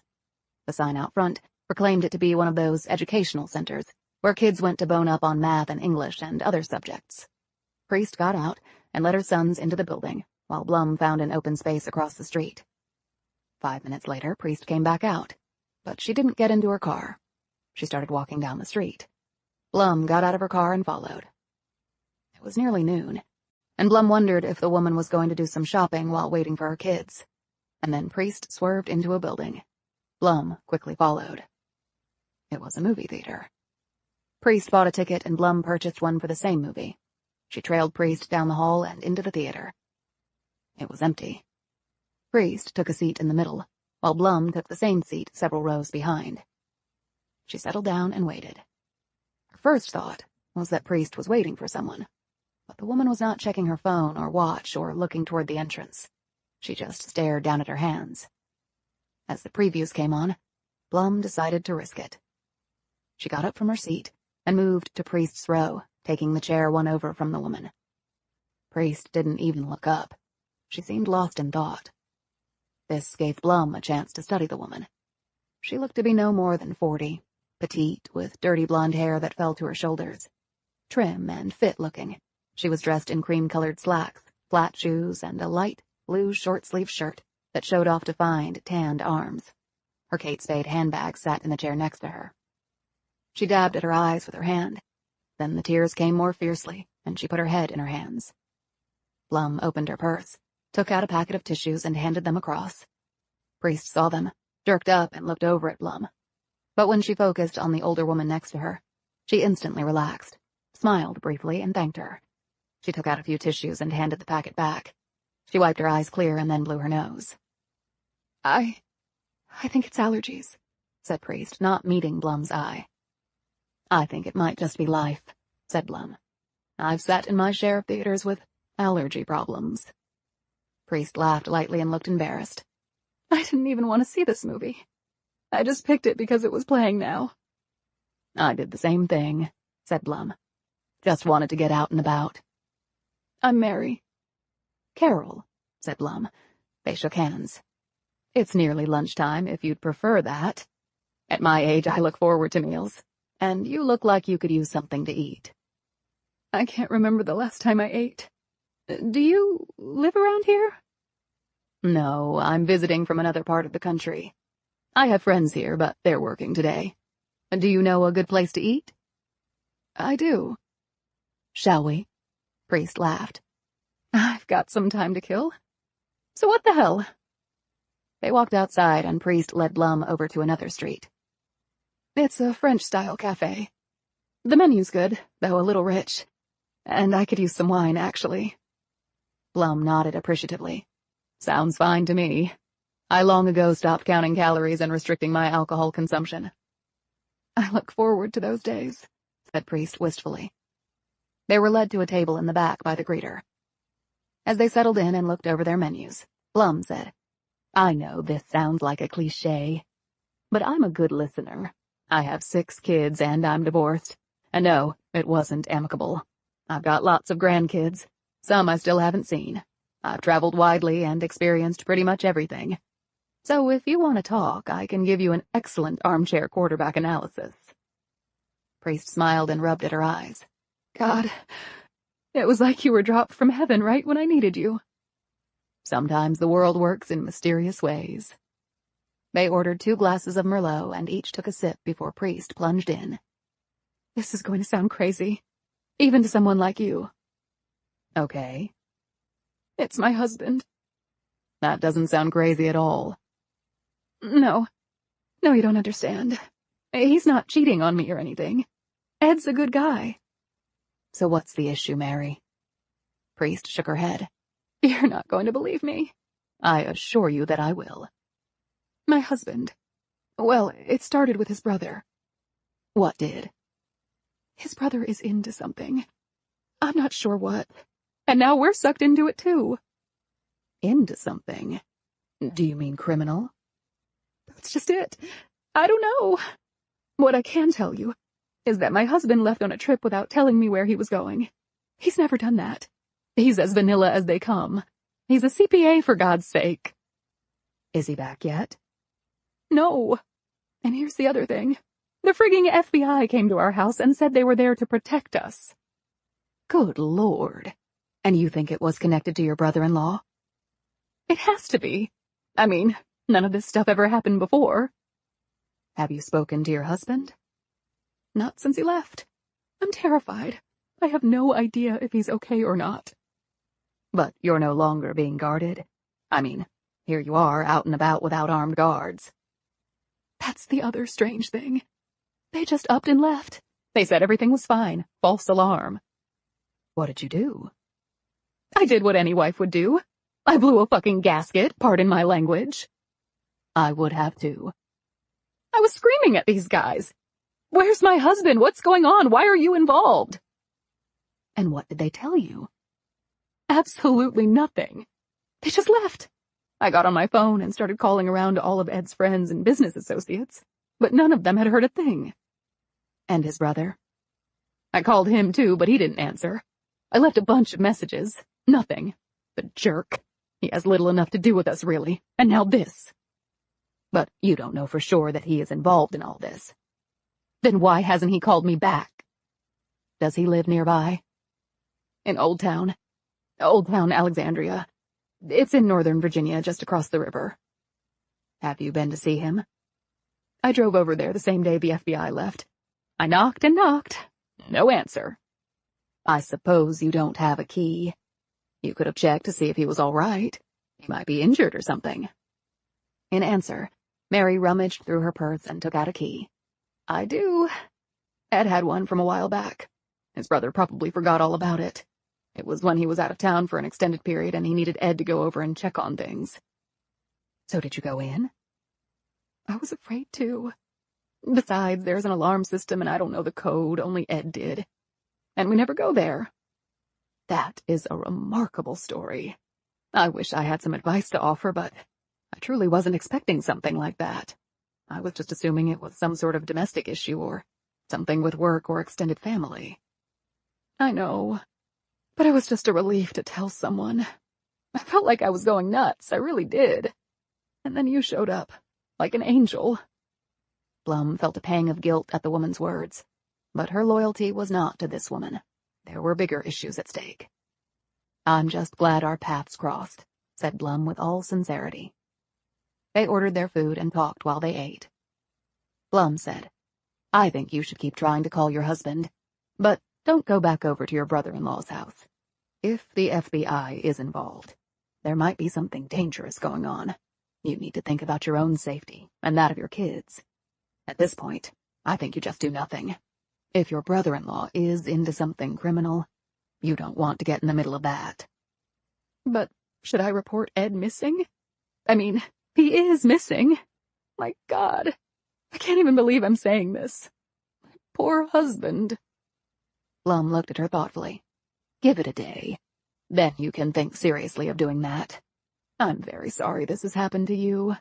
You strike me as a good and caring person, and obviously none of this is your doing. Priest's face crinkled up and tears slid from her eyes. I know. I mean, life is complicated enough without this crap. I've got 2 sons to raise, and Ed provides a great living, but he has to work crazy hours. For most of the time, it's just me and the kids. Until now, that was fine, but now, I mean, I have no idea where Ed is. They started chatting about their respective families, and after their meal was done, Blum said, Why don't you go to the bathroom and wash your face? Your makeup's not running, so there's no worries there, but your eyes are awfully puffy and red. Here. She pulled a bottle of Visine from her purse and handed it to Priest. I'll watch your things, and I insist on paying for lunch. Oh, no. You really don't have to do that. It's the least I can do after all you've suffered. Later, the 2 women walked to the education center where they parted company. Thank you so much, Carol. I didn't really do anything. Yes, you did. You listened, and you believed me. That's enough. The women shook hands and Blum walked back to her car. Inside, she opened her purse and took out the key to Ben Priest's home, which she'd slipped from Mary's purse while she'd been in the restroom. The price of lunch had been well worth it. And maybe she and Pine could find Mary Priest's husband, preferably alive.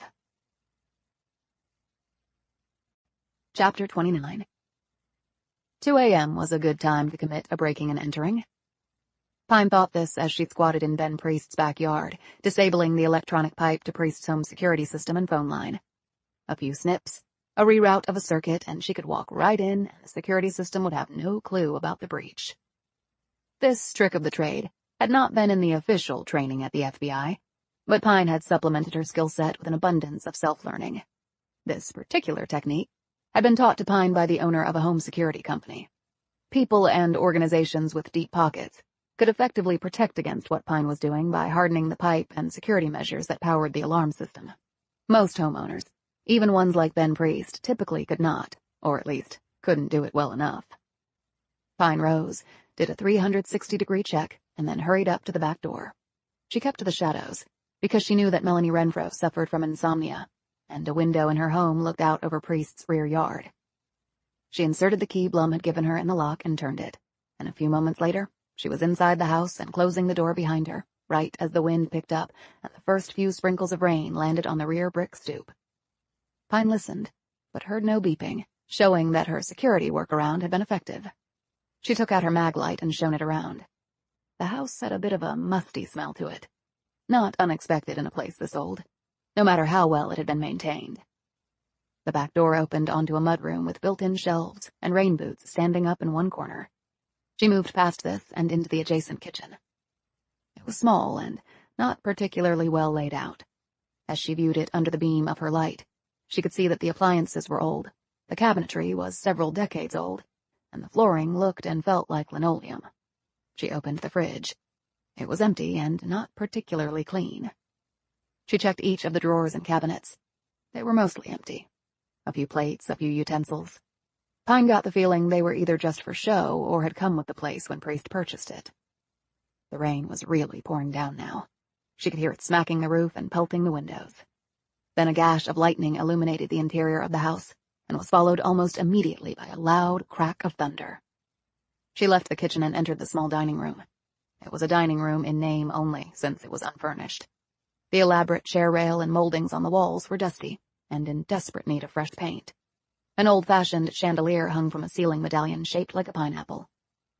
She hoped that Priest would have an office in his home, and that wish was granted when she opened the door to the room opposite the dining room and on the other side of the front foyer.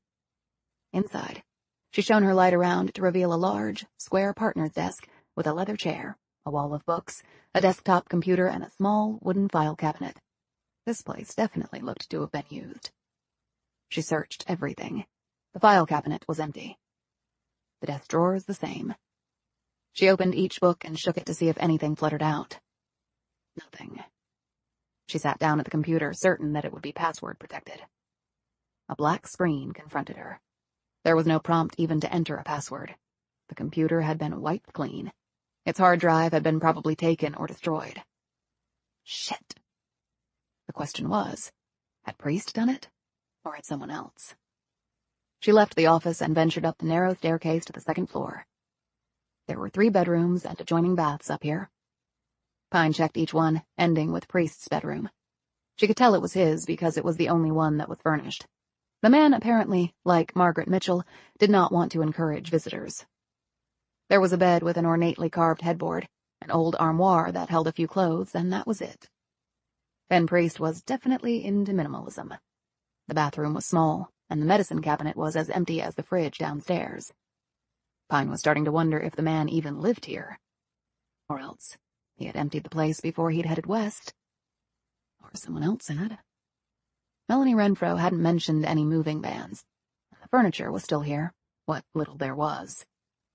She stared at the bed, and then performed the obvious. She looked under it. Her maglight hit on something. The bed was high off the floor, so there was room. She stretched out a long arm and snagged it, pulling it toward her. She sat on her haunches and examined the contents of the old cardboard box. A ratty basketball jersey, a tarnished trophy. She checked the date. It was from more than 20 years ago. She read the inscription. Most valuable player. Football. Ben Priest. It was from the high school Priest had attended. There was a pair of tube socks with blue stripes at the top. And an old basketball, partially deflated. Why keep this? Did he forget it was even under there? She sat on the bed and examined the items again. Jersey, socks, trophy, basketball. Basketball. What had Ed Priest said? His brother hadn't even liked basketball, but he knew he was good at it. So why keep a basketball here? And a partially deflated one at that. She scanned the ball with her light inch by inch. Then she probed with her fingers. Because of her height, Pine had been recruited to play basketball in high school, and had also competed in the AAU program. She had held thousands of basketballs. Her fingers instinctively knew what the surface felt like, though each ball was slightly different. Then she found it. There was a faint, short seam, one that did not really line up with the others. She hit this spot with her mag light. It ran along one of the black stripes on the ball, barely perceptible. She wouldn't have even seen it if she hadn't felt the anomaly. It was only about 2 inches long. She felt with her fingers along this line and sensed a bit of a bump. Hardened glue. The manufacturer hadn't done that. It was an add-on. Pine pulled out the Swiss knife she always carried with her and made the cut right along the seam. The leather opened up easily under her blade, and the remaining air quickly escaped as she cut the ball open and separated the two halves. There was no interior bladder, just a black lining under the leather exterior. She wasn't focused on that. She was riveted on the flash drive that was glued to the interior liner. Glued, not just pushed through the hole, because otherwise it would rattle around if someone picked it up, giving the secret away. She used her knife to gently free the device from the liner. She put it in her pocket, put the cut-up basketball back in the box, and slid it under the bed. She had risen to her feet when she heard a door downstairs open. Chapter 30. Pine slipped out her pistol. She knew if she moved, the old plank floor was going to creak, alerting whoever was down there to her presence. She looked at the window, a foot away. Could she make it without treading on the floor? She didn't think so. Consequently, she didn't move at all. But that status was going to quickly become unsustainable. Normally, in this situation, she would announce herself and tell whoever it was to identify themselves. But she had broken into the house, and she was acting outside her duties as a federal agent. If it were the police down there, she was potentially in a world of trouble. If it weren't the police, she was potentially still in a world of trouble. So she stood there, not moving, and waiting. If they were cops, they should call out a warning to anyone in here to show themselves. She pivoted her head to the side of the house facing the street. Through the window, she didn't see any light shining through it, so there was no cop car out there with its rack lights ablaze. She heard footsteps move across the planks downstairs and then stop. She could imagine the thought process. Move, stop, process. Move again, stop, process. The footsteps reached the stairs, and she heard them coming up. Okay, this was going to get very dicey, because the spot where she was standing would leave her totally exposed as soon as they opened the door to the bedroom. Suddenly, outside, a slash of lightning lit the sky. Wait for it. Wait for it. The resulting pop of thunder was so loud it shook the house. Pine took advantage of this to slide across the floor and behind the door. The footsteps started up again. Then, she thought she caught words spoken back and forth. She couldn't hear what, but that meant there was definitely more than one person down there. She still liked the odds, so long as she could take them by surprise. If not, then the odds would quickly turn against her. The sounds of the footsteps, mingled with hushed voices, reached the top landing. They moved, as she had, from one bedroom to another, until there was only this one left. She followed their progress by listening to the creaks and squeaks of the planks. Pine didn't move as the sound of the steps came toward the door. She saw the door move an inch, and then it was pushed open, until the bottom of the door caught on the uneven floor and halted before it hit her. 2 figures came in. Pine cautiously peered around the door. They weren't cops, unless the police had started wearing black ski masks. Both men were armed. Both men were in a crouch and looking around the space. Pine was hoping that they would not turn her way. Her hope turned out to be a false one. As soon as the man saw her, Pine kicked the door and the edge caught the guy smack in the face. He grunted, fell backward, and slammed into the other man as he went down. As he fell, his gun arced upward. A single shot blasted into the ceiling as his finger reflexively pulled the trigger. The impact of the round into the ceiling sent plaster chips and dust down on them. The first guy landed on his butt, and before he could fully right himself, Pine put him down for good with a roundhouse kick to his head, putting all her weight and substantial leg strength behind it. He slumped back down without making a sound. The second man scrambled to his feet, but before he could line up a shot, Pine's fist crushed his jaw with an overhand left that she delivered from a semi-squat position, maxing her kinetic leverage. She heard the bone crack on impact.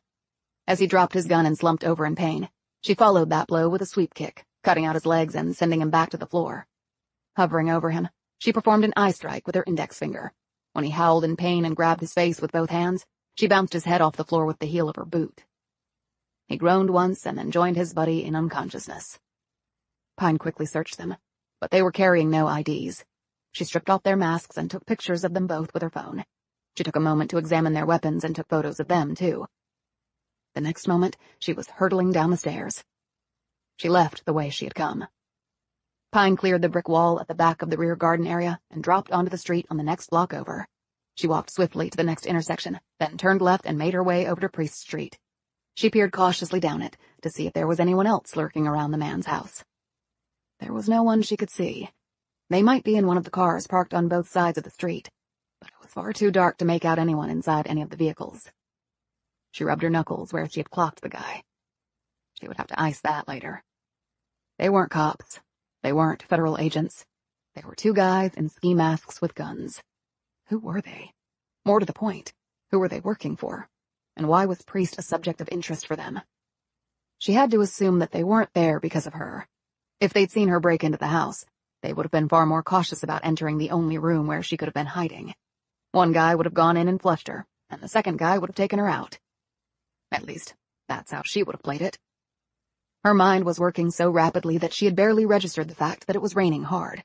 That is, until another streak of lightning made her realize she was standing under one of the many, very large trees that dotted the streets of Old Town, their aged roots laying havoc to the laid brick sidewalks.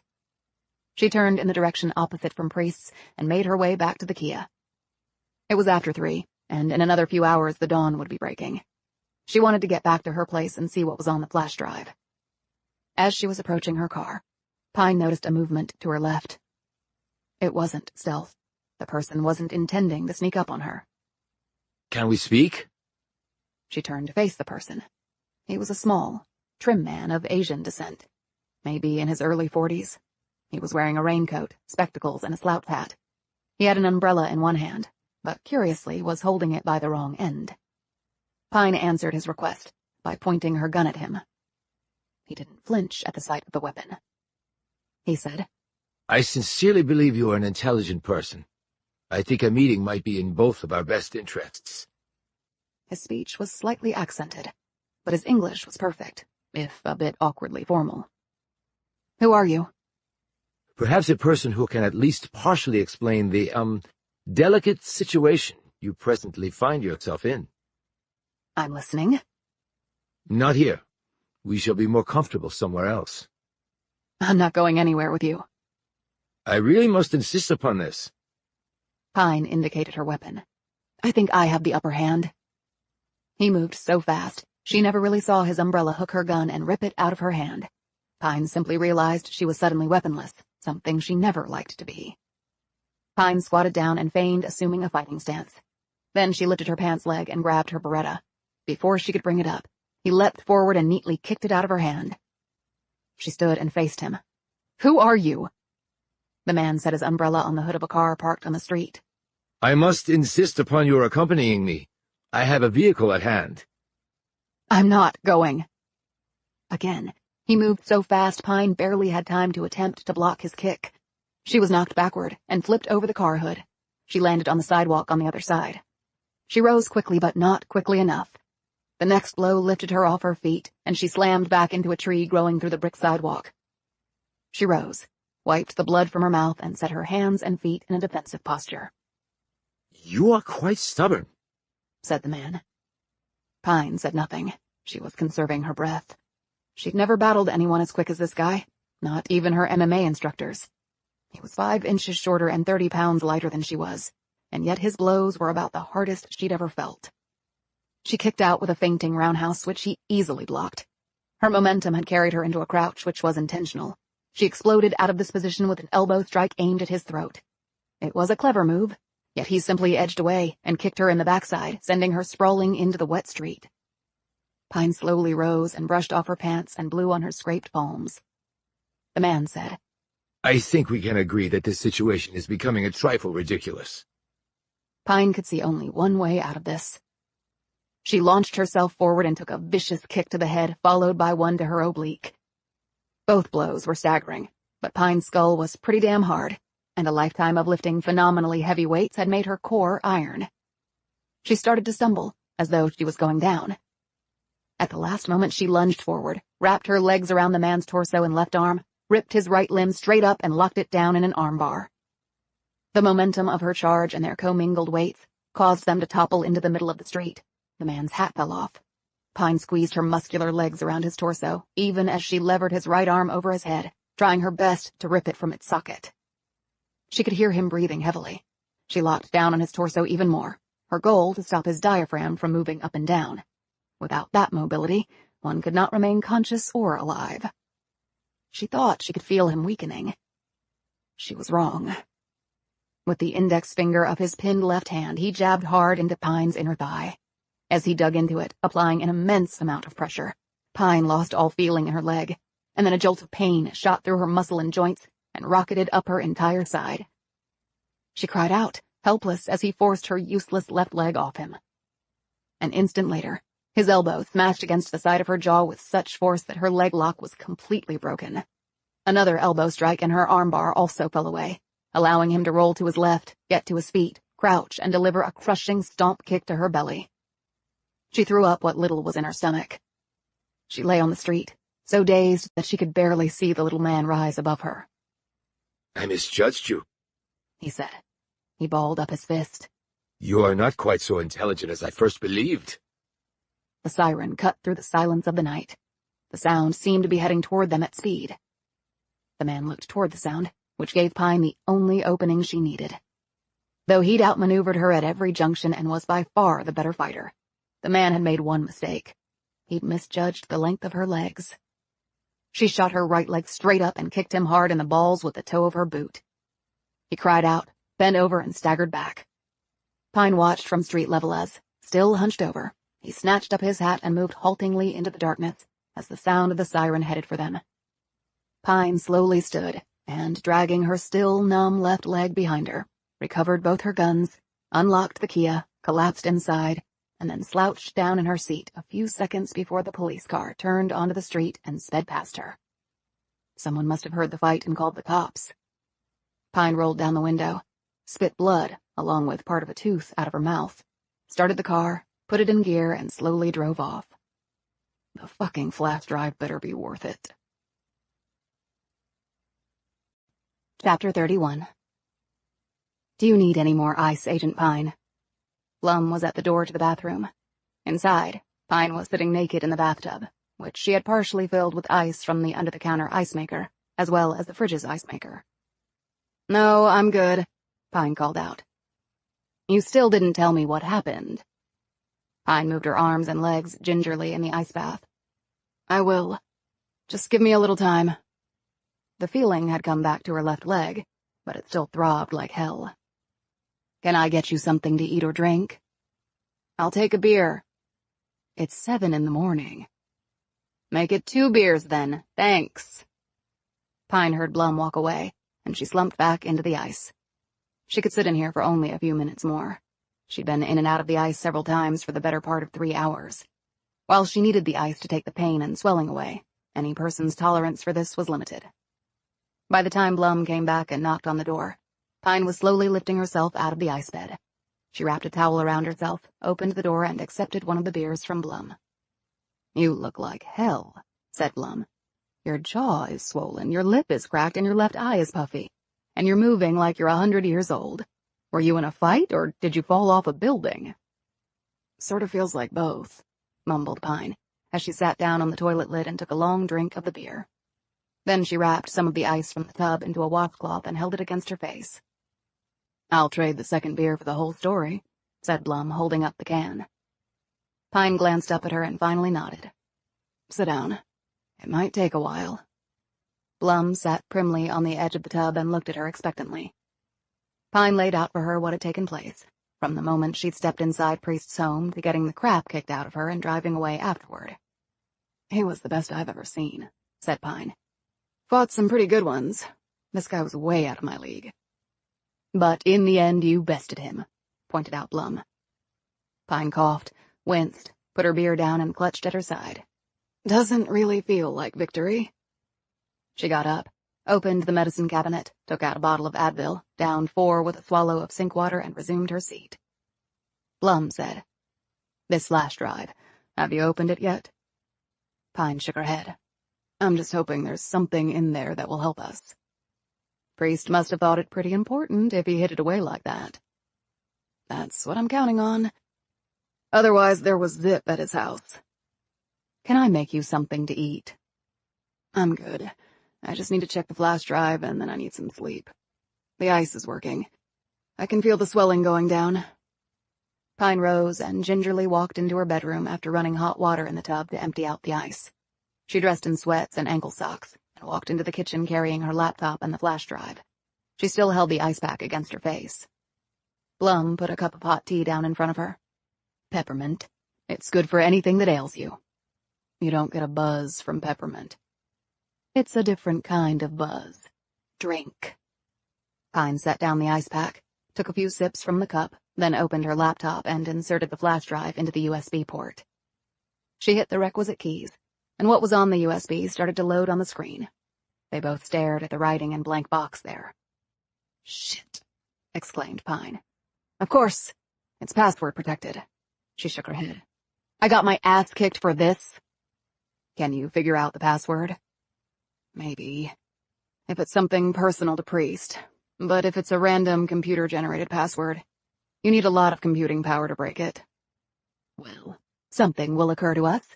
Now, any idea who the two men at the house were? No, but I have a way of checking. She took out her phone and dialed up the pictures she had taken of their weapons. They don't look like any pistols I've seen before. Hang on, I'm going to check this out online. Blum said warningly. They already hacked us once. Can't they track us through your computer? They could if I weren't using a variation of a VPN. VPN? Virtual Privacy Network. It's like allowing your online footprint to be hidden in secure tunnels. The one I'm using is really top grade. It allows me to use the web virtually anonymously. Pine brought up a database of pistols. She scrolled down page by page, all the time glancing at the photos she'd taken. She stopped on one. Damn. What? Hold on. Pine kept scrolling, and then stopped when she got to a photo that matched the other pistol. She looked up at Blum. It's no wonder I didn't recognize them. What do you mean? One's an MP443 Grotch, and the other's a GSH-18. Those surely aren't American pistols. I've never heard of them. No, they're Russian. The Grotch is carried by the police and the GSH by the military. Both women stared at each other for an uncomfortably long moment, until Blum said matter-of-factly, Well, of course the Russians are involved. They're always the bad guys. But why? And what does Moscow have to do with a dead mule in the canyon? Neither one had an answer to that. You need to get some sleep, Agent Pine. You need to heal and rest. I have a strong feeling that you'll need to be at your best. I think we both will. Pine went to her bedroom and stripped off her clothes, because even the light, floppy sweats against her battered body hurt. She looked down at her oblique. There was a massive, yellow, purplish bruise where the guy had walloped her. She felt along her leg to where he had applied the pressure with his finger to break her leg lock. Her limb was still tingling. He must have found a nerve there she didn't even know she had. She gingerly lay back in the bed with the ice pack still cemented to her face. In her other hand, she clutched her Glock. She took several deep breaths, and the result was bruised ribs carping at her. Pine closed her eyes and let her thoughts wander back to the two men in the house, the two Russians. And then there was the umbrella-wielding ass-kicker. He wanted her to go with him somewhere. He said he would explain things to her, the predicament she found herself in. She wanted to know how he had come upon her. Had he been watching the house and seen her enter, or seen her leave and followed? That might be the likelier scenario, because she'd taken great care to ensure no one saw her going in. Was he connected to the other two men? Somehow she didn't think so. Then was he an adversary of theirs? The Russians were clearly just muscle. The Asians seemed to be something more than that. She put the bag of ice down, reached over and plucked her shield off the nightstand. She knew every facet of the embossed metal. After she'd been awarded it upon graduating from Quantico, she had held it all night, fingering it over and over like she was reading Braille. In some ways, no, maybe in the only way, the figure of Justitia presented all there was in the world to Pine. Justice. It wasn't about the greater good. It was about what was right and wrong on an individual basis, person by person. Because if you neglected the people, the idea of a greater good was a pipe dream created by those whose idea of the greater good almost always tended to favor themselves and people like them. She crossed her arms over her chest, the shield in one, the Glock in the other. Two critical components not only to her work, but also, perhaps, to her identity. Without them, what was she? The lost, bereaved little girl from Andersonville, Georgia? She closed her eyes and, as she went to sleep, mouthed the same words she had for nearly 30 years. I will never forget you, Mercy. Never. Chapter 32. It was still storming outside when Pine awoke early that evening. She rolled over and let out a groan as soon as all the aches and pains hit her. She shuffled into the bathroom and took a steaming hot shower, letting the water sink into her soreness. She toweled off, dressed, and walked out into the kitchen, where Blum was sitting with Pine's laptop and a cup of coffee in front of her. Your face looks a lot better, noted Blum. Looks can be deceiving. You want coffee? I just made a fresh pot. I'm good. Do you want something to eat? I got it. Pine opened the fridge and grabbed some yogurt. She took a spoon from a drawer, sat down at the table, and started slowly spooning the yogurt into her mouth. That's not a lot of nourishment, said Blum. For someone who got kicked in the face with a sledgehammer made of flesh and bone, it's just fine. I'm not up to chewing yet. Or hot beverages. The tea you gave me earlier did a number on the inside of my mouth. Oh, right. Pine looked at the laptop screen. Figured out the password? Not even close. And without bureau resources, how do we crack it? Pine set her yogurt and spoon down. Let's put this into some context. I found the flash drive in a basketball, along with an old football trophy. There were also some gym socks and a basketball jersey. Pine paused and thought back. On the jersey was printed, Catholic Church League. Catholic churches have basketball leagues? Said Blum. Apparently so. What's your friend's Wi-Fi password? Pine said, Semper Primus. When Blum glanced at her, she explained. Latin for always first. It's the army motto. Blum went online and typed in a search for Catholic churches near Priest's home. There's the Basilica of St. Mary Catholic Church in Old Town Alexandria. It's only a short walk from Priest's house. Pine rose and grabbed her jacket off the back of the chair. Where are you going? To church. You want company? No. You better stay here. Since you're going to a place of worship, I'll say a prayer for you. Can't hurt, said Pine over her shoulder.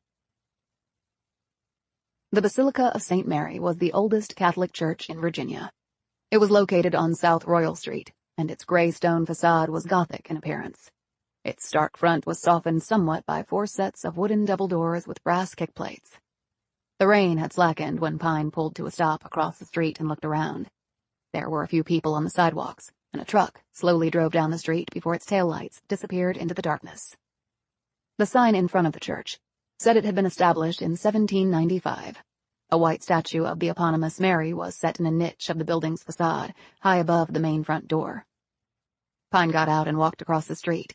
She made a searching look all around and then headed up the steps. The door was fortunately unlocked. She stepped inside and shut it behind her.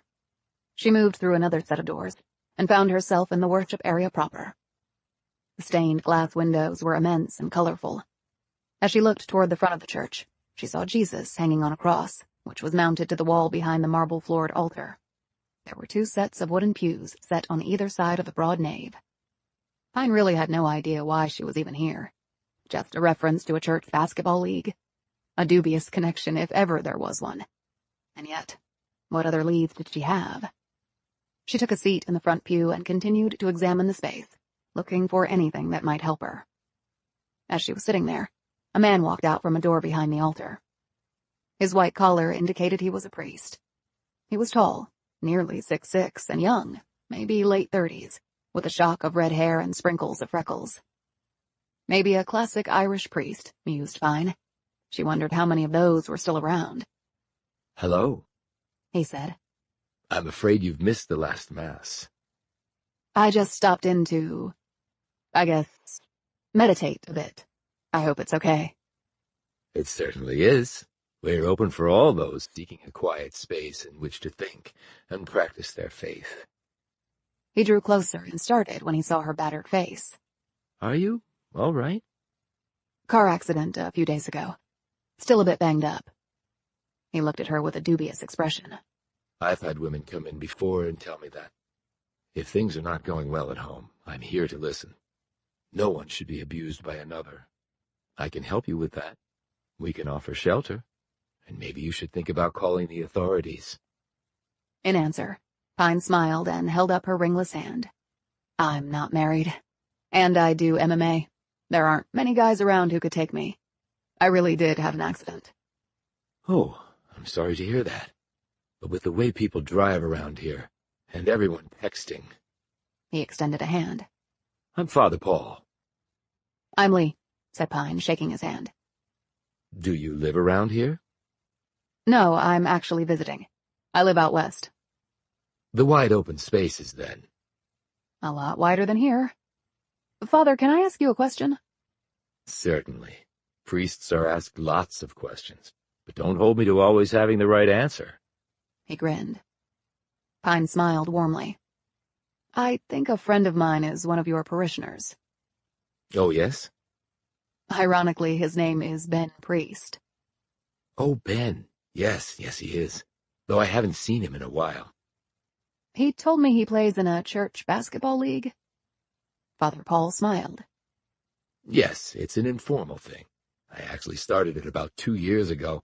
As you can probably tell from my height, I play. But Ben, though he's some years older than me, is an exceptional player. Small forward. We compete against other churches in the area. Nothing official, but it's good sport and fellowship. You say you haven't seen him for a while? No. In fact, we had a game last week, but he didn't make it. I called him, but didn't get an answer. But he goes off quite often. He'll be back. He paused. So, you're friends with Ben? Yes, and his brother and his family. The priest's brow furrowed. That's funny. He never mentioned a brother. Ed Priest. He lives in Maryland with his wife and kids.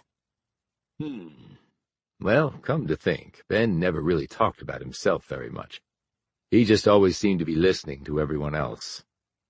Yeah, he's like that. How do you know him? Through mutual friends. I haven't known him all that long, but I was supposed to see him while I was here visiting. But he's not answering my phone calls either. Have you been by his house? I have, and no one was there. And he knew you were coming? Yes, we'd made plans. Father Paul now looked worried. I hope nothing has happened to him. I'm sure he's fine. Like you said, he just goes off sometimes. She paused and added, I wonder where, though. Father Paul sat down in the pew next to her. You said you met Ben through friends. How well do you actually know him? It's funny. He's always struck me as a person who shows very little of himself, like you just intimated. What do you know of him? Probably not much more than you do. I don't even know what he does for a living. He mentioned something once about politics, government, that sort of thing. I suppose lots of people around here do that. They do, yes. Probably half my parishioners work in some capacity that's connected to the federal government. Pine faked a smile. I know this will sound silly. What? It always struck me that Ben might be some sort of, well, spy. Her grin broadened, as though she thought this was ridiculous, though she hoped the priest would take the bait. If you want to know the truth, I thought the very same thing. Pine feigned surprise. Really? Why? A million little things, which on their own probably didn't amount to much, but taken together, they just led me to believe that whatever he did was sort of, well, clandestine, for want of a better term. I wish I could find him. Do you know any of his other friends? Father Paul thought for a few moments. Well, there is one fellow, Simon Russell. He also plays in our league. Ben actually brought him on. We made an exception, since he's not a member of the parish. From what I could tell, I think they worked together, or at least they once did. What does he do for a living? Father Paul smiled. He seems to have the same bug that Ben does. He never reveals much about himself, but he can hit threes with the best of them. Description? The priest looked surprised. You sound like a cop. No, but if I do run into him, I want to make sure it's the right guy. Well, he's a bit taller than me and very lean. Not much hair on top. He has a trim beard. He's about Ben's age, I would guess, or a bit older. Do you have contact information for him? As a matter of fact, I do. I went to his house for a drink once with Ben and some of the other team members. We won the league championship last year. Quite a comeback victory, actually, and Simon, on the spur of the moment, invited us all to celebrate. I thought that was quite nice. I mean, Ben lives nearby, but he never had us to his place. Ben is very private. Exceedingly so. Father Paul wrote down an address and gave it to Pine. As he escorted her out, he said, If you find Ben, tell him to give me a call. I want to know he's okay. I'll do that. Pine looked around at the church's interior. This is a beautiful space. It is, but that's just trappings. The real strength of any church, I hope, are its parishioners. Jesus was a poor man. His faith was his pot of gold. Are you Catholic? No, my parents didn't take us to church, and I guess I just never got into the habit of going now that I'm an adult. Well, it's never too late. She gave him a sad look. You'd think so, wouldn't you? Chapter 33. Pine pulled the Mustang to a stop at the curb across the street from Simon Russell's large townhouse near Capitol Hill. Like Old Town Alexandria, the area was definitely high dollar. Pine had worked in D.C. for 2 years at the WFO. The only thing she'd been able to afford on her GS-13 salary was a 1-bedroom Roach Motel apartment, a 90-minute commute from downtown. Whatever Russell did for a living, it paid well. She wondered if his home inside was as Spartan as Priest's. She might not find out tonight. While there were a lot of windows in the place, not a single light was on inside, at least that Pine could see. She got out of the car, walked across the street, turned left, and then turned right at the next block. She reached an alleyway halfway along the block and walked down it. Another right and a short stroll brought her to the back of Russell's home. There was also a 1-car garage back here. This resembled an old-fashioned mews like they had in England. The wall around the rear of Russell's home had a high brick wall and a tall wooden gate. She tried the gate, but it was locked. She checked both directions, gripped the top of the wall, and hoisted herself up enough to where she could see over. This simple movement almost made her cry out in pain, as every injured body part she had screamed in protest. As she clung to the rim of the wall, she observed a small garden, with a stone wall water fountain emblazoned with the figure of a lion, some chairs and a matching wrought iron table, a few flower pots with well-tended plants, and a solid wood back door. Soothing, well-organized, and of no help to her whatsoever. No lights in the house were visible back here, either. She dropped back down to the pavement and retraced her steps, deciding along the way to take a direct approach. She walked up to Russell's front door and knocked. Nothing. She knocked again, looking around to see if anyone was paying her the slightest bit of attention. She was also checking for the umbrella-carrying ninja. She knocked again. No one came to the door. She peered through the side lights. It was too dark to see much. Okay. What was Plan B? She didn't relish breaking into another home. Her luck had almost run out on the last one. She walked back to her car and got in.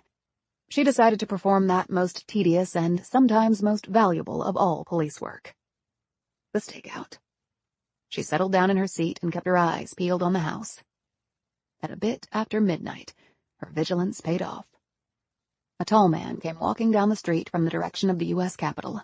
He had on a trench coat and a felt cap, and he was carrying a leather briefcase. He walked up the short stack of steps to the front door to his home, fumbled in his pocket and pulled out his keys. He was at his door inserting the key when Pine reached him. "Mr. Russell?" He whirled and looked down at her. Who are you? What do you want? Okay, normal paranoia or something more?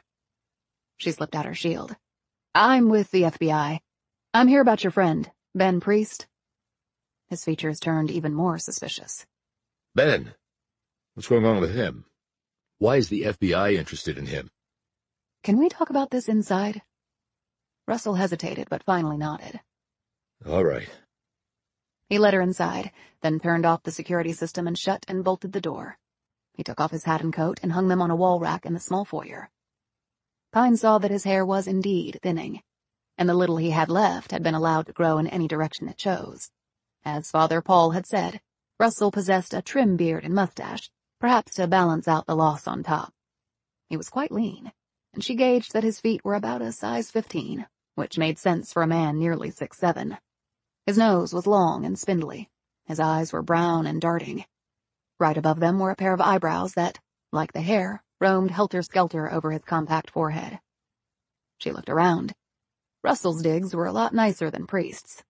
The furniture looked antique, well-worn, and comfy cozy. There was a fireplace in the room right off the foyer. It had a limestone surround, in the design of something one might see in a church. The walls were covered with original-looking oil paintings. The rug she was standing on looked to be at least a century old. Down the hall, she could see colorful and costly wallpaper along with elaborate crown moldings. The ceilings and walls were solid plaster. Outside, she had noted the gutters and downspouts were copper, and the roof was slate. They didn't make 'em like this anymore, not unless you had the dollars to pay for it. His words interrupted her observations. Would you like something to drink, or are you on duty? What are you having? A G&T. Blue Bottle Bombay is my preferred choice of weapon. I'll just take the tea, thanks. He led her down the hall to a large oval carved wooden door that looked like it belonged in a castle. He opened it and showed her into a sizable room, outfitted as a library or study. 3 walls held shelves that sagged with books. A large partner's desk sat in the middle of the room, under which lay a square of faded oriental carpet. There was a fireplace, comfortable leather couch and chairs, and a small credenza with bottles and glasses topping it. On the rocks? He asked as he prepared 2 glasses. For your tea? Why not? He opened a paneled door built into a cabinet next to the credenza, revealing an ice maker. He cut up a lime he'd taken from a bowl on top of the credenza, put slices in each glass over the ice, then poured gin and tonic into his tumbler, and only tonic into hers, while she watched to make sure. He stirred the drinks and handed one to Pine, then picked up a remote and pointed it at the fireplace. There was a click. A whoosh of fired gas and bluish flames popped alive in the hearth. He sat down on the couch and pointed to one of the chairs. Nice room, said Pine, as she took her seat and looked around the space. I do a lot of my work in here, actually. And what work would that be? He sipped his drink. His features, never inviting to begin with, turned instantly chillier. None of your business is the answer that first occurs to me, unless you have a warrant. And even then, it would still be none of your business. Now tell me about Ben. He's missing. Russell said nothing to this. He slightly turned his head and studied the gas flames. You don't seem surprised by that. He shrugged. Ben routinely goes missing. Pine decided to take a chance in order to get the man to open up. Does he routinely get kidnapped and taken away in a chopper? This got Russell's attention. He looked at Pine. Is this a mere hypothetical, or are you being factual? He's in trouble. Big trouble. Let's leave it at that for now. I'm prepared to leave it right here. Pine looked around the room. If I were to profile you from what I've seen in your home, I'd say you came from money, were well-traveled, had an interest in geopolitics, were security-conscious, and cared about what happened to your country. I won't extend this talk by asking how you came by those deductions. However, Pine plunged ahead. The silver set on the table over there is a Tiffany original. The monogram shows it was probably a family heirloom. I'd wager that set is older than your grandparents'. That means you inherited it. People who get handed down things like that are usually well cared for in other respects. The rest of my deductions come from your books, the multiple locks and security system, and those detailed maps of China and the Middle East on the walls over there. And my caring about my country? The framed letter over there from a past president thanking you for your service. Russell seemed to appraise her in a new light. He sipped his drink and nodded. All right. I may be all of those things. What do you want from me tonight? Do you have any idea what Ben was working on that could have led to his being in trouble? We didn't work together. That's not what I heard. Then you obviously heard wrong. You never discussed work matters with him. There was no reason. And he never did with you? I thought I just said that. He lives in Alexandria and you live here. How did he come to get you to join the church league? Probably some dreary party where we ran into each other and were bored enough to talk about church and basketball. So I guess you have no idea about the other guy then. What other guy? He said sharply. Or about the password-protected message Ben left behind. Russell was now watching Pine closely as he softly jiggled the ice in his tumbler. What happened to your face? He asked. Ran into a door. You ran into something. Maybe a fist? Comes with the territory. How did you come to be involved in this, may I ask? It's my job. Russell cleared his throat. Are you in the National Security Branch of the Bureau, or the Intelligence Branch? He paused. But if I can make a deduction, you don't strike me as the type. I mean, national security or intelligence. So you know those types, and you're aware of those branches within the Bureau. At least that's some information you've shared. When he said nothing to this, she added, What type do I strike you as? Rogue, He said immediately. Pine pointed to the bookshelves. You've got books there written in Russian, Chinese, Korean, and Arabic. Do you speak all of them? as do many people in this town. I came to you as a shortcut. I take those when they present themselves. Sorry to disappoint. So you're just casual b-ball teammates? Russell took a long drink before answering. Wiping his mouth with the back of his hand, he said, He's a good small forward. Can pass effectively off the dribble and create his own shots. Mid-range jumper is like clockwork, I'll give him that. With my height, I live in the paint. Turnaround jumpers, hooks, pound the boards, and grab the rebounds. I used to be able to dunk. Now my knees no longer cooperate. Pine put her drink down and rose. Well, thanks for the tonic. Russell looked up at her. Are you even really with the FBI? She took out a piece of paper and wrote something down on it. Here's where you can reach me, if you have a change of heart. Russell took the paper without looking at it and set it down on a table next to the couch. You've actually given me a lot to think about, He said, once more jiggling the ice in his glass while the gas flames threw his sharp-edged features into stark relief. I wish I could say the same. I'll see myself out. She didn't walk back to her car, because she knew he would be watching her from the window. Instead, she turned left and walked briskly down the street and turned right at the next corner. Then she took up a position by a tree that allowed a sightline of his front door. She had gotten nothing from Russell except the weirdest of vibes. 20 minutes later, the possibility arose that that status might change. The man came out the door and walked off in the opposite direction. Pine walked quickly to her car, pulled out onto the street, and followed. Chapter 34. Pine's decision to follow by car paid off, because Russell had gone only about 2 blocks when a black SUV pulled up to the curb and he climbed in. They quickly left the Capitol Hill area and proceeded north through the city. Pine knew D.C. well because of her time there. They headed west, passing through the business district, and then arced farther north into some of the most affluent areas of the city. When they entered Cleveland Park in upper northwest, the SUV slowed. Pine followed suit. Even at this late hour, the traffic was brisk, for which Pine was appreciative because it allowed her to blend in. But she also knew how to tail a suspect, and she was confident no one in the SUV was aware of her surveillance. When they turned onto International Place, Pine stiffened. She thought she knew where they were going. When the SUV slowed and then stopped at a checkpoint, her hunch was confirmed. Though the famed architect I.M. Pei had consulted on the facility's design, Pine had always thought it looked like a fortress. But then again, what did you expect from the Embassy for the People's Republic of China? The SUV pulled through the entrance and disappeared from sight. Pine couldn't follow, so she drove down the street, hit a U-turn, and found a spot on the street to park. She cut her lights, hunkered down, and waited. The Chinese. Could the guy who had beaten her up have been Chinese? And what did Simon Russell and presumably Ben Priest have to do with the Chinese? Pine had no jurisdiction to enter the embassy, even if she had been officially working as an FBI agent. That building might as well be in Beijing. It was Chinese land underneath it as far as international protocols were concerned. And if the Chinese were involved, how did that tie into the 2 Russians she had knocked out at Priest's home? Despite the late hour, she called Blum and told her what had happened. Blum said, "Why do you think this Simon Russell is there? It can't be a coincidence that he came here right after talking with me. So that means that whatever Ben Priest was involved in, it had to do at least partly with the Chinese. What are you going to do now? Wait until Russell comes out and follow him." Pine clicked off and slouched down further in her seat as a car came down the road and its lights cut across her. Her car clock hit 2 a.m. when the same black SUV pulled out. Pine knew it was the same SUV because of the plates. The only problem was she had no way of knowing if Russell was inside.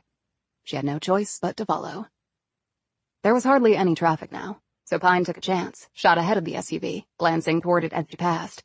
But the windows were tinted and she couldn't see inside. She drove back to Russell's place, parked, and waited. Sure enough, he came walking up to his house a few minutes later, the SUV obviously having dropped him off some distance away. She was deciding whether to approach him again when a quartet of men converged on Russell as he opened his door. They pushed him inside and shut the door behind them. For an instant, Pine sat frozen in her car. Then she burst into action. She hit a U-turn, turned right, and then right again as she drove into the alley she had visited before.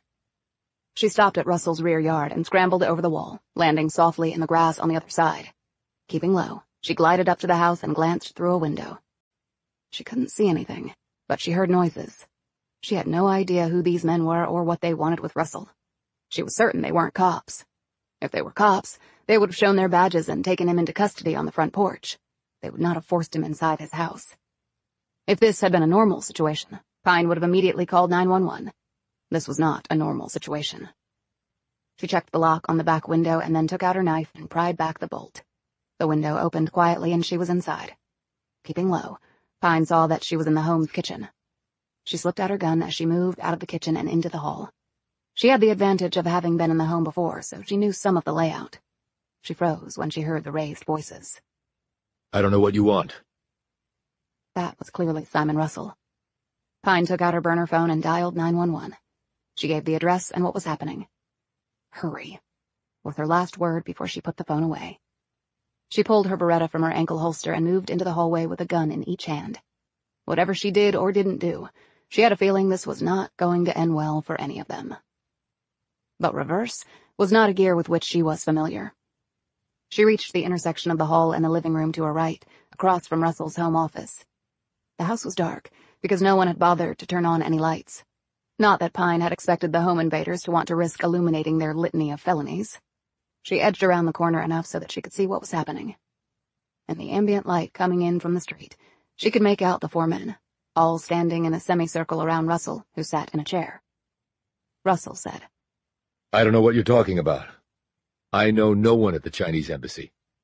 "Funny, since you were just there," said one of the men. "You have me mistaken for someone else. What did Ben Priest tell you?" Russell slowly sat up. "What will that information buy me?" What do you propose? Said the same man. "A free ride out of here." I'm not seeing that. You're in too deep. I'm not at anything. The sirens outside made them all turn to look at the window. Shit, said one of the men. You think? Said another.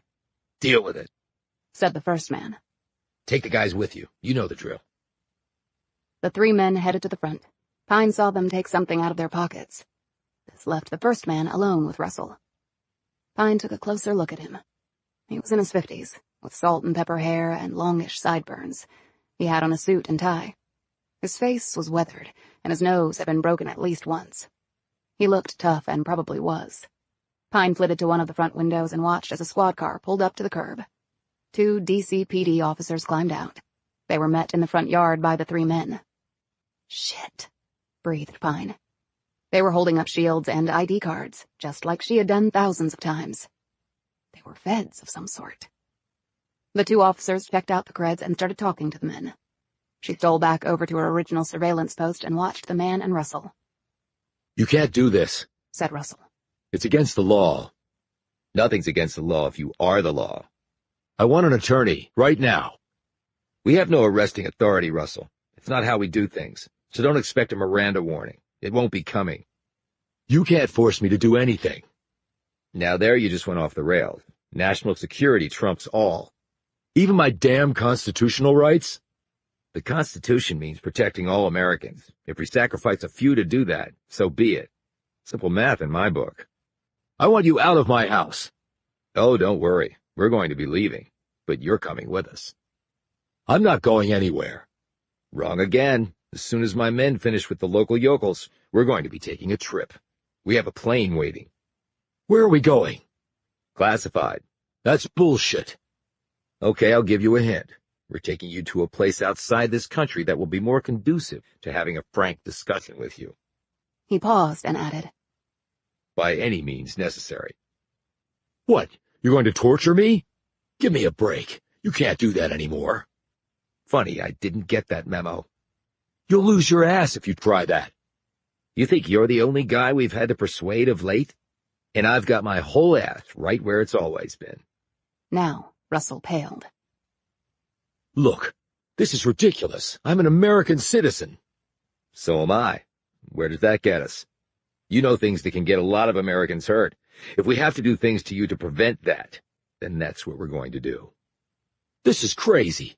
I'm going out there to talk to the cops. The man pulled out a gun and pointed it at Russell's head. Not gonna happen. What? You're just going to shoot me? Here? The man tapped the gun's muzzle. Suppressor. They'll never hear it out there. Your choice. I'm good either way. Look, you don't have to go down that path. Yeah, I'm afraid I do. The man suddenly collapsed to the floor. Russell looked down at him incredulous. When he looked up, there was Pine holding her pistol muzzle first. She'd used the butt of the weapon to clock the guy. She beckoned to Russell. Move your ass, now! Chapter 35. Thanks. Pine looked over at the passenger seat of her Mustang. They had left Russell's neighborhood far behind. She turned onto a side road, pulled to the curb, and cut the engine. Russell still looked pale and shaken, but some color was returning to his face. I didn't save you just for the hell of it, she snapped. Now you're going to tell me what's going on. Look, I can't, okay? I couldn't tell them, and I can't tell you. Those guys were going to kill you, or at the very least torture you within an inch of your life. Maybe. There's no maybe about it. Who were they? I don't know. Bullshit. They were feds, but the guy said they had no arresting authority in this country. That narrows the list way down, and you know it. Russell shook his head stubbornly. The guy was just bluffing. You sure about that? Yeah, I am. This is America, not Moscow. Funny you should mention that, since 2 Russians were at Ben Priest's house in Alexandria and ended up trying to kill me. Russell glanced sharply at her and sucked in a shallow breath. He shook his head. Look, no one's going to throw me out a window or stick me with a nerve agent. Pine started the car up. Fine. I'll take you back to them then. No sweat. Have fun wherever they take you. And whatever they stick you with. Russell placed a hand on the steering wheel. No, wait, please, don't do that. Then I need some quid pro quo, and I need it now. What do you want? You went to the Chinese embassy. And don't lie to me I followed you there, just like the other guys did. Why did you go? Russell looked out the window into the darkness. His expression was one of a cornered beast, desperately looking in vain for a path to survival. Your visit prompted me to go there. Explain. Ben Priest. What does he have to do with the Chinese and the Russians? I'm talking geopolitics, so it's not a straight line. How are you at chess? Try me. Allies sometimes become enemies, and vice versa. The status can be temporary or long-standing. It can be situational, transactional, a one-off. Hell, it can be anything, really. Ben told me something like that. He would know. So you do work with him? I know of his work. Let's leave it at that. I'm not in a position to leave anything anywhere. What was Priest's job? He's very well connected. He got things done that needed doing outside of official channels. That's really all I can say. Getting back to the chess, what's the first move? And how did we reach this point? I don't know anything for sure. It's speculation. What's your connection to China anyway? I've done work on their behalf. Spying against this country? Russell furrowed his brow. Don't be stupid. They have legitimate interests, and I make those interests known in the right places. But I can tell you that the Chinese are concerned that something major is about to happen. They aren't sure what, but they have their suspicions. As do I. Speculate away. The world is seriously screwed up right now. We've always had hot spots. The Middle East, in particular Iran, Russia, North Korea. But we've never had them all exploding at the same time. Some people in those situations look for the fast and easy way out. There's an Asian guy involved in this. He could be North Korean or Chinese. He almost killed me. That's interesting. I'm sure you know that this country is in peace talks with North Korea, aimed at them giving up their nukes. Yeah, I know. And I know the Chinese have a great deal of interest in how it turns out. Well, those talks aren't going well. In fact, they may collapse any minute. So, what would be the reason why a North Korean would be over here? How about a change in government leadership? Pine stared across the width of the Mustang at him. Where? North Korea? How about right here? Pine's eyes widened. That's nuts. One thing I've learned over time, never say never. How could anyone possibly manage something like that here? He shook his head. What did I call you when we first met? Rogue. Wait, are you saying that people within our government are plotting to overthrow it? It's certainly possible. Pine sat back against her seat. And what? They're teaming up with North Korea to do it? That's crazy. Russell pulled out a pack of cigarettes and a book of matches. You mind if I smoke? I'm stressed beyond belief. Roll down the window and blow it out that way. And how do you play basketball and smoke? I have maybe one cigarette a month. If that's going to kill me, so be it. He rolled down the window, lit the Marlboro, took a puff, and blew smoke out the open window. Pine said, Okay. Since you've opened up to me, I can tell you that Ben exchanged places with a man who rode a mule down to the bottom of the Grand Canyon and then disappeared. What man? Pine showed him the digital sketch on her phone. Do you know him? Russell studied the image closely, then shook his head. If I had to speculate, I'd say that this person might have known what was going on and came to Ben for help. What would he do? The guy might want to bring that information to the right quarters, but was unsure how to do that effectively. You mentioned helicopters and Ben being snatched. How do you know that? Because I was there and the chopper was one used by the army. Shit, this thing does go high up then, said Russell anxiously. How high is high? Said Pine. Maybe higher than we want to believe. If they took Ben, they might be tying up loose ends, or quarantining everything, like they do with Ebola. That's why they came to me. But they let me live, said Pine. Russell studied her. Then you're very lucky. You really believe that people in our government are planning some sort of coup? Russell looked amused by her incredulity. Didn't you just tell me that Ben got taken away in an army chopper? And I know that the FBI bleeds red, white, and blue, but your agency has been taking it on the chin, hasn't it? You're all corrupt, so they say. But toppling the government? People are fed up with D.C. They see it as an impediment, and then they see autocratic governments kicking ass around the world, and they want that too. That is not who we are. Who we are is dictated by those powerful enough to say who we are. If anything, we're a plutocracy, and have been for a long time now. And the next logical step in a plutocracy is an oligarchy. I'm not on a soapbox. I'm just stating facts. I've seen it happen in lots of places. Is there anything you can talk about that might help me find Ben Priest? Russell took a long drag on his cigarette and blew the smoke out the window. Have you ever heard of SFG? No. Should I? It's an acronym. Stands for the Society for Good. Sounds remarkably cheesy. In reality, it's a group of very serious people. They cover a variety of issues of global significance. They've got some heavyweight members in all sorts of professional disciplines from all over the world. It's like a think tank. There are already think tanks on the left and right. This one isn't politically oriented. It's been around for about 80 years. They do a lot of TED Talks, publish papers, give presentations, work with governments and companies all over the world, trying to do good, as the name implies. And what does this have to do with my case? Ben Priest was a member of SFG. Pine was silent for a few moments as she absorbed this. Okay. You think whatever plan he had with the missing guy might have been run through the society? I don't know. But I can tell you that SFG has been involved in some whistleblower cases. Government malfeasance in some developing countries, things like that. But not corruption in this country. Corruption is corruption, right? And from what I know of the membership, they won't shirk from what they see as their duty. Where can I find them? They have a building in D.C. on 8th Street. Pine leaned back in her seat and gripped the steering wheel. Can you get me into the place? You're the cloak and dagger guy.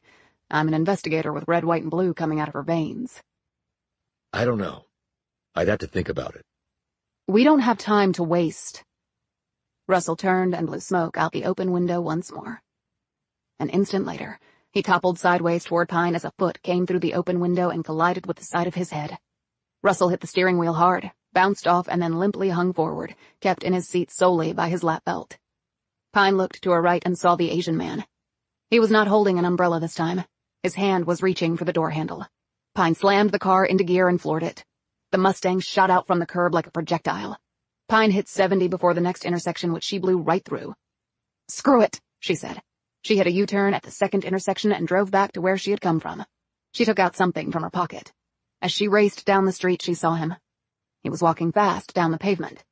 She slowed, as did he. She had rolled down the window and lifted her hand. The man braced for an attack as he looked directly at her. Pine snapped his picture with her phone, and then she pulled her gun. "I'm just gonna shoot the son of a bitch." But in the blink of an eye, he was gone. Pine floored it. 5 minutes later, after many turns, she slipped into a parking lot at the back of a Starbucks. She put the car in park and looked at Russell. He had no pulse. His eyes were glassed over, unresponsive. He was dead. She felt the back of his neck. His vertebrae were like a jigsaw puzzle that had fallen out of a box. One kick, thrown through the small opening of a car window to the head, had literally shattered a very large man's spine. She sat there thinking for a few minutes. When she arrived at her decision, she wasn't happy about it, but she could see no other way. At least, no other way that would allow her to remain an FBI agent and stay out of prison. Pine put the car in gear and drove off. She now had to do something she had never thought she would. I have to dispose of a body. Chapter 36. Atlee Pine was incredibly strong, but a corpse was, understandably enough, dead weight and not so easy to move. She opened the passenger door of the Mustang, squatted down, clutched the late Simon Russell under the armpits, and hoisted him out of the car. Before he toppled over, she set him against the side of the car, propping him up there by wedging her thigh against his knees, pinning his long legs tight against the Mustang. With her forearm, she kept his torso upright. Okay, this is just like any other lift. She counted to 3 and let go of the body.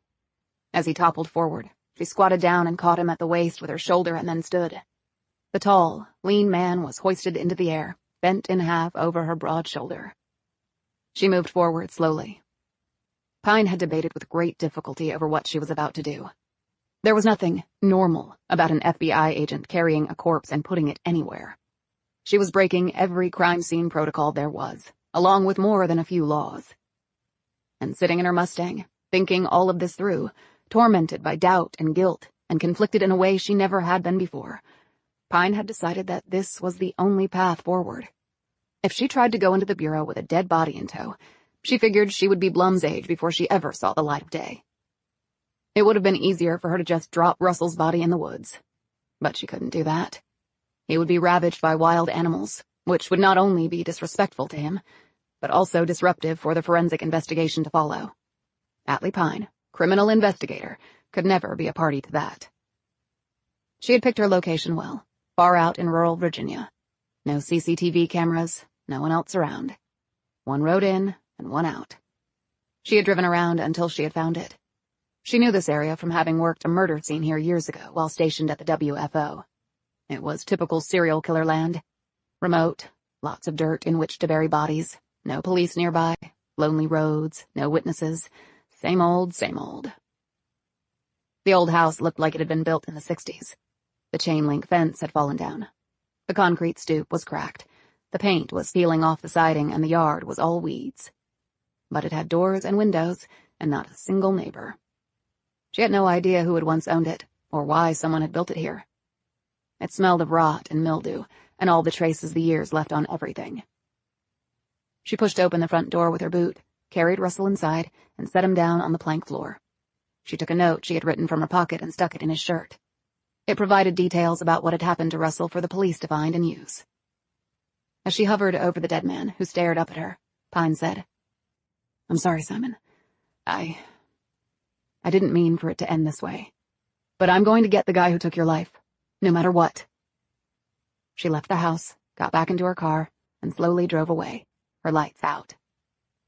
Once she reached the main road, she clicked on her headlights and picked up speed. When she was about 20 minutes away, she used a new burner phone to call 911, giving them the location and what they would find there. She got back to the condo in Ballston in the wee hours of the morning. She found Blum dozing on the couch in her pajamas.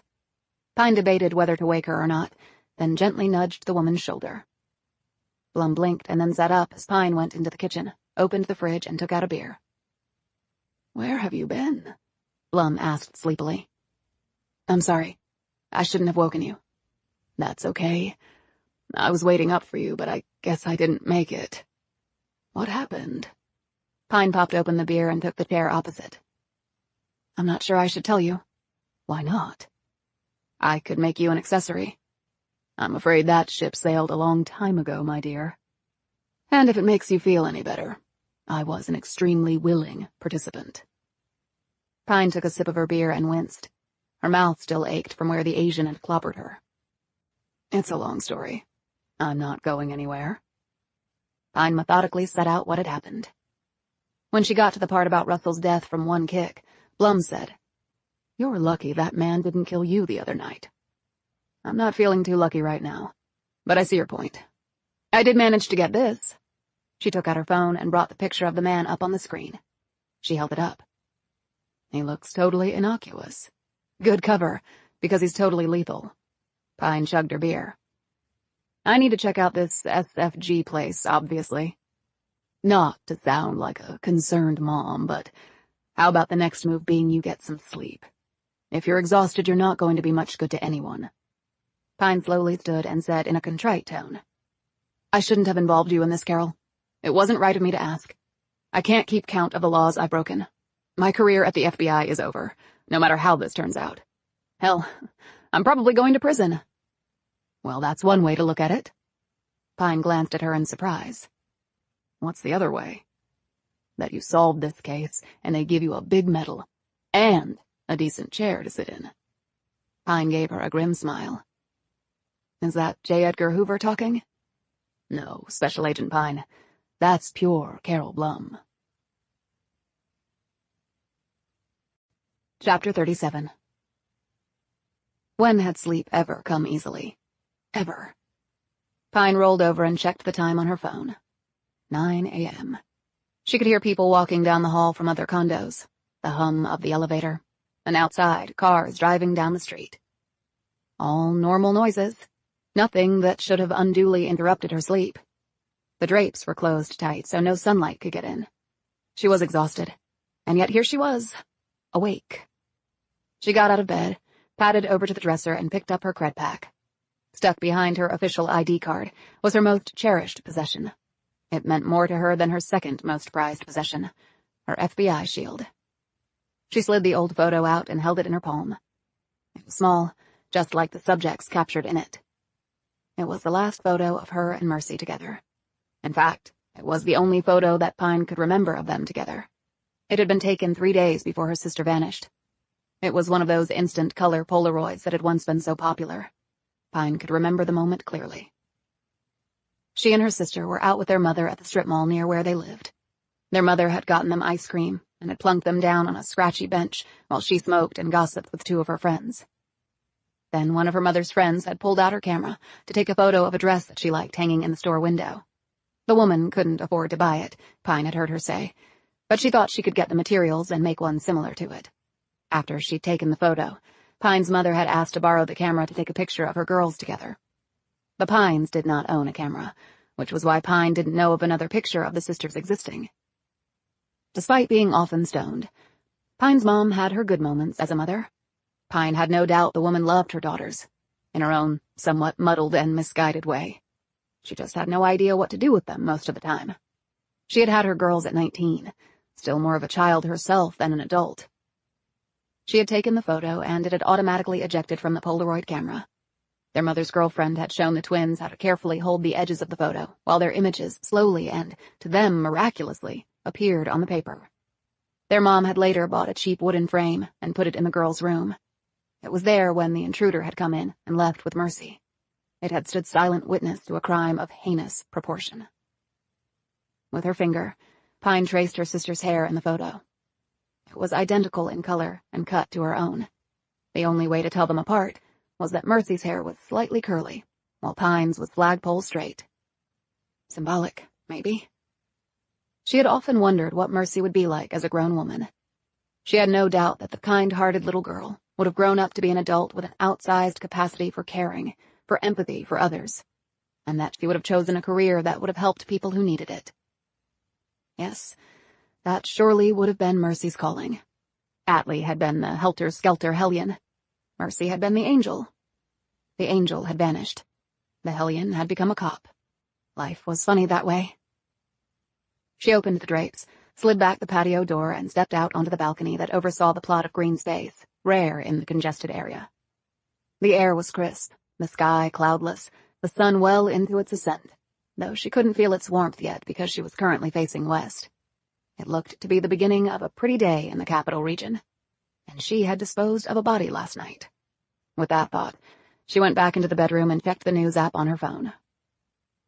Nothing. She turned on the TV and sorted through the local news channels. Simon Russell had been right.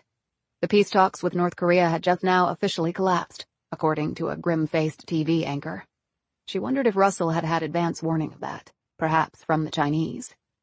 That story was followed by coverage of a fire at a local school, and after that a shooting, and finally a teacher having sex with a student. But there was absolutely nothing about the discovery of a body in an old house where the police had been tipped off and the killer's description helpfully left behind. That apparently had not been important enough to make the daily news feed. Or maybe the police were holding all that information back for some reason. Or perhaps they had been ordered to do so by the same forces that had taken the Priest brothers. She put the photo away, slept fitfully for another few hours, then gave it up and showered for 20 minutes. Letting the hot water burn into her skin in a futile attempt to erase the memory of last night. She came out dressed in fresh clothes, while the ones covered with the smell of Simon Russell's violent death and later disposal went into the washing machine with extra detergent. "I made lunch and some fresh coffee, if you're interested," said Blum, who appeared from the kitchen holding a cup in her hand. "That would be great, thanks. My mouth feels a lot better. Your whole face looks better. The healing power of ice, Advil, and some rest." They ate sandwiches and drank their coffee in the small dining area off the kitchen. The window here overlooked the street, which was packed with people at this time of day. Blum observed this and said, "I think there are more people walking down that street than live in all of Shattered Rock." "There are," said Pine, swallowing her last bite of sandwich and then picking at a few potato chips on her plate. "I forgot how populated the East Coast is. One reason I left. Too many people. And maybe too many bureaucrats trying to tell you how to do your job. That too." Pine cleared the table and put the rinsed dishes in the dishwasher. When she came back into the room, Blum had the laptop out. "I looked up this Society for Good organization while you were sleeping. It really seems quite interesting. They don't have much of a website, but I listened to some of their TED Talks. I have to say I was impressed." "Is there a list of members?" "Not that I could find. But they have offices on H Street." "That's what Russell said." "Are you going there now?" "That's my plan." "I'd like to go with you." Pine hesitated. "Unless you think we're going to be attacked in broad daylight by a bunch of ninjas. And if so, I'll still be going, but I'll have to bring my gun. Your call." Pine's jaw eased open a bit. "You have a gun?" In answer, Blum slid out a small, efficient-looking piece from her purse. Pine took a closer look and said, "That's a Colt Mustang." "Yes, it is. Chambered in .380 ACP. It's okay as a backup piece, but its stopping power is nothing to write home about. But it's compact, lightweight, and damn accurate at close range." "Didn't know you knew about guns." "I'm from Arizona. It's in our DNA. Rumor has it, I came out of the womb with a full head of hair and a jewel-encrusted nickel-plated Derringer clutched in my adorably dimpled fist. But the Colt only has a max 6-shot mag." If I ever need more than 6 bullets to do the job, I'm in the wrong line of work. Pine could only smile as they walked out the door together. Chapter 38. They took the Kia. The Mustang had been seen several times now, and Pine was worried that it stood out too much. If she hadn't had to use her SUV as a decoy, she would have brought that instead. Hindsight held a level of perfection that real-time decision-making could not provide. The building, they found, was of an ornate, classical Greek design, with Ionic pillars topped by elaborately carved capitals bracketing the front entrance. It was incongruously sandwiched in between 2 8-story glass and metal box office buildings. They parked in a nearby underground garage and came back out to street level. Men and women in suits and carrying knapsacks and briefcases scooted to and fro. All were checking their phones and looking important, as they strode along ostensibly doing the people's business in the shadow of the halls of government. "Quite an energetic town," remarked Blum. "One way of describing it," replied Pine. "Capital of bullshit is another." They made their way to the headquarters of SFG. The towering double doors were solid oak and looked strong enough to withstand an RPG round. There was a buzzer built into the wall with a voice box next to it. A brass sign said to ring it. So Pine did. A voice immediately came on. Can I help you?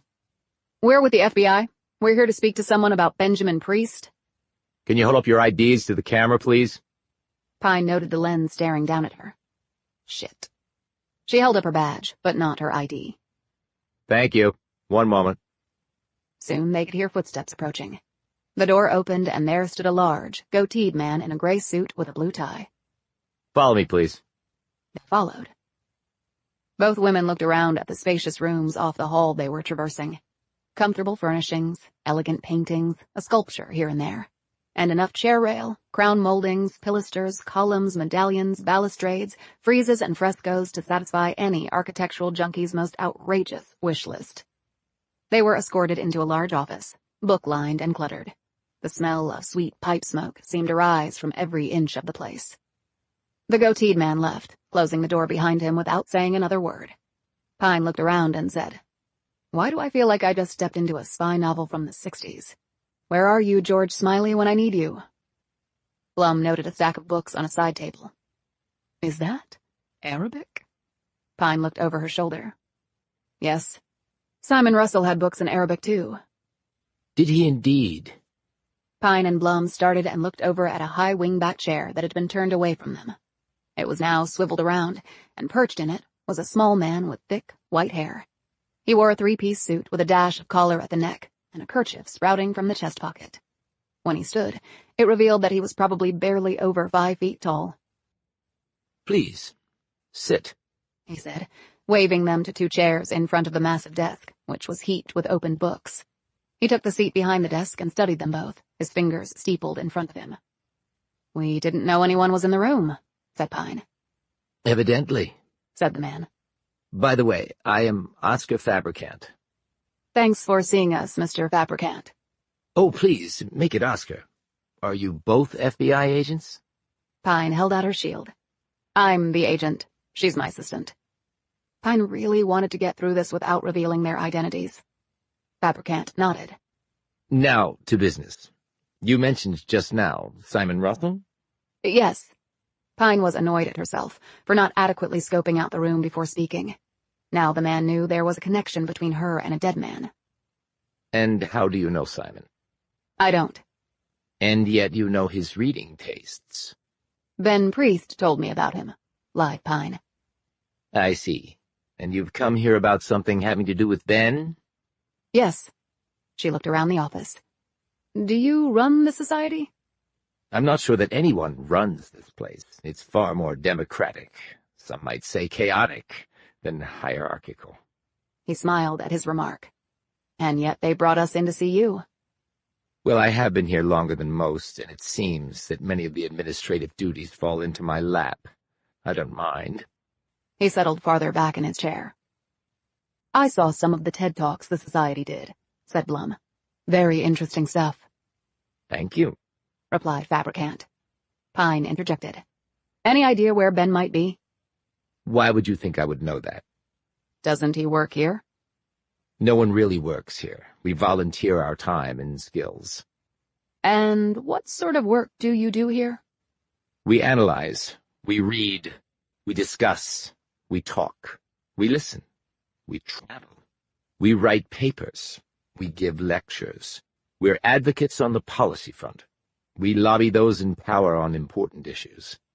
He motioned to Blum. And we give TED Talks, which provide us with a global platform.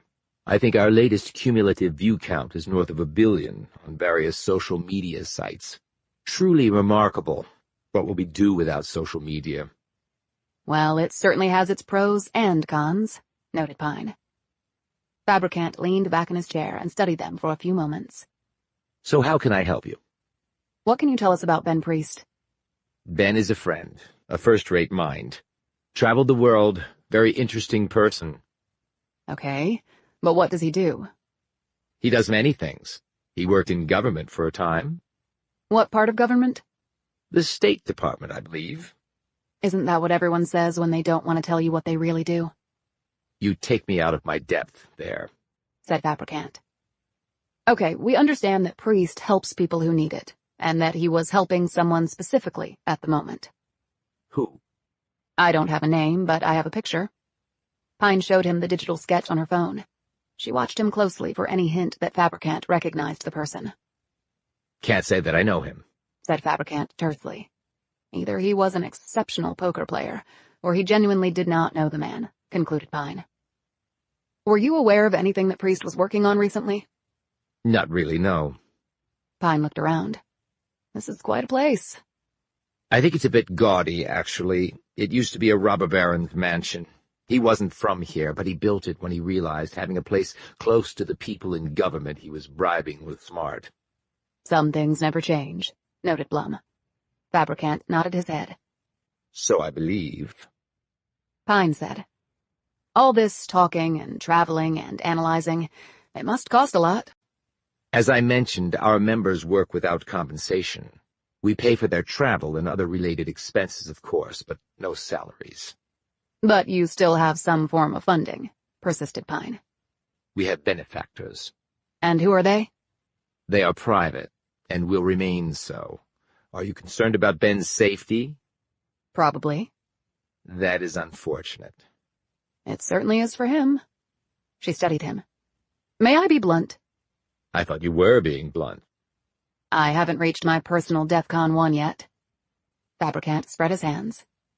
Please. I have come to understand that there may be international implications with this case. Such as? Look, I'm going to take a chance that you actually are a society for good and tell you something that ordinarily I wouldn't at this stage because, frankly, I don't know you. But I sense I'm running out of time and I have to get some traction on this sucker. I'm listening. I'm talking about a clusterfuck of epic proportion that will strike right at the heart of this country and perhaps destroy it.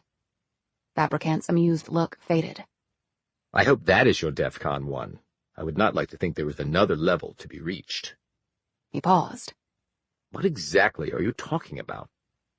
Pine glanced at Blum and said, Maybe a coup directed at our government. Fabricant's jaw dropped slightly. A coup? This is America, not some banana republic. This country began with a revolution? Yes, well, that was a long time ago.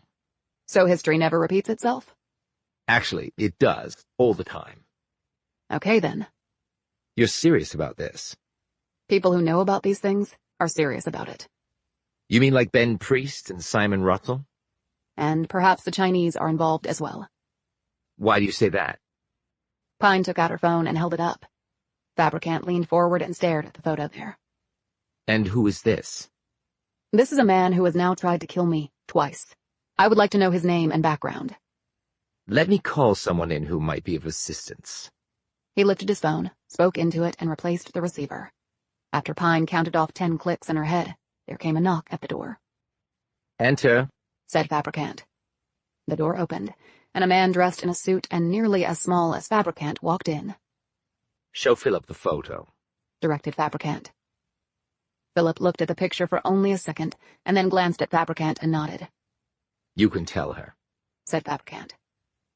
His name is Sung Nam Chung. And who is he? Your worst nightmare. As bad as he is, he will never be my worst nightmare, replied Pine brusquely. Is he Chinese? Asked Blum.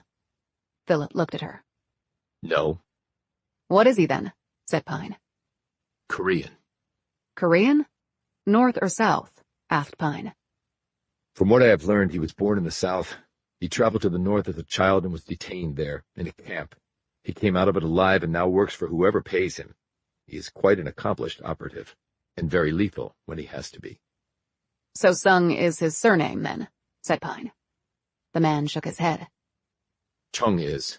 He has been in this country for a while now and has westernized his name. He is very careful, and the authorities can prove nothing against him. How does a person like that get into the U.S. in the first place? Said Blum. If you have the resources, there are ways, said Philip. Pine looked at Fabricant. The peace talks with North Korea have just gone off the rails, and this guy shows up on American soil. Do you think there's a connection? I can't say definitively that there isn't a connection. He turned to Philip. Thank you, that will be all. After the man left, Pine said, Does Priest have an office here? Yes. Can we see it? Fabricant studied her for a long moment. She said, I would really appreciate it. I can see how you would. Come with me. Chapter 39. There was no hint of pipe smoke in Priest's small office, but it was as cluttered and stacked as haphazardly with things as Fabricant's space. Clearly, this coterie of elite, benevolent geniuses were not neat freaks. Pine also noted that there were no personal articles, no photos, no mementos from trips or family events. It was as though Priest had no life outside of his work.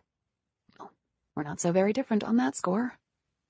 Books lined the shelves and were piled on the floor. Binders full of papers formed columns across the floor and tables. The desk was overflowing with more stacks of paper, books, and file folders. A shiny Apple desktop computer occupied a prominent place on the desk. Fabricant watched Pine as she took in the space along with Blum. Ben was quite the Renaissance man. He had many interests. I would imagine that all of you here do, noted Blum. Yes, we do, actually, although some of us also have specialties. Pine sat down at the desk and stared at the computer. I need to get onto his computer. I'm not sure I can allow that, but in any case, I'm sure he has a password. Priest left behind a flash drive that I think has something important on it, but it's also password protected. Then getting on Ben's computer won't help you. You're wrong. It could. How? I'll show you. Her fingers hovered over the keys, even as she eyed the various things on Priest's desk. What are you doing? Asked Fabricant. Profiling, for want of a better term. Her gaze continued to dart to various objects, until it held on one. It was a coffee mug full of pens. Printed on the side of the cup was a movie poster. She typed in the name, Kaiser Soze. Nothing happened. She added another word to Kaiser Soze. Then she added more words and then changed their order. The computer sparked to life. How did you do that? Asked Fabricant. Passwords are a pain in the ass to keep straight. Some people use password vaults that generate passwords for lots of different applications, thus obviating the need for a person to remember any of the passwords other than the vaults. But most people don't use that method. They could base their passwords on things they keep around them. That helps them remember what they are. She looked around the room. There's absolutely nothing personal in this room. No pictures or artwork or memorabilia. Nothing to show the personality of the man who works here. Except for that. She pointed to the mug. The usual suspects. Kevin Spacey played the character of Verbal. I tried various combinations that were pretty straightforward, like Verbal is Kaiser Soze, but having met Priest, I concluded he's not so straightforward. He marches to a different beat. So I tried the reverse. Soze Kaiser is Verbal, and bingo. Fabricant silently clapped his hands together. Impressive. I like how your mind works. Pine inserted the flash drive and brought up the screen where the password was asked for. Do you think it's the same password? Asked Blum. Doubtful, but I'll try. We might get lucky. She typed in Soze Kaiser is Verbal, and nothing happened. Okay, that's a no-go. Fabricant said. Do you know for a fact that what's on the flash drive is related to your case? Priest went to great lengths to hide it, so other things being equal, yes, I'm pretty sure it is. She hit some more keys, and a list of the files on Priest's computer came up. Is it okay if I print out the list of his files? I can go over them in more detail later. Certainly, but just the file list, not the files themselves. I can't allow you to take Ben's work product without his permission. Well, I hope he'll make it back one day to give his permission. Is it really that serious? With this Sung Nam Chung involved, what do you think? Pine printed out the file list and exited out of the computer. Fabricant escorted them to the building entrance. Before he closed the door, he handed her his card. All my contact numbers are on there. If something comes up or you need some help, don't hesitate. Thanks, said Pine, taking the card. As they walked down the street to the parking garage, Blum said, "Why don't you profile Priest again? That might help us figure out the password." "I can try," said Pine. "But if it's just in his head, we're not going to get it." Glass half full. Right. What did you think of the people back there? Either they are what they appear to be, or they're a front for some weird shit going on. They wouldn't have helped us if they were bad people. Depends on your definitions of help and bad. True. They reached the Kia and climbed in. Pine pulled out into traffic and turned left. As they drove along, she glanced in her mirror. Here we go. What? We picked up a tail. I wonder who. Come on, Carol. You don't need 3 guesses. The Society for Good is on our ass. Jeez, you wouldn't think they'd be so obvious. And what are you going to do about it? Lose them? Not quite. Why not? I'd like some answers. Blum sat back in her seat. Well, you always know just the right way to ask. Chapter 40. The man following Pine and Blum turned down another road, keeping them in sight in the traffic. The Kia made another left, then a right, and the man barely made a traffic light as he continued to follow them. Then he lost the Kia for about a minute, but then picked it back up again. A few seconds later, he watched as the Kia parallel parked in an open space. The man looked behind him and found a free spot. He backed up and pulled into it. He put the car in park and waited. As he watched, Blum got out of the car. The man checked his watch and settled back into his seat. This lasted for only a moment, before the passenger door was wrenched open and a gun was pointing at him. Pine climbed into the seat and said, "I thought we'd just cut to the chase." The man looked from her to Blum, who was looking at him through the driver's side window. She waved at Pine and then climbed into the rear seat. The man was the same one who had answered the door at the Society for Good and escorted them back to Fabricant's office. You can't do this, he said. It's illegal. Pine held out her badge. This gives me the right to stop anyone acting suspiciously. I wasn't acting suspiciously. Then what were you doing? Demanded Pine. I wanted to talk to you. About what? I know Ben. Pine lowered her gun. I'm listening. But first, what's your name? Will Candler. Okay, Will, let's hear it. Candler cleared his throat and gripped the steering wheel so tight his knuckles shook. He was into something really dangerous. Tell me something I don't know, Pine shot back. And make it quick. Ben was at the office one night late a while back. He looked so agitated that I asked him what was wrong.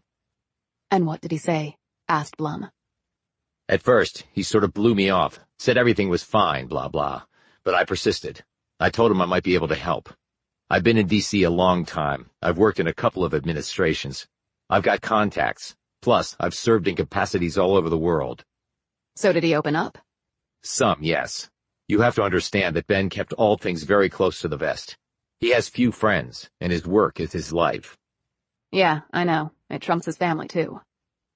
Anyway, Ben didn't go into much detail, but he said something unbelievable was being planned, and that if it actually came off, there would be global implications. I gather that Ben was trying to stop it from happening. But he never told you exactly what it was? Asked Pine. No. Blum said. But if Ben Priest found out about this, wouldn't those behind the plot know? They wouldn't attempt it now. She looked at Pine. Would they? Candler said. I don't know. I've found that people in power can be incredibly insulated and therefore unrealistic about what they can accomplish. Meaning they're stupid drunk with power, said Blum. A more accurate phrase, yeah.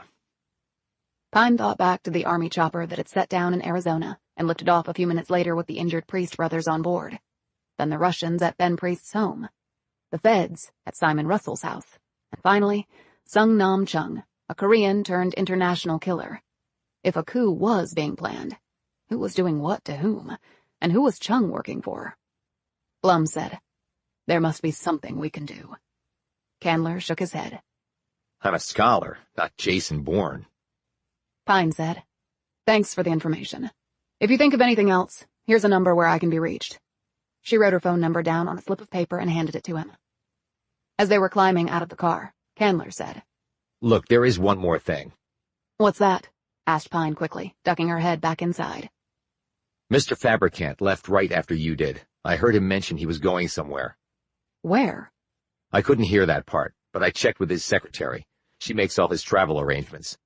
Did she know? Yes, she did. She said it was sudden. He popped into her office right after you left.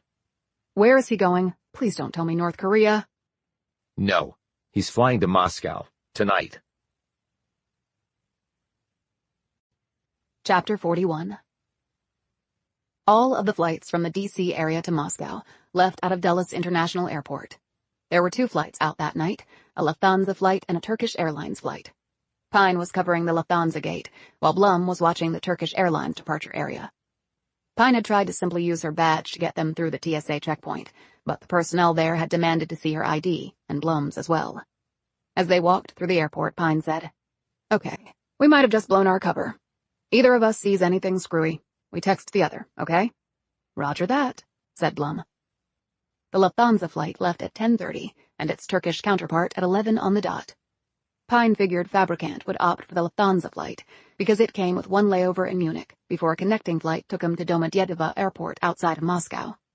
The Turkish flight overall was hours longer, although it would fly into Vnukovo Airport, which was closer to Moscow than Domodedovo Airport was. She checked her watch and gazed at the crowd seated in the departing gate area. For a disguise, she had on a ball cap and a pair of reading glasses she'd bought at one of the airport shops. Blum had gotten a hat and glasses too. Pine was pretending to read a book that she had also purchased at the shop. A minute later, Pine smiled. She had guessed right, because Oscar Fabricant was marching down the middle of the concourse, carrying a small duffel in one hand and a briefcase in the other. Pine texted Blum, put her book down, took off her glasses, rose from her chair, and started walking toward Fabricant. She took out her phone and the card he'd given her and dialed his cell phone. She watched as he quickly searched through his pockets, pulled out his phone, and looked at the screen. "How about we do some FaceTime instead?" she said, coming to stand in front of him. He visibly flinched when he looked up and saw her. He put his phone away. "Well, well, what a coincidence," Pine said. "You're running, and I'm hunting." Fabricant turned and started walking rapidly away from her, until he saw Blum approaching from the other direction. He stopped, and his diminutive frame seemed to melt into the airport floor tiles. Pine reached him, gripped his shoulder, and turned him around to face her.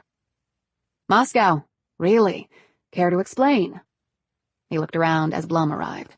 He said stiffly, Not now. Maybe when I get back, if I'm so inclined. Pine pulled out her badge. "You're going nowhere. You're officially detained." You have no grounds to detain me. It's not against the law to travel to Russia, so if you will excuse me. He started to walk past. She gripped his shoulder and held him in place. "Why are you going to Moscow?" For business. My business. Fabricant reached over and tried to remove her hand, but couldn't manage it. Do I need to call the police? He said angrily.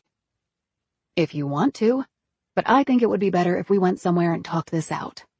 I have nothing to say to you, and I have a plane to catch. "Then maybe you better call the police, and then I can have a chat with them about the Society for Good actually being a place where espionage takes place." That's an absolute lie. "Really? Donations from sources you won't reveal, your people traveling the world soaking up intelligence. Oh, and one of your members is somehow caught up in a plot to maybe overthrow the government and has now vanished, and as soon as I told you about all that, you're on a plane to Moscow. So, let's go get the cops. I'm sure you'll be able to explain all of that in time to catch your flight to see Putin. I mean, it's not like the Russians have been doing anything lately to screw with us." The longer Pine spoke, the smaller Fabricant seemed to become. Where do you want to talk? He said after she finished speaking. "There's a bar right over there, and I could use a drink." They got a seat as far away from the other patrons as they could. A waitress came over and took their orders. Pine had a beer, Blum a Coke, and Fabricant a glass of Merlot. "So why Moscow?" said Pine. "I have it on good authority that your trip was sudden, and the genesis for it was my visit." I'm not sure I have to tell you anything. Are you really going down that road again? At the very least, I have enough to hold you on the suspicion of being stupid, I have 2 PhDs, both from Ivy League schools, retorted Fabricant. Then start acting like it, interjected Blum. I mean, my goodness, we don't have this sort of time to waste. No one said anything until their drinks came. After the waitress left, Fabricant wiped a bit of sweat off his forehead and said, All right, look, some things you said made me believe that a trip to Moscow was in order. What was that? The Russians being at Ben's place foremost. He fell silent and tapped his fingers against the tabletop. Oscar, we're waiting, prompted Pine. David Roth. Who? The man you showed me on your phone. The one who took Ben's place. I do know him. His name is David Roth. And why didn't you tell me that before? Said Pine. Because I wanted to think it through. In fact, that's why I'm on my way to Russia. Why? Is Roth Russian? No, but he knows a lot about the country. How do you know him? He's very well known in specific circles. What circles? Fabricant sat up straight and gazed directly at her. David Roth is one of the world's foremost WMD inspectors. Pine and Blum exchanged glances. Pine said, Roth inspects weapons of mass destruction? He has quite the storied past. You see, his father, Herman Roth, was one of the lead inspectors during the Start 1 inspections that this country did with the Soviet Union, commencing back in the 90s. Both sides agreed to reduce their nuclear arsenals, and that involved on-the-ground inspections and verifications. The Soviet Union collapsed during that time, but the inspections continued, and the reductions were completed at the end of 2001, and David grew up to eventually do what his father had done. So why would a WMD expert want to ride a mule to the bottom of the Grand Canyon? Asked Pine. I have no idea, but it is worrisome. I'd say that was the understatement of the year. I told you that an overthrow of our government by insiders might be in the works. Are we sure it's only insiders involved? Pine, who had been about to take a swig of her beer, slowly lowered the bottle. What are you getting at? Fabricant looked around and then said in a low voice, The Russians tried to sway the last presidential election using a variety of tools. Social media, the planting of false stories, voter suppression efforts, etc. That's been well documented. Yes, but that may have just been step 1. Pine sat forward. Meaning, their plan contained multiple steps? Everything the Russians do is long-term. In that regard, they're much like the Chinese. Now, Americans are geared to think short-term. Look at American business, for example. It exists only on a fiscal quarterly basis, because the powers that be on Wall Street say it has to. Blum said, So you're saying that what happened during the last election might be simply the opening salvo? Look at it this way. They attacked our democratic election process, but in the aftermath of that, something else has happened. What? Many Americans have come to distrust our institutions. They don't trust the Congress or the media.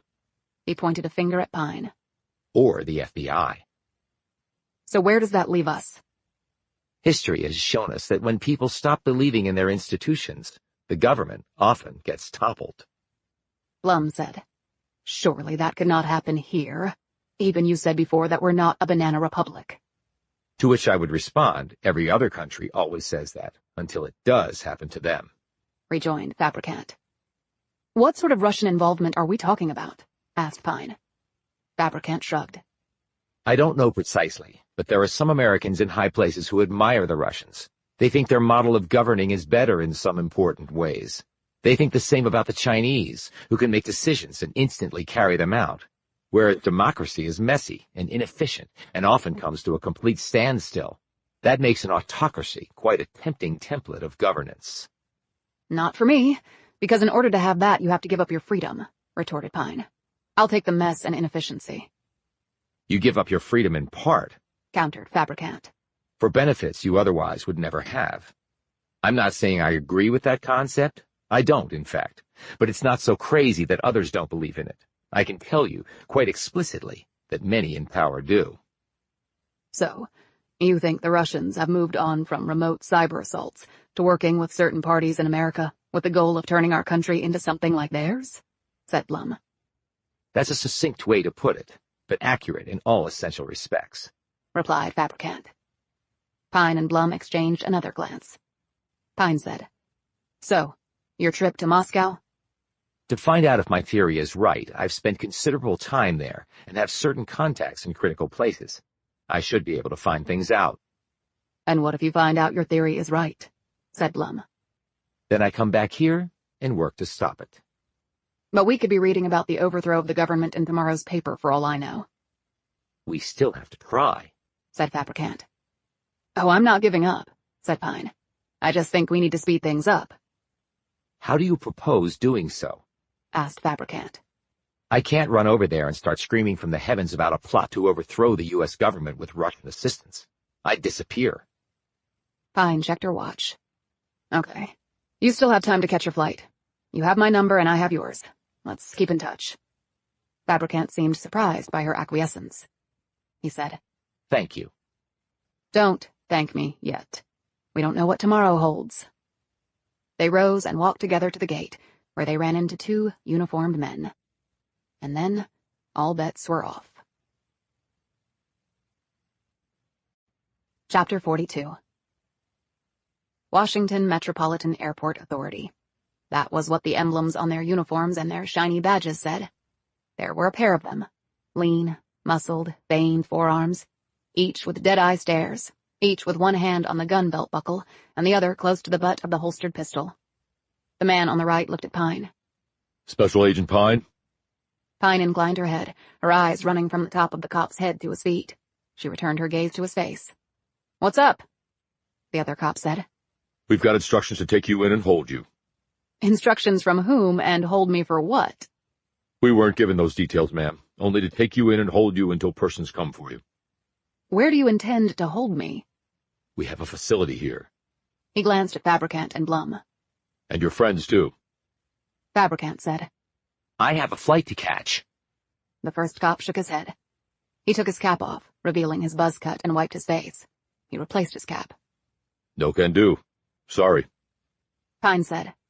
"Your instructions said, friends and acquaintances too? Take and hold?" We just do what we're told, ma'am. Please come this way. He pointed to a door to his left. It was a secure door, requiring a keycard entry. Pine glanced at it and then looked around the crowded airport. "Okay, let's go." They escorted them to the door where one of the officers swiped his card and opened it. They passed through into an empty hallway. "Where to now?" asked Pine. "You have a holding cell down here somewhere?" That's right. "Can I make a phone call?" I don't think so. "Why not?" Just following instructions. "You say that a lot." I say it because it's true. "Can I talk to a superior then?" Why? You have a complaint? "Yeah, I do. But on second thought, I'll just deliver it directly to you." Pine landed a roundhouse kick to his head that dropped him on the spot. When he tried to get up, she put him down for good with a brutal elbow jab to the back of his head. He fell heavily to the floor and didn't move. When his partner reached for his gun, Blum already had hers out and pointed at his head. "Just keep your hands right where I can see them, and we don't have a problem. You make a grab for that gun, I will shoot you very, very dead." She had assumed a classic Weaver's shooting stance that demonstrated quite clearly that she could easily execute on her threat. You're making a big mistake, growled the man. Christ! Exclaimed Fabricant. You just attacked a cop. That's right, she did. Now put the gun down, the man said to Blum. That won't be happening, said Blum. Fabricant said. Please do as he says. We could get shot. If I put down my gun, we will get shot, replied Blum. Pine pulled her weapon and said to the man, On your knees, now. The man exclaimed, You're in a world of trouble, lady. Pine flicked her pistol. On your knees, I won't ask again. The man got on his knees. As soon as he did, Pine clipped him on the back of the head with the butt of her pistol. He grunted in pain and fell forward unconscious. With Blum's assistance, she pulled the men together and zip-tied them. Brings back fond memories of that rest stop in Tennessee, noted Blum. Men doing stupid things. It never seems to have an end. Oh my God! Cried out Fabricant. You attacked 2 police officers. He added angrily. And you made me an accessory. I could go to jail. I wouldn't worry about that, said Pine. But I saw you do it. You can't deny that. That's not her point, said Blum. Fabricant snapped. Then please elucidate the point, because it is not obvious to me. Her point is that they're not real police officers, said Blum. Fabricant retorted. What are you talking about? He pointed down at the men. They're in uniform, for God's sake. They were taking us into custody. Doesn't matter, said Pine. They're fakes. How do you know that? Blum pointed to the chest of one of the men. No name tags. Big mistake number 1. No cop forgets their name tag. In fact, you don't get cleared to go on duty without it. Have to have a face with a name for lots of reasons. And they've got on the wrong shoes, said Pine, pointing at the men's loafers. Those are no-nos for active duty time. She next pointed to one of the holsters, where the muzzle of the weapon was sticking out of the bottom. Not to mention, real police officers do not keep suppressor cans on their pistols. 3 strikes and you're out, opined Blum. Fabricant looked down at the men. You're saying that these men are imposters? Pine nodded. Seems to be a recurring theme in this case. Fabricant looked at her, stunned. Then they were going to... Shoot us in the head with suppressed rounds, I imagine, said Blum calmly. Pine said to Fabricant, Okay, go get on your flight and find out what you can and let me know ASAP. But what about this? He waved his hand at the men. They'll be discovered at some point, and hopefully then their asses are going to be in the fire for impersonating 2 airport cops. Not my problem, which is good, because my bandwidth is limited. He nodded, looked once more at the fallen men, and bolted through the door. Pine and Blum followed and then headed in the opposite direction. Pine said, Okay, it was just like I was afraid of. Those 2 guys obviously had access to the TSA log that we were entered into to get through security. They acted fast. If you have the resources, you can act fast. But when you rush, you miss the small details. Name tags, shoes, and suppressor cans. That last one was actually a biggie. Thank God for big mistakes, then. We get to live another day. Day's not over yet, said Pine. Chapter 43. Pine field stripped both the Glock and the Beretta, and took her time cleaning every molecule of both weapons. Blum sat across from her while she did this at the kitchen table. Let me guess, your stress-relieving technique, she said. Pine didn't look up. She ran a bristle down the muzzle of the Glock.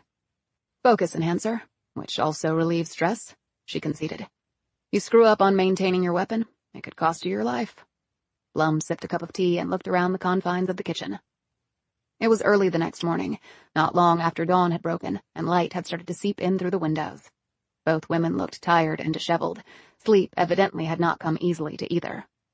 Blum said, When I was young, I could have seen myself happily cooking in a kitchen like this with 6 rugrats running around underfoot. Now Pine looked up. But you did that, right? Oh, I had the kids, but I didn't have anything like this. We lived in a trailer that was about as big as this kitchen. Scott, my ex, couldn't even afford a double-wide. He was too busy drinking his paycheck away. When he had a paycheck, that is. How did you make it then? I was a good seamstress. My grandmother taught me.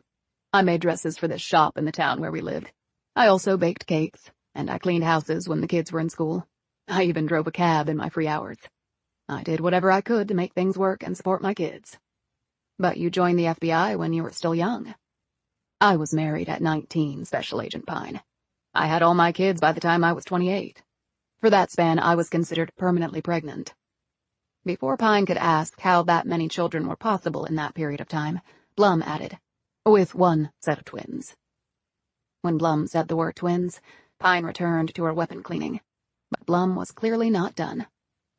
Then the time came when my kids were all in school, and I answered an ad for an office position with the FBI. I'd never worked in an office before, or with the government, but I wanted that job so badly. Why?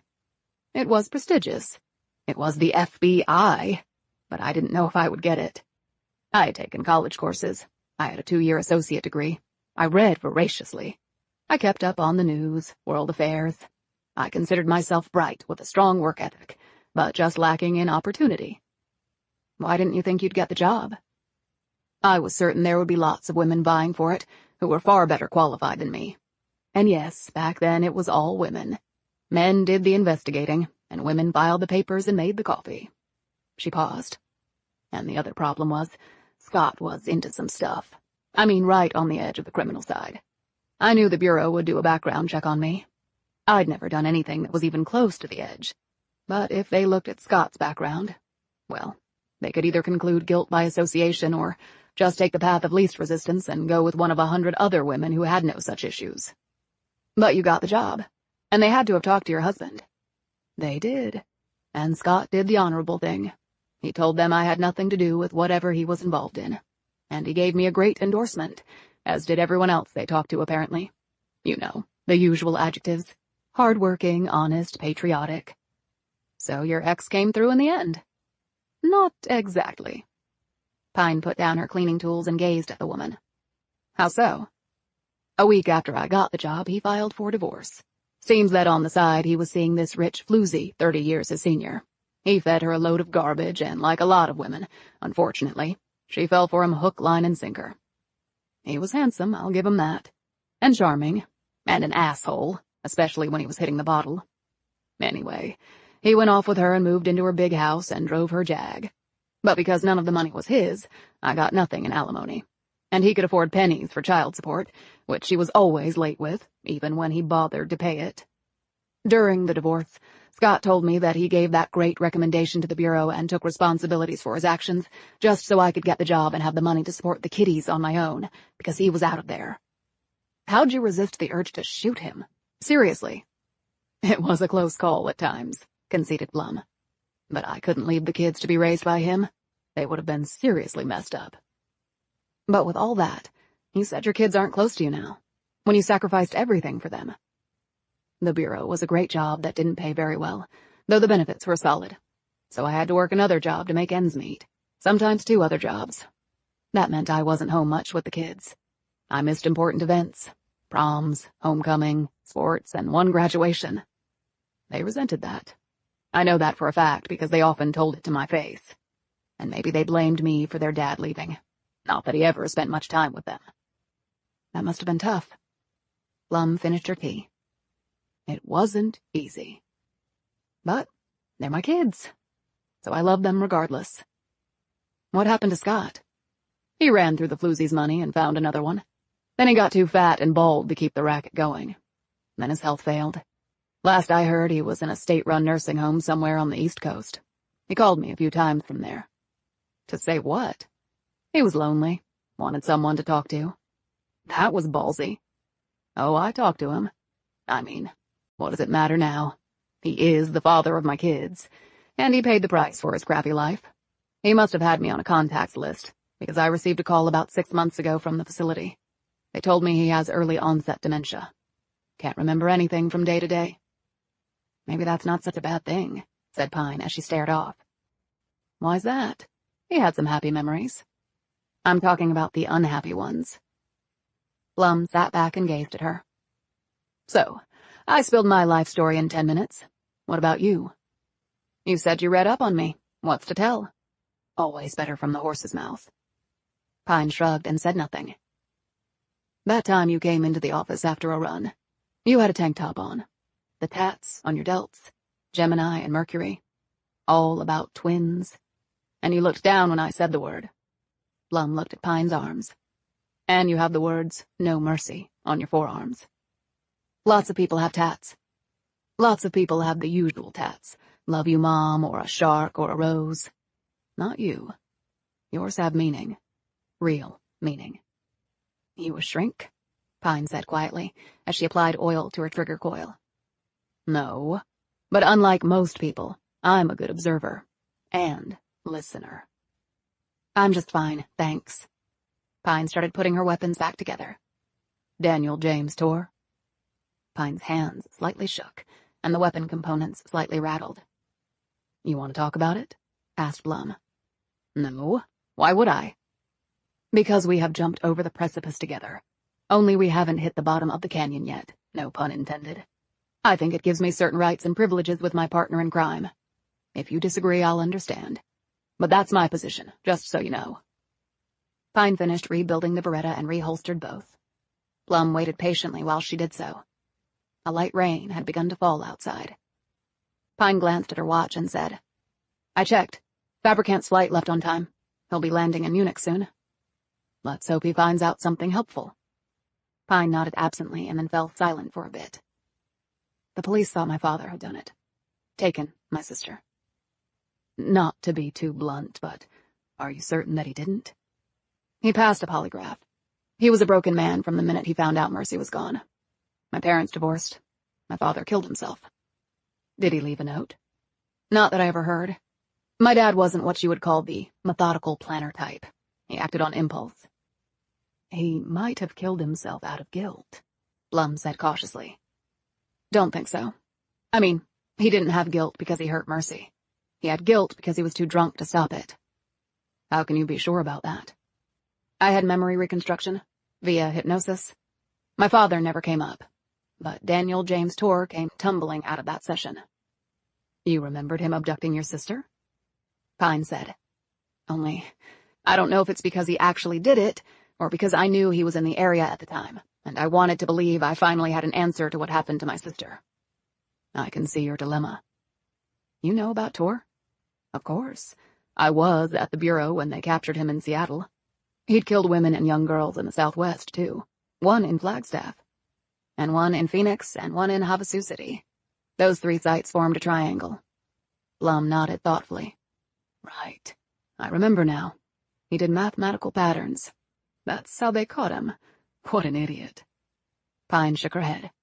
Granted, Torr is missing some key chromosomes, but he's no idiot. So you met with him? I did. How did it go? Badly, replied Pine. Did he admit to taking your sister? No, I didn't expect him to. Certainly not at the first meeting. First? So you're going to see him again? That's my plan. With what goal? Asked Blum. The truth? Call me naive, but it's the only goal I've ever had. And if you don't get it? Because I just don't see a creep like Torr giving that up, ever. I could see him twisting you in knots while he plays all of this for a game. What else does he have to do up there? That's a chance I'll have to take. Before Blum could respond, Pine's burner phone buzzed. She looked at the message. It was from Kurt Ferris. Roll, right now. They know where you are. They'll be there in 10. Let's go, barked Pine. Pine and Blum grabbed their bags, which they'd never unpacked, and raced down to the parking lot. 60 seconds later, the Mustang blew out of the underground garage and headed south. Pine turned at the next corner and then worked her way back around to where she was 3 blocks away from the condo building and sheltered just inside the mouth of an alleyway.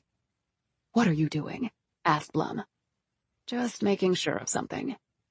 A minute later, 4 black SUVs rolled up to the condo building, and about 20 soldiers in military gear climbed out and flooded into the lobby. In the Mustang, Blum looked at Pine. Is that what you wanted to see? Pine nodded and drove away from the condo building. Kurt didn't tell me in the text who was coming. I thought it might be the Bureau. Well, whatever. That was definitely close. How do you think they found out we were staying there? Military intel has eyes and ears everywhere, and there are cameras all over the place. Luckily, Kurt found out about it somehow and was able to warn us. Big Brother lurks, said Blum. Big Brother on steroids, and they're going to be coming after us full bore. So which one do you want to be? Asked Blum abruptly. Pine shot her a glance as she turned onto the highway and punched the gas. What? Do you want to be Thelma or Louise? Chapter 44. They paid in cash at a motel in Stafford County, Virginia, about an hour south of D.C. They settled into the small, drab room, again leaving their bags packed, as they had throughout the trip. Blum sat on one of the twin beds. Do you think Kurt will get into trouble over this, allowing us to stay at his place? I had told him before to just plead ignorance. As far as he was concerned, I was a friend requesting a place to stay while he was out of town and I was in town. He had no way to know about what I was really doing. How do you think he knew they were coming for us? Kurt's with CID. He has lots of friends in the military, of course, and in the intel area. They must have tipped him off, or else he heard some chatter through the vines he listens to. What do you believe the FBI thinks about all this? Pine sat down on the other bed and took off her shoes and lay back. Hard to tell. They know I lied about where I was going. They know I'm working this case after I was ordered off it. They probably know about the 2 guys at Dulles Airport by now. Do you think the Bureau has tied in Simon Russell to all this? Anyone's guess. And they may not know about the army chopper that took Priest and his brother away. Hell, they may not even be looking into this at all. Why not? National security trumps all. They might have gotten called off like they tried to call me off. What would an overthrow of the government look like? Said Blum slowly. In other countries, the president or a group of generals takes over the media and says due to, fill in the bullshit reason, martial law is being declared, and elections are being suspended because there are enemies of the country all over, and also in high places. That justifies them snubbing their noses at democratic norms. Then the president says he's going to serve for life. I mean, look at what happened in China. Or the generals could drive tanks to the capital and tell everyone that they're in charge and will save them. All the citizens have to do is follow orders. Or it could be a group of top-level advisors pulling off a junta. Or a bunch of billionaires tired of simply throwing money at the problem through their super PACs and opting for a more direct route to get what they want. Blum stared at her. What can we do about it? Really? This is new territory for me, Carol. At Quantico, they didn't have a course on countering a coup of the U.S. government. Maybe they need to rethink that. What's our next move? In answer, Pine took out the pages with Ben Priest's files on them. We have to crack the password for the flash drive, and the answer may be in Priest's other file names. Pine opened her laptop on the bed and set the pages with the file lists next to it. She said, Priest has shown himself to be the sort who bases passwords on personal items. What else might he have based the password on? Asked Blum. Something in his house, maybe? What was in it, besides the basketball and the jersey? Again, not much that seemed personal to the man. How about something personal but not connected to his house? What else is there? Asked Pine. He has a brother who has kids. That makes them Ben Priest's nephews. Wait a minute. You had lunch with his wife, did you? Of course I did. Billy and Michael are their names. Blum thought for a moment. Billy is 11, and Michael is 9. Pine jotted all of this down on a slip of paper. Any other details? Billy likes to water and snow ski, and is the pitcher on his Little League team. He's terrified of having to date when he becomes a teenager. Michael is the reader in the family, plays lacrosse, and often gets on his mother's last nerve. And he plays bass guitar. They both spend too much time on social media, have their phones glued to their hands, especially Billy, and they think their dad's sole purpose in life is to act as their personal ATM. That may be because he works all the time. You learned all of this at lunch with a woman you just met? Moms don't screw around when it comes to information exchange. She knows a lot about my kids, too. We do it very efficiently, and in great detail. Pine had been writing notes down as Blum was speaking. Okay, you've given me a lot to use as possible passwords. She worked away for several hours after using a program on her computer to put together a graph of possible password combos, based on what Blum had told her, and also using the names from the file list she'd taken from Priest's office. When she had tried the last possible combination and nothing had worked, she sat back in frustration. Blum, who had dozed off on her bed, awoke a minute later. Rain was drumming down on the roof of the one-story motel. No luck, I take it, Blum said groggily. Apparently, his brother's family wasn't important enough to warrant being the basis for his all-important password. Nor did his list of files have any clues that worked. Well, I'm starving. I saw a diner down the street when we were coming here. They drove over, parked behind the building, and went inside. They ordered their food and sipped their coffees as the rain continued to pour. Blum looked out at the gloom. My God, is it always like this here? I'd get suicidal. I need sun. They get rain, and then they get sun, and then they get fall, and then they get snow. Blum shivered. No, thank you. Is that why you moved to the Southwest? For the weather? I almost moved to Montana or Wyoming. My God, do you know how much snow they get? The weather wasn't the deciding factor. What was then? I already told you. The people, or lack thereof. She glanced over at Blum, who had her coffee cup halfway to her lips. Pine explained further. I don't like crowds. How would you define a crowd? Pretty much anyone other than myself. Well, I'm sorry if I'm crowding you then, said Blum, sounding a bit hurt. Actually, Carol, I sort of consider us one unit. So when I say me, I include you, and vice versa. You know, when I had 6 kids at home, and several of them still in diapers, I longed to be by myself, for just a few minutes even. It seemed like every second of my life, someone was calling my name, demanding that I do something for them. And now? Asked Pine curiously. Now I live by myself. I wake up alone, I eat alone, I go to bed alone. She glanced at Pine over her coffee cup. I wouldn't recommend it. I really wouldn't. Crowd or no crowd. Sometimes it's as simple as another human being keeping your feet warm in bed, or fetching you some aspirin because your head is splitting. I mean, really. Their food arrived and they ate in silence, each lost in her own thoughts. As they finished up, Blum said, "What are you thinking about?" "The case, my career, whether either or both are over." "You ever think about a career outside the Bureau?" "No." "I'm a Leo, the lion. We're stubborn control freaks with a streak of kindness. But we adapt. I think you can too. Are you a Leo, or are you another sign?" Pine stared at her without answering. "I said, are you?" began Blum. She froze when Pine jumped up and threw some cash down on the table for their meals. "Let's go." "What's up?" said Blum, as she and Pine raced back to the motel. "In answer to your question, I'm a Capricorn." Chapter 45. Pieces of paper containing scribbled words were all over Pine's bed. Blum was actively helping her in her task by feeding her words that Pine then inputted to her computer program. "When did you download this software?" asked Blum.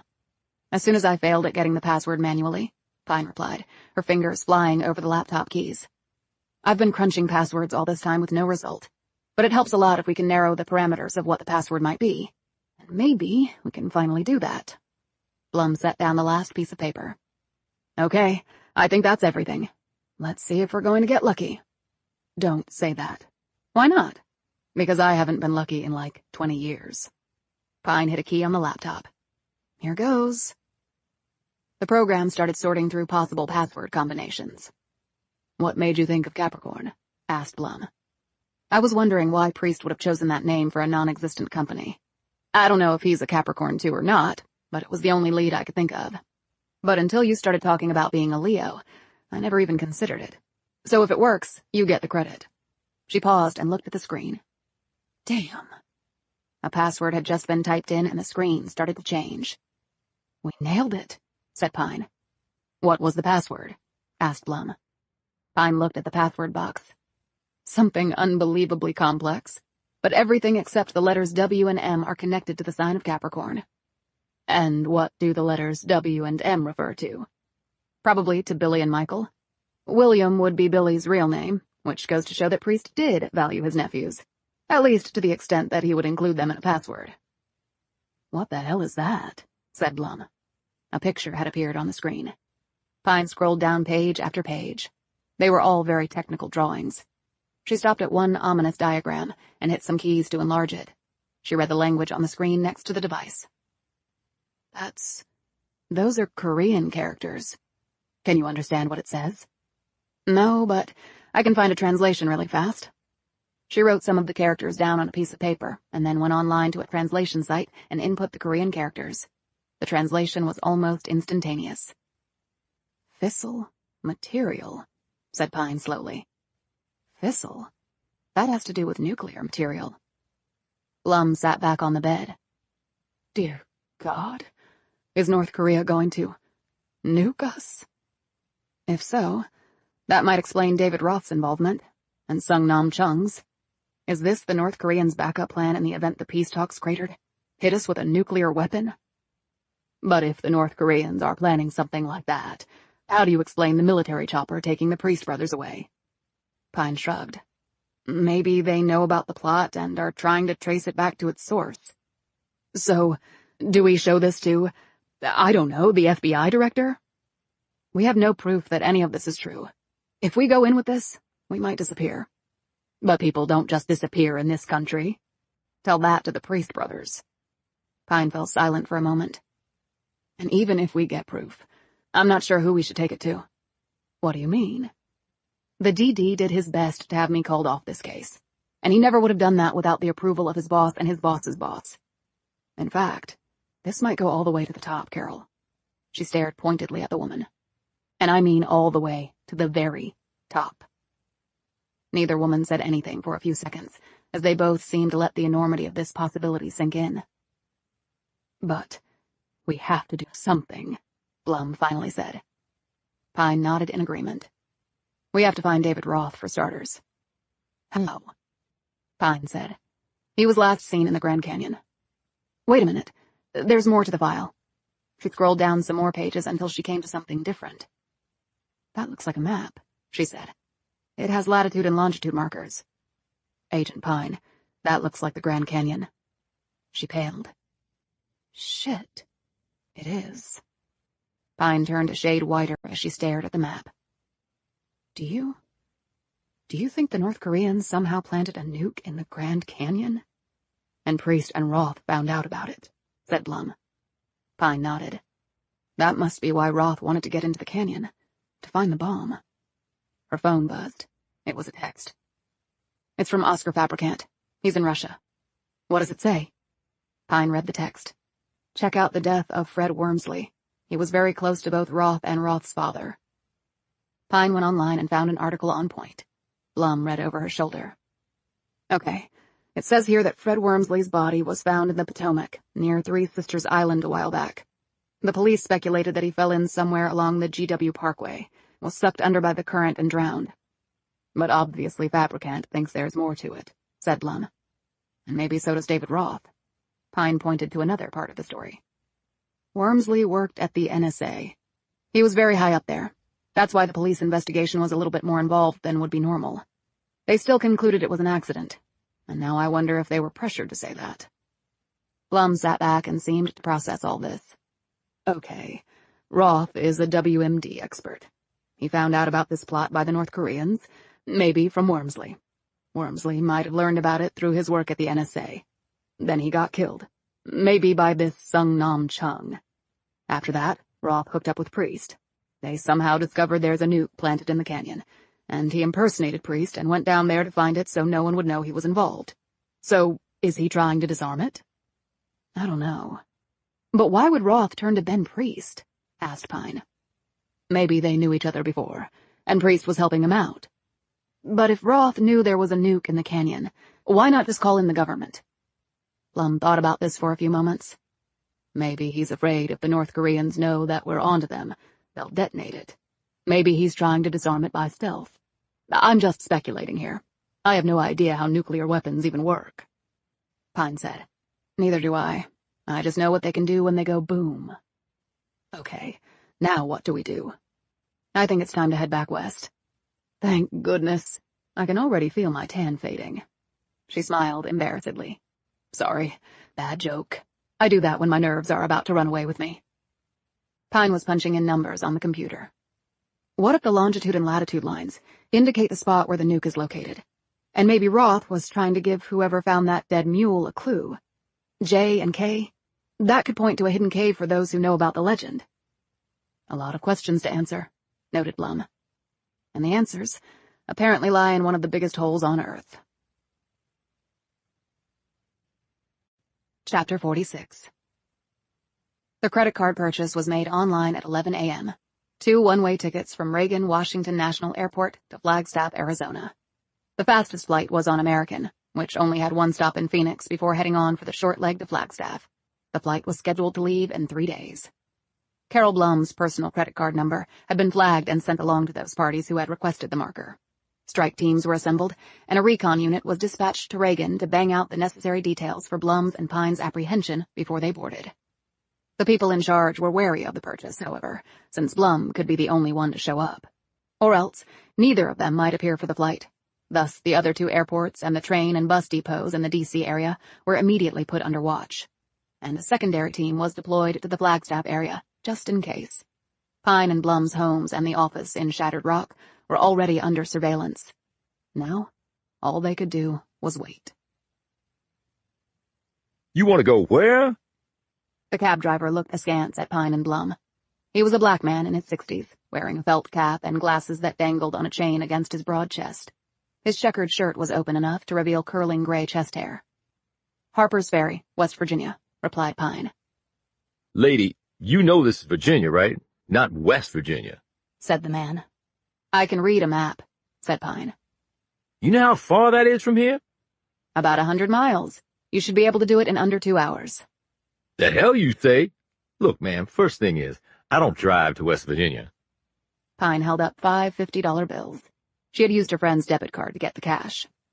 2 hours for $250, Do you still not drive to West Virginia? The man considered this offer. Well, I got to drive back. Still, over $50 an hour guaranteed. I doubt that's a hardship for you. Blum pulled out $100 from her wallet. And this extra amount to cover your gas, she said. And because you're a nice person. The man said, You two must really want to go to Harper's Ferry. Why? I hear it's very historical, said Pine. And you got no car? Before she'd used her credit card to buy the plane tickets, Blum had driven the Mustang to Reagan National and left it in long-term parking to give credence to their taking a flight from there to Flagstaff. We're visiting from out of the area, said Pine. The man nodded. Okay. Thing is, I got nothing against taking your money, but it'd be a lot cheaper to take a bus or even a train. I don't like crowds. You want the gig or not? Unless you can make more money today somewhere else. The man eyed their luggage. Is that all the bags you got? That's it. He shrugged and slipped on his glasses. Okay, ladies, let's go. They made it to the Harper's Ferry train station in a little more than 2 hours. It was right on the border between the two Virginias. The building was wood-sided, stained a dull red, and was Victorian in style. It rested on the buried foundations of old armory buildings. They paid the promised money, and the cabbie handed out their bags from the trunk. Hope you gals enjoy the history, he said, patting the cash in his pocket. Maybe we'll make some of our own while we're here, said Blum. The man cracked a grin and knuckle-smacked her. Now there you go. He drove off, and 30 minutes later, Amtrak's Capital Limited train roared into town. They had previously purchased their tickets at another train station, paying in cash. When the woman at the ticket window had asked for ID, Pine had pulled her badge and said in a low voice, FBI, undercover, escorting a valuable witness for the government, hoping to nail some really bad guys. Do not say anything to anyone about this. The woman, a matronly type in her 60s, glanced at Blum and smiled. Good for you, honey. I won't breathe a word to anyone. Blum smiled. We all have to do our part. The train pulled away only a couple of minutes late. They had reserved a superliner bedroom compartment with its own bath, which also doubled as a shower. They stowed their bags and sat on the blue couch, staring out the window as the West Virginia scenery passed by. Soon they would be looking at Maryland scenery, followed by Pennsylvania and Ohio landscapes, with the final destination in Chicago, where they had a layover before boarding the Southwest Chief. They would arrive in Arizona before the flight they'd booked for Flagstaff ever left the ground. Pine looked around the compartment.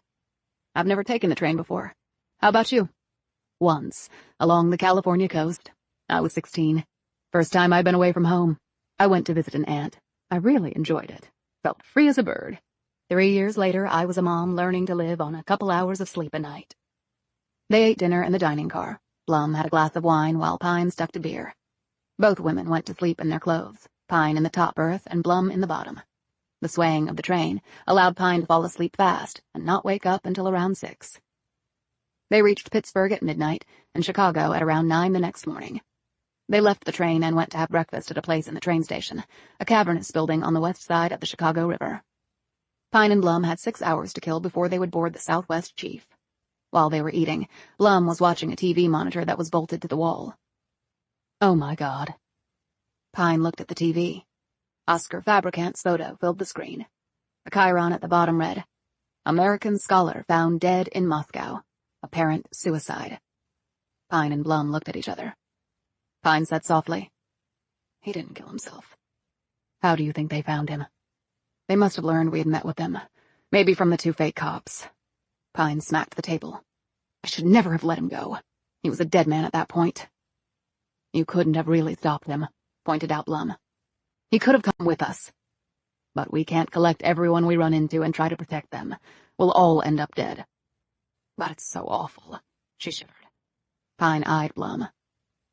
I think it would be better if you stayed here, Carol. Get a hotel room and lie low for a few days. I use my credit card to get the room, and they'll be knocking on my door in an hour. She pointed to the screen. And I don't want to end up on there with the scroll saying I killed myself. But you could find a place that would take cash. Blum shook her head obstinately. I'm not leaving you to do this alone, Agent Pine. Like you said, we're a unit, a team. I think we work well together. Pine eyed her. You don't think so? Said Blum, frowning. I took an oath. You didn't. I signed up for the danger part. You didn't. Blum waved this off. No, don't worry about that. I know I'm not a special agent like you, but I did join the FBI, and I promised to do my job the best that I could, and I'm going to live up to my promise. Besides, I shepherded 6 kids to adulthood without losing any of them, so I can help you too. Pine smiled. You already saved my life once, back at the airport. Blum leaned across the table and tapped Pine's hand. And if the need arises again, I will do so once more. We're 2 badass women in a man's world. What stronger incentive could we possibly have to stick together? Pine's smile deepened. Actually, I can't think of a stronger one. Chapter 47. The Southwest Chief Train No. 3 headed out from Chicago with its twin P-42 locomotives and 9 trailing train cars pointed toward the southwest United States. It carried 14 crew and 130 passengers. It had a max speed of 90 miles per hour, which it would hit on long stretches of the route. However, its average speed, over the slightly more than 2,200-mile trip to L.A., would be only about 55 miles per hour, when one factored in the 31 stops over 8 states. Pine and Blum settled into their seats as the train rocked and rolled out of the downtown Chicago area. Do you think anyone else at the Society for Good is in danger? Said Blum. I can't rule out anyone, said Pine. I hope they'll have taken note of what happened and lie low. Do you think it makes sense for you to call anyone at the FBI? Anyone you might trust? I mean, if there is a nuke in the Grand Canyon, they would want to know about it. Pine didn't answer right away. This whole thing doesn't make sense, Carol. If Roth is a weapons inspector, and he found out about a nuke in the Grand Canyon, what would be the first thing he would do? Or Ben Priest, for that matter. I mean, I don't think either of them are traitors. Blum looked puzzled. They should have gone right to the authorities. Only they didn't, and an army chopper carries away the Priest brothers, and what looked to me to be feds were going to take Simon Russell somewhere and torture him. Then we were nearly killed by 2 guys at the airport, and what looked to be our military raided Kurt Ferris's home. You think our people were the bad guys? I don't know if they know about the nuke and are just trying to contain any leaks so as not to panic the public. But right now, our government is snatching people right and left and doing some really weird shit. The rule of law has apparently gone out the window. My God, we might as well be in North Korea or Iran. Or Russia, added Pine, because they're involved as well. She paused, looking puzzled. I didn't think the Russians and the North Koreans were such great allies that they'd maybe work together to place a nuke on American soil. Are they looking to start World War III? If so, they're not going to win. Not that anyone would against us. But how in the world could the North Koreans or the Russians have gotten a nuke down there with no one aware of it? I mean, really? I guess they could have taken it down there in parts, over time, and assembled it in a cave off the beaten path that no one knows about. It's not like you have to go through a security checkpoint and magnetometer to hike down. Do you think the latitude and longitude lines mark where this cave is? Yes. What are we going to do when we get back to Arizona? I'm not sure, but we have a long train ride to figure it out. Pine left the compartment and walked down to the train car that sold snacks and drinks. She bought a beer and some chips and sat by herself in the observation car. She fingered her phone and then decided to make the call. Hello? Hey, Sam. It's Atlee. Atlee, I didn't recognize the number.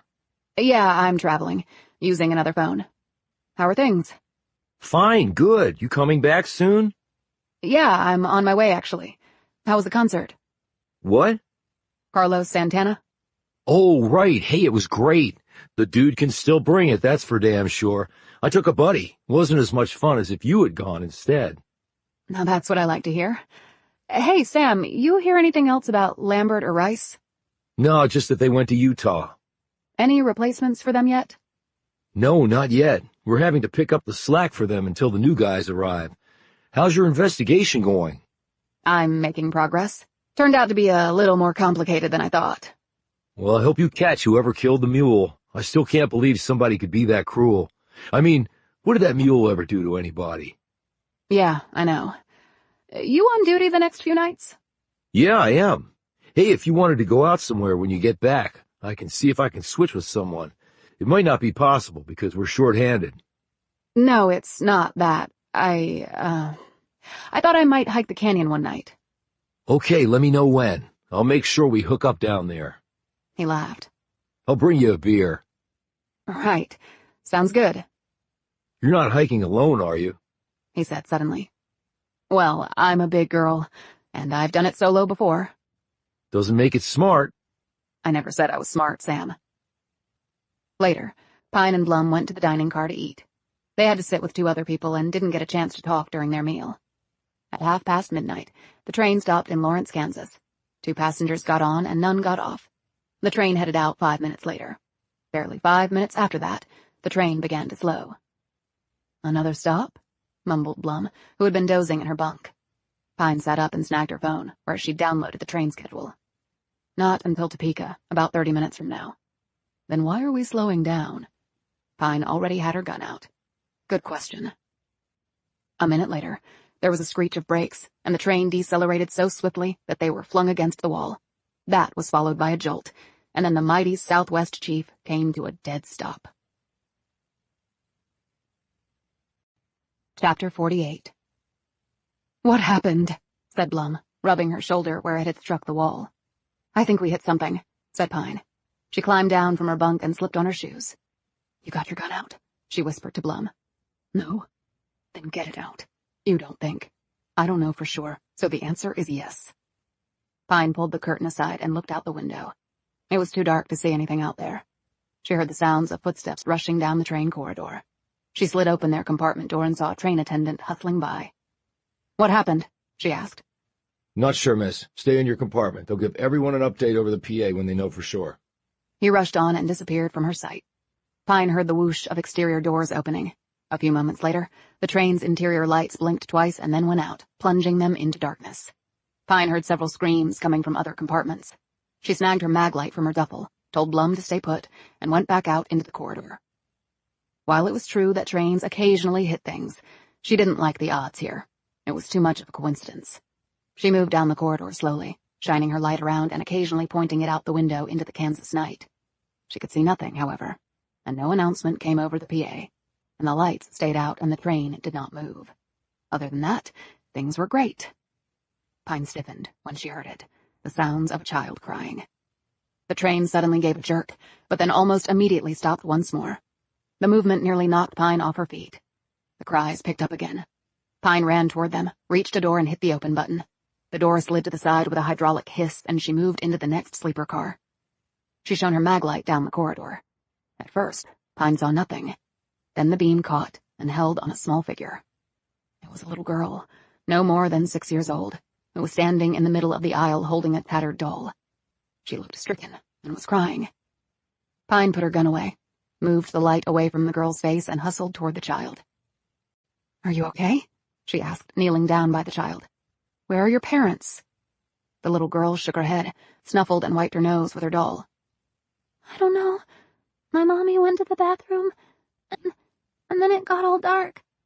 I went to find Mommy, but I don't know where she is. Okay, we'll find her. What's your name? Debbie. Okay, Debbie, we'll go find your mom. Do you know which way she went? Debbie looked around. I don't know. It's so dark. She began to cry again. Pine took her hand. Okay. I came from this way and I didn't see anyone, so I think your mom must be down this way. Let's go see. They walked down the passage to the end. There was a restroom here. What's your mom's name? Nancy. Pine knocked on the door. Nancy? Are you in there? I have your daughter, Debbie. Mommy! Mommy! Cried out Debbie. She pounded on the door. Pine opened the door and glanced inside. It was empty. She looked down at Debbie. You're sure she went to the bathroom? Debbie nodded. That's what she said. We didn't have one in our room. She told me to stay there and she'd be right back. And then it got dark. Let's keep looking, Debbie. I'm sure she's nearby. They passed through into the next train car, where they saw 2 elderly couples groping around in the dark. Do you know what's happening? One of the men asked, as he clutched the hand of the woman Pine assumed was his wife. The train might have hit something, said Pine. Have you seen a young woman pass through here? I have her daughter here. They got separated. One of the women said sympathetically, Oh, you poor thing. But we've seen no one. We just came out of our compartment. The other man said, I did hear someone pass by a bit ago, but I didn't see who it was. Thanks. You should go back to your compartment. You don't want to fall down and hurt yourself out here. Pine and Debbie continued on into the next train car. Now Pine was getting worried. What if the mother had gone the other way and had come back only to find her daughter gone? She would be panicking by now. There came a sound behind them. Pine whirled around, her hand going to her holster, but then relaxed as Blum stepped out of the darkness. She tensed a moment later as she realized that Blum was not alone. Someone was behind her. A short man, because Blum had neatly blocked Pine's view of him. Now he stepped to the side. Sung Nam Chung had a hold of Blum's neck. He tightened his grip when he saw Pine's hand again go toward her gun. That would be unwise, for your friend's sake. I'm sorry, Agent Pine, said Blum. He got the drop on me. What's happening? Asked Debbie. Who is that man? Just somebody I know, Debbie, said Pine. Is he hurting her? Chung reached into his pocket and pulled out a pistol. Debbie cried out and shrank back. Pine stepped in front of Debbie, putting her body between the little girl and Chung's weapon. She's just looking for her mother. She's not part of this. We'll come with you, but she needs to stay here. Chung did not seem amenable to this. She's just a kid, added Pine. She can't do anything. Chung looked Pine up and down, then gave a curt nod. Pine turned and faced Debbie. Okay, I think your mom is probably just up in the next car, but I want you to wait right here until either your mom comes to get you or one of the train people do. They'll be in uniform. You know what they look like, right? Debbie stared up at Pine and nodded. You're going to leave me? She clutched at Pine's arm. Just for a little bit. We need to go somewhere with this man. Is he a bad man? Debbie, I just want you to stay right here, okay? Will you be brave and do that for me? Debbie finally gave a tearful nod. Pine glanced down at the doll in Debbie's hand. What's your doll's name? Hermione. Like from Harry Potter? Debbie nodded. Pine knelt down and gave her a hug. I'll be back to check on you. Promise? Said Debbie. Promise. Then Pine stood and faced Chung. Let's go. Chapter 49. They walked back to their compartment without seeing anyone else, though they did hear people talking in their rooms as they passed by. Pine went in first, followed by Blum and Chung. He closed the door behind him. Sit, he said. Pine and Blum sat on the lower bunk. Take your gun out and put it on the floor, ordered Chung, as he kept his weapon pointed at Pine's head. Pine did as he said. Kick it over to me, he said. She did so. He bent down and picked it up, placing it on a small metal desk behind him. Next to it was Blum's pistol, Pine saw. Your other pistol too, please, said Chung. I know that you carry a spare. Pine took off her ankle holster and slid it across the floor. Chung pushed it behind him. How did you know we were on the train? Asked Pine. This is the only train that goes to Arizona, and you two are the only passengers who paid cash for your tickets. And apparently, you did not provide names to the ticketing person. So, she simply named you Jane and Judy Doe. Quite the red flag. Pine grimaced at this. You had the train stop somehow. Did you put a car on the track or something? Completely irrelevant. Okay. Then what do you want? Chung reached into his pocket and held up something. This man. He tossed the piece of paper over to Pine, who caught it. She used her mag light to look at the object. It was a photograph of David Roth. Pine and Blum looked up at Chung. I don't know where he is. Again, the Korean moved so fast, Pine had no time to even try to block his blow. She went heels over ass against the wall. When Blum stood and tried to lash out at Chung, he merely grabbed her wrist and twisted it until Blum cried out in pain and collapsed to the floor, holding her hand and gasping for breath. Pine slowly sat up, rubbing blood off her mouth. I did not come all this way for you to tell me that you do not know things that you do know, Chung said. I'm looking for Roth, it's true, said Pine, spitting blood out of her mouth. But I haven't found him. Yet. But you have an idea where he is? Said Chung. I think I do. Where? Pine looked down at Blum. If I agree to tell you, will you let her go? Chung shook his head. She is not a little girl. Blum struggled up and plopped down next to Pine. Well, good, 'cause I'm not going anywhere. Blum brushed off her clothes, set her hands in her lap, and said pleasantly, Now, tell the nice man where you think Mr. Roth is, Agent Pine. Pine said nothing. Well, then I guess I'll have to do the honors. She looked at Chung. We believe that Mr. Roth is in Flagstaff. That's where we're headed. You already know that because you checked on our tickets. Why this Flagstaff? There's an FBI office there. It's the largest one near the Grand Canyon. We think he's going to turn himself in there. Why turn himself in? Said Chung tightly. We think he's afraid, said Blum. He doesn't want to die. He thinks the FBI can protect him. Can they? Pine finally said, looking at Chung. You ask me? It's your employer, not mine. Irrelevant to my question, said Pine, mimicking the Korean's earlier statements. I want to know what you think about that. Chung mulled this over.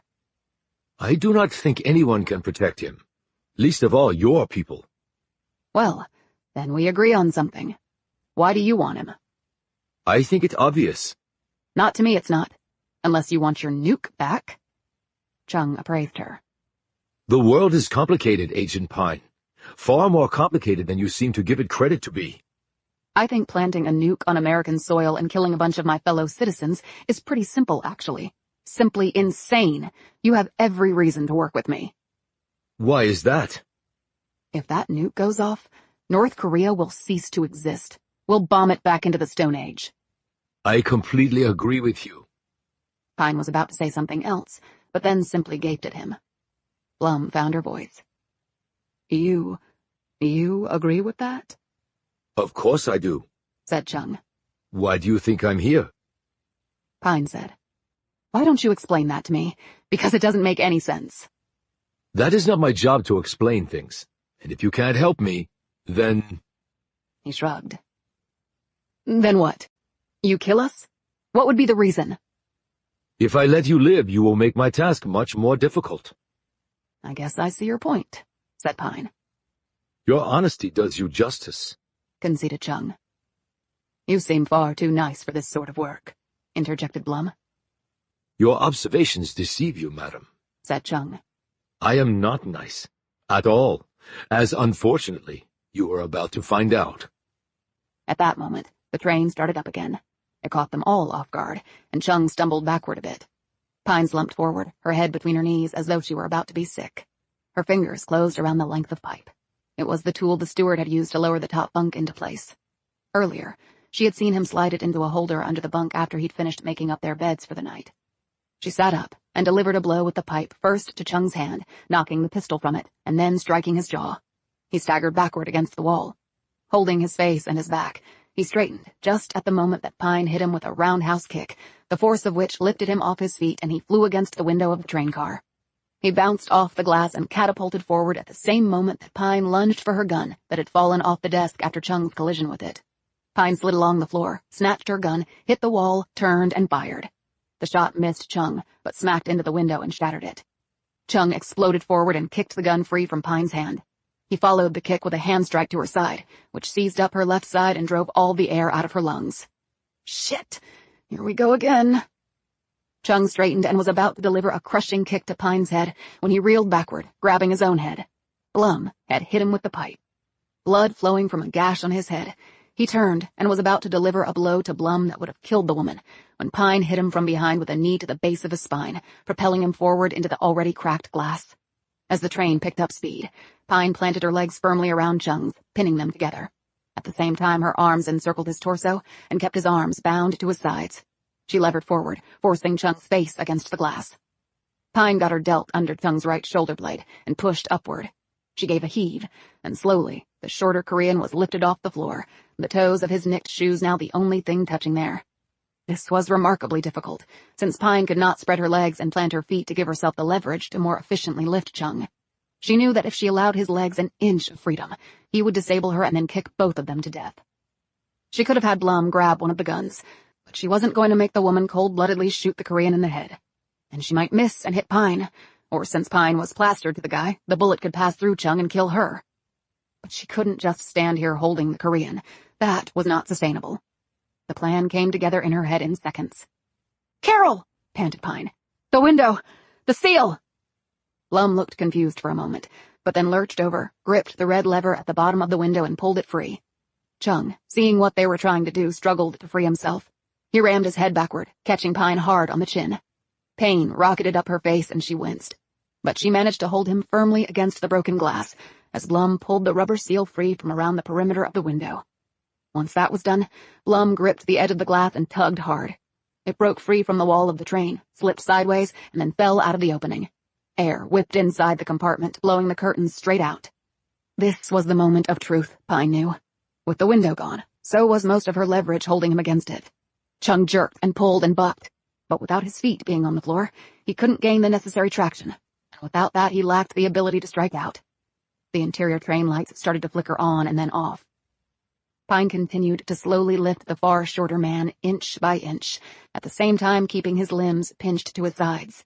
Her torso, arms, and legs were like a tube that she was slowly, inexorably forcing Chung through by moving her arms and legs millimeters at a time. The horrific image of a constrictor working its victim down its gullet popped into her head, and it was not far off the mark. Except Pine wanted to cast off Chung, not swallow him. As she leaned forward, his waist was now resting on the edge of the window. That meant Chung was halfway out of the train window, but so was Pine. The train was only going about 25 miles an hour now, but it was accelerating. The wind whipped into them. They were both facing downward. Aside from her views of Chung's back, Pine could see the landscape sweeping past. The train was pancake flat. Lawrence, Kansas was far behind them now and receding faster and faster. Pine was reaching the edge of her safety zone. Another few inches, and she would not be able to stay in the train compartment. Chung's weight and the angle she was holding him at were straining every muscle she had to its breaking point. Then they would both go flying out the window. And though the train wasn't going that fast yet, the collision with the ground could very well send them bouncing under the train wheels, and that would mean certain death for them both. Panting for breath, she suddenly felt Blum behind her, gripping her belt and then leaning backward, serving as the extra ballast that she needed. Pine readied herself, even as she could feel Chung working his right arm free, her limbs too spent to contain it much longer. She counted to 5 in her head. Hold it, Atlee. Hold the lift. Just another few seconds, and you got the gold. She grunted and then screamed as the Southwest Chief leapt forward with a burst of power from its twin engines. The sudden jolt of acceleration nearly carried all 3 of them outside. But Blum had quickly leaned back so far that her weight provided enough of a counterbalance to offset the increase in speed. 3. Pine had to time this exactly right. She could not afford to allow Chung to cling to her arms or legs. She was so tired that if the Korean managed to remain in the compartment, they were both dead. She wanted Blum and herself to keep their vertebrae right where they were. She was leaning out so far now that she could barely breathe with the wind hitting her in the face. 2. She tensed every fiber, every ligament, in preparation for the release. She could feel the throb of Chung's heart against her chest. She could hear his gasps. She could smell his fear. As she could her own. 1! She pushed against Chung's back at the same moment that she let go of the death grip around the man's arms. She felt his freed limbs flailing in the air. The Korean managed to somehow turn to the side, his hands groping for the now empty window frame. They were nearly face to face as the lights on the train came on, and this time stayed on. She could see his features as the wind, sliding off the racing train, pounded them both. She supposed they mirrored her own terror. He suddenly reached out and gripped her windswept hair, right as Pine let go of his legs. His fingers pulled out some of her hair by the roots, even as his feet danced frantically against nothing. She leapt back as he tried to kick her in the face, and then the wind caught him, and he was fully out the window, unable to regain any sort of equilibrium.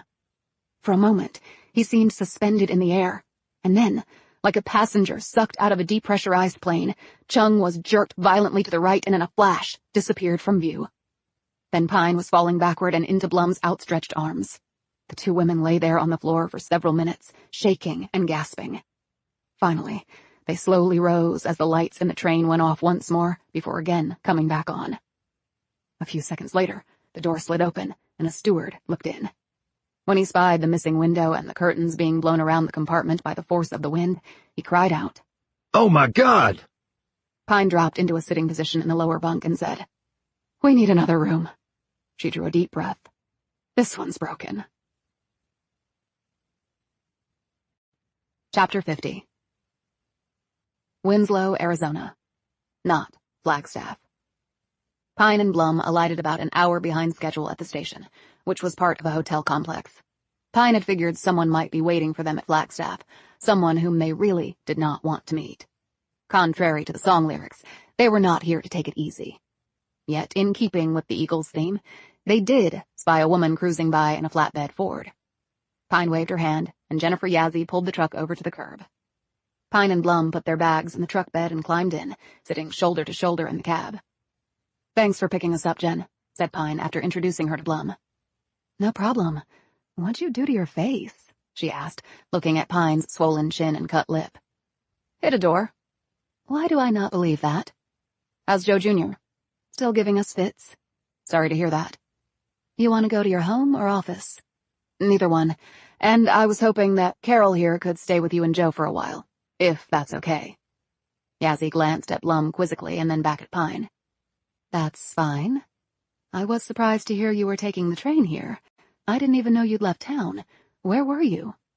"Back east, and if it's all right, I need to borrow some of your hiking and camping gear." "Heading out again?" "Going to hike the canyon," Yazzie said. "What, solo?" "That's the plan." "Why?" "Got some time off. Haven't been down there in a while. Want to stretch my muscles." "I could go with you." "What, in all your free time?" "Well, Joe could. He has even less free time than you." "It's not smart to hike by yourself, you know that." "I wanted to go with her," said Blum. "But, well, I'm not sure I'm up to it anymore. My knees and my hip. I'd just hold her back." Pine said, "I'll take it nice and easy. It's not like I'm going rim to rim in one day. I plan to spend a few days down there." "This have anything to do with the mule that was found butchered down there? And the missing person?" "You heard about that?" "This is not exactly New York City. Now, a missing person around here is not so rare, but a cut-up mule is something different. Like I said, I'm just going down to chill out." "When are you planning to leave?" asked Yazzie. "Tonight." "You just got back. It's been a long trip. We can grab some dinner tonight and you can relax before heading out." "I don't think I have time to relax, Jen." Later that day, Pine sat on a couch in the basement in the Yazzie's home in Tuba City. She had seen on the news feed that the Southwest chief had encountered signal problems, which had necessitated the abrupt stop. There had been some electrical problems and a few bumps and bruises with passengers and crew, but no serious injuries. Freight trains used the same set of tracks, and care had to be taken because the signaling system was critical in making sure one train did not slam into another. There had been no mention of the shattered window. But a body had been discovered near the tracks, the news had reported. No identification had been made. Pine doubted one ever would be. But at least Sung Nam Chung was certifiably dead. She had the borrowed gear all together and had gone over her checklist, which was about 80 items long. These included good hiking shoes with support and traction soles, trekking poles, a battery-powered headlamp, a wide-brimmed hat and sunscreen, a first aid kit, salty food, a whistle and signal mirror, something to sleep in, and a lightweight tarp, plus layers of clothing. She would also be taking a refillable hydration bladder with a flow system activated by biting down on the mouthpiece. And all that would weigh less than 25 pounds. And, of course, she had her twin pistols. They were additional weight, but Pine figured they might be the most important items she carried with her, if she wanted to get back alive. Blum, who was staying upstairs in the spare bedroom, came down and joined her on the couch. She looked over the equipment. "What route will you take down?" "Either Bright Angel or South Kaibab. I haven't decided yet." "Have you figured out the location from the latitude and longitude?" "As close as I could. I can't pinpoint it exactly from that." "Which is even more reason for you not to go alone." "I can't exactly call in a regiment of FBI agents, Carol.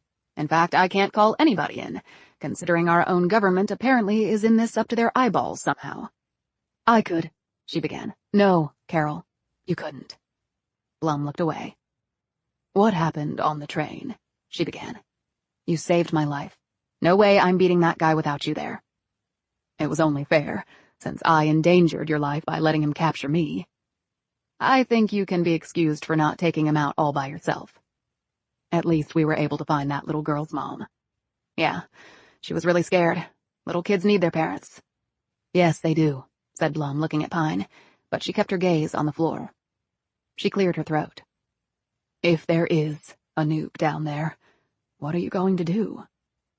"Hopefully I can find David Roth and he can help me disarm it. He's been missing for a while now. He might be dead." "He might be, but I still have to try." "You realize that there are others out there besides the late Sung Nam Chung who want to find Roth?" I'm aware of that, Carol. And they might have come to the same conclusion as you have, that he might still be in the canyon. Which means I might have some company down there, said Pine. Chapter 51. Ooh Ah Point. The remarkable views from here had obviously been the genesis for the name. Pine had traveled nearly a mile on the South Kaibab Trail, and while doing so, had descended about 600 feet below the south rim, which stood at about 7,200 feet above sea level. The rim had been cool and pine-scented. That would change dramatically the farther down she trekked. The south rim averaged nearly 60 inches of snow a year, while Phantom Ranch received less than 1. Jennifer Yazzie had dropped her off at the trailhead. "Joe called before we left," she said, as Pine was getting her gear out. "You didn't tell him?" "No, but he did tell me something you might want to know." "What's that?" said Pine as she strapped on her backpack. "Joe said some feds have been poking around." "For what?" "They were asking about you." "What agency?" "That's the thing. It wasn't clear." "How could it not be clear? Didn't they badge Joe and show him their creds?" "Apparently not, and so he didn't tell them anything." She paused and smiled. "Not that he would have anyway, without checking with you." "Tell him thanks for me." Pine slid out her trekking poles. "Anything else?" "A military chopper landed at the canyon airport earlier today. Joe heard about it from one of the rangers." "Unusual activity." "You don't seem surprised," replied Yazzie. "That's because I'm not." "If you're in some sort of trouble, let's just say I'm off the grid right now, and people you thought should be your allies aren't." Yazzie looked deeply concerned by this comment. "Look, Atlee, I don't know what's going on, but if you can get cell reception down there, call us if you need help." "You've done enough, Jen." "You've been a real friend to the community and, well, we care about you." Pine gave Yazzie a hug. "I'll see you soon," she said, hoping that it would indeed be true. Right now she would not have bet on herself.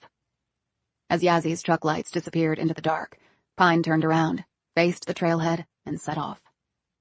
Normally, those not seeking to go all the way to the canyon floor would hike down the Kaibab, cross over to the west on the Tonto Trail to Indian Garden, and then head back up the Bright Angel to the south rim. Because of the rule of thumb that an hour hiking down meant 2 hours hiking back up, Kaibab was a good choice for the descent phase. It had no shade and no potable water except at the trailhead. After the Tonto Trail and the turn onto Bright Angel, one could take a rest at the shady Indian Garden, drink some water, and continue the steep ascent back to the rim. There were also 2 additional rest houses on the way up. Only shade wasn't an issue right now, since it was nearly midnight, and Tonto Trail wasn't an option, because Pine was going all the way down to the floor. She had picked this time of night because there might well be no other hikers. She had passed by no one so far going up or down. This included park rangers. That was good, because for all she knew, they had been instructed to detain her if they encountered her. It was about 7 miles on this trail to Bright Angel Campground near Phantom Ranch. The nearby Bright Angel Trail was more than 9 miles down to the same destination. Yet, because of the topography and other conditions, hikes down both trails would take between 4 and 5 hours. Setting an ambitious pace, Pine intended to make it down in about 3. Under other circumstances, she would not have attempted this sort of pace at night, since, like all trails going down into the canyon, the Kaibab was full of switchbacks, narrow curves, and turns. And although well-maintained, the Kaibab Trail was hardly smooth. The last thing she wanted was to make a false step and go hurtling over the edge. But she knew the Kaibab well, and she was keeping to the inside of the trail. Hikers coming up had the right-of-way, and she would have had to move to the edge to let them pass. But so far, it was just her. Her collapsible trekking poles lightly touching the trail as she went, her headlamp brightly illuminating the area ahead, her long legs smoothly striding, she soon reached Cedar Ridge at the 1.5-mile marker.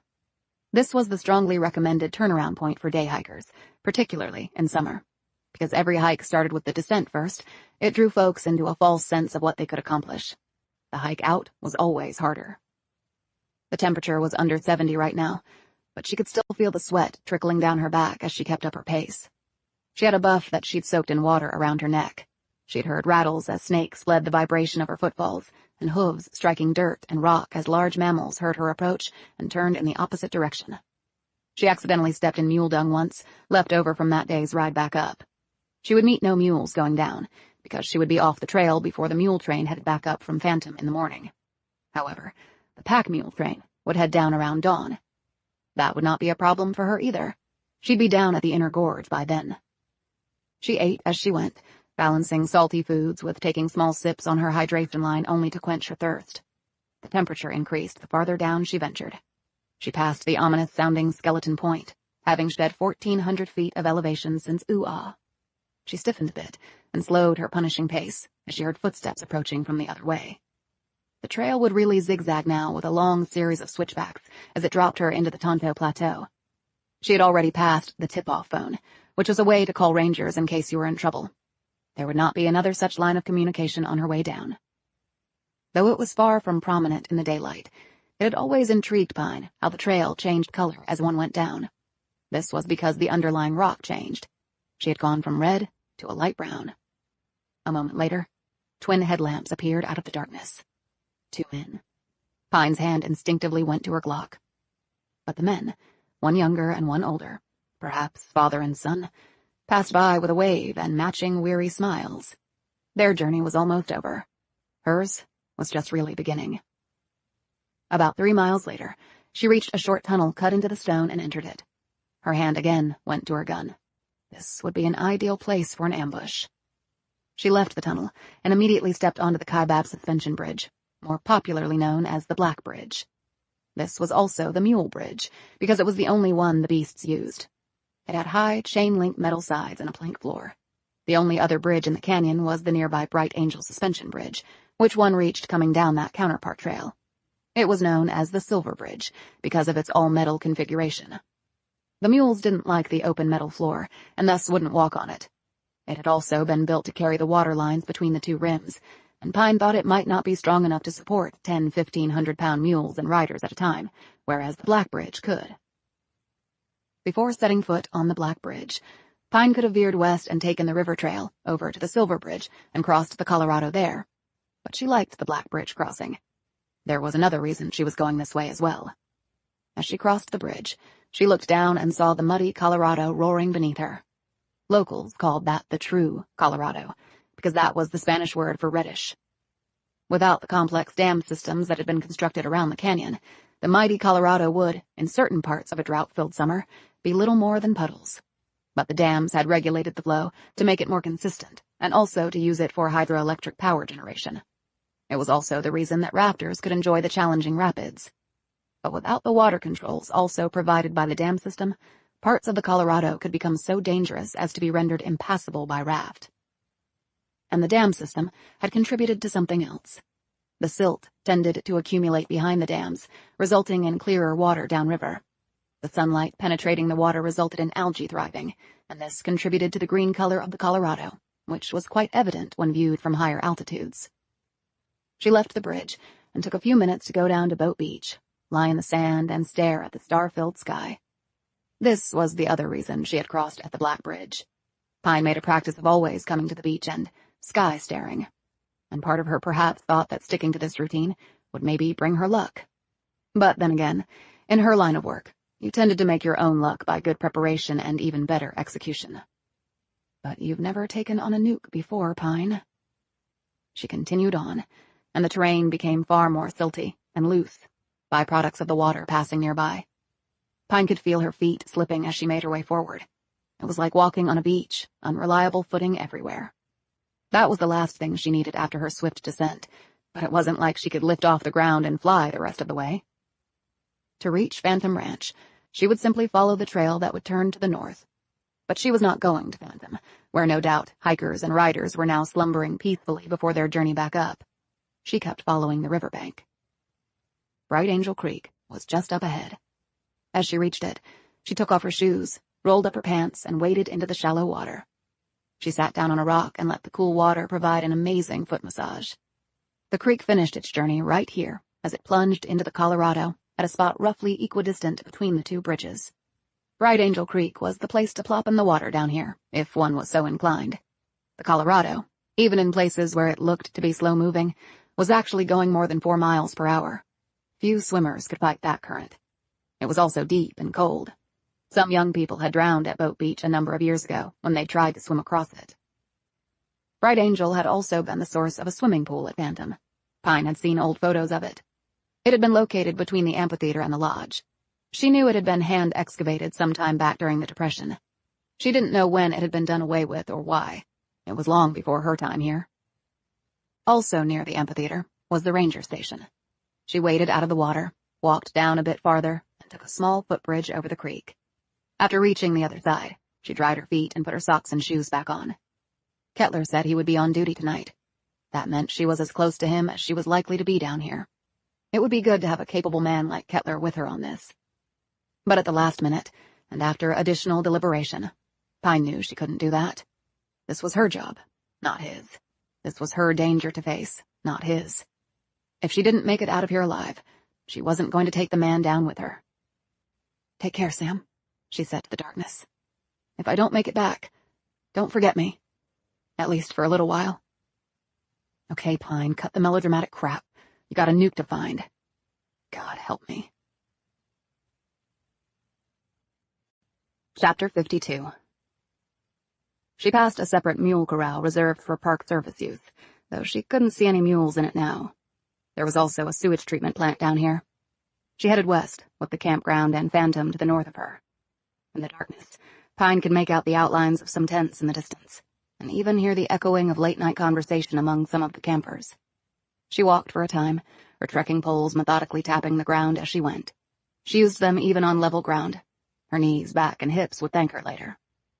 After a bit, she slowed her pace and then stopped. She sat on a rock after checking it for scorpions and snakes. The noise from the river would mask anyone approaching, which she didn't like but could do nothing about. There were many things one could do nothing about down here. In the canyon, the environment was the master. Humans were merely visiting. She switched off her headlamp and ate and drank, replenishing her electrolytes and satisfying her belly. She'd brought her filter with her, and she knew sources of water in the area she was headed to. She took off her shoes again and rubbed her socked feet. The pace down had been hard, but she was supremely fit and had come out in good shape. However, climbing out, particularly if she had to match her pace going down, would be a whole other experience. Hopefully she would not have to sprint the whole way with a regiment of bad guys chasing her. She checked her illuminated compass, because being down here at dark was like being on the water at night. Land and sea looked a lot alike. You had to rely on your instruments, and she had now turned away from the river, so she couldn't simply follow its contours. She checked her hiking watch, which also had a thermometer. Nearly 80 degrees. That meant the next day would be a scorcher. Certainly not unheard of for this time of year. She had trekked down Bright Angel once, arriving at Indian Garden, which was roughly the halfway point. Along with potable water, restrooms, and shade, there was a thermometer. That day, it had registered 105 degrees. There was a sign next to the thermometer that read, "Your brain on sun." At the bottom of the canyon, the temperature had climbed to nearly 120. She had arrived drenched in sweat and dehydrated, though she'd eaten and had water and sports drinks all the way down. She'd lain in the shallow part of the creek for about a half hour before she felt like standing once more. She looked around into the dark. Out there were many beautiful things. Flowers, trees, animals, rock configurations, things you might not ever see anywhere else, no matter how hard and long you looked. But there were also many things out there that could kill you, and one had to respect that. As she sat there, Pine felt even warmer. The canyon sometimes felt like a convection oven. The heat seemed to hit you from all directions, even from inside. Pine looked up. Though the canyon was nearly 18 miles at its widest point, the sky was narrowed by the towering walls. With her index finger, she traced the Milky Way. Constellations always gave her comfort. They were always in the same place when you looked up. They were like a friend keeping watch over you. If only. She rested for about an hour and then checked the sky again. The rule of thumb in the canyon was that night came fast and the dawn arrived slow. Both results were caused by the canyon's massive walls. It was like being surrounded by a sea of 5,000-foot-high skyscrapers. She pointed her headlamp on the paper map she had pulled from her coat pocket. It had been on the flash drive. She had already roughly calculated the location of what she hoped would be the cave Roth was looking for down here. She put the paper away, studied her compass, and did some math in her head. Finished, she sat there and took in the surroundings, steeling herself for what was to come. Pine had been hiking near the river once, when she'd seen something metallic, partially submerged in the silt in the shallow part of the Colorado. She'd managed to get it out using one of her trekking poles. It was a long cylinder, and the water had very nearly removed all signs of what it was. very nearly. When she examined it more closely, Pine discovered it was a can of Heineken beer. She had no idea how long it had been in the water, after it had no doubt fallen off a passing raft. That day, it had been nearly 100 degrees on the canyon floor. She'd popped the Heineken open and drunk it. It was the coldest and best-tasting beer she'd ever had. She resettled on the task at hand. If there was a nuke down here, how had Roth planned to get it out, if that was his plan? He'd traveled by mule far to the west of either bridge that one needed to cross over the river, and the North Kaibab Trail, which led to the North Rim, was far longer than the trails from the south, nearly 14 miles from the trailhead to Phantom Ranch. Pine looked out to the west. The Hermit Trail was in this direction. Not in nearly as good a condition as Kaibab and Bright Angel. It was actually designated as an unmaintained trail by the Park Service. Yet there you ran into the same problem. Roth was on the north side of the Colorado, and the Hermit Trail was on the south side, and there was no way to cross the river, allowing him to access Hermit Trail. And how heavy was a nuke anyway? Could you carry the damn thing out? Didn't they weigh thousands of pounds? But maybe that wasn't Roth's plan. Maybe he was just down here to disarm it, where it was, and then alert folks to it. She looked upward. Or how about a chopper to take it and him out? Much farther down the river, there was a put-in and take-out helipad spot for tourists called the Whitmore Helipad. It was mostly used for those coming from the Vegas area. But that was the west rim of the canyon, near Black Canyon, which was nearly 100 miles from where Pine currently was. Roth could never have made it that far with a nuke. So a chopper flying in here after dark would have had to come across one of the rims, dip downward, fly between the canyon walls, and then land at a designated spot, pick up Roth and the bomb, and head back out. If they were spotted, the Park Service might have sent up a chopper of its own, or at least contacted local and federal authorities to find out what was going on. But a chopper designed for nighttime excursions over rough, enclosed terrain would certainly be up to the task. Maybe a military-style chopper, like the one that had taken away the Priest brothers? Was that why the army was involved? Were they looking for the nuke, too? Was Roth actually working with them? Should she hike back up and go to them with what she knew? But Pine knew this really wasn't an option. Her fellow feds had been acting weird on this all the way through. The two guys at the airport, if they were feds, and she strongly suspected that was the case, were planning to murder them. I can't trust my own people. It was a gut-wrenching admission. She hiked to the spot where they had found Sally Bell. The ground was fairly level here, and there was clearly enough room for a chopper to land. She looked around for evidence of damage or disruption caused by the chopper's skids or its prop wash. The thing was, in the canyon, things settled back down, or critters came out and made marks and moved things around. Plants grew, water trickled, the wind blew, the rains washed away traces. There was nothing. She looked due west, and then to the north. One would think that every inch of the canyon had been explored by now, but Pine knew that the vast majority of visitors saw the canyon only from the south rim. And from that vantage point, only about 4% of the canyon was visible. The folks who ventured down here had permits to camp in certain spots, and they were told to keep to certain well-marked trails. Almost none of them ventured out into the wild. Even the raptors would go only so far up any of the side canyons, because it was damn rugged and snakes and other biting creatures lurked everywhere. Pine had one ranger tell her that while he'd been there 30 years, he'd only set foot on a small portion of the canyon. Pine felt her spirits collapse. Was her plan getting chewed up in the face of the reality on the ground? Did she really think she was going to come down here and, in just a few hours, find Roth and the cave and the nuke? But she shook off these thoughts and regrouped. Side canyon. It had to be a side canyon where Roth would have gone. That actually would line up with the navigation points on the flash drive. She checked her watch. Another hour before the light would start coming. She set out. The canyon flattened out near the Colorado. The river had seen to that, of course. Yet when one veered away from the water, the land quickly steepened, and there were a great many side canyons down here. 30 minutes later, she reached the first one. After exploring it as best she could by foot, she pulled out a pair of night optics from her pack and surveyed the rest of the area.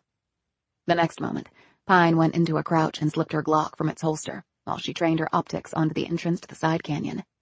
She had heard the clink of boots on rock. To her experienced ears, they were not the casual footfalls of hikers. The footsteps were too stealthy, not that any sensible hikers would be exploring a side canyon in the middle of the night. She slid to the right and took up position behind a boulder. 10 seconds later, 3 men appeared from out of the dark. She saw them clearly through her optics. She was pretty sure they weren't Rangers. Pine had seen many Rangers, but she had never seen any of them wearing full body armor and combat helmets and holding M4 assault rifles. Chapter 53. Pine drew farther back against the rock as the men drew closer. She silently cursed, because as she crouched there, the dawn was beginning to break over the canyon. Light coming here could be breathtaking. She had hiked over the canyon at various places and various times simply to see the sunrise. It was a surreal, one-of-a-kind experience. Now she hated it, for the first time ever. She could tell the men were real pros, simply by the way they moved over the ground. They worked as a team, spread out, 1 point, 2 flanks, and communicating efficiently by hand signals, their gazes scanning all points on the compass, methodical, missing nothing. And at some point soon, they would not miss her. They also had night optics, but their models looked far superior to hers. They were dressed in camis, but were not wearing military uniforms. No insignias, no name tags, no indicia of rank. But they certainly looked military. As the light began to deepen and then diffuse, they lifted their optics and trained their eyeballs on the terrain ahead. Her Glock versus 3 assault rifles. It would be a short fight. She wondered where they would bury her, if they even bothered with that. They must have come to the same conclusion that she had, namely that Roth was down here, in one of the side canyons. And that told Pine something else. They'd gotten the knowledge of Roth's plan from Ben Priest. After enhanced interrogation? And what about poor Ed Priest, whose only sin was being Ben Priest's concerned sibling? As Pine focused on the M4s coming her way, she slipped out her phone. One of the major carriers had put a tower in the park, and its customers sometimes could get reception. Well, Pine was a customer. No service was displayed across the top of her phone screen. Note to self, if you get out of this alive, cancel your fucking provider contract. She stiffened as the man on the point reached up and pulled a small communication unit that was velcroed to his armor. He spoke into it and then listened to the response. Okay. He's probably got secure satellite communication down here. He would probably have it in Siberia, or Antarctica too. If these guys weren't American military or CIA paramilitary, she wasn't sure who they were. The fact that they probably served the same country as she did brought her no comfort. Those had been feds back at Simon Russell's house too, and they were planning to fly him to a place where torture was considered perfectly legal. Based on that, Pine believed if she stepped out and flagged her FBI creds, they would probably just shoot her in the head, and then shoot her a second time just to be sure. The point guy put his comm unit away and motioned to the other 2 men. They turned around and made their way out of the side canyon. Pine breathed a sigh of relief and then looked to the sky. The breaking dawn, she knew, had probably just saved her butt. They were as afraid of the coming light as she was. They had probably been searching down here all night. She wondered where they were camping out, or was a chopper shipping them in and out. Ordinarily, that was not permitted under the prevailing laws and regulations enforced by the Park Service. She assumed those laws and regulations had been overruled by a far higher power. That sent a chill right down her spine. She waited another 30 minutes before coming out of her hiding place, just to be sure. Then she set up camp behind the cover of a large rock outcrop that also provided some shade. It was going to get blisteringly hot down here shortly. She had earlier located her water source, then refilled her hydration pack and a second camelback bladder after filtering the water. She sat in the shade and ate and drank until she was satisfied. But no more than that. The heat crept up on you. You simply felt warm 1 minute, and then sick, dizzy, and disoriented the next. It could take hours, or even days to recover. A luxury Pine did not have. The presence of the 3 M4 guys here told Pine that they didn't have Roth, and they weren't down here looking for her because they could have no idea she was even here. Were they looking for the nuke too? But how did that make sense? Roth was a respected WMD inspector. Why wouldn't he be working with the government to get the sucker out of here? This whole thing was as muddied as the Colorado River. She endured the stifling heat, taking cat naps and keeping her hydration levels up. Part of her wanted to get up and continue her search for Roth during the daylight, but her good sense made her stay where she was. If the brutal heat didn't get her, the 3 guys with assault weapons might. Better to do her searching at night. The day passed and darkness fell swiftly, as it tended to do on the floor of the canyon. Pine awoke for the last time around 9. She checked the sky and her brow furrowed. This time of year, the monsoons would draw on the energy built during the heat of the day, combined with the layers of moisture from the southeast, to create some truly remarkable thunderstorms. Well, it looked to Pine like tonight she would be the recipient of such a meteorological vortex. She put on a water-resistant poncho and made sure her backpack was zipped tightly. She carried it with her because to leave it on the ground would invite attacks from squirrels, mice, and other rodent types, and they could chew through steel, given time. At the campsites, the Park Service had metal bars hung up high to hang your gear on for that very reason. She barely had time to take cover before the first streak of lightning seared across the heated sky. The following thunderclap seemed to shake the very insides of the canyon. With the second thunderclap came the rains, or water bullets to be more accurate, because the velocity was enough to actually be painful when they struck you. The boulder above Pine's head provided some cover until the wind picked up and drove the rain horizontally. She turned her face away from the driving water. The temperatures had dropped a bit, but it wasn't like on the rims, where a pop-up storm could drop the mercury by 20 degrees in minutes. She was sweating, even though she was drenched. The storm passed in a half hour and the sky cleared. Now, she could get to work. Checking her compass, she set off. The second side canyon loomed ahead of her about an hour later. It was nearing midnight. She used her night optics to make her way over very rough terrain. There were no marked trails or warning signs here.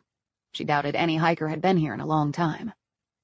She worked her way slowly along, looking for snakes and other dangers. She didn't want to get wedged in somewhere with the result that they found her body weeks, months, or years later. People had gone missing here, only to have their skeletons found a long time later. And if you died out here, the scavengers would move in swiftly. Before you were dead, actually. Why wait on a good meal? She had been on the alert for the M4 gents all night, but luckily had not run into them. She had gone over as much of the side canyon as she feasibly could, and it was growing light. The result? Nothing. No cave, no crevice, no David Roth, and a neighborhood nuke. She hiked on and made her camp near the next canyon she would explore.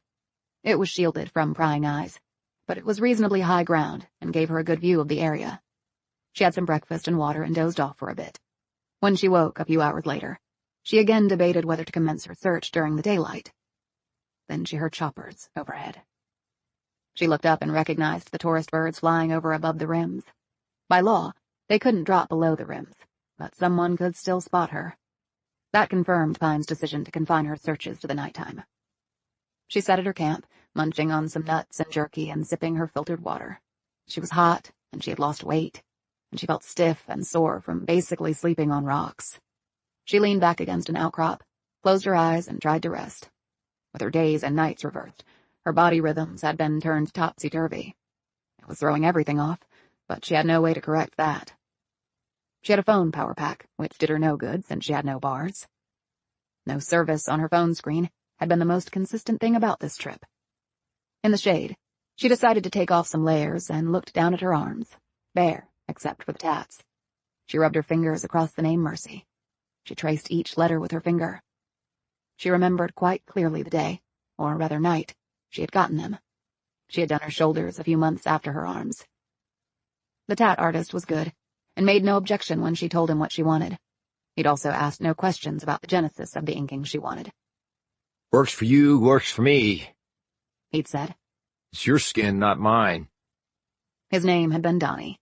He'd been tall and far too thin. He later told her he'd been a meth addict for years. "Kills the appetite, I can tell you that. More than cigarettes. Kicked the habit, but never got my appetite back." Pine checked her supplies. She had to consider the long hike back to Bright Angel from where she was now, and then it would be a challenging hike out, considering how much ground she'd covered so far. She had the supplies to search one more side canyon tonight. Then she would have to head back. Well, Pine thought, as she waited for the darkness to fall, the third time was always the charm, wasn't it? Chapter 54. For the first time since seeing the M4 guys, her optics fastened on something of interest. She had awoken while it was still light, and decided to venture a little into the side canyon. The sun was high in the sky, powerful enough to reach into the depths of the canyon like a trillion-watt light dumped into the ocean. And right now, that sunlight was catching on something farther up the side canyon.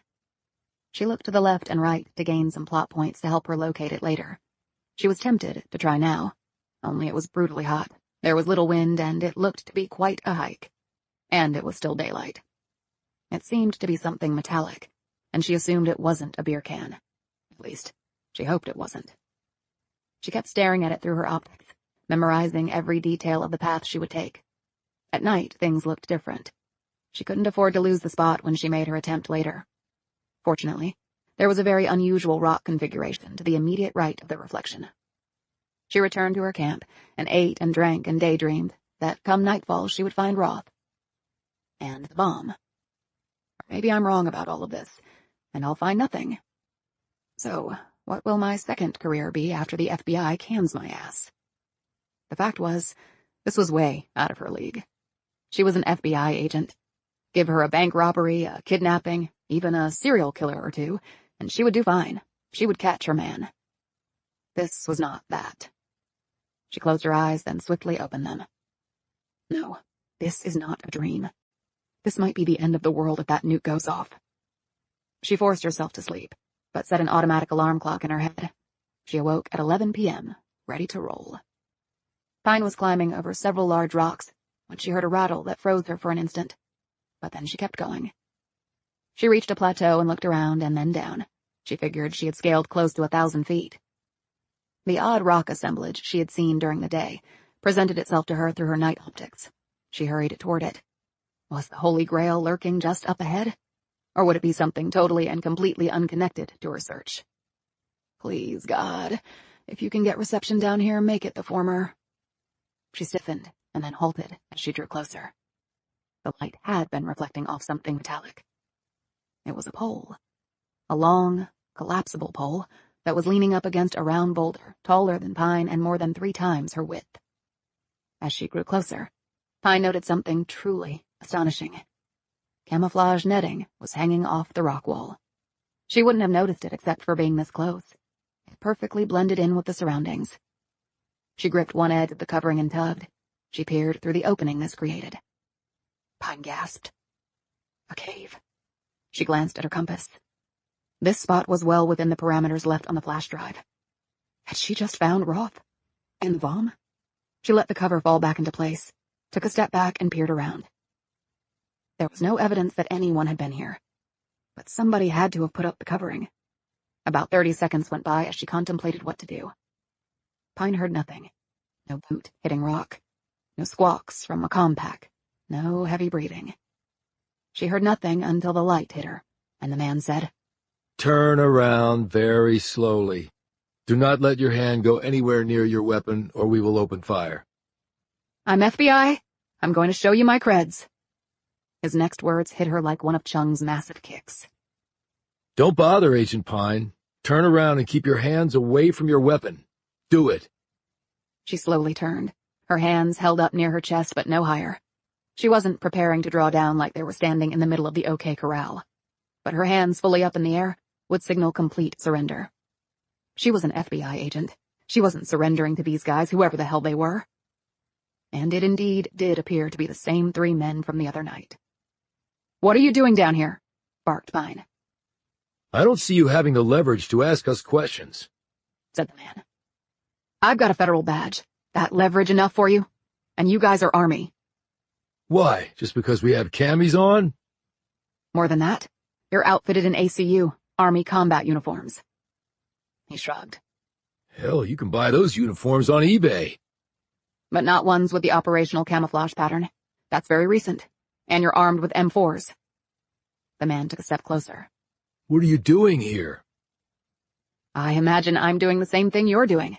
Looking for somebody. Who would that be? Do we really have to play this crappy game? Who would that be? He asked again. That would be kiss my ass. Now let me ask you a question. How did you find me? We found you the first day you came down. We've been following you. Bullshit. I spotted you going up a side canyon. You turned back because it was getting light. We turned back before we could stumble right over you. You were behind a boulder, crouching down, your pistol aimed at us, probably thinking that a Glock against 3 M4s was not going to end well. For you. Pine looked up into the sky. You got sad eyes all the way down here? No, we just know how to track people. He held up his weapon. You ever been shot with one of these? No, nor do I want to be. So you were following me. Why? Pretty obvious. If you knew where Roth was, you'd lead us to him. After that, my orders are to intercept. That's why we're here. Okay, you intercepted. What's the rest of the order? The man shrugged and attempted a smile, but it got nowhere near the rest of his face, and he quickly let it fall. Pine looked around at the men. They looked to be late 20s, early 30s, definitely old enough to have been in wars. Killed, maybe been wounded. Hardened guys. Guys you'd want on your side in a fight. Only apparently they're not on my side. Have you been told what's going on here? What's really going on? What this shit is all about? We know enough to do our job. We don't need any more than that. That's another way of saying you're burying your head in the sand. She never once looked at the camouflage netting, hoping beyond hope that they hadn't noticed it. You're going to need to come with us, ma'am. You got a chopper? Is that your in-and-out method? Saves a lot of time over hiking this sucker. Just come with us. I'm not going anywhere with you. I'm a federal agent. You can't order me to do anything. So back the hell away before I call in reinforcements. The man looked around and lightly shook his head, his eyes filled with mirth. I don't see that you have any backup, and your phone doesn't work down here. Back the hell away. We have other orders in the event you refuse to come with us. What's that? Shoot me? I'm an FBI agent. No, ma'am. Right now, you're just an enemy of this country. How the hell do you figure that? We work for the same country. Are you going to come with us? Last call. The two other soldiers raised their M4s and took aim. One for her head, the other the torso. Non-survivable. This is nuts, barked Pine. I'm a federal agent. Lower your weapons and stand down. Now! No can do, ma'am. Last call. 3 seconds. Pine stood there frozen. They were really going to execute her, right on the floor of the Grand Canyon. She made to reach for her Glock. She might be able to get off one shot. Goodbye to everybody who cares. I'm coming, Mercy. Shit! The round fired, and then a second. It had happened so fast that Pine thought she had taken both impacts. The two guys behind the point man flinched, stiffened, and then both fell forward. Point man whirled, his weapon aimed on his target. No! Screamed Pine, drawing her weapon. Drop it, or I will fire! The M4 barked at the same time Pine pulled the Glock's trigger once, her laser sight dead on the back of the guy's neck. Point man dropped. Pine, her hands shaking, slowly lowered her weapon. 20 yards away, Sam Kettler stared wildly at her. He was carrying a backpack and there was a pistol in his hand. Pine looked down at the 3 dead bodies. 2 had been shot by Kettler, 1 by her. Shit, she hissed. They were our guys. At least I think they were. Kettler scrambled forward. Funny way of showing it. They were going to kill you. She looked up at him. What are you doing here?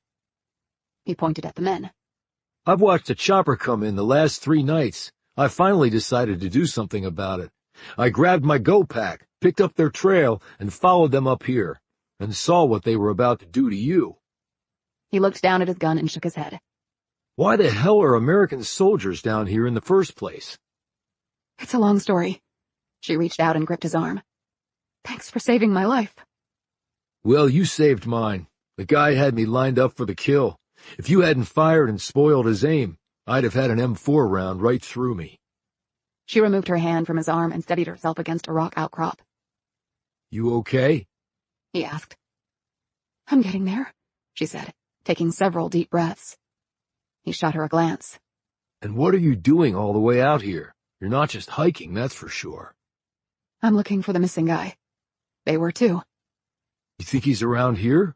Why? Again, long story. She looked at the bodies. We have to do something. We can't just leave them here. She looked around. But this is... Well, I guess it's a crime scene. We can't disrupt anything. She rubbed her forehead. I need to call in a team. I need to secure the area. I need... Her mind was swirling with so many competing thoughts Pine thought she might puke. Kettler drew closer to her and gripped Pine's arm. What you need to do is just take a few more deep breaths and give yourself a little time. You were almost killed, Atlee. I just shot an army guy, Sam. Well, I just shot 2 of them. While Pine was regaining her composure, Kettler spotted the cami blanket. He moved it aside and saw the cave opening. Damn, where did that come from? It might be what I was looking for. Well, I can put the bodies in there for now. I'll help. Then we can call in reinforcements. No, we have to locate something else first. What's that? You'll find out soon enough. Chapter 55. They carried the bodies into the cave and set them down in a corner. Pine checked them for any ID, but they had none, and no tags on their uniforms. Kettler said, Are you sure they're regular army? I'm not sure of anything right now. She shone her light around. The cave was large. The ceiling, she estimated, was about 15 feet high. A shade darker area, near the rear, might have been a passageway to another room, but she couldn't be sure. Okay, you need to tell me what's going on, said Kettler. In curt, information-packed sentences, she filled him in on pretty much everything. When she was done, Kettler looked like he might throw up. He looked around. A nuke? In here? Are you shitting me? I wish I were. He shone his light around. Well, it's not in this space. But it could be back there, she said, motioning to the rear of the cave. Hit it with your light. It's stronger than mine. He did so, and the opening to a passageway cut into the rock was revealed. They entered the passage and moved along it single file, with Pine in the lead. As they walked along, Pine stumbled over something. Kettler aimed his light down and she heard him suck in a breath. Tripwire, Pine said in a panicked voice. Like, tied to an IED? No, How can you be sure? because we'd already be dead. They moved forward and were about to step into what looked to be a larger cave when a voice called out. One more step, and you won't be taking another. Mr. Roth? Called out Pine. There was silence for a few moments. Who are you? Special Agent Atlee Pine with the FBI. I'm here with a park ranger named Sam Kettler. I was investigating the death of a mule and Ben Priest being missing. A light beam hit them in the face. Let me see your badges. They slowly held up their official medal. Look, Mr. Roth, I can understand if you don't trust us, because I'm not sure I trust my own agency right now. I want you to turn around and leave here, now, or the consequences will not be good for you. Mr. Roth, we're here to help, and I'm pretty damn sure you need help. I told you to leave, now. Pine glanced at Kettler and then called out. What about the 3 bodies we just dragged in? Roth said nothing for a long moment. 3 bodies? We just shot 3 soldiers who were looking for you. They were going to kill us, even though I showed them my FBI badge. And I'm pretty damn certain that they were going to kill you next. So we just saved your life. This is... This is a situation, Mr. Roth, and we have to confront it. Ben Priest told me a little about it. You know Ben? Yes, and I think it was our military who abducted him. Another moment of silence passed before Roth blurted out. They took Ben? How? It's a long story. The point is, everything is screwed up. Roth kept the light in their faces. How did you find this cave? Coordinates were on a flash drive I found at Ben's home. How did you know about me in the first place? Ben didn't give you up, if that's what you were thinking. Oscar Fabricant told me. I got onto him because Ben was a member of SFG. Are you familiar with that organization? Yes. What else did Oscar tell you? That he was concerned the Russians were involved.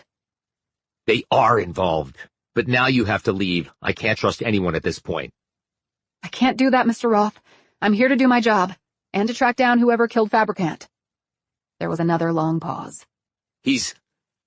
Oscar's dead? His body was found in Moscow. It was ruled a suicide, but I know it wasn't. Oscar dead? I can't believe it.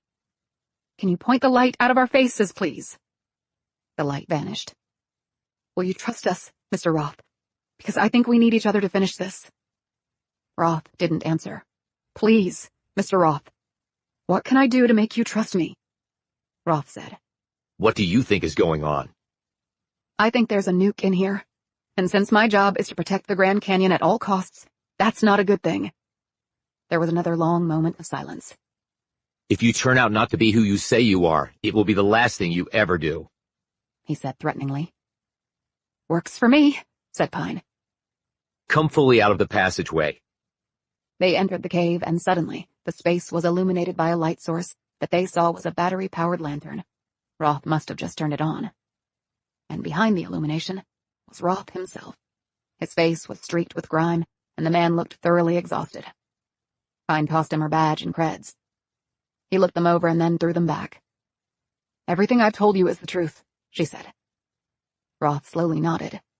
I believe you. I'm not sure why, but I've gone with my gut before, and I guess I have to now. Was that your tripwire back there? Asked Kettler. Yes, just a warning for me in case someone stumbled in here. So you're armed then? Said Kettler, looking around. Roth replied. You could say that I'm armed, all right. He shone his light on something beside him. It was rectangular in shape, had a metallic hide, and was about 4 feet long and 3 feet tall. Both Pine and Kettler instinctively shrank back from the thing. That's a nuke, said Pine. Roth nodded. And you've just confirmed for me that you're not involved in this plot. How? Because you both just looked ready to run for your lives. Who wouldn't in the face of a nuclear bomb, said Pine. This is a very special nuclear device, said Roth. It doesn't look big enough to be a nuclear bomb, said Kettler. Is that what they call a suitcase nuke? Roth shook his head.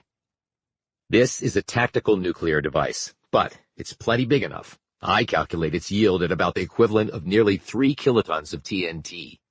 For comparison's sake, the hydrogen bomb dropped over Nagasaki had a yield of over 20 kilotons.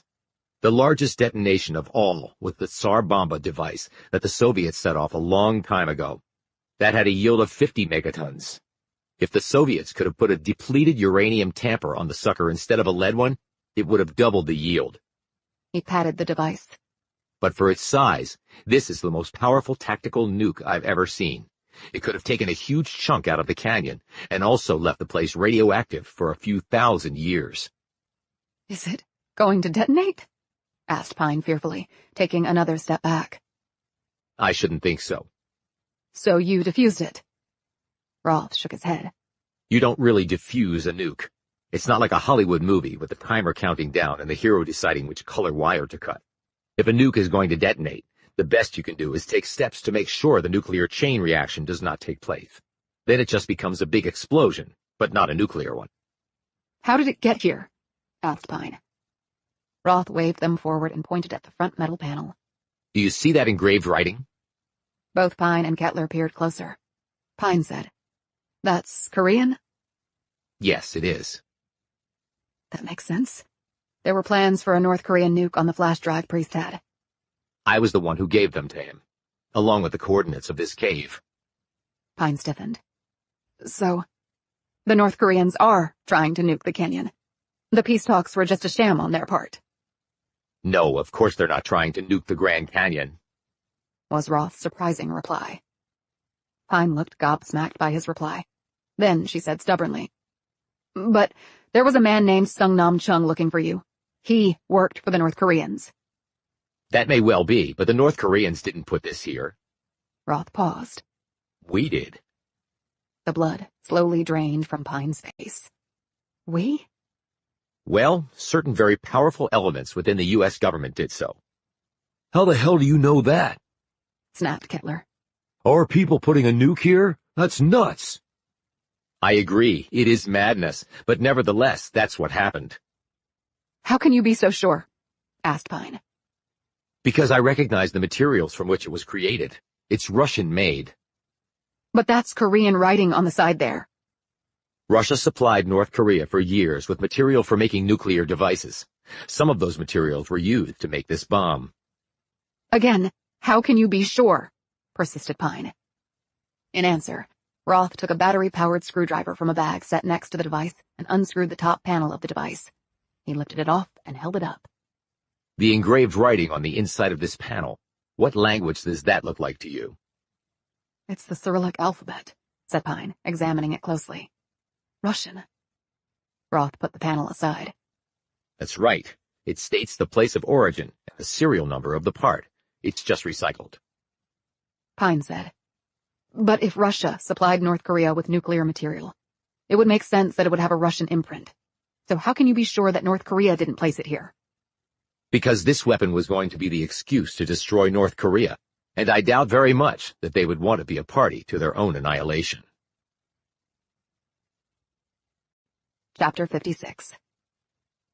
Pine and Kettler looked at each other and then stared at the nuke. Pine finally settled her gaze back on Roth. You're going to have to explain that.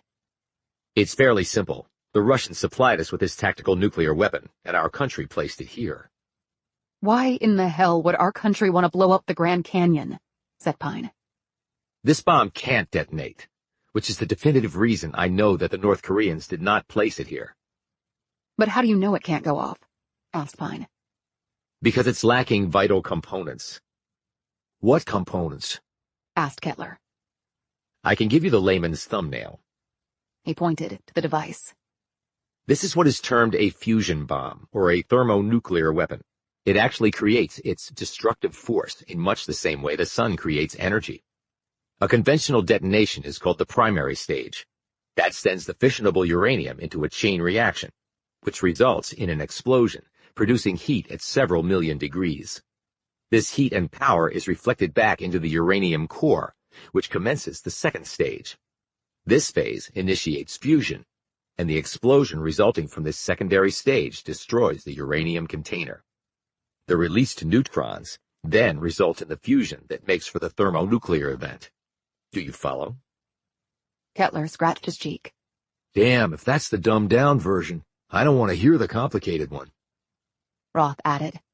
The parts that were left out include the lithium-6 deuteride, a functional reflector, and an appropriate tamper. Without that, you've basically got a pile of uranium and hydrogen atoms with nowhere to go. Then what the hell was the purpose of placing it here? Asked Kettler. Pine answered. So we could use it as the reason to attack North Korea. That's what Sung Nam Chung meant when he said he agreed with me, that if the nuke went off, North Korea would be destroyed. He was trying to find the bomb and stop the plan. Only he couldn't know the real plan, said Roth. The bomb was never going to go off, but it nonetheless would be used against North Korea, as though it had.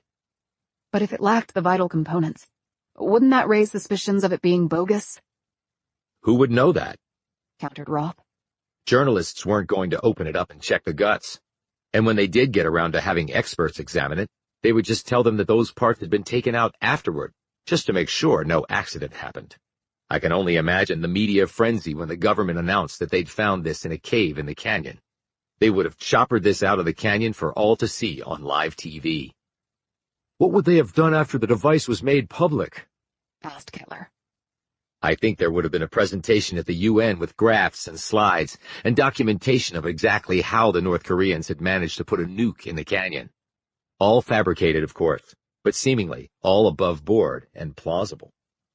But would it be plausible to argue that the North Koreans would plant a bomb on American soil? Said Pine. They'd know we would destroy them if the truth came out. Well, our side would counter that argument by simply saying if the bomb had exploded, there would have been no evidence left of where it had come from. But if it came out that North Korea had tried to detonate a nuke in the heart of America's greatest natural landmark before we found out and put a stop to it, war would have been inevitable. And a lot of people would die in a war like that, said Pine. It would be long and bloody, with human carnage the likes of which we haven't seen since World War II and the Korean War. Literally millions would die, hundreds of thousands on the very first day. My God, said Kettler. And I thought the wars in Iraq and Afghanistan were bad. Roth said. All wars are horrible when it comes to human casualties. I'm sure some wonks in the government have come up with exact numbers of deaths in all categories, along with the justification to sacrifice them in such a conflict. He shook his head. What a business to be in. Why would we need the Russians to help us with this? Asked Pine. As I said, the Russians have assisted North Korea with their weapons programs for a long time. They had ready access to legitimate fissile materials that our government needed to go through with this plan. The panel with the North Korean characters and the rest, we wouldn't have to fake it since we could have the real thing. Without Russia, we would have had to go out and find similar material, or else try to concoct a bogus weapon made to look like a North Korean weapon using materials we could gather here and there. But the nuclear weapons arena is an elite one. There simply aren't that many players, and the ones in that arena are well known, as are their weapons-building signatures. So if we had gone to third-party sources other than Russia, that would have left a trail that would lead right back to us, making the plan a non-starter from the get-go.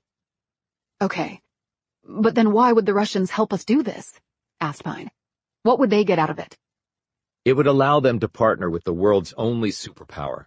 That elevates them to near our status. And Russia wants to be the lead actor in the Far East, but there is no way they can match Beijing's economic machine. Thus, they're looking for other ways to exert influence and have a voice in the region. I would imagine that Russia would be rewarded in some way. Maybe after we won the war, we would annex part or all of North Korea for Russia. Like when they split up Germany after World War II? Said Pine. Yes, and North Korea had some natural resources, anthracite coal, for example, that Russia could use to bolster its Far East economy. He paused and looked thoughtful. Who knows? This might be the beginning of some grand bargain between us and the Russians to divvy up parts of the world. I mean, that was what the Cold War was about, although America and Russia were adversaries back then. We should still be adversaries, said Pine. But that does not appear to be how things are shaping up right now. Pine said, the North Koreans must know something is up. They sent Chung to find out about it. To find you, in fact. They would have every incentive to stop it, since their very existence is on the line. How did you become involved in this? Fred Wormsley was a dear friend, both of my father and me. He was a mentor. I heard that he drowned. He didn't drown, he was murdered, and he's the reason I'm down here now. What do you mean? Asked Pine. Before he died, Fred secretly met with me. With his high position at the NSA, he had actually been recruited for this crazy mission. The thing is, you'd think there would be 1,000 leaks with something like this. Well, as far as I know, Fred was the only one who stood up to them. But he pretended to be a willing participant so he could learn all he could about it. But then, somehow, he was betrayed. And you took up the fight he couldn't finish, commented Pine. After Fred told me what he knew, I set out to get to this nuke. Fortunately, he knew the location of the cave where it had been placed, and he gave me that information. Otherwise, it really would have been impossible to locate, given the size of the canyon. And Ben Priest? What's the connection? Ben had worked for years at the CIA. Then he joined Defense Intelligence. When I was inspecting WNDs in various countries, Ben was working behind the scenes, pushing for greater access for my teams. During that time, we became good friends. After that, he went out on his own. I've never been exactly sure what he was doing then, but he acquired a reputation for assisting people mired in complex situations that required a first-rate knowledge of geopolitics. When I told him about this conspiracy, he was immediately on board. Ben instantly saw how incredibly foolhardy this plan was, and that it had to be stopped, at all costs. Apparently, even if it cost him and his brother their lives, noted Pine. Kettler said. And what about the mule? Roth said. Actually, the mule was the main reason I approached Ben with this. You see, when I learned where the nuclear device was from Fred Wormsley, I recalled that Ben had previously told me about a mule ride he was going to take to the floor of the canyon. There was no way I could get a mule of my own. You have to reserve your spot over a year in advance. Thus, Ben and I had hatched the plan where I would take his place on the ride down. It was perfect. That all makes sense now, said Pine. Also, Ben and I hiked down here before I took the mule ride. Why? Asked Kettler. Roth pointed around to the stacks of equipment and what looked to be protective gear piled next to the nuke, along with food and several water bladders.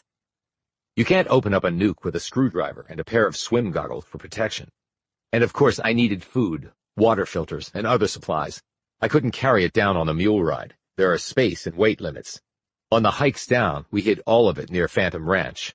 The night I disappeared, I used the mule to transport them as close as I could to my final destination. After that, I carried everything to where I needed it to go. But why the hell did you kill the mule? Asked Kettler. The mule fell over a rock and either went lame or fractured its foreleg. But to tell the truth, I had intended to kill the animal anyway. I had brought an anesthetic with me to humanely accomplish that. But why? Persisted Kettler. Roth spread his hands. I couldn't bring it with me here, and we were a long way from Phantom Ranch, and the poor animal had no way to get back there. It would have been attacked and killed by predators. I did not want it to suffer. And you carved the letters J and K on its hide, said Pine. Why do that? There was no guarantee that I was going to come out of this alive, Agent Pine. Being out here solo in the Grand Canyon isn't smart. He looked at Kettler. I'm sure you warn all tourists not to do what I've done. Come down without any backup, and then go off trail. Well, that's true, conceded Kettler. Roth looked back at Pine. Ben was the only person who knew I was down here. If something happened to him, like you just said it did, then I would have no cover at all. If I died down here, either due to a snake bite or a fall or dehydration, I wanted someone to know that this had to do with something hidden in a cave. So you obviously knew about the alleged expedition by Jordan and Kincaid, and the cave they supposedly found. Yes, I actually heard about it from a local when I was hiking down here with the supplies. My secretary is local. That's how she knew about it too. It was the only thing I could think of, really, those 2 letters pointing to a hidden cave in the canyon. Not much of a clue, said Pine.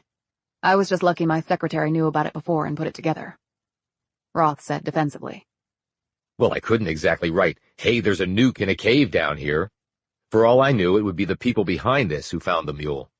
I didn't want to give them a direct map to me. I just did the best I could with what I had. But then you rolled the mule over to hide the carving, said Pine. Why? Because I knew scavengers would come and tear at its hide. The markings would have been destroyed if I had left them exposed. Pine looked confused. But the 3 soldiers were right outside the cave. I thought they would have already been here to take the nuke, since the peace talks have collapsed, and then the media circus would have started. I'm certain they would have too, except this is not the cave where they originally placed the device. What? Exclaimed Pine. I couldn't leave it there, Agent Pine, so I moved it here. You moved that thing. How? In answer, Roth hauled out something from a corner that looked like a high-tech backpack combined with an overlay of exoskeleton technology. The weapon is not as heavy as you might think. They did a great job of miniaturizing the nuke, which is both impressive and terrifying. Now this is a lifting pack of my own design. I disassembled it, and Ben carried it down on one of his hikes into the canyon and hid it in one of the caches. I reassembled the lift pack and used that on multiple treks to carry all my supplies onward from where I left the mule. I also used this to lift the weapon and carry it here. How did you even know about this cave? Quite simple. Years ago, when I was in my 20s, I used to hike the Grand Canyon on a fairly regular basis. Once I went off the normal trails and stumbled upon this cave. It wasn't that big a deal. There are caves down here, of course. But when I realized that it was close to where they had placed the nuke originally, I hit upon the plan to move it here. I brought a collapsible pole with me to lever a nearby boulder into place to hide the entrance whenever I left the cave. But why would you leave the cave while you were down here? Asked Pine. This time Kettler answered. You've been down here for many days. You needed water. Yes, said Roth. there was a source nearby, and I had my filters, and some of the battery packs for my power tools were solar. I had to place them outside to let them recharge. He paused. Unfortunately, I had to leave it open when I was inside, but I used the camouflage blanket that I brought with me to hide the entrance. I used the boulder when I was out of the cave to prevent anyone from sneaking past the blanket and surprising me when I came back. So you've been working on this thing all this time? Said Pine. Tearing down and then putting back together a nuclear weapon, especially by yourself, is a slow, laborious process. I'm surprised they didn't have armed guards around that cave 24/7, said Pine. That way neither you nor anyone else could have gotten close to it. They couldn't, said Roth. Suspicions would grow if soldiers were seen guarding a cave in the canyon. Their plan would have been disrupted. Timing was everything. It was probably timed with the collapse of the peace talks, said Pine. Once those fell apart, they could execute their plan. And if anyone had spotted armed guards around the cave before then, they would be hard-pressed to argue that they had suddenly stumbled on the location of the nuke, said Roth. He smiled broadly. I would have liked to have seen their faces when they went to their cave and found their nuke gone. So you moved the nuke from the place they planted it to here. And those soldiers were searching all around here trying to locate it, and you? That is no doubt accurate, said Roth. They said they were following me, hoping I would lead them to you. which I did. Fortunately, you were able to stop them before they got to me. Roth paused and shuddered. Still, we came very close to the precipice. Pine said, "We're still very close to the edge." She looked at the nuclear weapon. "What was your plan?" I was going to document everything. Then I was going to leave the nuke here after walling the cave back up, and then hike out and make known what I had discovered, without disclosing the location of the nuke. I had just finished all that when you showed up. But they could just come here and search for the nuke, and they might eventually find it, and then go on with their plan. And if you protested or tried to blame them, they'd just say you were crazy, or a traitor, or you might even disappear. But it's not like I could hike out of here by myself with a nuke. Maybe we could use a Park Service chopper, suggested Kettler. Pine shook her head. No. I'm sure they're watching all channels like that, and the Park Service has already been called off. Remember what happened to Lambert and Rice? Kettler said. Well, we can't just leave it. It might not detonate, but aren't there radioactive elements in there? Roth nodded. In the core, yes, and that is problematic if the device is damaged. Pine walked over to the nuke and looked it over. You said the Russians supplied this? Yes.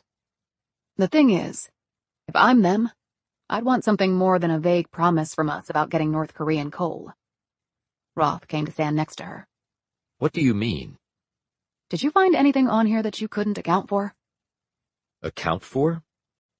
You know WMDs, Mr. Roth. Was there something on here you didn't recognize? Roth glanced at the weapon. Well, there were these. He pointed to rows of small rivets that were punched into the metal panels. These are on all four sides. I thought maybe they were for structural support, but it really wouldn't be needed. Pine felt along the inside of the wall and rapped on it with her knuckles. It's hollow. Roth glanced at the wall and frowned. I really hadn't focused on that. Pine hit each rivet with her maglite, slowly examining each one as she circled the device. When she was done, she said, "There's one rivet on each side that's a little bit off in appearance." She pointed to one spot.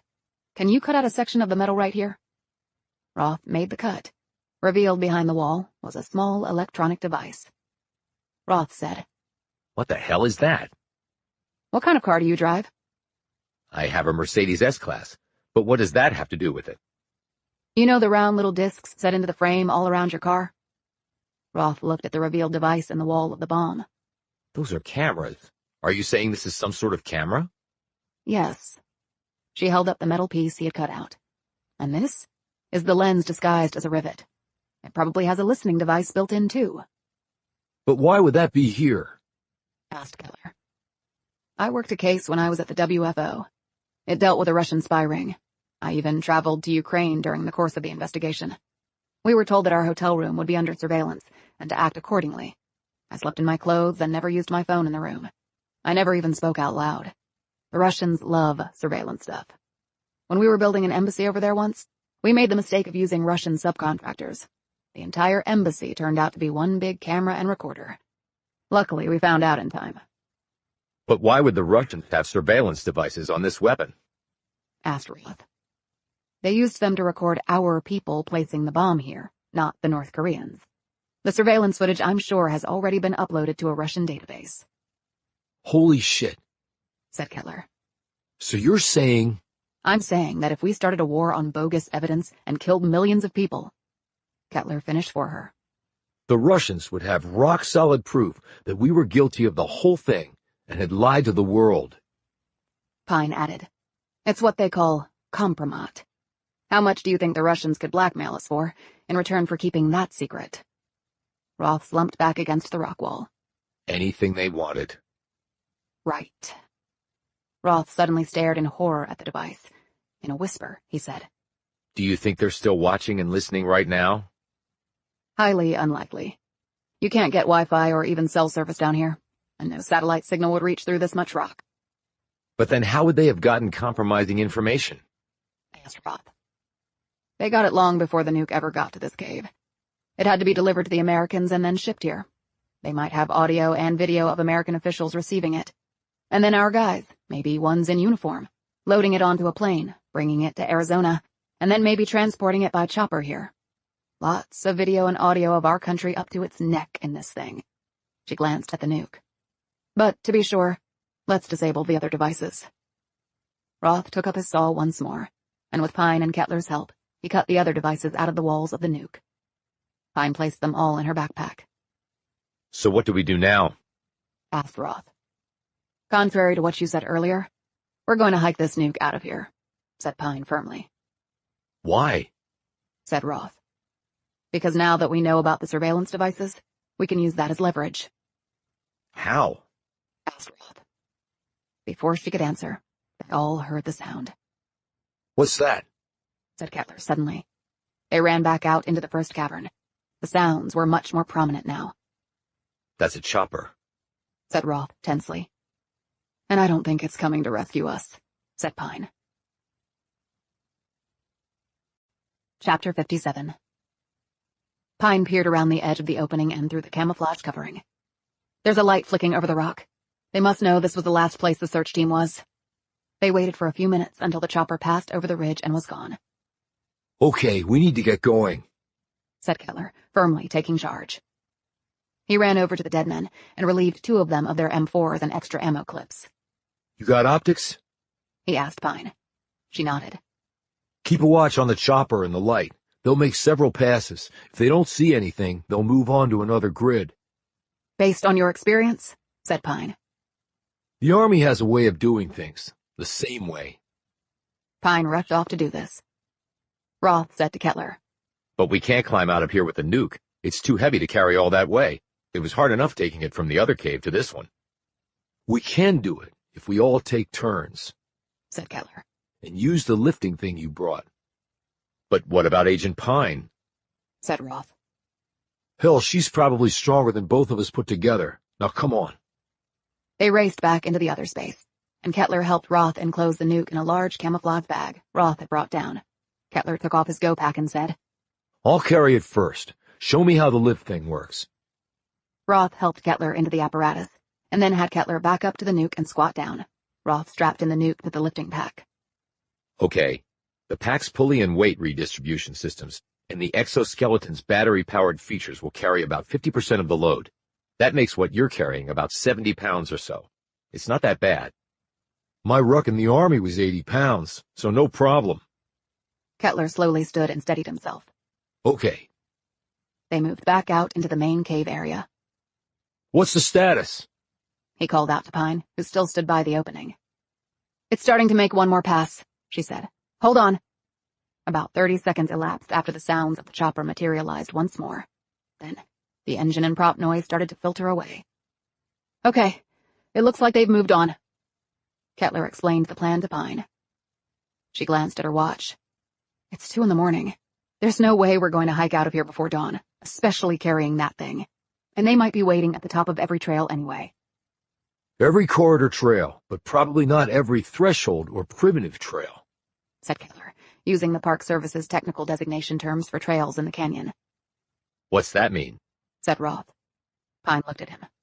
They're not maintained, so they're a lot more difficult. Harder than the trail I came down on the mule? He said. Kettler nodded. Yes, by quite a factor. And the one closest to us is actually a combination of 2 trails. The trailhead lets off on the north rim, near a Forest Service road. It's not a primitive trail, it's a threshold, but it's still very challenging. At least it's not the Nankoweap Trail. I've done that twice and it's a bitch. A lot of the trail is like inches away from 1,000-foot or more drops. Definitely not for the faint-hearted, but the trail we'll be going on has some of those too. Pine said, Do we have the necessary equipment to do that? He held up his go-pack.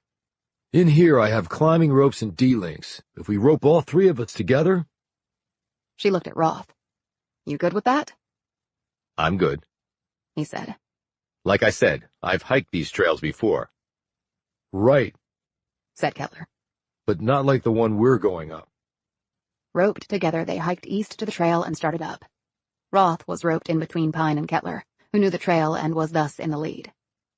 You good with that load? Pine asked Kettler. Yeah.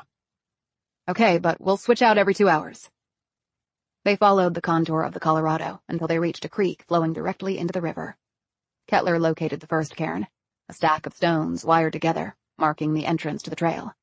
They had not gone very far before they reached a climb point where the creek was quite high. Pine could see that Roth was struggling with both the pace and the terrain. She jogged ahead and caught up to Roth. "Okay, this might get a little dicey, so we're going to do this the smart way."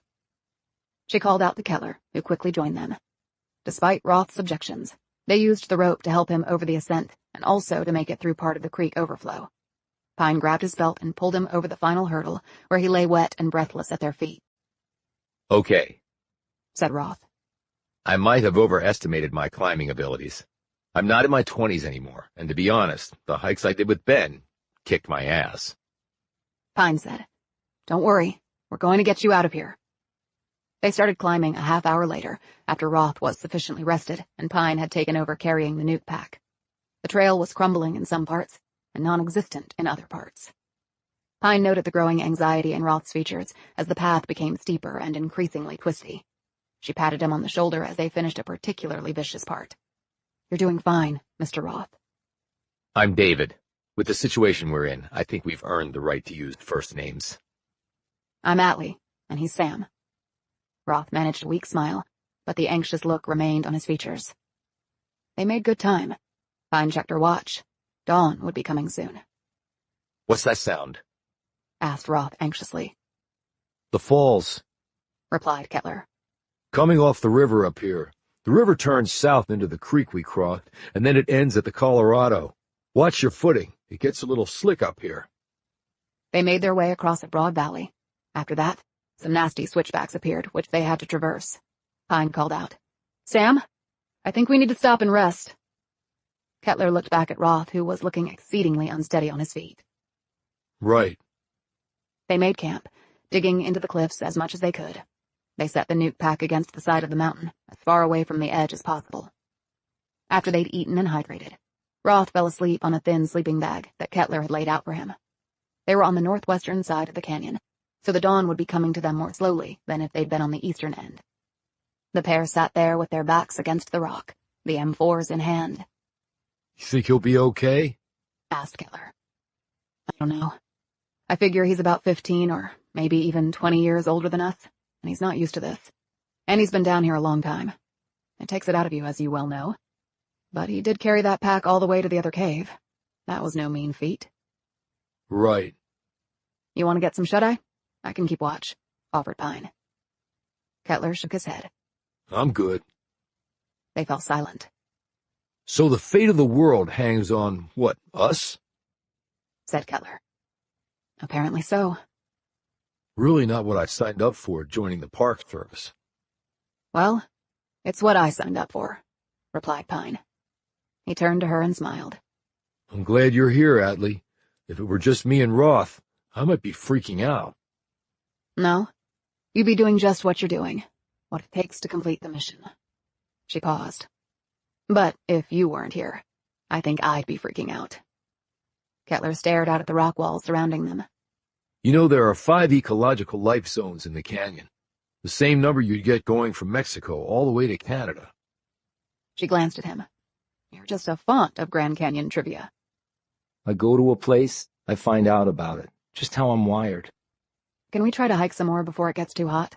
she asked. "Not much shade on this trail, and the day looks like it's going to get warm really fast. You and I can do it, but I doubt he can. And we go up much farther, there's really no cover. And it gets steep with a lot of switchbacks." "And if the chopper comes back, we'd be easy targets." "So, night then? From here, with Roth in tow, we can make it to the top in about 6 hours, before the next dawn." They both looked out into the dark once more. "Sort of feels like we're sitting in my Jeep," said Kettler. "Except no beers." He opened his go-pack and pulled out a can. "You're shitting me," she said in amazement. He popped the top and handed it to her. She gripped the can. "It's cold. How'd you manage that?" "Like I told you before, I have my go-pack at the ranger station at all times when I'm on duty, just in case of emergencies, or if I want to hike or climb when I'm off duty. 1 beer is always in there, with a battery-powered freeze sleeve. Kind of my one indulgence. When I was in the Middle East, the platoon always looked forward to beer night." He paused and his smile faded. It was really the only thing we looked forward to, except getting shipped home. I'm sure, Sam. She took a long sip and then handed it back to him. Damn. Now I need a cigarette. He grinned, took a swig, and looked down at the can, his features turning first contemplative and then grim. She studied him. Something on your mind? He shrugged. What the hell? Might as well tell you. Tell me what? He handed her the beer. I was leading a foot patrol in this little village, about 100 clicks outside of Fallujah. Kid, couldn't have been more than 10 or 11. Came out of his house, his mud shack really. I could have knocked it over with a kick. We had some candy. We gave it to him. Had a translator with us. Asked the kid about some Al-Qaeda reported to be in the area. He didn't know anything, so he said. Then this old woman shows up, and she's angry as hell. Turns out she's the kid's granny. She grabbed him, told us to get out. She kept screaming and getting angrier and angrier. Some of the young men in the village started to gather, so we headed out. I took the rear flank. He stopped. Beads of sweat had sprouted on his forehead. Pine didn't think it was from the heat. She handed him the beer back. Here, drink this. He took a swallow of beer and continued. When I looked back, the kid had an AK-47. I think Granny had it hidden under her clothing. Damnedest thing. And Granny, well, she had a grenade. He stopped again, the look on his face one of disbelief. The damn gun was bigger than he was, but he knew how to handle it. I could tell that right away. He licked his lips. My guys hadn't even noticed any of this yet. Seeing where this was going, Pine put a hand on his arm. She could feel the heat there. I looked at him and then his granny. He licked his lips again and swallowed with some difficulty. I've never seen hatred like that in my life. Didn't even know me and hated my guts. Both of them. They hated what you represented and why you were there, Sam. I shot the kid in the leg. I didn't want to kill him. Just stop him from shooting me and my guys. But the round must have clanged off a bone and caught his femoral. It was a geyser. He was dead just like that. Just fell to the dirt and then... You don't have to do this, said Pine, squeezing his arm. You don't have to say any more. Kettler shook his head, kept going. Granny looked down at him and then screamed. She looked back up at me, tears streaming down her face. She was getting ready to pull the pin and throw the grenade at us. He paused, but only for a second. I shot her too. In the head. He stopped and looked at her. You want to know why? Pine didn't say anything, which he apparently took as assent. I figured she wouldn't want to live, so I killed her. I was acting like God, but I wasn't. I'm not. I didn't know shit about shit at that moment. You did what you were trained to do. You saved your guys. Yeah, trained to kill kids and grannies. Not what I signed up for, Atlee. Really wasn't. No way in hell. It's been over 10 years and I still have nightmares about it. I'm pulling the trigger over and over, and they just keep dying. You had no other options, Sam. You were caught in an impossible situation.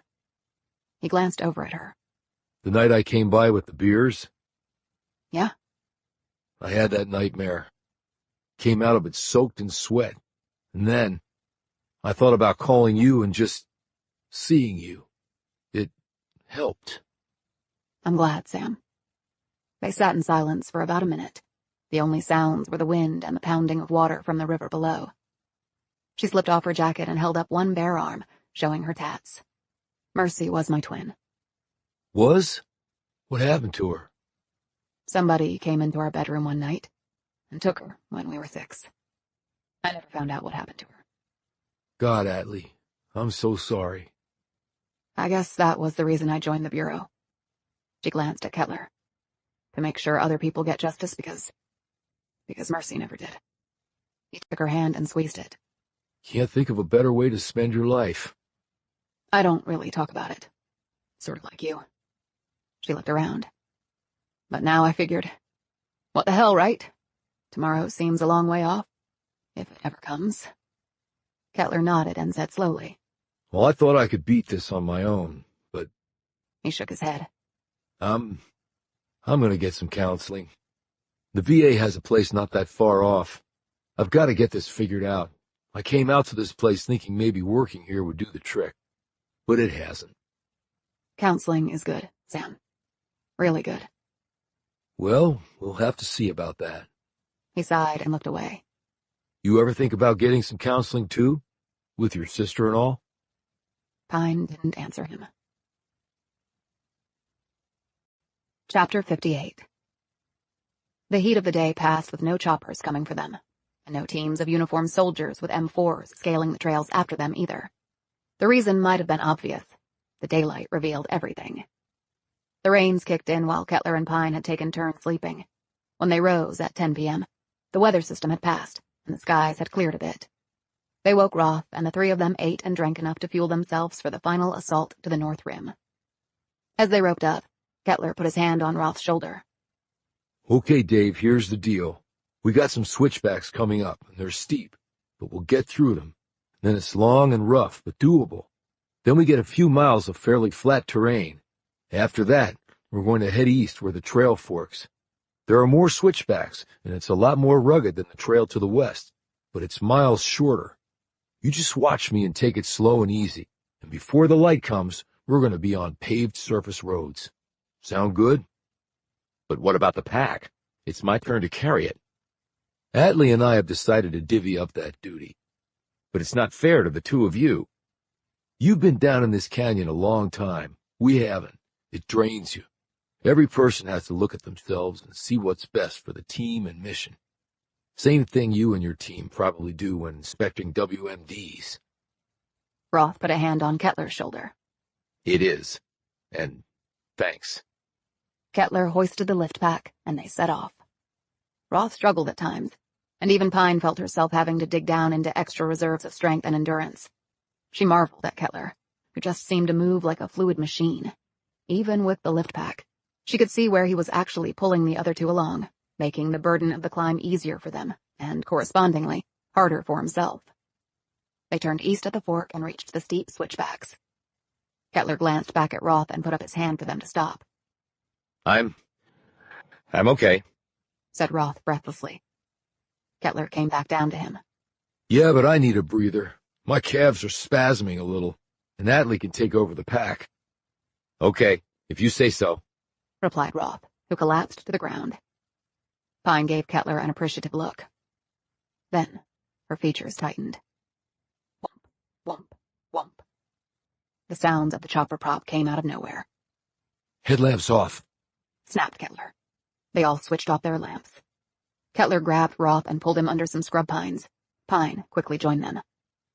They all squatted there, frozen, as the searchlight started moving across the steep terrain, like a luminous spider gliding over glass. Pine found herself holding her breath. The only good thing was, there was no place here for the chopper to land. But then she envisioned a cannon opening up on them from the air if the light found them. She gripped the M4 and thought how best to shoot out the chopper's tail prop, if need be. It seemed like the aircraft hovered over them for an eternity, but Pine's watch showed it was only a couple of minutes. Then it rose, moved to the east, cleared a ridge, and was gone. They didn't move for a few more minutes, just to make sure. Finally, when the sounds didn't return, they all came out from hiding. You ready to go? Said Kettler calmly. I'm ready, said a visibly shaken Roth. Kettler helped Pine on with the lift pack, and they started climbing once more. Shortly after, the trail steepened considerably, and the rain started up again, stinging them in the face. As Roth took a step up on a narrow path that was unnervingly close to the edge of a long fall, the stone gave way, and part of the drenched trail crumbled. With a scream, Roth fell to the side, clawing at the air, and then, with a shriek of terror, he went over the edge. His plummeting weight immediately pulled hard on Pine, who fell face first. The full weight of the nuke and the lift pack slammed into her back, smashing her against the dirt and forcing all the air from her lungs. Down below, Roth dropped lower, dangling from the hitched rope around his waist. He was swinging and trying to grab the rope. This just unsettled things more on the trail, as his constantly shifting weight pulled Pine ever closer to the edge. She slid across rock and mud and cacti as she frantically tried to halt her momentum. At the other end of the rope line, Kettler was struggling mightily to keep from getting pulled over too. As Roth continued to windmill below, Pine's face was now over the edge. She did not want the rest of her to follow. She pressed the palms of her hands into the rocky terrain and pushed hard backward to keep herself from going over. It was like she was bench pressing 1,000 pounds. "Shit!" she cried out, She was being stretched to her limit. The next moment, Kettler called out. Atlee, I'm gonna pull back as a counterweight. If I get too close to the edge with you, we're all going over. Once I get stabilized, we'll work out a solution. Just hold on. She gritted her teeth and nodded to show she understood. Her face, peering over the edge, she saw Roth dangling about 15 feet below her. And after that, it was an insanely long drop to certain death. "David!" she screamed. "Stop moving! We're figuring this out up here, but your flailing around is not helping!" Roth, to his credit, instantly became motionless.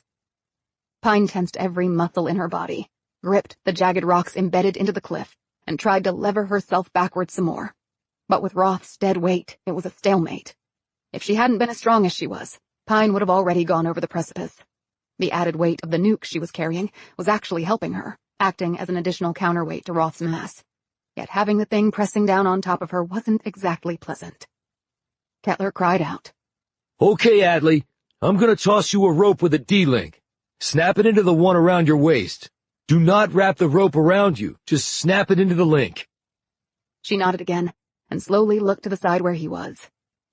Kettler had wrapped the rope connecting him to Roth around a massive rock wedged against the side of the trail.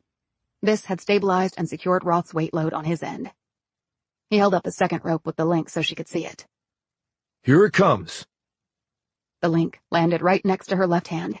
She snapped it into the other link that was connected to the stout climbing rope around her waist. Okay, good, said Kettler, who'd been watching her. He took the other end of the rope and, as he had his own line, wrapped it several times around the large rock and then tied it off securely. Pine understood why he hadn't wanted her to tie the rope around her waist. Roth's dead weight was already exerting enormous pressure on her frame. Wrapping another rope around her could have, if things went wrong, sufficed to squeeze her like a constrictor had a hold of her. Now, if she was pulled over by Roth's weight, this rope and the other one Kettler had tied around the large rock would hopefully prevent her and Roth from falling to their deaths. The only dilemma now was that she was literally caught between a rock and a hard place. Kettler raced over with a fresh loop of rope and a D-link. He touched Pine's arm. Are you holding up? She nodded, the pain in her features. But I can't do this forever. You won't have to. He peered over the edge. Dave, I'm gonna feed this rope down. Snap the D-link into the one you already have on, okay? Roth nodded and Kettler fed the rope down. Roth grabbed it on his second try and clicked the link into place.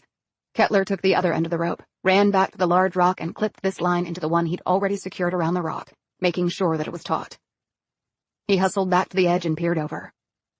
You're secured to a large rock up here. Now, I'm going to unlink you and Atlee. No! Screamed Roth. Don't! I'll fall! You're not going to fall. The rock you're secured to weighs about 5,000 pounds. That's the belt. And the line I just fed down to you will serve as the suspenders, just in case. Now I need to free Atlee so she can help me pull you up. Now, when I release the line, you might drop a few inches, but you are not going to fall, okay? I've got 2 lines securing you. Oh God, oh please, God. They could hear him moaning. Pine called out, David, we are not going to lose you, okay? This is a good plan, and it's the only one we have, okay? Roth finally called up. Oh, okay. Kettler looked at Pine.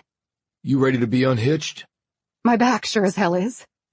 With a mighty struggle, because of Roth's dead weight pulling on Pine, he managed to release the D-link connecting her to Roth. Roth cried out as he dropped, but quieted when he was held in place by the other ropes. Pine let out a long, tortured breath.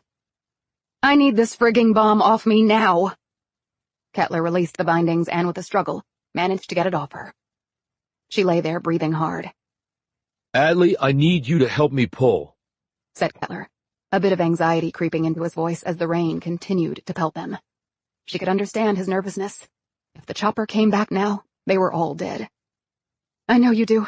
Just give me a sec. She took several deep breaths. Okay. I'm ready. Great, but we're taking no chances. In a flash, Kettler had linked both of them to the ropes around the large rock. When he came back over, he handed her a pair of gloves he'd had in his pack. He'd already donned a pair. They stood side by side on the edge of the trail. Kettler looked at her and grinned encouragingly. Okay, almost Olympian. Let's see what you got. She managed a weak smile in return, and then blew on her gloved hands and rubbed them together. Let's do it. They squatted down and pulled and grunted and slid and lurched backward. The ground was very slick, as the rain kept pouring, and a couple times their feet and fingers slipped, with the result that Roth was pulled up and then dropped down a few feet. But Pine was incredibly strong, and so was Kettler. Their combined efforts lifted Roth inch by inch until the top of his head appeared over the edge of the trail. Kettler quickly tied the rope off so they would not lose this hard-fought gain. He and Pine went right to the edge and squatted down again. They both put their hands under Roth's armpits. 1, 2, 3, pull, said Kettler. Roth's upper torso landed on the trail. Again, said Kettler. And the rest of Roth followed. They all collapsed to the dirt and lay there for a few precious minutes, gasping for air, the sweat pouring down their faces, even as the rain drenched them. They finally stood, undid all the ropes around the rock, linked themselves together once more, and began to set off, with Kettler now carrying the nuke pack. Thank you, Roth said to them both as they walked along. Don't thank us yet, Pine replied. We're not to the top. About 20 minutes of climbing later, Kettler looked back. It levels out in a bit, and after that is the rim. Pine checked the sky and then her watch. How much longer? She called ahead to Kettler. Couple hours or so. Let's push through, she said. At the higher elevations, the dawn would not be delayed. She pulled out her phone and was thrilled to see several bars. She punched in the number, praying the call would go through. The person answered sleepily on the third ring. It's Atlee. You said if I needed any help, I just had to ask. Well, I'm asking. About 2.5 hours later, they reached the North Rim. Kettler put his hand up and the others immediately stopped. Roth collapsed to the ground, breathing hard. Kettler set the lift pack down, came back to them and undid the ropes holding them together. He squatted down and surveyed the area up ahead with a practiced gaze. So what's the plan now? Asked Kettler. I don't like being exposed up here. That chopper could land anywhere along here. Pine looked to the sky, watching out for lights cutting through the dark over the canyon. If the chopper did come and land, she told herself she would just open fire, aiming for the fuel tanks. I've got help coming. They should be here soon. Let's hope it's soon enough, replied Kettler. 30 minutes later, a pair of headlights did cut through the darkness, but they were coming along the road, not through the air. Kettler swung his M4 around and took aim at the approaching vehicle. Stand down, said Pine quickly, as the vehicle came close enough for her to see it clearly. I know them. The Chevy Suburban stopped in front of them, and Joe and Jennifer Yazzie climbed out. Joe Yazzie Sr. was a big, burly man. His dark hair, worn long, was shot through with gray. His skin was leathered from living his whole life in a desert environment, and he walked with a bit of a limp. Pine knew this stemmed from a shot he'd taken to his thigh that was still healing. He had on his police uniform and held a pump-action shotgun in his right hand, muzzle down. Atlee? Called out Jennifer. It's us, said Pine, as the three of them came out of the shadows. Agent Pine, are you okay? Carol Blum had climbed out of the rear seat and was hurrying toward them. We're all fine. The group met in the middle of the road. Pine introduced Roth and Kettler to the Yazzies and Blum. Blum gripped Pine's hand. I knew you'd find him. Well, I wouldn't be here without Sam's help. Blum put a hand on Kettler's shoulder and mouthed the words, thank you. Joe Yazzie eyed her severely and said, You didn't tell us much, Atlee. In fact, you really didn't tell us anything. I wish I could tell you everything. And one day I hope to. But right now I have some things to do and we don't have much time. Where do you want us to take you? Tuba City, as fast as you can. Joe looked surprised. Tuba City? Why? Because it's sovereign, and we have to bring something with us. She and Kettler ran over and grabbed the lift pack. Together they brought it over and set it down next to the SUV. Joe glanced at it suspiciously. What the hell is that? That, said Pine, is our pot of gold at the end of the rainbow. Chapter 59. They headed north to Jacob Lake, then hung a right and traveled east to Marble Canyon, finally dipping south to Tuba City. This was the fastest route, and still the trip took nearly 3 hours along U.S. Route 89A. By the time they arrived, the sun was well up. As they reached the outskirts of Tuba City, Joe Yazzie said to Pine, "What now?" She was in the rear seat directly behind him. "Drive to the police station," said Pine. Joe nodded and steered the Suburban in that direction. "Can you tell me anything?" he said as his wife looked on anxiously. "Because I'm not looking to lose my career over crap I don't even know about." "What I can tell you is that there are some in our government planning some really bad things, and I'm trying to stop them." Joe nodded and then glanced at her in the rearview mirror. Feds screwing people? Okay, I can understand that. What are you doing about it, considering that you're a Fed yourself? Pine pointed to Roth. "He found some evidence that is vital to the case." Joe appraised Roth in the rearview. "Is the evidence what's in that big pack in the back of my truck?" "Partly, yes." "And you're dealing with your people, right? Not us." "Yes," "That's good to hear, said Joe. because we don't enjoy a lot of our interactions with your government." Jennifer quickly glanced at Pine and said, "Present company excluded." "We're just trying to do the right thing, Joe," said Pine. "So you people always say." He looked at Kettler. "And what's the Park Service's role in all this?" I'm just doing what Agent Pine is telling me to do, replied Kettler. "Smart man," said Jennifer, with an impish grin aimed at Pine. Joe did not smile.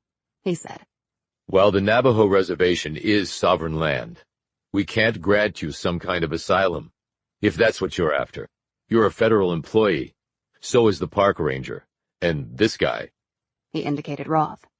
I don't know what he is, but he's not Navajo." "I'm not asking for asylum, Joe." "Then what?" "Just trust me. You'll see, I swear." Joe was about to say something when his wife put a hand on his shoulder and nodded. "We trust you, Atlee," she said. Joe glanced at his wife for a long moment and then returned his gaze to the windshield. They drove on. The police station was in the middle of flat land. The building was the color of terracotta, with the round main structure architecturally enhanced by wooden pergola wings. As they all trooped in, some of the staff and police officers looked at them curiously, and others suspiciously. Joe Yazzie said tersely, "Official business," and kept walking. Pine, Roth, and Kettler cleaned up in the restrooms of the station. Jennifer had hot coffee and some vending machine food ready for them when they came out. Blum helped her pass out the hot coffee and food. She touched Atlee on the arm. "I can't tell you how good it is to see you, Agent Pine. We had a few close calls, Carol, but we made it. Now comes the really hard part." They ate and sipped the coffee in Joe Yazzie's little office while he and his wife looked on. "I want to know what's going on," said Joe when they were done. "Right now. You're in my country and it's my rules, so no more help until you tell me." Pine looked from Yazzie to his wife. "I never told you this. Anybody ever asks, you don't know anything." Jennifer glanced nervously at her husband, but Joe kept his gaze resolutely on Pine. "I don't tell anybody anything, ever," he replied firmly. Pine drew a long breath and said, "In the back of your truck is a nuclear weapon." "Dear God," said Jennifer, as the blood drained from her face. Roth stepped forward. "It's not armed. It can't go off." "Says you." Joe snapped angrily. He looked furiously at Pine. "You had me drive a fucking nuke to Navajo land? To the police station? With my wife in the truck?" "The weapon can't detonate," said Pine firmly. She pointed at Roth. "He does this shit for a living. And would you have preferred that I left it in the canyon?" "What are you going to do with it?" demanded Joe heatedly. "Because it's sure as hell not staying here." "I'm actually taking it to my office." "Your office?" "That's what I said." Joe shook his head, a disgusted look on his face. "Nukes. When in the hell will you people stop this crap?" "I wish I had a good answer for you, Joe, but I don't. Now I need a few minutes alone with these folks." Joe looked at his wife. "All right. Take all the time that you need. I'm going to go out to my truck. Any black chopper that comes near it, I'm going to shoot down. You cool with that?" he added gruffly. "Knock yourself out, Joe." After he and Jennifer left, Roth turned to Pine. You said you're taking the nuke to your office. Why? Because when you're negotiating, you need some ammo. I'm betting that nuke has all the bullets I need. Roth blanched. What are you intending to do? Blum said, "You can trust Agent Pine, Mr. Roth. She knows what she's doing." But you have to understand we're dealing with Goliath here. Blum smiled and said, "Well then, David, you're quite aptly named." Chapter 60. Are you insane? Clint Dobbs, the head of the FBI in Arizona, sounded like he was about to suffer a stroke, or have an anxiety attack, or both. "I don't think so, sir, no," replied Pine calmly into the phone. Where the hell have you been all this time? Demanded Dobbs. "On the vacation you told me to take, sir." Damn it, you haven't answered any calls or emails. "There's no service where I was, sir. I'm just back now." Do you realize how long you've been gone? "Yes, sir, to the day." And you want to meet at your office in Shattered Rock? "Yes, sir. And bring some reinforcements, like I asked. I'm talking hostage rescue team, long guns, body armor, the works." Do not be insubordinate. I'm not coming to Shattered Rock. You can come to Phoenix. "I would, sir, but I have something at my office that I can't really transport." What the hell are you talking about? "Just trust me, sir." I don't see why I should. I've already gotten an earful from the DD about you. Pine drew a deep breath. "I think the DD might be involved in what's going on, which is the reason I'm calling you and not him," she said to herself. What in the hell are you saying? That sort of talk could cost you your shield, Pine. "Why else would he have intervened and had you call me off this case, sir? Wasn't that extraordinary on his part? I mean, what does the DD care about a dead mule?" Dobbs didn't say anything for a long moment. Then, What the hell are you involved in, Pine? "Something bigger than I could have ever imagined, sir. That's why I need your help and support. I can't do it alone, and if the DD won't do it, I need you to have my back, sir." And why do I need to bring reinforcements? Asked Dobbs, after another few moments of silence. "Because I expect company here." Company? What do you mean? Some criminals? A gang? "Depends on how you define that, sir. But this company might actually be more dangerous." Look, Pine, this is beyond ridiculous. If you think... She broke in. "Sir, I would not be asking this if it were not absolutely critical. Once you get here, you will understand exactly what is going on. It's a matter of national security, not just for this country, but for the world." She paused. "I'm trying to do my job, sir, as an FBI agent. I gave an oath. I intend to carry that oath out." She once more listened to him breathing. You're really not joking, are you? "I have never been more serious in my life." You haven't been on vacation, have you? "I would not call it a vacation, no, sir." Your career hangs in the balance on this, Pine. "A lot more than my career hangs in the balance, sir." There was a short pause. I'll be there in 3.5 hours. "And don't forget the reinforcements I asked for." Dobbs already had clicked off. Pine sighed. "Well, here goes nothing." Later, Pine and Blum waited in the Yazzie Suburban down the street from their office in Shattered Rock. It was important that they arrive at the same moment as Dobbs and his men. "Did you and Sam get the package into our office okay?" Pine asked. "No problem. We went in through the garage so no one could see us." Blum paused. "Although, I have to say, it's a little unsettling how easy it was to get a nuclear weapon into a building housing federal agents." "Nobody stopped you?" "One ICE agent that I know did. I told him it was a new credenza for the office. He even helped us carry it in." Pine stiffened as a black SUV drove past at speed down the empty street. It pulled to a stop in front of the office building, and the doors opened. Clint Dobbs, around 6 feet tall and in his 50s, with thinning gray hair, broad shoulders, a thick neck, and the beginnings of a paunch, got out of the truck's rear passenger seat. He was followed by 5 other agents. "Shit. He didn't bring enough guys," said Pine. "No HRT, no long guns, just suits and pistols. Why the hell don't some people listen?" Pine put the SUV in gear and hit the gas. They shot forward and pulled to a stop with a screech against the curb. Pistols came out of holsters and were pointed at the SUV until Pine and Blum got out and showed themselves. Pine had grabbed a bag and slung it over her shoulder. Dobbs looked apoplectic. What the hell are you doing? Pine strode over to him. Waiting for you to show, sir. She looked at the other agents. I asked for HRT, long guns, armor, sir. Why is this all you brought? I have 5 armed agents with me. What are you expecting, a war? Pretty much. But it is what it is now. No going back now. Let's go. Pine strode off toward the building. Dobbs looked incredulously at Pine, and then his gaze shifted to Blum. A spark of recognition came over his features. I know you, don't I?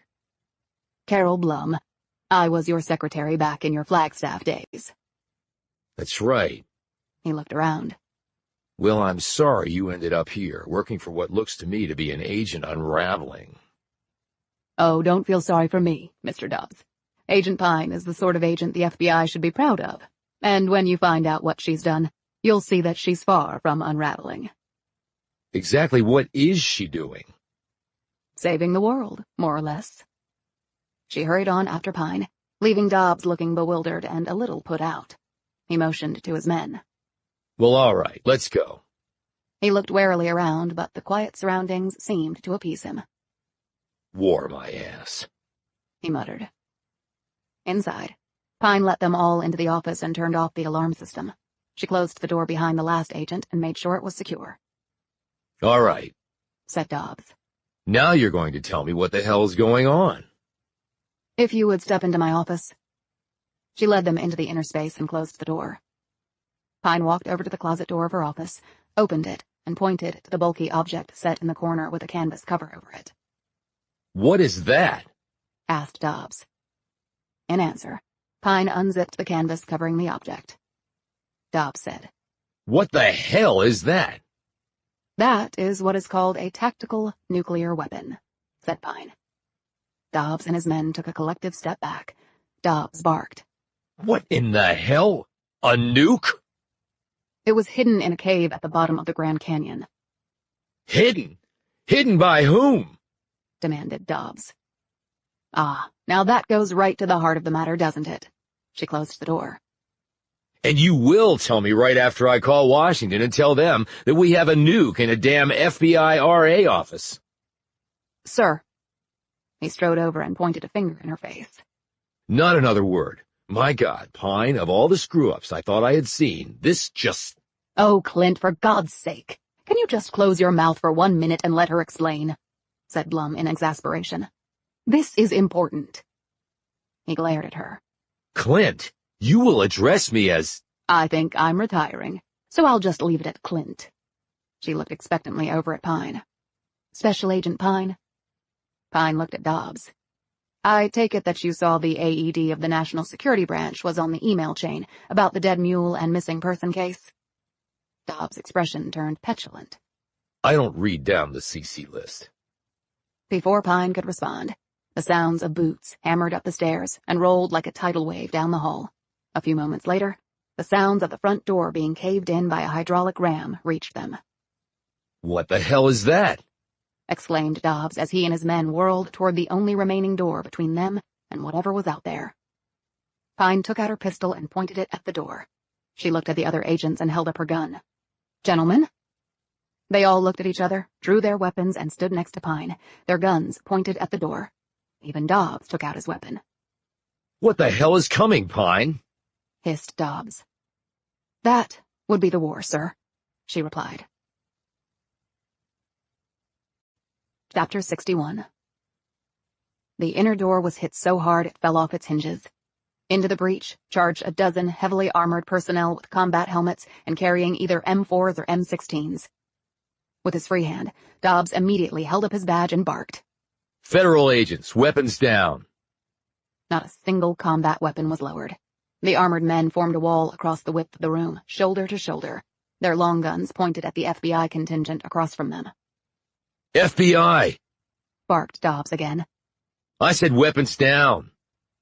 Still, not a single weapon was lowered. Who are you with? Demanded Dobbs as his men nervously fingered their pistols.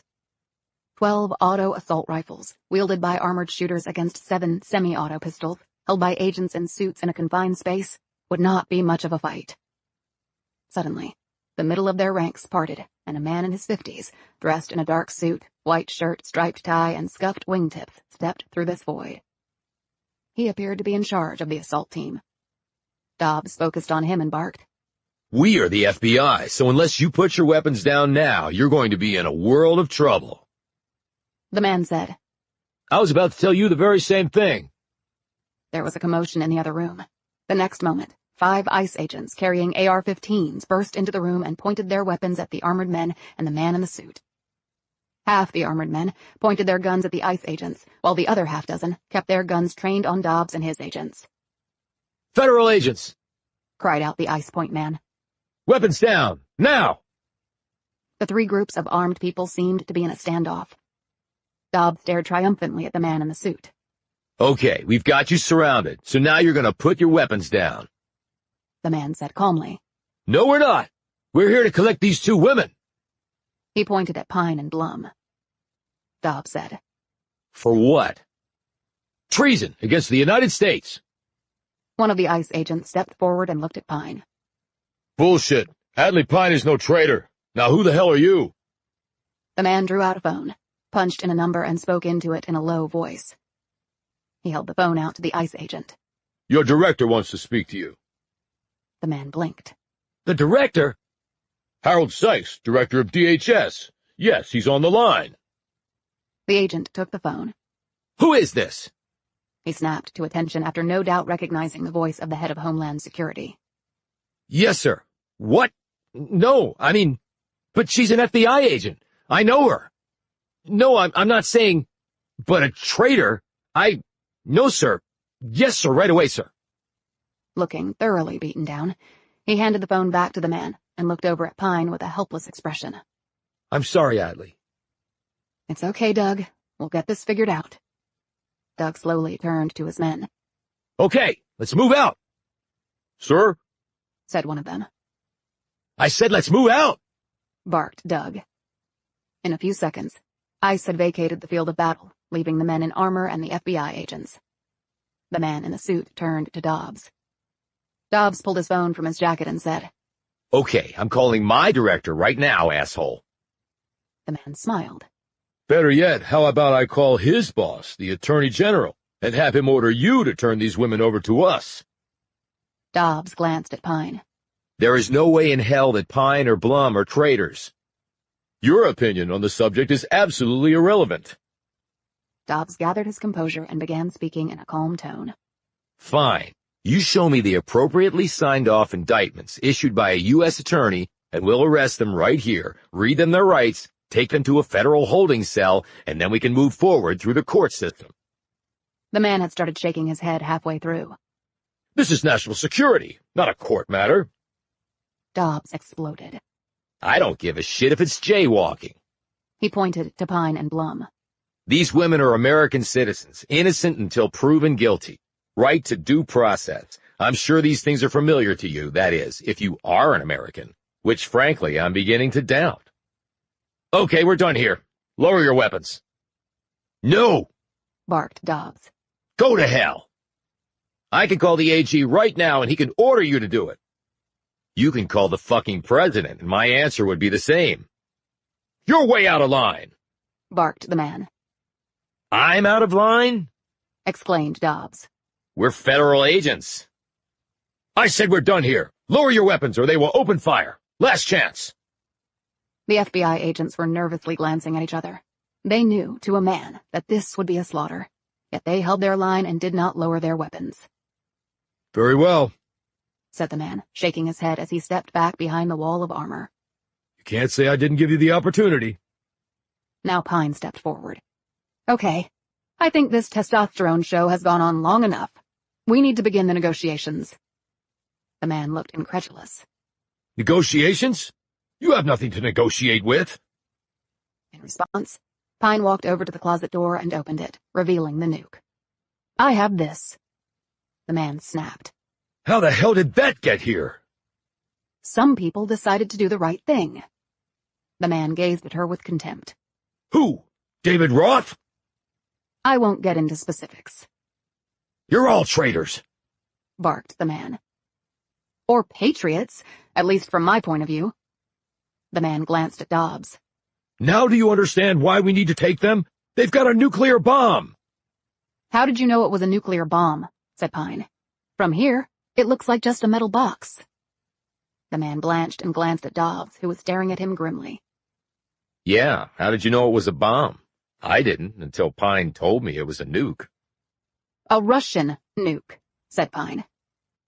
Russian? Exclaimed Dobbs, glancing sharply at her before looking back at the man. Are they Russians? No, they're Americans working with the Russians. I actually knocked 2 Russians out who were snooping around Ben Priest's home. Pine gazed at the man in the suit. And you guys got stung by Moscow. Really badly. What the hell are you talking about? Exclaimed the man.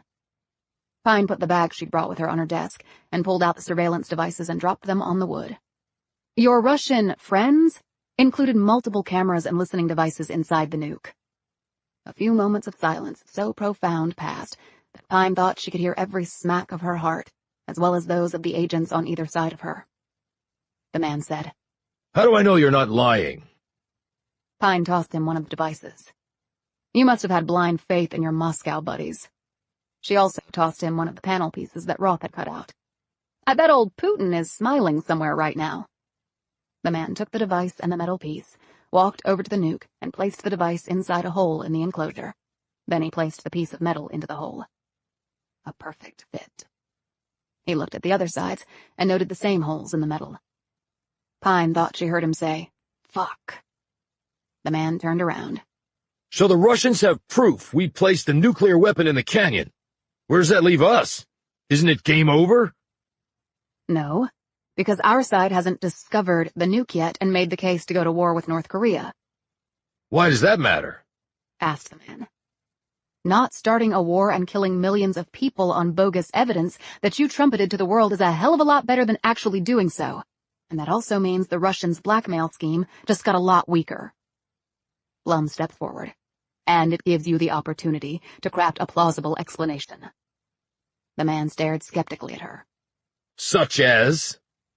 Such as, you placed a non-operating nuclear device in a cave in a canyon because you were exploring alternative methods of storage and were checking environmental factors.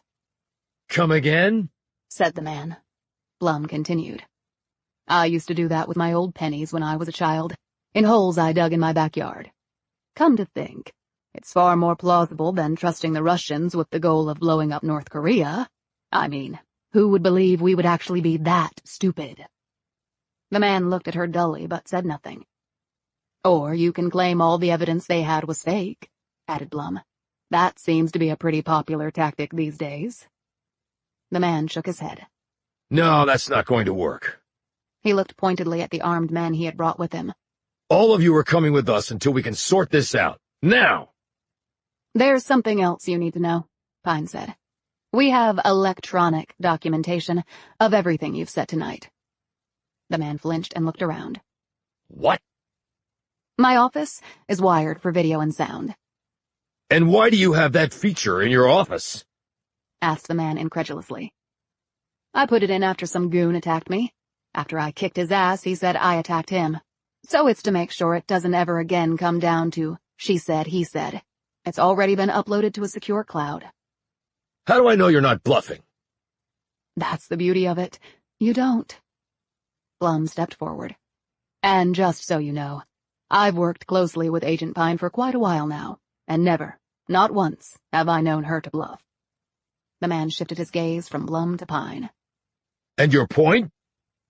If anything happens to me, Ms. Blum, David Roth, anyone connected to this case, or anyone else in this room, I'm talking everything from a hangnail to a job demotion to murder, your involvement in all of this will come out.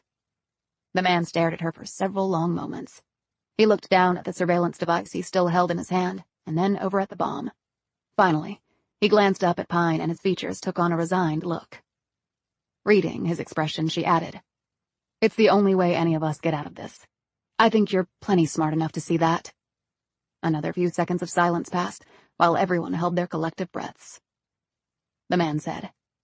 All right. Anything else? Ben and Ed Priest, she said. The man licked his lips nervously and said quickly, What do you want?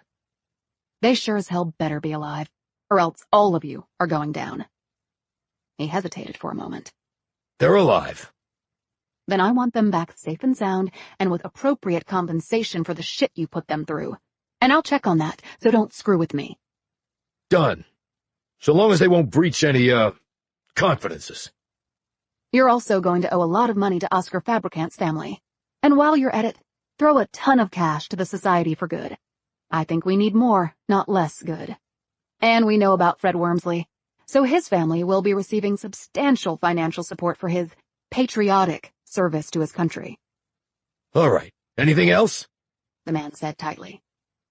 Her features turned somber. There are 3 bodies in a cave in the Grand Canyon. 3 of your guys. You killed 3 of our men? Said the man incredulously.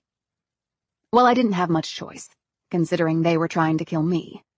But I want their bodies retrieved and turned over to their families. And if they were military, I want their families to be taken care of. And their service records will not reflect any of this. They go out clean with full honors. How magnanimous of you, he said sarcastically. They were killed following orders. Probably your orders. My beef wasn't with them. I would have much preferred to have shot you. I'll keep that in mind, he said testily. In case you and I run across each other again. She looked at him, a smile playing over her lips. You could have taken me along with the Priest brothers, or you just could have killed me. But you didn't. Well, all I can say is, I don't make the same mistakes twice. She studied him. You wanted me to keep working the investigation. Dobbs said. But Pine, why would they want that? Because they needed help to find Roth and the bomb. We could have just captured you and made you tell us where Roth was. Later on, you made attempts to do just that at the airport and at the apartment where I was staying but failed. What you did know was that a nuke was in a cave in the Grand Canyon. Only, it was no longer in the cave where your people had originally put it. So, you thought you'd enlist me, however unwittingly, to find it for you. You just expected your men to capture me when I got to the bomb. Only they didn't. The man's face had lost its sneer, and he looked at her with grudging admiration. Maybe I hope our paths don't cross again. She hooked a finger in the direction of the closet. And you'll need to take that thing. I don't think the Bureau has a nuclear weapons rider on its liability insurance. I already had that on my to-do list, he replied sarcastically. Anything else? One more thing. Maybe the most important of all. What? Pine gathered herself and blurted out. Stop trusting the freaking Russians. They are not our friend. The man looked at her strangely for a moment, and then turned to his men, pointed to the closet and said, Get that thing and then let's go. The personnel instantly lowered their weapons. 4 of them hustled over to the closet and lifted up the bomb. They all filed out of the room. The suit was the last to leave.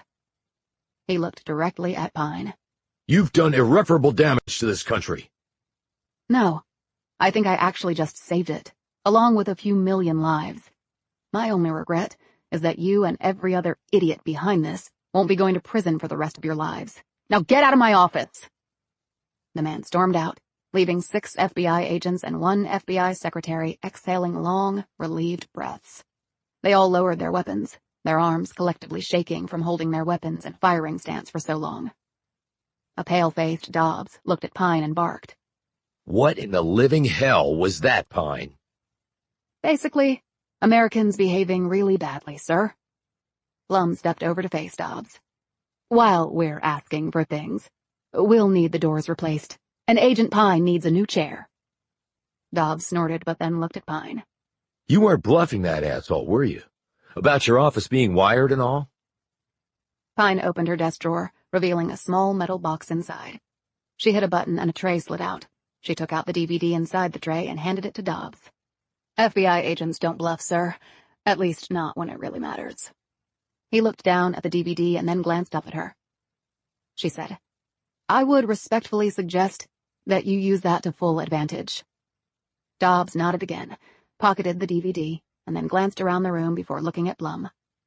Hell, buy all new stuff for this place, Carol, your office included, and send me the bill. Thank you, SAIC Dobbs. Dobbs and his men left. Now it was just Pine and Blum. Pine sat in her rickety chair, while Blum perched on the edge of the desk. "Well, thank God that's over," remarked Blum. "Is it over, Carol?" "Well, for tonight it is." "I'll take that," said Pine. "And by the way, you can't retire. I need you."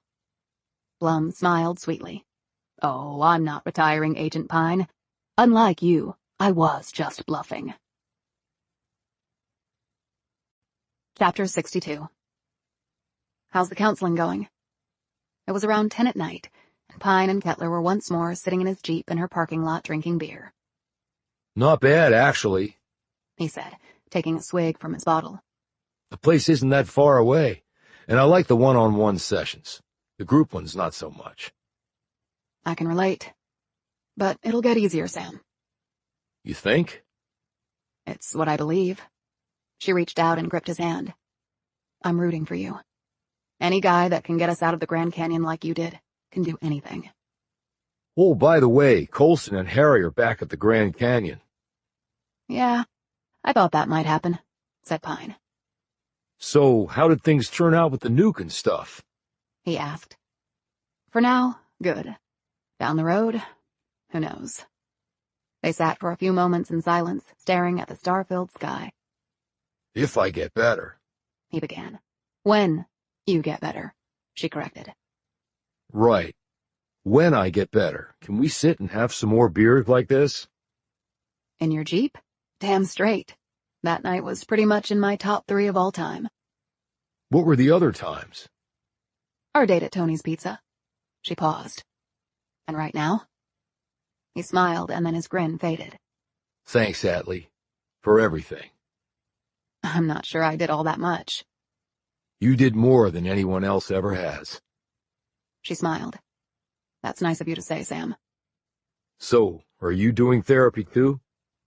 In a way, I am, Pine replied. She finished her beer and said, I better hit the sack. Tomorrow's going to be a busy day. She kissed him on the cheek and started to get out of the Jeep. He blurted out, I'm not nuts, Atlee. I swear. Pine leaned over and stroked his cheek with her hand. Smiling tenderly at him, she said, Didn't you get the memo, Sam? We're all a little crazy, but there's strength in numbers. Pine and Blum flew back to the East Coast and retrieved her Mustang from the long-term parking lot at Reagan National. While there, they visited the priests in Bethesda. Ben Priest was also convalescing at his brother's home. When they had arrived at the home, Mary Priest answered the door. Though she had been informed of their visit, she looked in astonishment at Carol Blum. I know, dear, said Blum, patting her hand. I felt awful deceiving you the way I did, but it was necessary to getting your husband back. In reply, Mary put her arms around both of them and wept. As they headed up to see Ben, they had seen the boys, Billy and Michael, coming out of their uncle's room.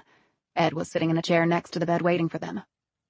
Both brothers looked like they had been physically abused, but they appeared to be on the mend. Ben seemed to be in worse shape than his brother. He was pale and thin, and his expression was one of complete exhaustion.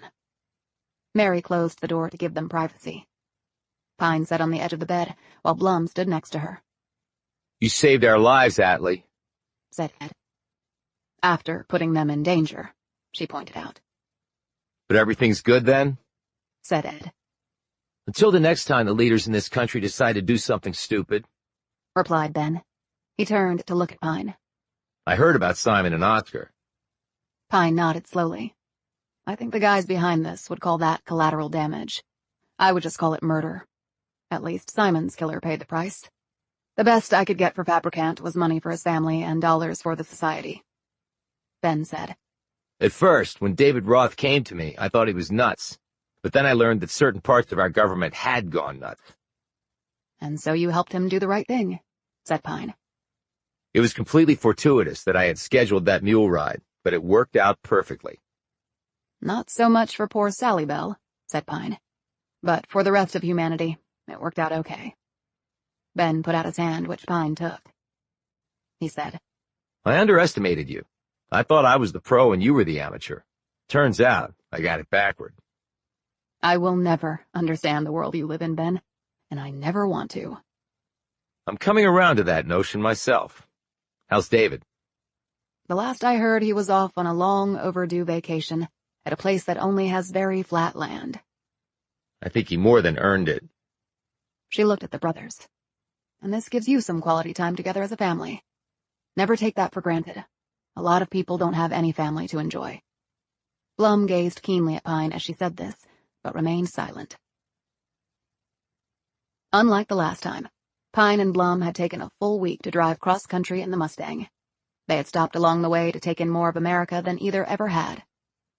Now, they sat at a little roadside diner in Arkansas, eating barbecue and drinking sweet iced tea at a picnic table, while some little kids in t-shirts and shorts ran around playing tag.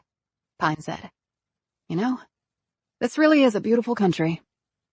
It's actually lots of countries in one, and they each have their own individual beauty and their own sets of issues." Blum bit off the end of a pickle after dipping it in hot sauce. "But there's a core of humanity and, oh, I don't know, values that we all share. Sort of the glue that holds us together." She paused and smiled. "It actually reminds me of my 6 kids." "How so?" "I can't remember one day while they were growing up that they all got along. Not a single day all those years. Someone was calling someone a name, one was hitting another, 2 others were in a screaming match, and the 2 others were playing together and having a wonderful time. Then the next day they'd be at each other's throats." "What do you take away from that?" asked Pine. "All you can hope is that if one of them gets sick, or gets hurt, or really needs help, that the others will come to their aid. Other than that, I'm afraid all bets are off. Life is messy, and people are just deluding themselves if they think someone will just wave a wand and everyone will suddenly play nice in the sandbox. It's just not how we're wired, apparently." She paused once more to take a sip of her tea. "But I have to say, even with all that yelling and fighting, when there were good times, they were pretty damn great. Wouldn't trade 'em for anything." They got back into the car after putting the top down and drove west. "I could get used to this," said Blum. "Maybe we should make it an annual thing." "Thelma," said Pine. "What?" "I have to be Thelma. You get to be Louise." "Well, you and Gina Davis are about the same height, and I can't tell you how many people say I resemble Susan Sarandon," she added with a self-satisfied smile. "So we're good to go?" "So good to go I could scream." And Blum did just that, while waving her hands in the air like she was cheering at some sports competition. Atlee Pine had never laughed harder in her life. Chapter 63. Pine sat in her newly renovated office, adjusting the controls on her state-of-the-art ergonomic office chair that could do just about anything except fly, although there might be a control for that too somewhere. She ran her hand over the mahogany wood of her new desk, looked down at the fresh carpet, and then over at the new solid wood door. But when she glanced at the wall, the indentations were still there. Blum had been of the opinion that they should remain as a deterrent, and Pine had heartily agreed. Pine stared down at the news story on her laptop screen. The country was buzzing about some momentous changes that had taken place within the government. Some very high-up leaders had suddenly announced their resignations. These included top generals at the Pentagon, the head of Homeland Security, and the Attorney General, all with differing explanations, but none involving their participation in a foiled plot to blow North Korea off the map. Others had been reassigned in an unexpected shakeup that had caught many off guard, and certain key advisors within the White House had also resigned, saying they wanted to spend more time with their loved ones. And the president had, out of the blue, announced that he might not seek re-election. Lastly, the peace talks with North Korea had been restarted, but now with South Korea and Japan in the lead roles. Even by recent standards, it had been an extraordinary news cycle. Dobbs had evidently used the DVD to full advantage. She expected him to be nominated as deputy director any day now. Hell, she thought, maybe he should run for president. Her office phone buzzed. "Yes, Miss Blum?" "Special Agent Pine, there's a gentleman to see you." "What about?" "He's from Washington, D.C. with a request." "Okay." The door opened, and Blum escorted in a short man who looked to be in his early 30s. He carried himself in a very cocksure manner. His features were sharp, and his gaze even sharper. He was dressed in a blue suit, stiff white shirt and solid tie, with a handkerchief carefully aligned in his breast pocket. Pine stood. "What can I do for you?" The man said, I'm Walter Tillman. I'm with the federal government. "So many say, and yet it doesn't always turn out to be true. Can I see some ID?" He took out his wallet and showed her an ID card with his picture on it. "Okay. What do you want?"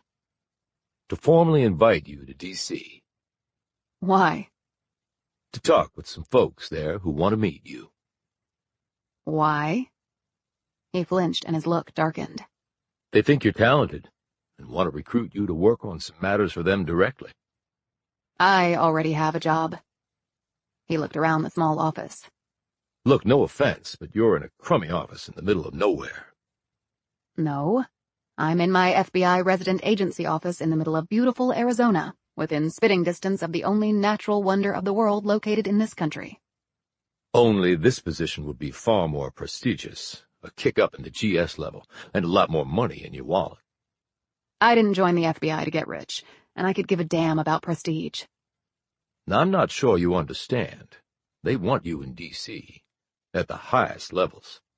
"And I decline." Now Tillman dropped all pretense of civility. You think you're something, don't you, because of what you did? He added with a snarl. Pine looked over at the 2 indentations in the wall and was sorely tempted to add a third. "I tell you what, Walt, the day your guys get their shit together, to my satisfaction, I'll think about it. But I won't be stupid enough to hold my breath on that. Anything else?" No, that's about it. He said sullenly. "Good, because I have someplace to go. Ms. Blum will show you out." As though she had been listening against the wood, the door opened and there was Blum. Pine took her pistols out of her drawer and slipped them into her twin holsters. She grabbed her dark jacket off the chair, and passing by Tillman without a word, said to Blum, "I'll be back in a couple of days. Safe travels, Special Agent Pine." Pine left the office. Down in the garage, Pine put on her sunglasses, took the car cover off, and stowed it in the trunk. She fired up the Mustang and drove out into the sunshine. She had a long drive ahead of her, and she was looking forward to every mile and minute of it.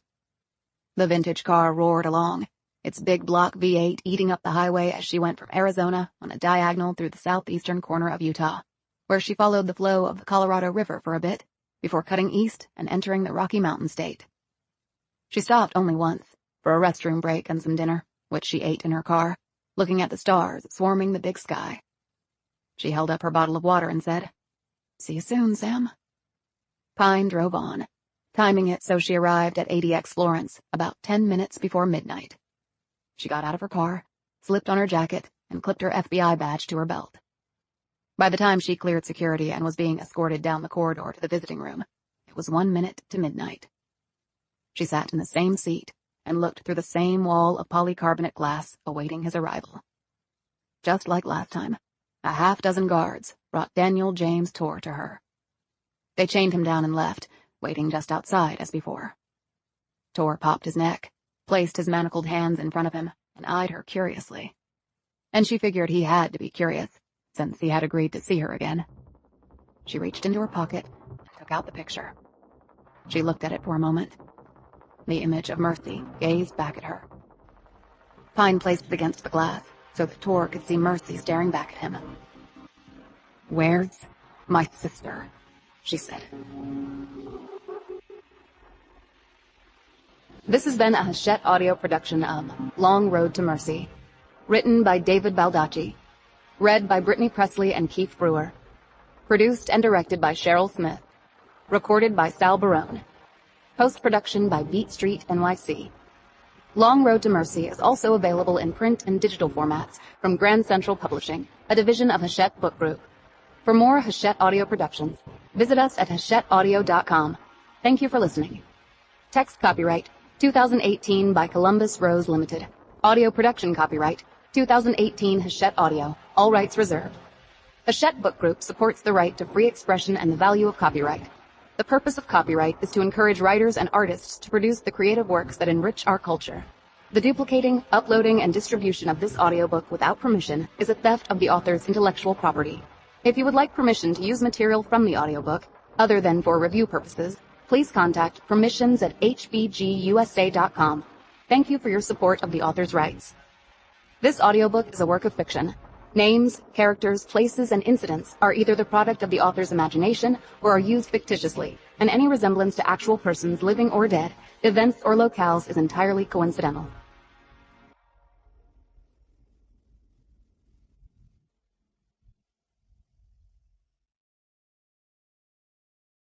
Audible hopes you have enjoyed this program.